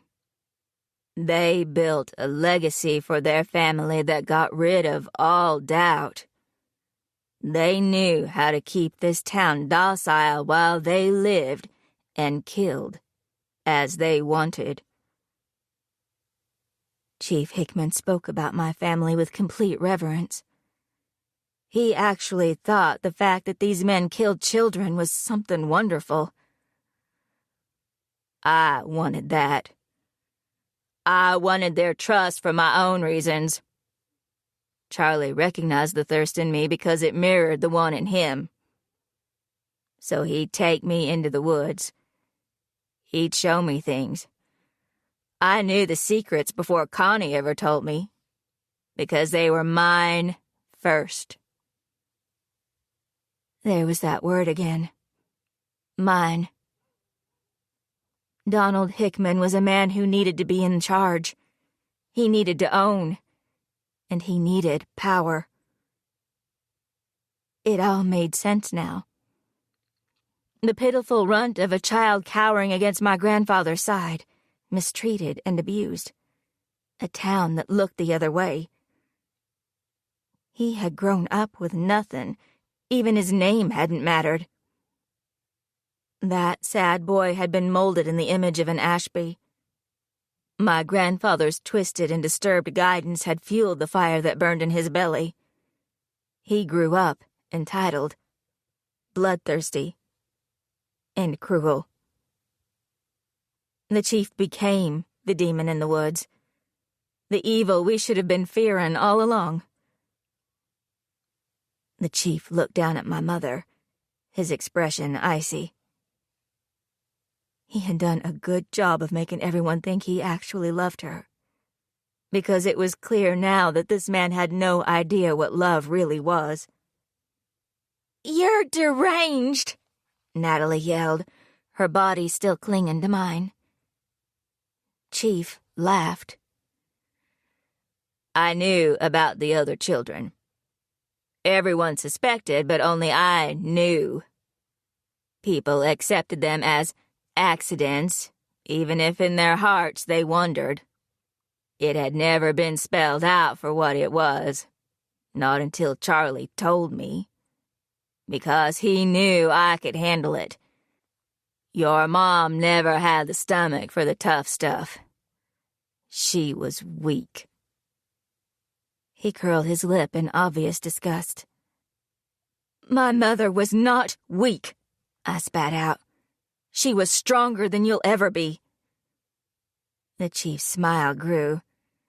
You going all high and mighty on me, Cheyenne? After the way you left her here to rot? His words were like a slap in the face. I had left her alone with a killer. So you believe in all that bullshit about the Hickory Man? That he needs the blood of the youngest fruit? That's why you did all this? You know it's crap, right? I taunted, my words sounding braver than I felt. Chief Hickman's smile twisted into a sneer. Of course not. I'm not a fucking idiot, Cheyenne. Though you have to admit there's something about these woods that doesn't sit right. He looked out the window, suddenly thoughtful. I can see how easy it was for our ancestors to believe a demon lived out here. Sometimes you see things, or hear things, and you wonder. He turned back to us. But there is no Hickory Man. Those kids are dead because of a tale perpetuated to hide the bloodthirsty urges of men like me. Your grandpa knew there was no evil being needing appeasement. That's not why he took them. And that's not why I followed in his footsteps when your mother refused to." He bared his teeth. "You see? It's easy to blame murder on a ghost when an entire town is raised to believe in monsters." "Jasper wasn't a ghost. He was a man, and you sent him to prison," Natalie shot back. "Jasper had it coming. I couldn't have him hanging around after everything he saw. Always snooping where he shouldn't, eyes on everything. He saw me with Olivia that day she went missing.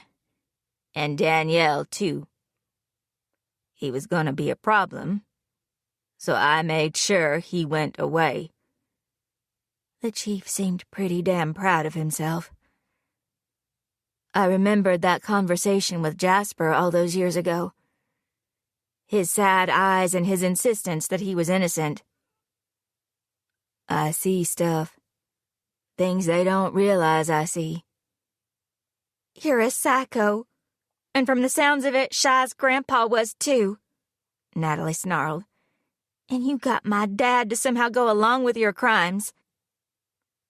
Chief Hickman gave her a shrewd look. "Your father had his own reasons for doing what he did. Who's to say his motivations were any better than mine?" He lifted his shoulders in a nonchalant shrug. "If my dad had known what you really were, he would have stopped you," Natalie said through gritted teeth. "You don't know your pa at all, Natalie. Stu and I had an understanding. He kept his mouth shut, so I'd try to forget all about his beautiful baby girl." His look was indulgent. "But you're impossible to forget, Natalie. You, Shy, and Jack are mine. It was only a matter of time before I claimed you." His words sunk in, their meaning clear. Stuart Bartlett knew what Chief Hickman was, and had said nothing. "No, he wouldn't do that. He wouldn't stay silent if he knew you had murdered those kids."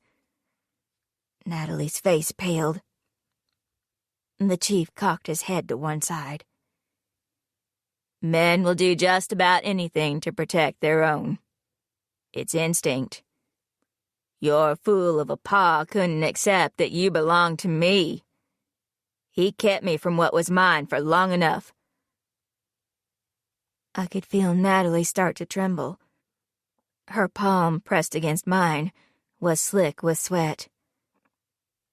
"It was you, outside my window," she whispered. This didn't sound like a revelation, more of a confirmation. The chief pulled out another mint and popped it in his mouth. "I'm surprised you remember that. You were so young, only 4 years old, and perfect.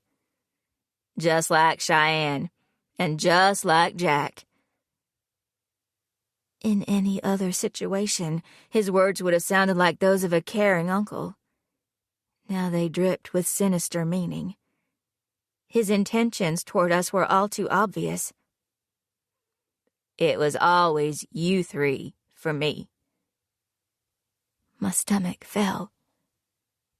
He gnashed his mints, the sound loud like crunching bones.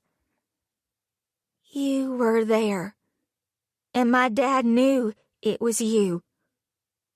Natalie was practically vibrating with anger. The smell of mint was strong. It mixed with the aroma of damp earth and wood rot. It was a combination of scents that was both unique and familiar. I had smelled them before. I let out a gasp, and both Natalie and the chief looked at me. "I remember, too," I breathed, my mind opening up and swallowing me whole. "You have to wait for him, just as I did when I was your age. You have to present yourself to him, to offer him your service. If your intentions are pure, he won't hurt you, Shy. My mom gripped my small shoulders hard enough to bruise. We were standing deep in the woods. Mom had led me past the old well, which she explained was how he came into our world. You have to stand here until he comes, do you understand? You can't run. You have to wait. Don't run, Shy. It will be worse for you if you do. I was young. I had just turned 5. But I wasn't too young to know my way around the woods. I knew that beyond the stones was the old cabin. It wouldn't take me long to get there. I wished I was there now. I didn't want to stand out in the woods all by myself. Even though Mom had been preparing me for this, I still didn't understand. Don't leave me, Mom, I begged, trying not to cry. My mom pulled me into a hug. We're doing things our own way now. You'll see that one day. But this has to happen if it's to be different. We can alter the path, but not the first step. I didn't understand, and I knew she wouldn't explain. So I swallowed my cries as she took out a knife and cut the palm of my hand. Blood dripped onto the ground. I heard her say that the blood would call him to me. I was scared, so scared as I watched my mother leave in the direction we had come from. I stood there for a long time, waiting. It was fall and got cold in the woods at night. My mom had made me dress in an old-timey nightgown. I hated it. It made me all itchy. It was getting dark when I heard the trees move. I was so scared. I could scream, but I didn't dare. Mom had told me to keep quiet, to stay still, and to wait. I heard the crunch of what sounded like bones grinding together before I saw him. He pushed through the branches, his breathing heavy. My knees were shaking. I started to cry, even though I knew I shouldn't. I wanted my mom. He smelled of earth and dead things, of blood and leaves and something familiar. He breathed again, and the scent of mint washed over me. It reminded me of the mint that grew in my mom's garden. It's okay, Cheyenne. I'll take care of you, he promised, his voice low and deep. I didn't believe him. It was almost nightfall, and his face was in shadow, but I knew him. I knew who he was. Are you the Hickory Man? I whispered. I'm here to protect you from him, Cheyenne. He took my hand and tugged me forward. I stumbled over a rock and fell to the ground. I want to go home, I wailed. I felt myself being lifted to my feet, a hand heavy on my shoulder. You're so important, Cheyenne. You mean more to me than you will ever know. I looked up into Uncle Donnie's eyes. He pushed a piece of hair back from my face. I listened to him because Uncle Donnie never lied to me. He liked me. He told me so all the time. The crunching came again. Not bones at all, I realized, but mints. Mom says I have to stay here and wait for him, I argued. Your mom will never know. Once she realizes you're not here, everything will be over. You'll have saved the town. He said it like I was going to be a superhero. He took my hand. Come on, before it's too late. I followed him into the woods, toward the old hunting cabin. I trusted him. I had no reason not to.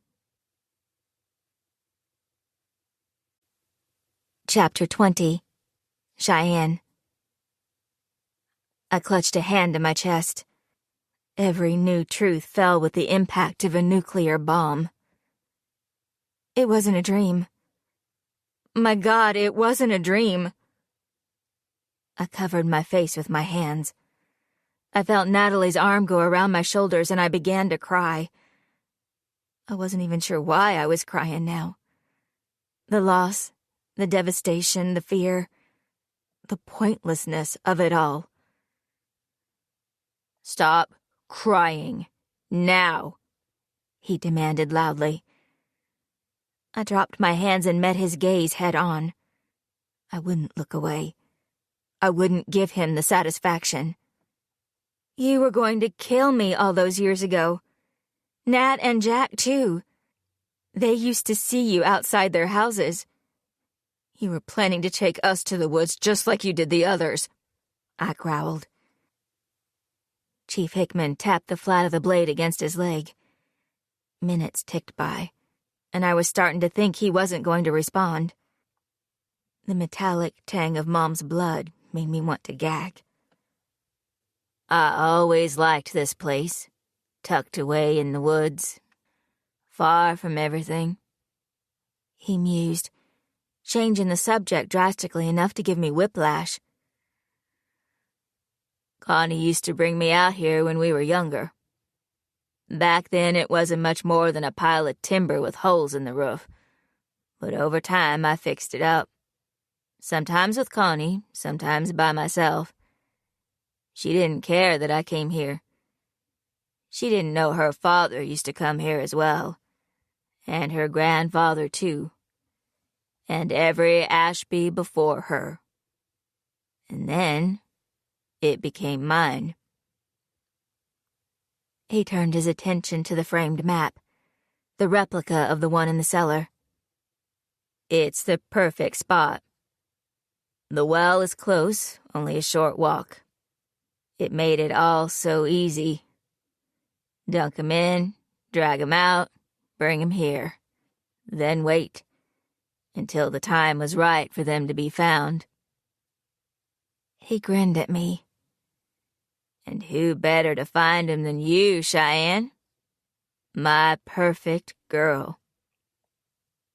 He lifted one of the coins from the basket and jingled it in his hand. "The coins are a nice touch, don't you think? You have to appreciate the irony of all those dead kids who couldn't be protected by their silly superstition." Then he picked up a poppet and looked at me, a pleased expression on his horrible face. "And this was just for you, Shy. I knew you'd make the connection when you found it by Dakota. Because you're a smart girl. I raised you to be that way." "So those kids died not because the Hickory Man would destroy the town if he didn't get his sacrifice, but because you and Ashby's liked killing little kids," Natalie spat out. The chief appeared frustrated with Natalie's assertion. "This goes back hundreds of years. This is all wrapped up in this town's history." He held his arms out in dramatic flair. "Charlie explained the importance of storytelling. How there comes a point when people's fantasies become their reality. That's what happened in Blue Cliff. There's no moving on, no forgetting. It's always there. Brockett and his mom killed those 3 kids for reasons that most people today would never understand. But Blue Cliff understands, and it always will. Places like this breed men like me. We're a natural consequence to all that darkness." "Are you seriously blaming the town for your actions? You're even more deluded than I thought," Natalie said incredulously. The chief lifted the knife and pointed at her menacingly. "This town made me who I am. Who Charlie was. Who the Ashbys became. And those kids died because we wanted them dead. It was the town's belief that made it possible, so you tell me who's really to blame here." Natalie looked like she wanted to argue more, but the sight of the knife waving dangerously in our direction had me changing the course of the conversation. "So you're saying that I come from a long line of psychopaths? That what, murder is my birthright?" My fight-or-flight response was making me restless. I needed a plan, and I needed it fast. Not all of them were like Charlie. I think Brockett and his mom truly thought that some wicked thing lived out here, and the only way to keep it happy was to give him the kids. Who knows how they came to that idea, but they were living in a time when you shit in a hole in the ground, so there wasn't a lot of rational thinking going on. Chief Hickman tapped the side of his head for emphasis. Some thought they were protecting the town, like your great-grandpa Jonas. Apparently, he cried and cried over those kids, was sick for weeks afterward. Charlie hated him, said he was too soft. He hated that Connie seemed to take after him. He showed me the old journals he kept down in the root cellar, where his pa whined about it. But he still took those kids and drowned them, right out there in that well. So he wasn't completely yellow-bellied. The chief walked toward Nat and me. He towered over us, his presence tall and overpowering. I felt like a child again, terrified of the boogeyman. Except the boogeyman stood right in front of me, and he was someone I had loved and trusted. Charlie showed me how to use the story. Back in the old days, the Ashby men simply waited for something bad to happen, a house to burn down, a baby to die. Then they knew the time was right. It was the perfect cover. But Charlie didn't bother with that. He killed when he felt like it, and that's what I did. I planned it out for years, waiting for the perfect 3. "But you're the chief of police," Natalie exclaimed, her firm voice breaking. She turned and looked at me, still struggling to make the connection. Chief Hickman looked thoughtful. "You know, girls, it's awful hiding who you really are. To put on a badge and a smile and pretend I don't have these thoughts, these urges.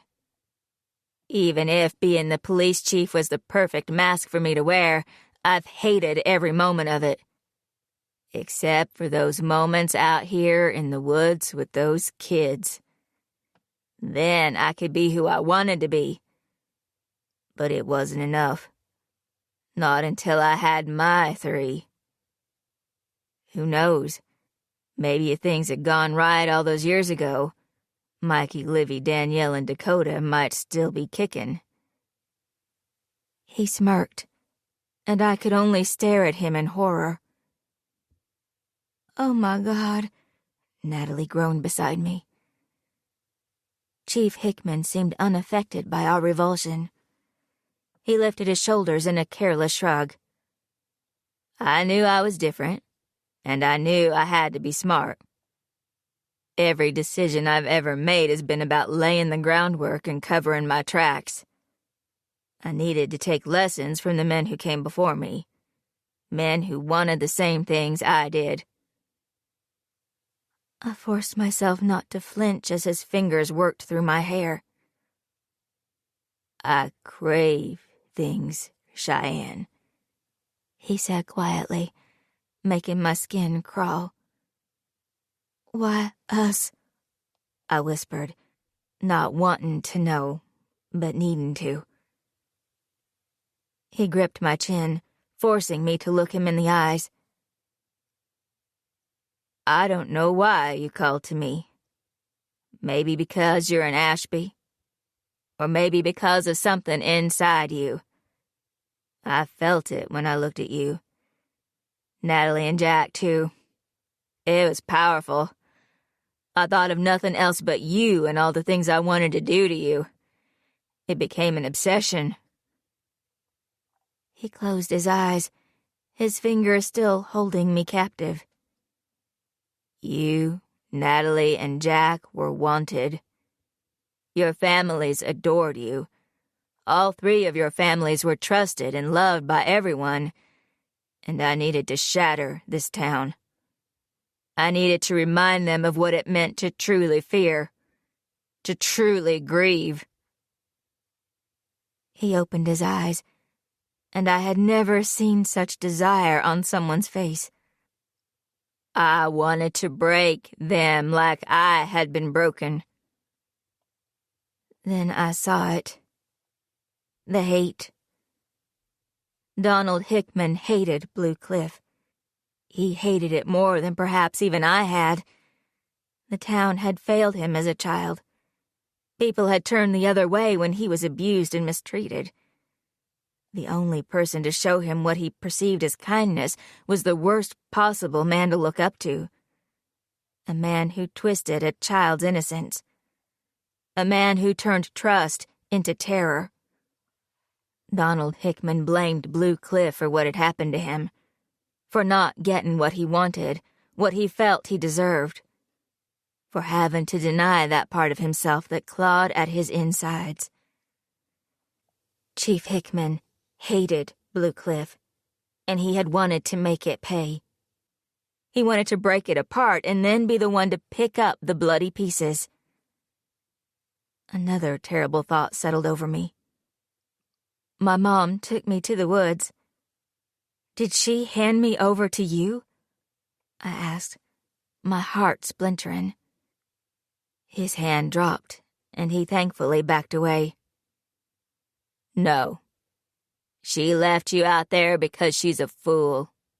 Because she thought it was some kind of rite of passage. Do you remember me telling you about her being left by herself for days when she was a child? I nodded.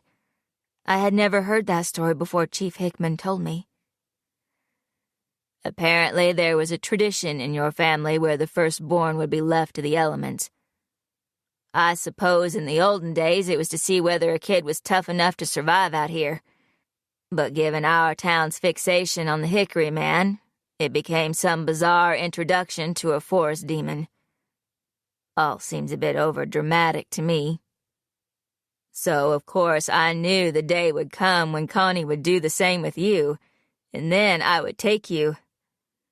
I watched you three. I bided my time. Shy, you would be the first, and then I'd come for my other two. One by one. He came alive as he spoke about what he had planned for me, for us. He was disgustingly proud of himself. I realized with dread that this was the happiest I had ever seen him. All those other times, I now knew to be fake. Those smiles, those laughs, they had all been lies. But this, right now, here in these woods with the memories of dead children all around him, he had found bliss. But it didn't work. Your plan failed because here we are, Natalie interjected with obvious loathing. The chief's expression became thunderous. I know these woods, these trees. I had planned for so long. I don't know how it happened. The sky was clear, no storms that night. He frowned as if struggling with his recollection. But the wind picked up. It was like a damn hurricane. We had just gotten here. Everything was falling into place, and I was so close. You were almost mine. Then a tree fell. It startled me is all. And you got away. He glared at me as if it were my fault he hadn't gotten to murder me. After that, Stu became a bit more stubborn. Decided to put his pathetic foot down for once. After losing you, Shy, I let him. And Louise, the superstitious bitch, didn't leave Jack alone for a moment. Slept in his goddamn room for almost a year. He growled in frustration. I had to force myself to give up on you three, as much as I didn't want to. I had to move on. I had to wait for others. He let out a slow breath. I was on pins and needles for months after that, though. I didn't know what you would remember. Would you tell someone? But if you mentioned it to your mom, she must not have believed you, because she never said a word to me about it. You were young, after all. Who takes a child's crazy story seriously? I couldn't remember if I'd ever said anything to my mom. But I suspected I hadn't. Because even back then, a part of me was terrified of her making me go back out to the woods by myself. And like most early childhood memories, they eventually became hazy with time until they were forgotten altogether. Except I hadn't really forgotten them. They became the fabric of my nightmares. I could hardly believe my life had been saved by a freak accident. If not for a sudden storm, I would have become another name on the cellar wall. He turned to stare out the window again. The tree shouldn't have fallen. It had survived 100 hard winters. It was strong. He wore a look of confused anger. It had to have been a fluke. I'm not a believer, and I never will be. It's my fault things got messed up. No one else's. He muttered to himself. Mistakes happen. That's all it was. Mistakes and chance. This time will be different. At that moment, outside, Jack let out a moan, and Chief Hickman's head swiveled in his direction. Jack had started to sit up, his hand going to the back of his head. His fingers came away wet. What the... He looked in our direction, his eyes meeting mine. They clouded with worry and fear. Shy? Seems you've woken up just in time, Jack, my boy, the chief said jovially, his demeanor changing completely as he walked outside and hoisted Jack up on unsteady feet. Jack wobbled and swayed, his eyes looking glassy. Blood had trailed from the head wound, but it didn't appear to still be bleeding. Jack had a good 4 inches on Donald Hickman, and normally would have easily been able to overpower the older man. But not in his condition. The chief shoved him into the cabin with us and closed the door behind him. Jack stumbled, almost pitching forward, but regained his balance. Chief Hickman took his gun from its holster and pointed it at Jack's chest. Still holding the knife in his other hand, the chief pressed the blade against the side of Jack's neck. Go sit with the girls. Don't want you missing out on story hour. It was starting to get good. Jack immediately held up his hands, his eyes going wide with shock. What are you doing, Chief? Chief Hickman waved the gun in our direction. I said, have a seat. You've always been a nice, obedient boy. Don't go getting a backbone now. Jackson had to step over my mom to get to us. His breathing became ragged as he took in the sight of her still form, but he wisely kept his mouth shut. He sat on the floor beside me. What's going on, Shy? Chief Hickman dropped the knife onto the table and looked at us indulgently. Look at you guys. All together the way it used to be.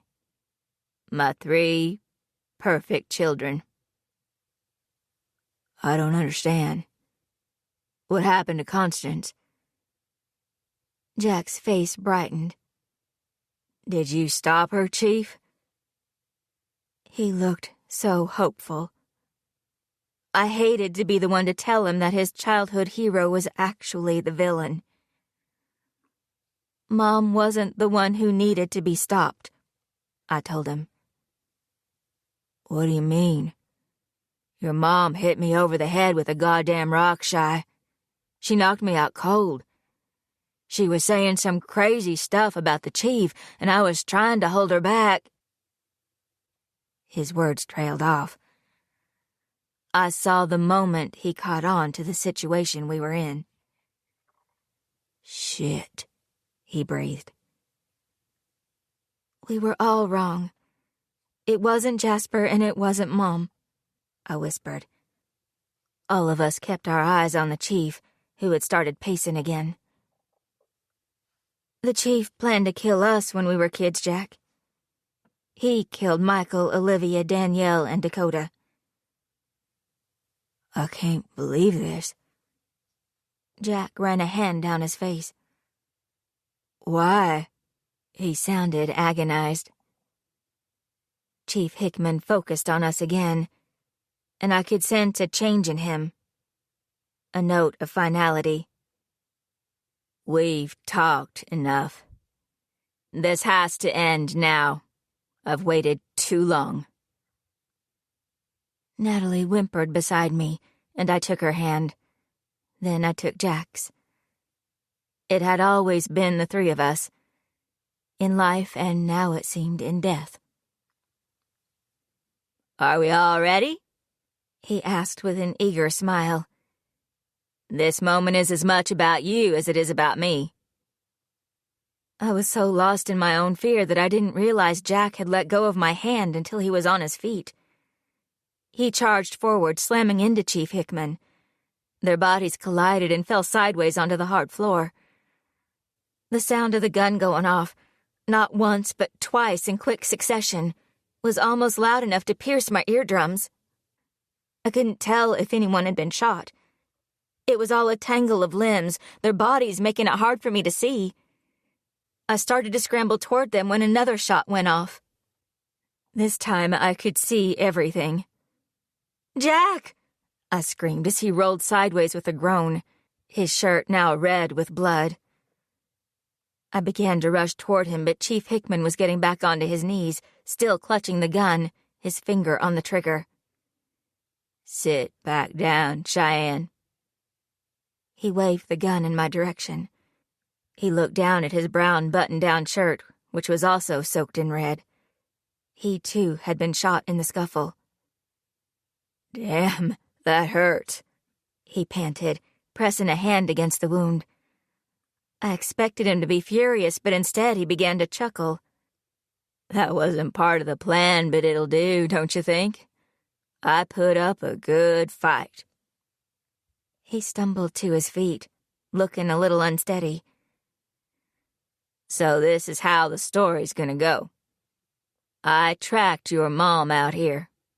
I figured out she was the one who had murdered Dakota. I knew about this place because Connie and I are close, so it makes sense that she would have shown it to me at some point. He lifted the gun and pointed it in our direction again. I found her here with the three of you. You two were dead already, but Jack here, he was her accomplice all along. Who the hell would believe that? Natalie scoffed, a tremor in her voice. People know Jack. They know his family. They're good people. He's not an outsider like Jasper. She glanced at Jack's still body on the floor. They know he'd never help anyone hurt a bunch of kids. That's ridiculous. Chief Hickman seemed to consider her words. The funny thing is, people will believe it because they will have a face to a crime.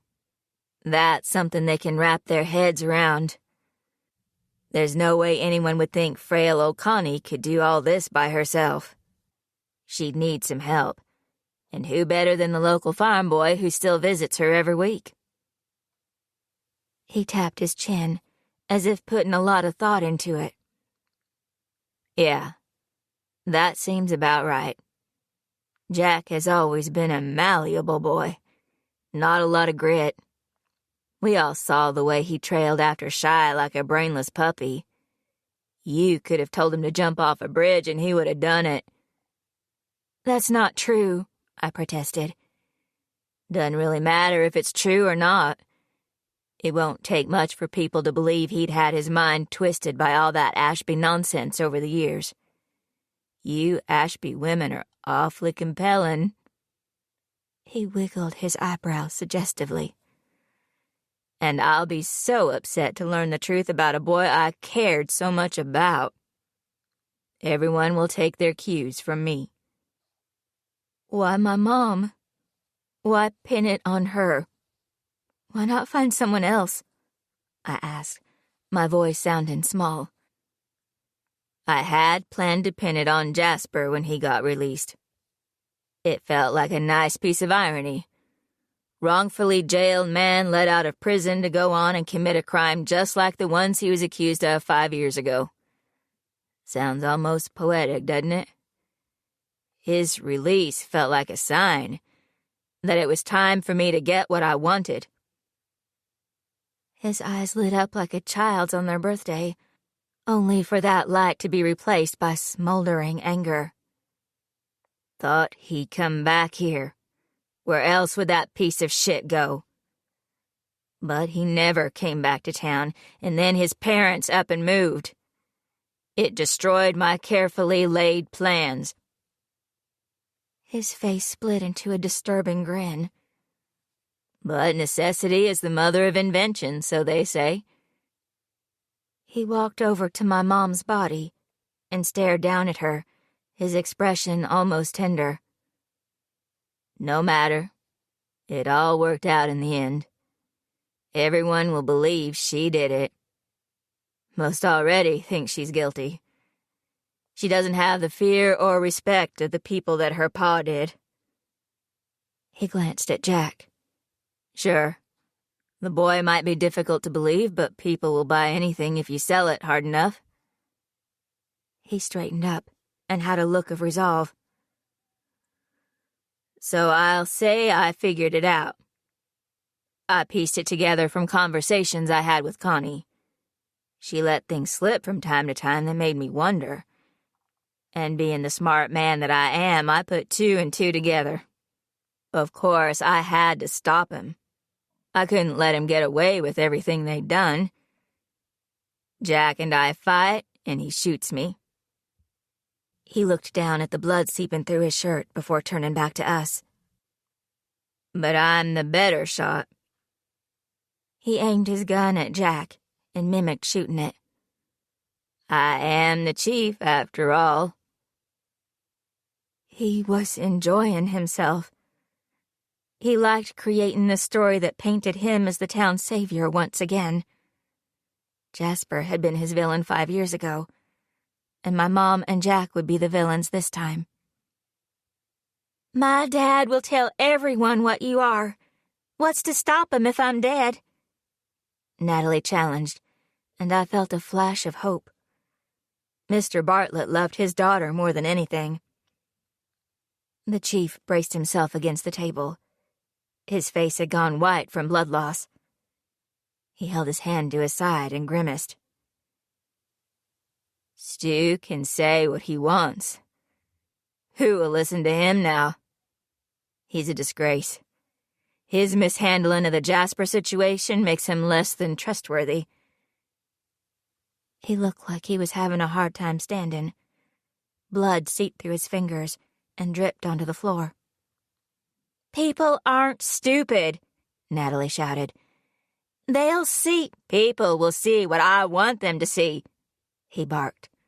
I'm the goddamn chief. Natalie fell silent, because he was right. No one would question him because no one ever had.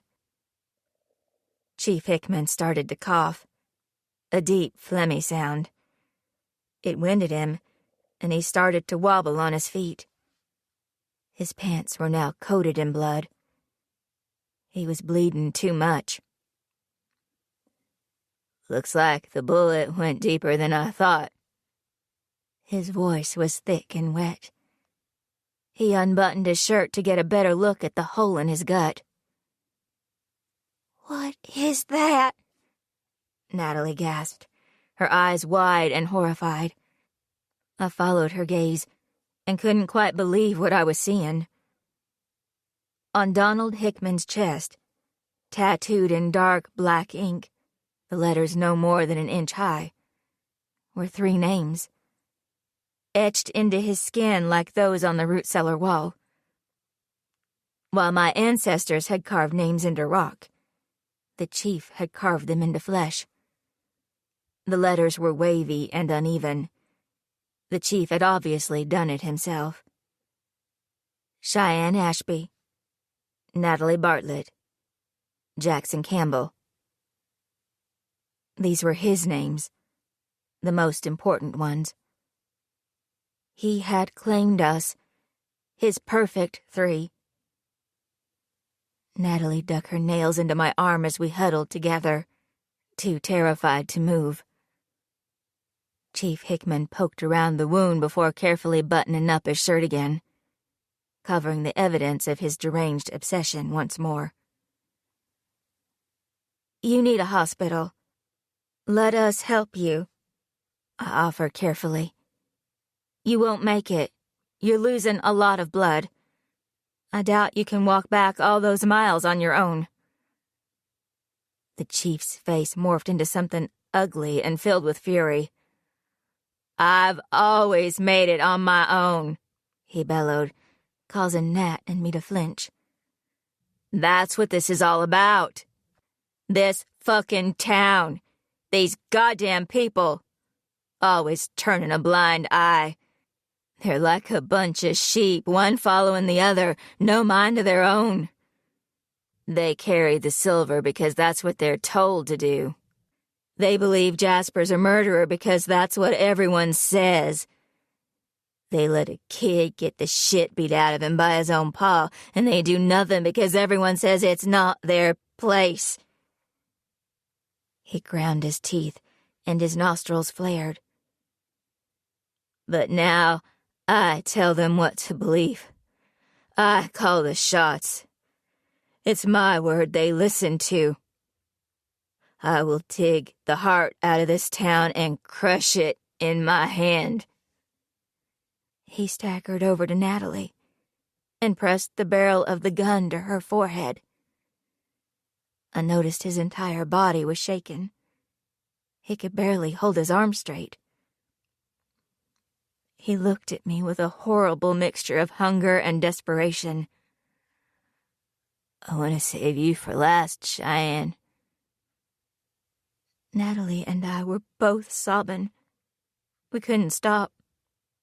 This was it. It was all over. And I hated that people would think my mother and Jack were responsible, that they would be remembered as murderers while the chief would be venerated.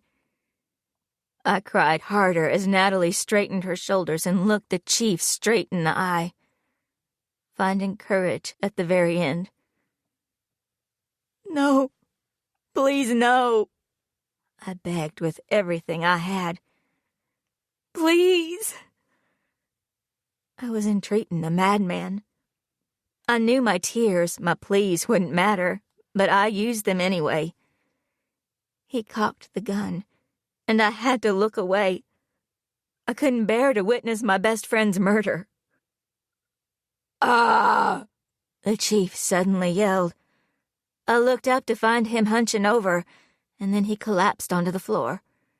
He rolled onto his side, his hands flailing frantically for the fire poker that was now sticking out from the middle of his back. And there, standing over him, was my mother, covered in blood and looking every bit as terrifying as the Hickory Man. "Mom!" I cried with fresh tears. She didn't look at me. Her entire focus was on Chief Hickman, who was trying to stand up. She reached down and snatched the gun now held loosely in his hand. Without a moment's hesitation, she shot him in the head. He crumpled to the floor and was still. Natalie and I were both shaken violently, unable to move. We watched as Mom, who was still bleeding from the wound in her gut, pushed Donald Hickman onto his back. She reached into the pocket of her long skirt and took out a handful of herbs and sprinkled them over his body. She began to mutter something under her breath, closing her eyes, rocking back and forth. When she was finished, she went to Jack and knelt beside him, putting her fingers to the side of his neck. "He's alive, but we need to get him to the hospital," she said. Then she ripped a length of cloth from the bottom of her long skirt, wadded it up, and pressed it to his side. "Mom," I whispered, hardly able to believe what I had witnessed. My mother finally looked at us, and it was then that her calm broke. She crawled across the floor and took us in her arms. "My girls, my poor, poor girls," she soothed, kissing the top of my head and then Natalie's. "I'm so sorry." The three of us cried for only a moment. It's all we could allow ourselves. "We need to get help," my mom said, breaking away. "I'll go. I'll be the quickest. I know these woods." She stood up, placing the gun on the table. I looked at the red patch on her stomach with uncertainty, but she waved a hand in the air. "Trust me. You stay here. You'll only slow me down." She didn't sound like the disturbed woman I'd found when I came back to Blue Cliff.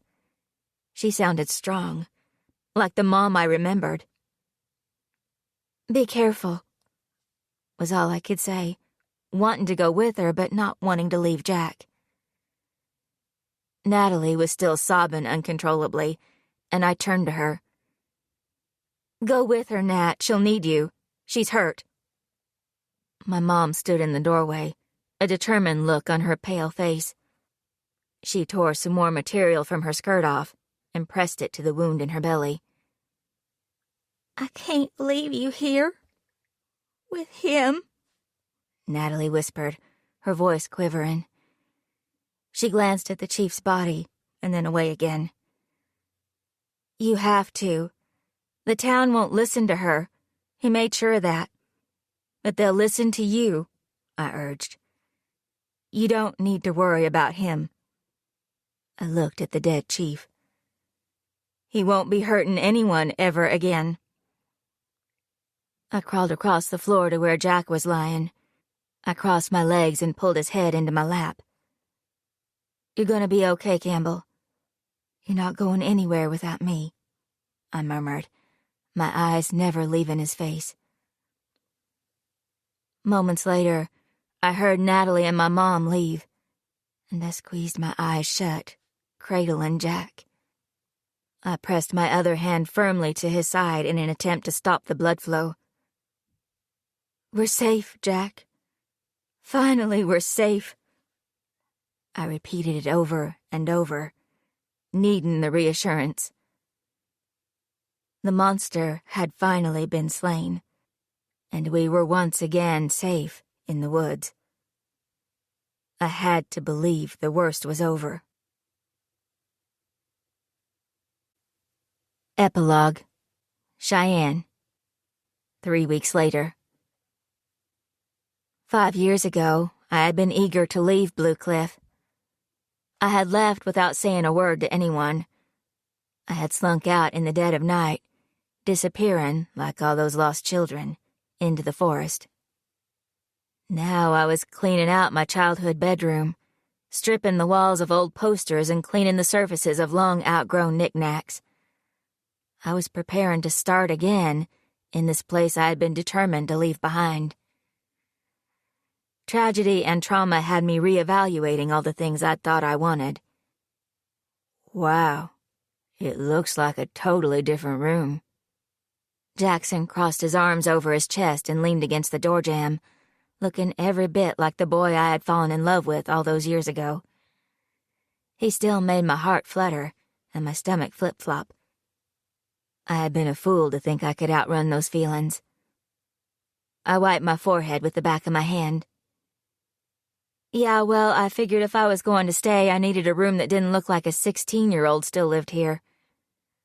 I stared admiringly at my handiwork. I had painted the walls a soft yellow. New patterned curtains hung from the window. The wooden floors had been mopped and polished so that now they shone with a brilliance they hadn't seen in decades. But we had done more than a bedroom makeover. I needed to eradicate the darkness that had permeated the house for far too long. Jack had been with me that day, not long after everything had happened, when I made the decision to go back down to the root cellar. Armed with an electric sander and a can of white paint, we erased the names and got rid of the map. "Your mom didn't put those there," Jack stated as he sanded over Michael, Olivia, Danielle, and Dakota's names. I shook my head. The chief did. He must have done it once Mom was no longer able to get up and down the steps on her own. She wouldn't have seen the additional names. I realized now that they were in Donald Hickman's handwriting. The letters were the same as those on his chest. Further testament to his obsession with the Ashby birthright.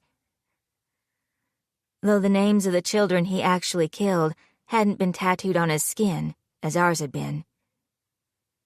His fixation was reserved for the three of us alone. Our names were his. We wouldn't have been added to the wall, because our deaths would have belonged to him and not the Ashby legacy. It made the murders of those 4 kids all the more senseless. "I've put together your mom's new bed. We should finish getting things together if we're going to pick her up by 4, Jack told me. Mom's injuries had been significant, requiring several surgeries. Her recovery period was longer than for the rest of us. Jack had been lucky that the bullet hadn't gone deep, though he needed several pints of blood. It was the blood loss that could have killed him. Jack tucked his thumbs in his jean pockets and cocked his head, watching me as I finished making my bed, a double now that I had a frequent visitor sharing the space with me. "You're sure about this? Staying here, I mean." He sounded so hesitant and unsure, and I knew his question was merited. He was trying to trust my renewed presence in his life, but we had a history of me abandoning him that would take longer than a few weeks to get over. I walked over to him and wrapped my arms around his waist. I leaned up on my tiptoes and kissed him. Jack held me close, and we breathed each other in, tied together tighter now after everything. Ours was a bond forged by childhood and first love, and from devastation and terror. It was the kind of chain that could never be broken. "I'm not going anywhere. You're stuck with me," I threatened teasingly. "What would I do without you, Shy?" I burrowed into his embrace. "Lucky for you, you'll never have to find out." And I meant it. I couldn't imagine being with anyone else. I couldn't imagine being anywhere else. After a few minutes, Jack released me and took my hand. "Come on, let's finish up here so we can get going." He looked out the window and beyond to the trees. "I hope one day I can be here without feeling like I'm crawling out of my skin." Of the 3 of us, Jack seemed to be struggling the worst. His confidence in people had been shattered that day out at the Ashby cabin. Chief Hickman had destroyed Jackson Campbell's trust. I hated Donald Hickman more than I thought it possible to hate anyone. Not just for what he had done to those children, or for killing my dad and nearly killing my mother, but for what he had taken from Jack and from Natalie. He had destroyed their faith in this town, in the people they had known their whole lives. I had always held myself apart as much as possible from the roots that had been dug for me.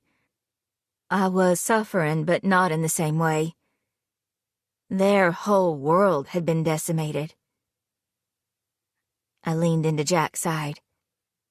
"These trees are ours. He has no right to them, remember that," I said with a vehemence that shocked me. I had spent most of my life hating the forest and its trees. I resented and loathed them equally. But now I was determined to reclaim them. They were only branches and leaves. Nothing sinister rested among the hickories. I had to learn to love them because they were my home and always would be. Jack let out a long, painful sigh. "Yeah, you're right. My mom says time heals all wounds, though I'm not sure how time can help us get over all this." He put a hand on his side, over where the chief had shot him. One thing was for sure. It would take more than 3 weeks to move past what we had been through. After Mom killed the chief, she and Natalie had made their way back to town in the pitch-black darkness, injured and in shock. If it hadn't been for Natalie, Mom and Jack would have died. She half-carried, half-dragged my mom back to her car, with my mom giving her directions on how to make it out of the woods. She took her straight to the hospital. At some point, hours later, the police had turned up. Natalie had sent them to come and get Jack and me. She had told them everything, including about her dad's involvement. She hadn't left out a single detail, from the past or the present. We were no longer the town that gobbled up children. Yet nothing came without a cost. Our town had lost its belief in the people we trusted. Donald Hickman had betrayed everyone, and we were all broken because of it. We fell into a new kind of normal after that, as people adjusted their lives in the wake of the horrific truth. Otis admitted to being the one to build and burn the Hickory Man effigy in the square. He drunkenly confessed one night at Salty's to anyone who would listen. He claimed he only wanted to remind everyone to be safe, that there were evil things lurking in our town and we needed to be on guard. It appeared his bizarre behavior came from a good place. He cared about the town, and while the adults didn't understand his peculiar relationship with their children, it didn't seem to be anything other than benevolent. Otis might be strange, but he wasn't a predator or a killer. Neither was Reggie Grady, though he was currently behind bars for looking in windows again. It turned out that's what he'd been up to when Mom saw him out near the house. All those times I felt someone watching me from the woods, it could have been the local neighborhood peeping Tom. He had been skulking around the town and in the woods, watching everyone for a long time. All those years ago, when my mom thought she had seen Jasper in the forest, it had probably been Reggie. After all, they looked startlingly similar. Reggie admitted to watching Mom and me since he was a kid. He had a history of wandering where he shouldn't. It would have been easy to mistake one man for the other. I felt better knowing he'd be gone, for a while at least, because this time he would probably spend considerably more time in jail. Hopefully Blue Cliff had learned its lesson. We couldn't look the other way when we knew something was wrong. We had to face the ugliness in the people we had known our whole lives. And as for Jasper Clinton, his name had finally been cleared in the eyes of the town that had vilified him. Not that it mattered to him, but it was something. Jack drove me to the hospital to pick up Mom around 4. Her discharge was straightforward, and 20 minutes later we were walking her up the path to the front door. I put my hand to the doorknob, ready to turn it, when Mom stopped me. "Not yet," she said quietly. She turned and walked back down the steps and around the side of the house. Jack and I shared a glance. "You go after her. I'll get a fire going," he said, leaning down to kiss me. I found her at the edge of the woods, head bowed. With the snow finally melted, I noticed for the first time a mound of rocks fanning out in a spiral pattern. "What's this?" I asked. The wind picked up slightly, and there was the sound of crunching leaves somewhere in the distance. I didn't wonder about the source now that the demon had been confirmed to be men. "I made this years ago as a memorial to your pa," Ma finally said, her voice rough. "The spiral represents the eternal cycle of life and death." Tears began to drip down her cheeks. "I knew deep down that he wasn't alive out there somewhere. In my heart, I knew he was gone." I put my arm around her shoulders and held her close. "I'm sorry I didn't have the same faith in him you did." "Why would you have? You didn't really know him. He was only a story to you, the barest hint of a memory. You have nothing to be sorry for, Cheyenne." She reached into her pocket and pulled out a small bag of herbs. With shaking hands, she untied it and sprinkled the contents over the rocks. "I only wish I knew where he was, where he rested." She looked up at me, her expression one of total heartbreak. "He never said where Tom was?" "No, Mom. I'm sorry." Mom took a deep breath and let it out slowly, closing her eyes. "I'll have to trust the woods will protect his spirit then." We stood quietly for a while, staring down at the rock she had fashioned to memorialize her lost love. "I've decided to stay, Mom. I'm not going back to Roanoke," I told her after a few minutes. "I thought maybe it's time I learned the old ways." I expected her to be happy at my news. She had been forcing duty down my throat my entire life. Her reaction, however, was unexpected. "I'm glad you're staying, Shy. I want you here. But I think..." She paused. "I think it's time for you to create your own future, your own life. The old ways are done. There's no need for them anymore." "But Mom, what about..." Mom took my hand and gripped it in hers. "I have to face the truth about what my family has done to this town. The evil they have wrought had nothing to do with the Hickory Man." I startled at her saying his name. She had always been so careful not to before. "I refused to follow the path the way it was set by my pa and those who came before me," she revealed. "Pa told me what I had to do, what was expected of me." She was crying again, harder and quieter. "It broke something inside me, Shy. I knew I couldn't do it, so I tried to do things differently. I left animals." Her voice broke, and she struggled to clear her throat. I stayed quiet, letting her continue when she was ready. "I left the animals. I left the blood. I would never feed the darkness Pa seemed to crave, that Donald craved. And when those kids were found 5 years ago, I truly believed that it was the Hickory Man come to claim what belonged to him. I felt so much shame. I thought it was all my fault for not giving him what he wanted. When Dakota went missing, I thought I'd lose my mind with guilt. I was raised to believe I had to keep everyone safe, and I had failed." Her face filled with agony.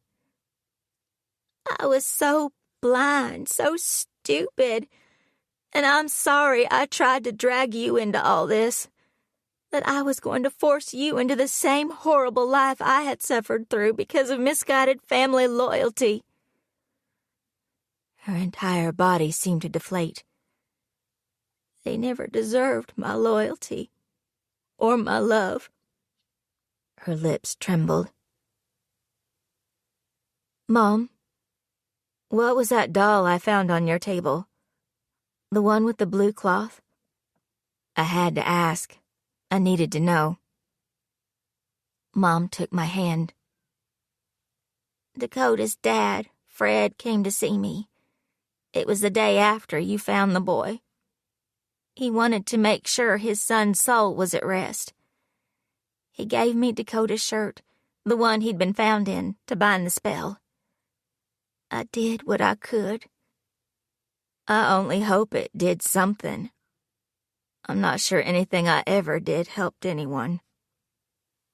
She sounded ashamed and defeated. Her entire life had been built around her beliefs. All of that had been shaken, possibly ruined forever.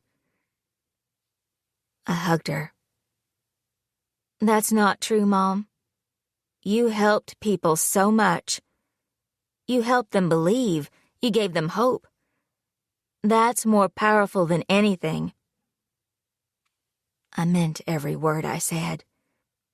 Because the magic might not be real, but she was important to our community.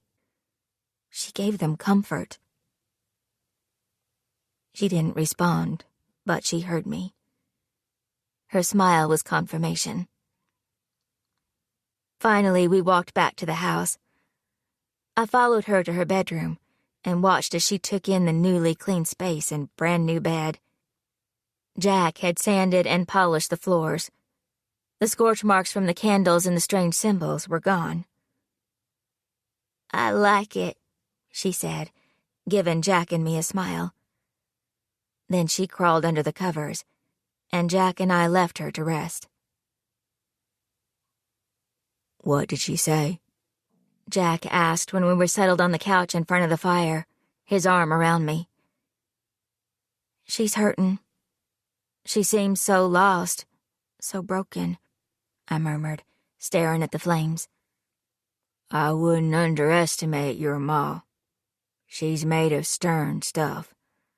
Something tells me she'll get through it and be just fine. I believed him. Because Mom was right. It was time to forge my own path, to make my own future, to walk away from the past. And I would do that in Blue Cliff, where I belonged. Natalie. My phone began to ring, and I saw Hunter's name lighten up my screen. He had been calling on and off for the past few weeks, ever since he'd learned what had really happened to his brother. He'd apologized. He'd begged. He'd raged. He'd gone through the full cycle of emotions one would expect when someone's whole world had turned upside down. Eventually, it escalated to a drunken late-night phone call where he confessed that he and Jess had been the ones to burn down Jasper's family home. The next day, I heard that he'd turned himself in. He and Jess were charged with arson, which carried with it a 5-year prison sentence. No one actually believed they'd be convicted. Chase Carruthers' son wouldn't spend a second inside a jail cell. Despite all this, it didn't change anything. Not for me, at least.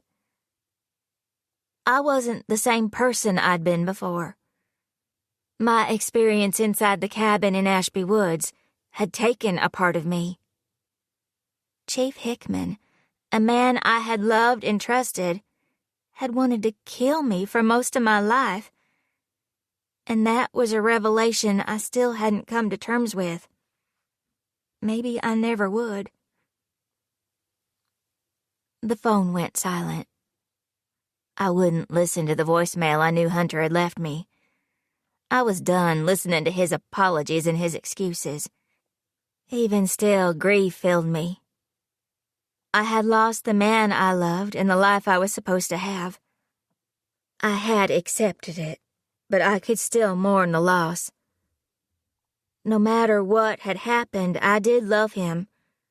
I probably always would. But that didn't mean we should be together. I couldn't be the woman he wanted me to be. My days of unquestioning obedience were over. As for the rest of the Carruthers family, I hope now that they knew what had actually happened to Mikey, maybe they could find some peace. Then there was my dad. He had gotten away with his crimes. Of course, he'd lied when he'd been questioned by the police about his prior knowledge of the murders. With no proof, he could only be sanctioned by the State Bar Association for withholding evidence and perverting the course of justice. He would likely be disbarred, but there would be no criminal proceedings against him. I had sincerely hoped that almost losing me would force him to reevaluate his choices, to see what he had put into action because of his selfish cowardice. But like with the Carruthers family, I knew better than to hold my breath. I pulled my car up outside Cheyenne's house, parking next to Jackson's truck. The cardinals were singing extra loud, their sweet voices trilling high in the treetops. I stood and listened for several moments, thinking how so often Ashby Woods had been quiet. But now, since everything that had happened, it was like the woods had been set free. "You coming in or what?" Jack called from the porch. "Got a pot of coffee going." He jerked his head inward, and I smiled, trailing after him. Inside, the house was clean and tidy, much tidier than I had seen it in years. Books were stacked on shelves, photos hung on the walls, and dried flowers sat in vases on the windowsills. The house, just like the woods, had been given a new lease on life.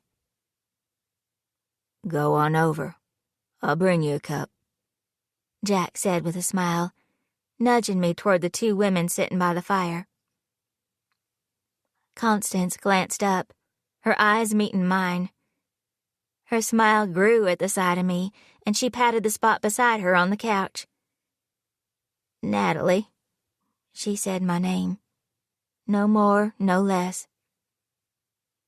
Jackson came in, carrying a small round tray with 4 mugs of coffee on it.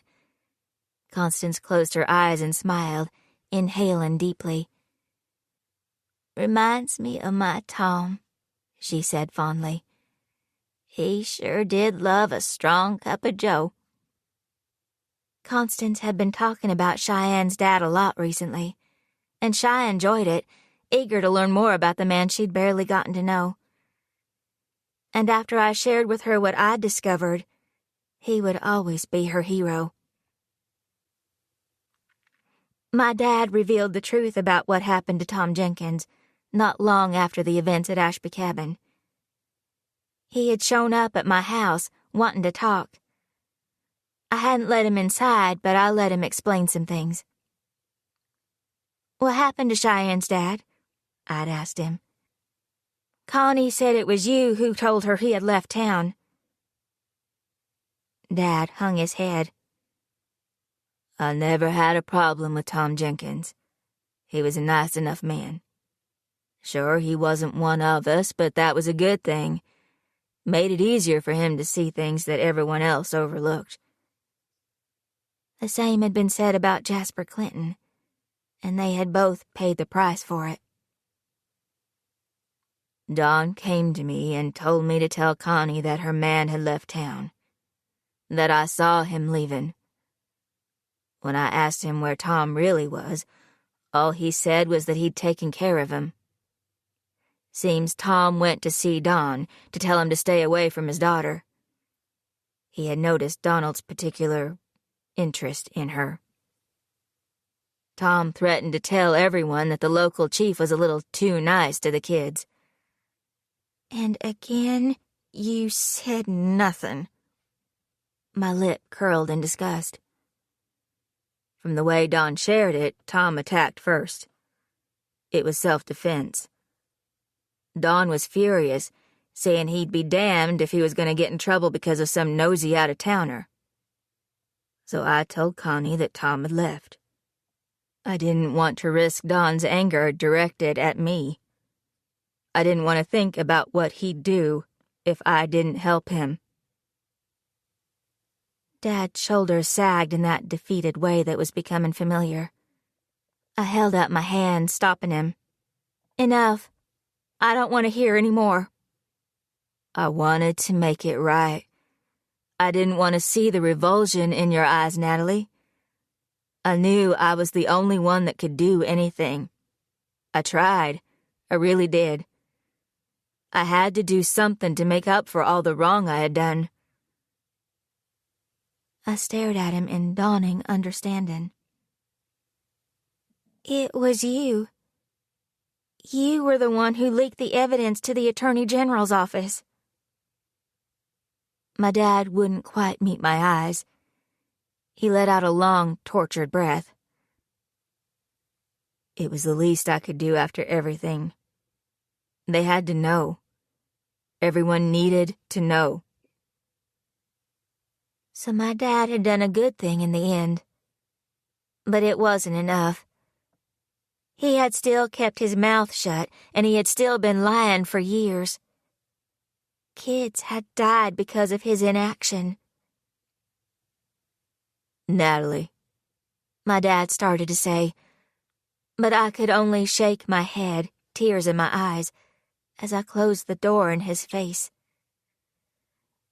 That was the last time I had spoken to my dad, and I wasn't sure when or if I would again. Constance patted her daughter's cheek lovingly before turning to Jack and me. Now, I know the three of you have things you'd rather be doing than hanging around an old lady. Are you trying to get rid of us, Connie? Jack teased. Never. You three are my heart. It makes me so happy to have you all here together again. Constance smiled, and she seemed truly at peace for the first time. I had never seen such contentment on her face before.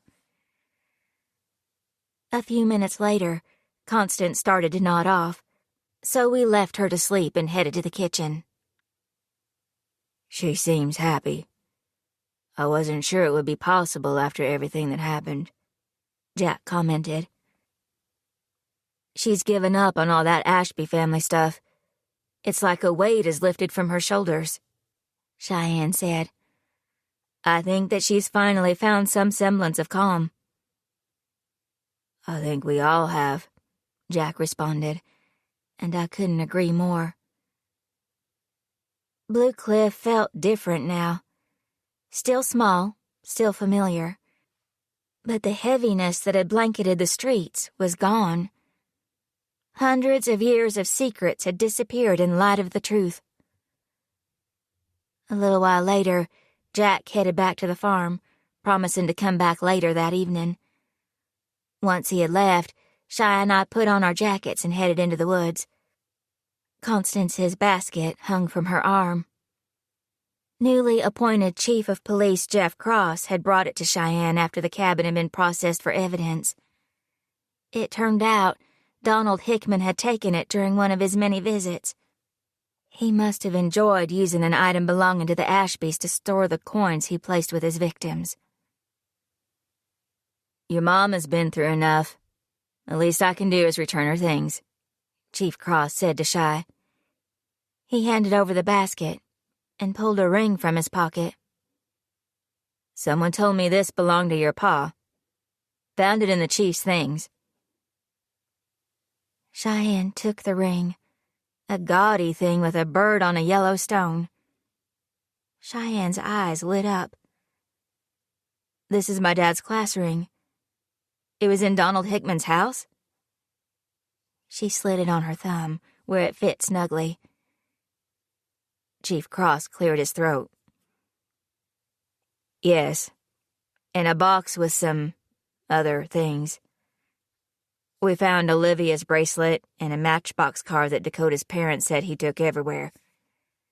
Seems he liked to keep trophies. There were pictures, too, a lot of them. Some were over 100 years old. We've been able to put names to the children in them. Guess he liked to look at photographs of those dead kids. Seemed to have taken some himself, too. He wouldn't quite look at us. I knew how he must have felt making that discovery. It was the same way Jack, Shy, and I had felt when we found the photos in the cabin. It was a sight you would never forget, no matter how much you wanted to. It made a sick sense that Donald Hickman had kept some pictures close at hand. I had no doubt he spent a lot of time looking through them, imagining Shy, Jack, and me among them. I'm sorry about not seeing things clearly before. I think everyone in Blue Cliff has some soul-searching to do about why that is, Chief Cross remarked gruffly. Neither Shy nor I said anything as he turned and left. It seemed people in town felt guilty about thinking the worst of Constance. They would make amends in their own way. We actually stay up and talk now. We've never done that before. She makes breakfast in the morning and is taken up knitting. She's like a new person, Shy said in disbelief. After everything the Chief put Constance through, she deserves nothing but happiness. You both do, I said, leaning down to pull up some sassafras root to make tea with later. She's had so many visitors since she's been home. I can't get Ed and Linda to stop bringing food to the house. Neither will say it outright, but both feel horrible about their creepy son peeping in our windows. To think he's probably the one Mom saw all those years ago, believing it was Jasper, she exclaimed, adding some Joe Pye weed to the basket. I expected it to be difficult for the people of Blue Cliff to adjust to life after learning the truth about Donald Hickman. We had lived a certain way for generations. A change of thinking wasn't going to happen overnight. But it was changing, slowly. For a long time, the town had felt like a place one step at a time with the rest of the world. Now it seemed people realized we needed to wake up and take control of our story. The Ashby's family secret and Donald Hickman had dictated things for long enough. Blue Cliff was a place that looked after its own, and that was one thing that would always stay the same. Now that everyone knew what had really been going on in the woods, people were more forgiving and understanding of Constance. You have a lot of people that love you and your ma, Shy. And you've got Jack and me. Nothing will take that away from you. Not my lion father, not Hunter, and not... I hesitated, still feeling the deeply entrenched superstition to not say the name. Not out here. The Hickory Man? Shy laughed, and I laughed right along with her, shaking off my misgivings. You're the strongest person I know, Shy. Whatever happens in life, we'll get through it together. You, Jack, and me. Because that's how it should be. I reached for her hand again. The trees seemed to embrace us, comforting us in the way only the forest could. The woods weren't something to fear. They never should have been. I was full of hope for the future. I was buzzing on it, which is why it took several minutes to realize something was different. I frowned and looked up. What is it? Shy asked, stopping and following my gaze up into the canopy above us. My frown deepened. Where did all the birds go? The air had become oppressive, the forest silent. I hadn't realized how dark it had gotten, and quickly, too. A familiar fear began to crawl up my spine. Let's get back, okay? I said, and Shy nodded in agreement, not questioning me. I knew she felt it too. We made our way back to the house a little quicker than when we had left it. And from somewhere deep within Hickory Woods, a twig snapped as a dark shape moved among the trees.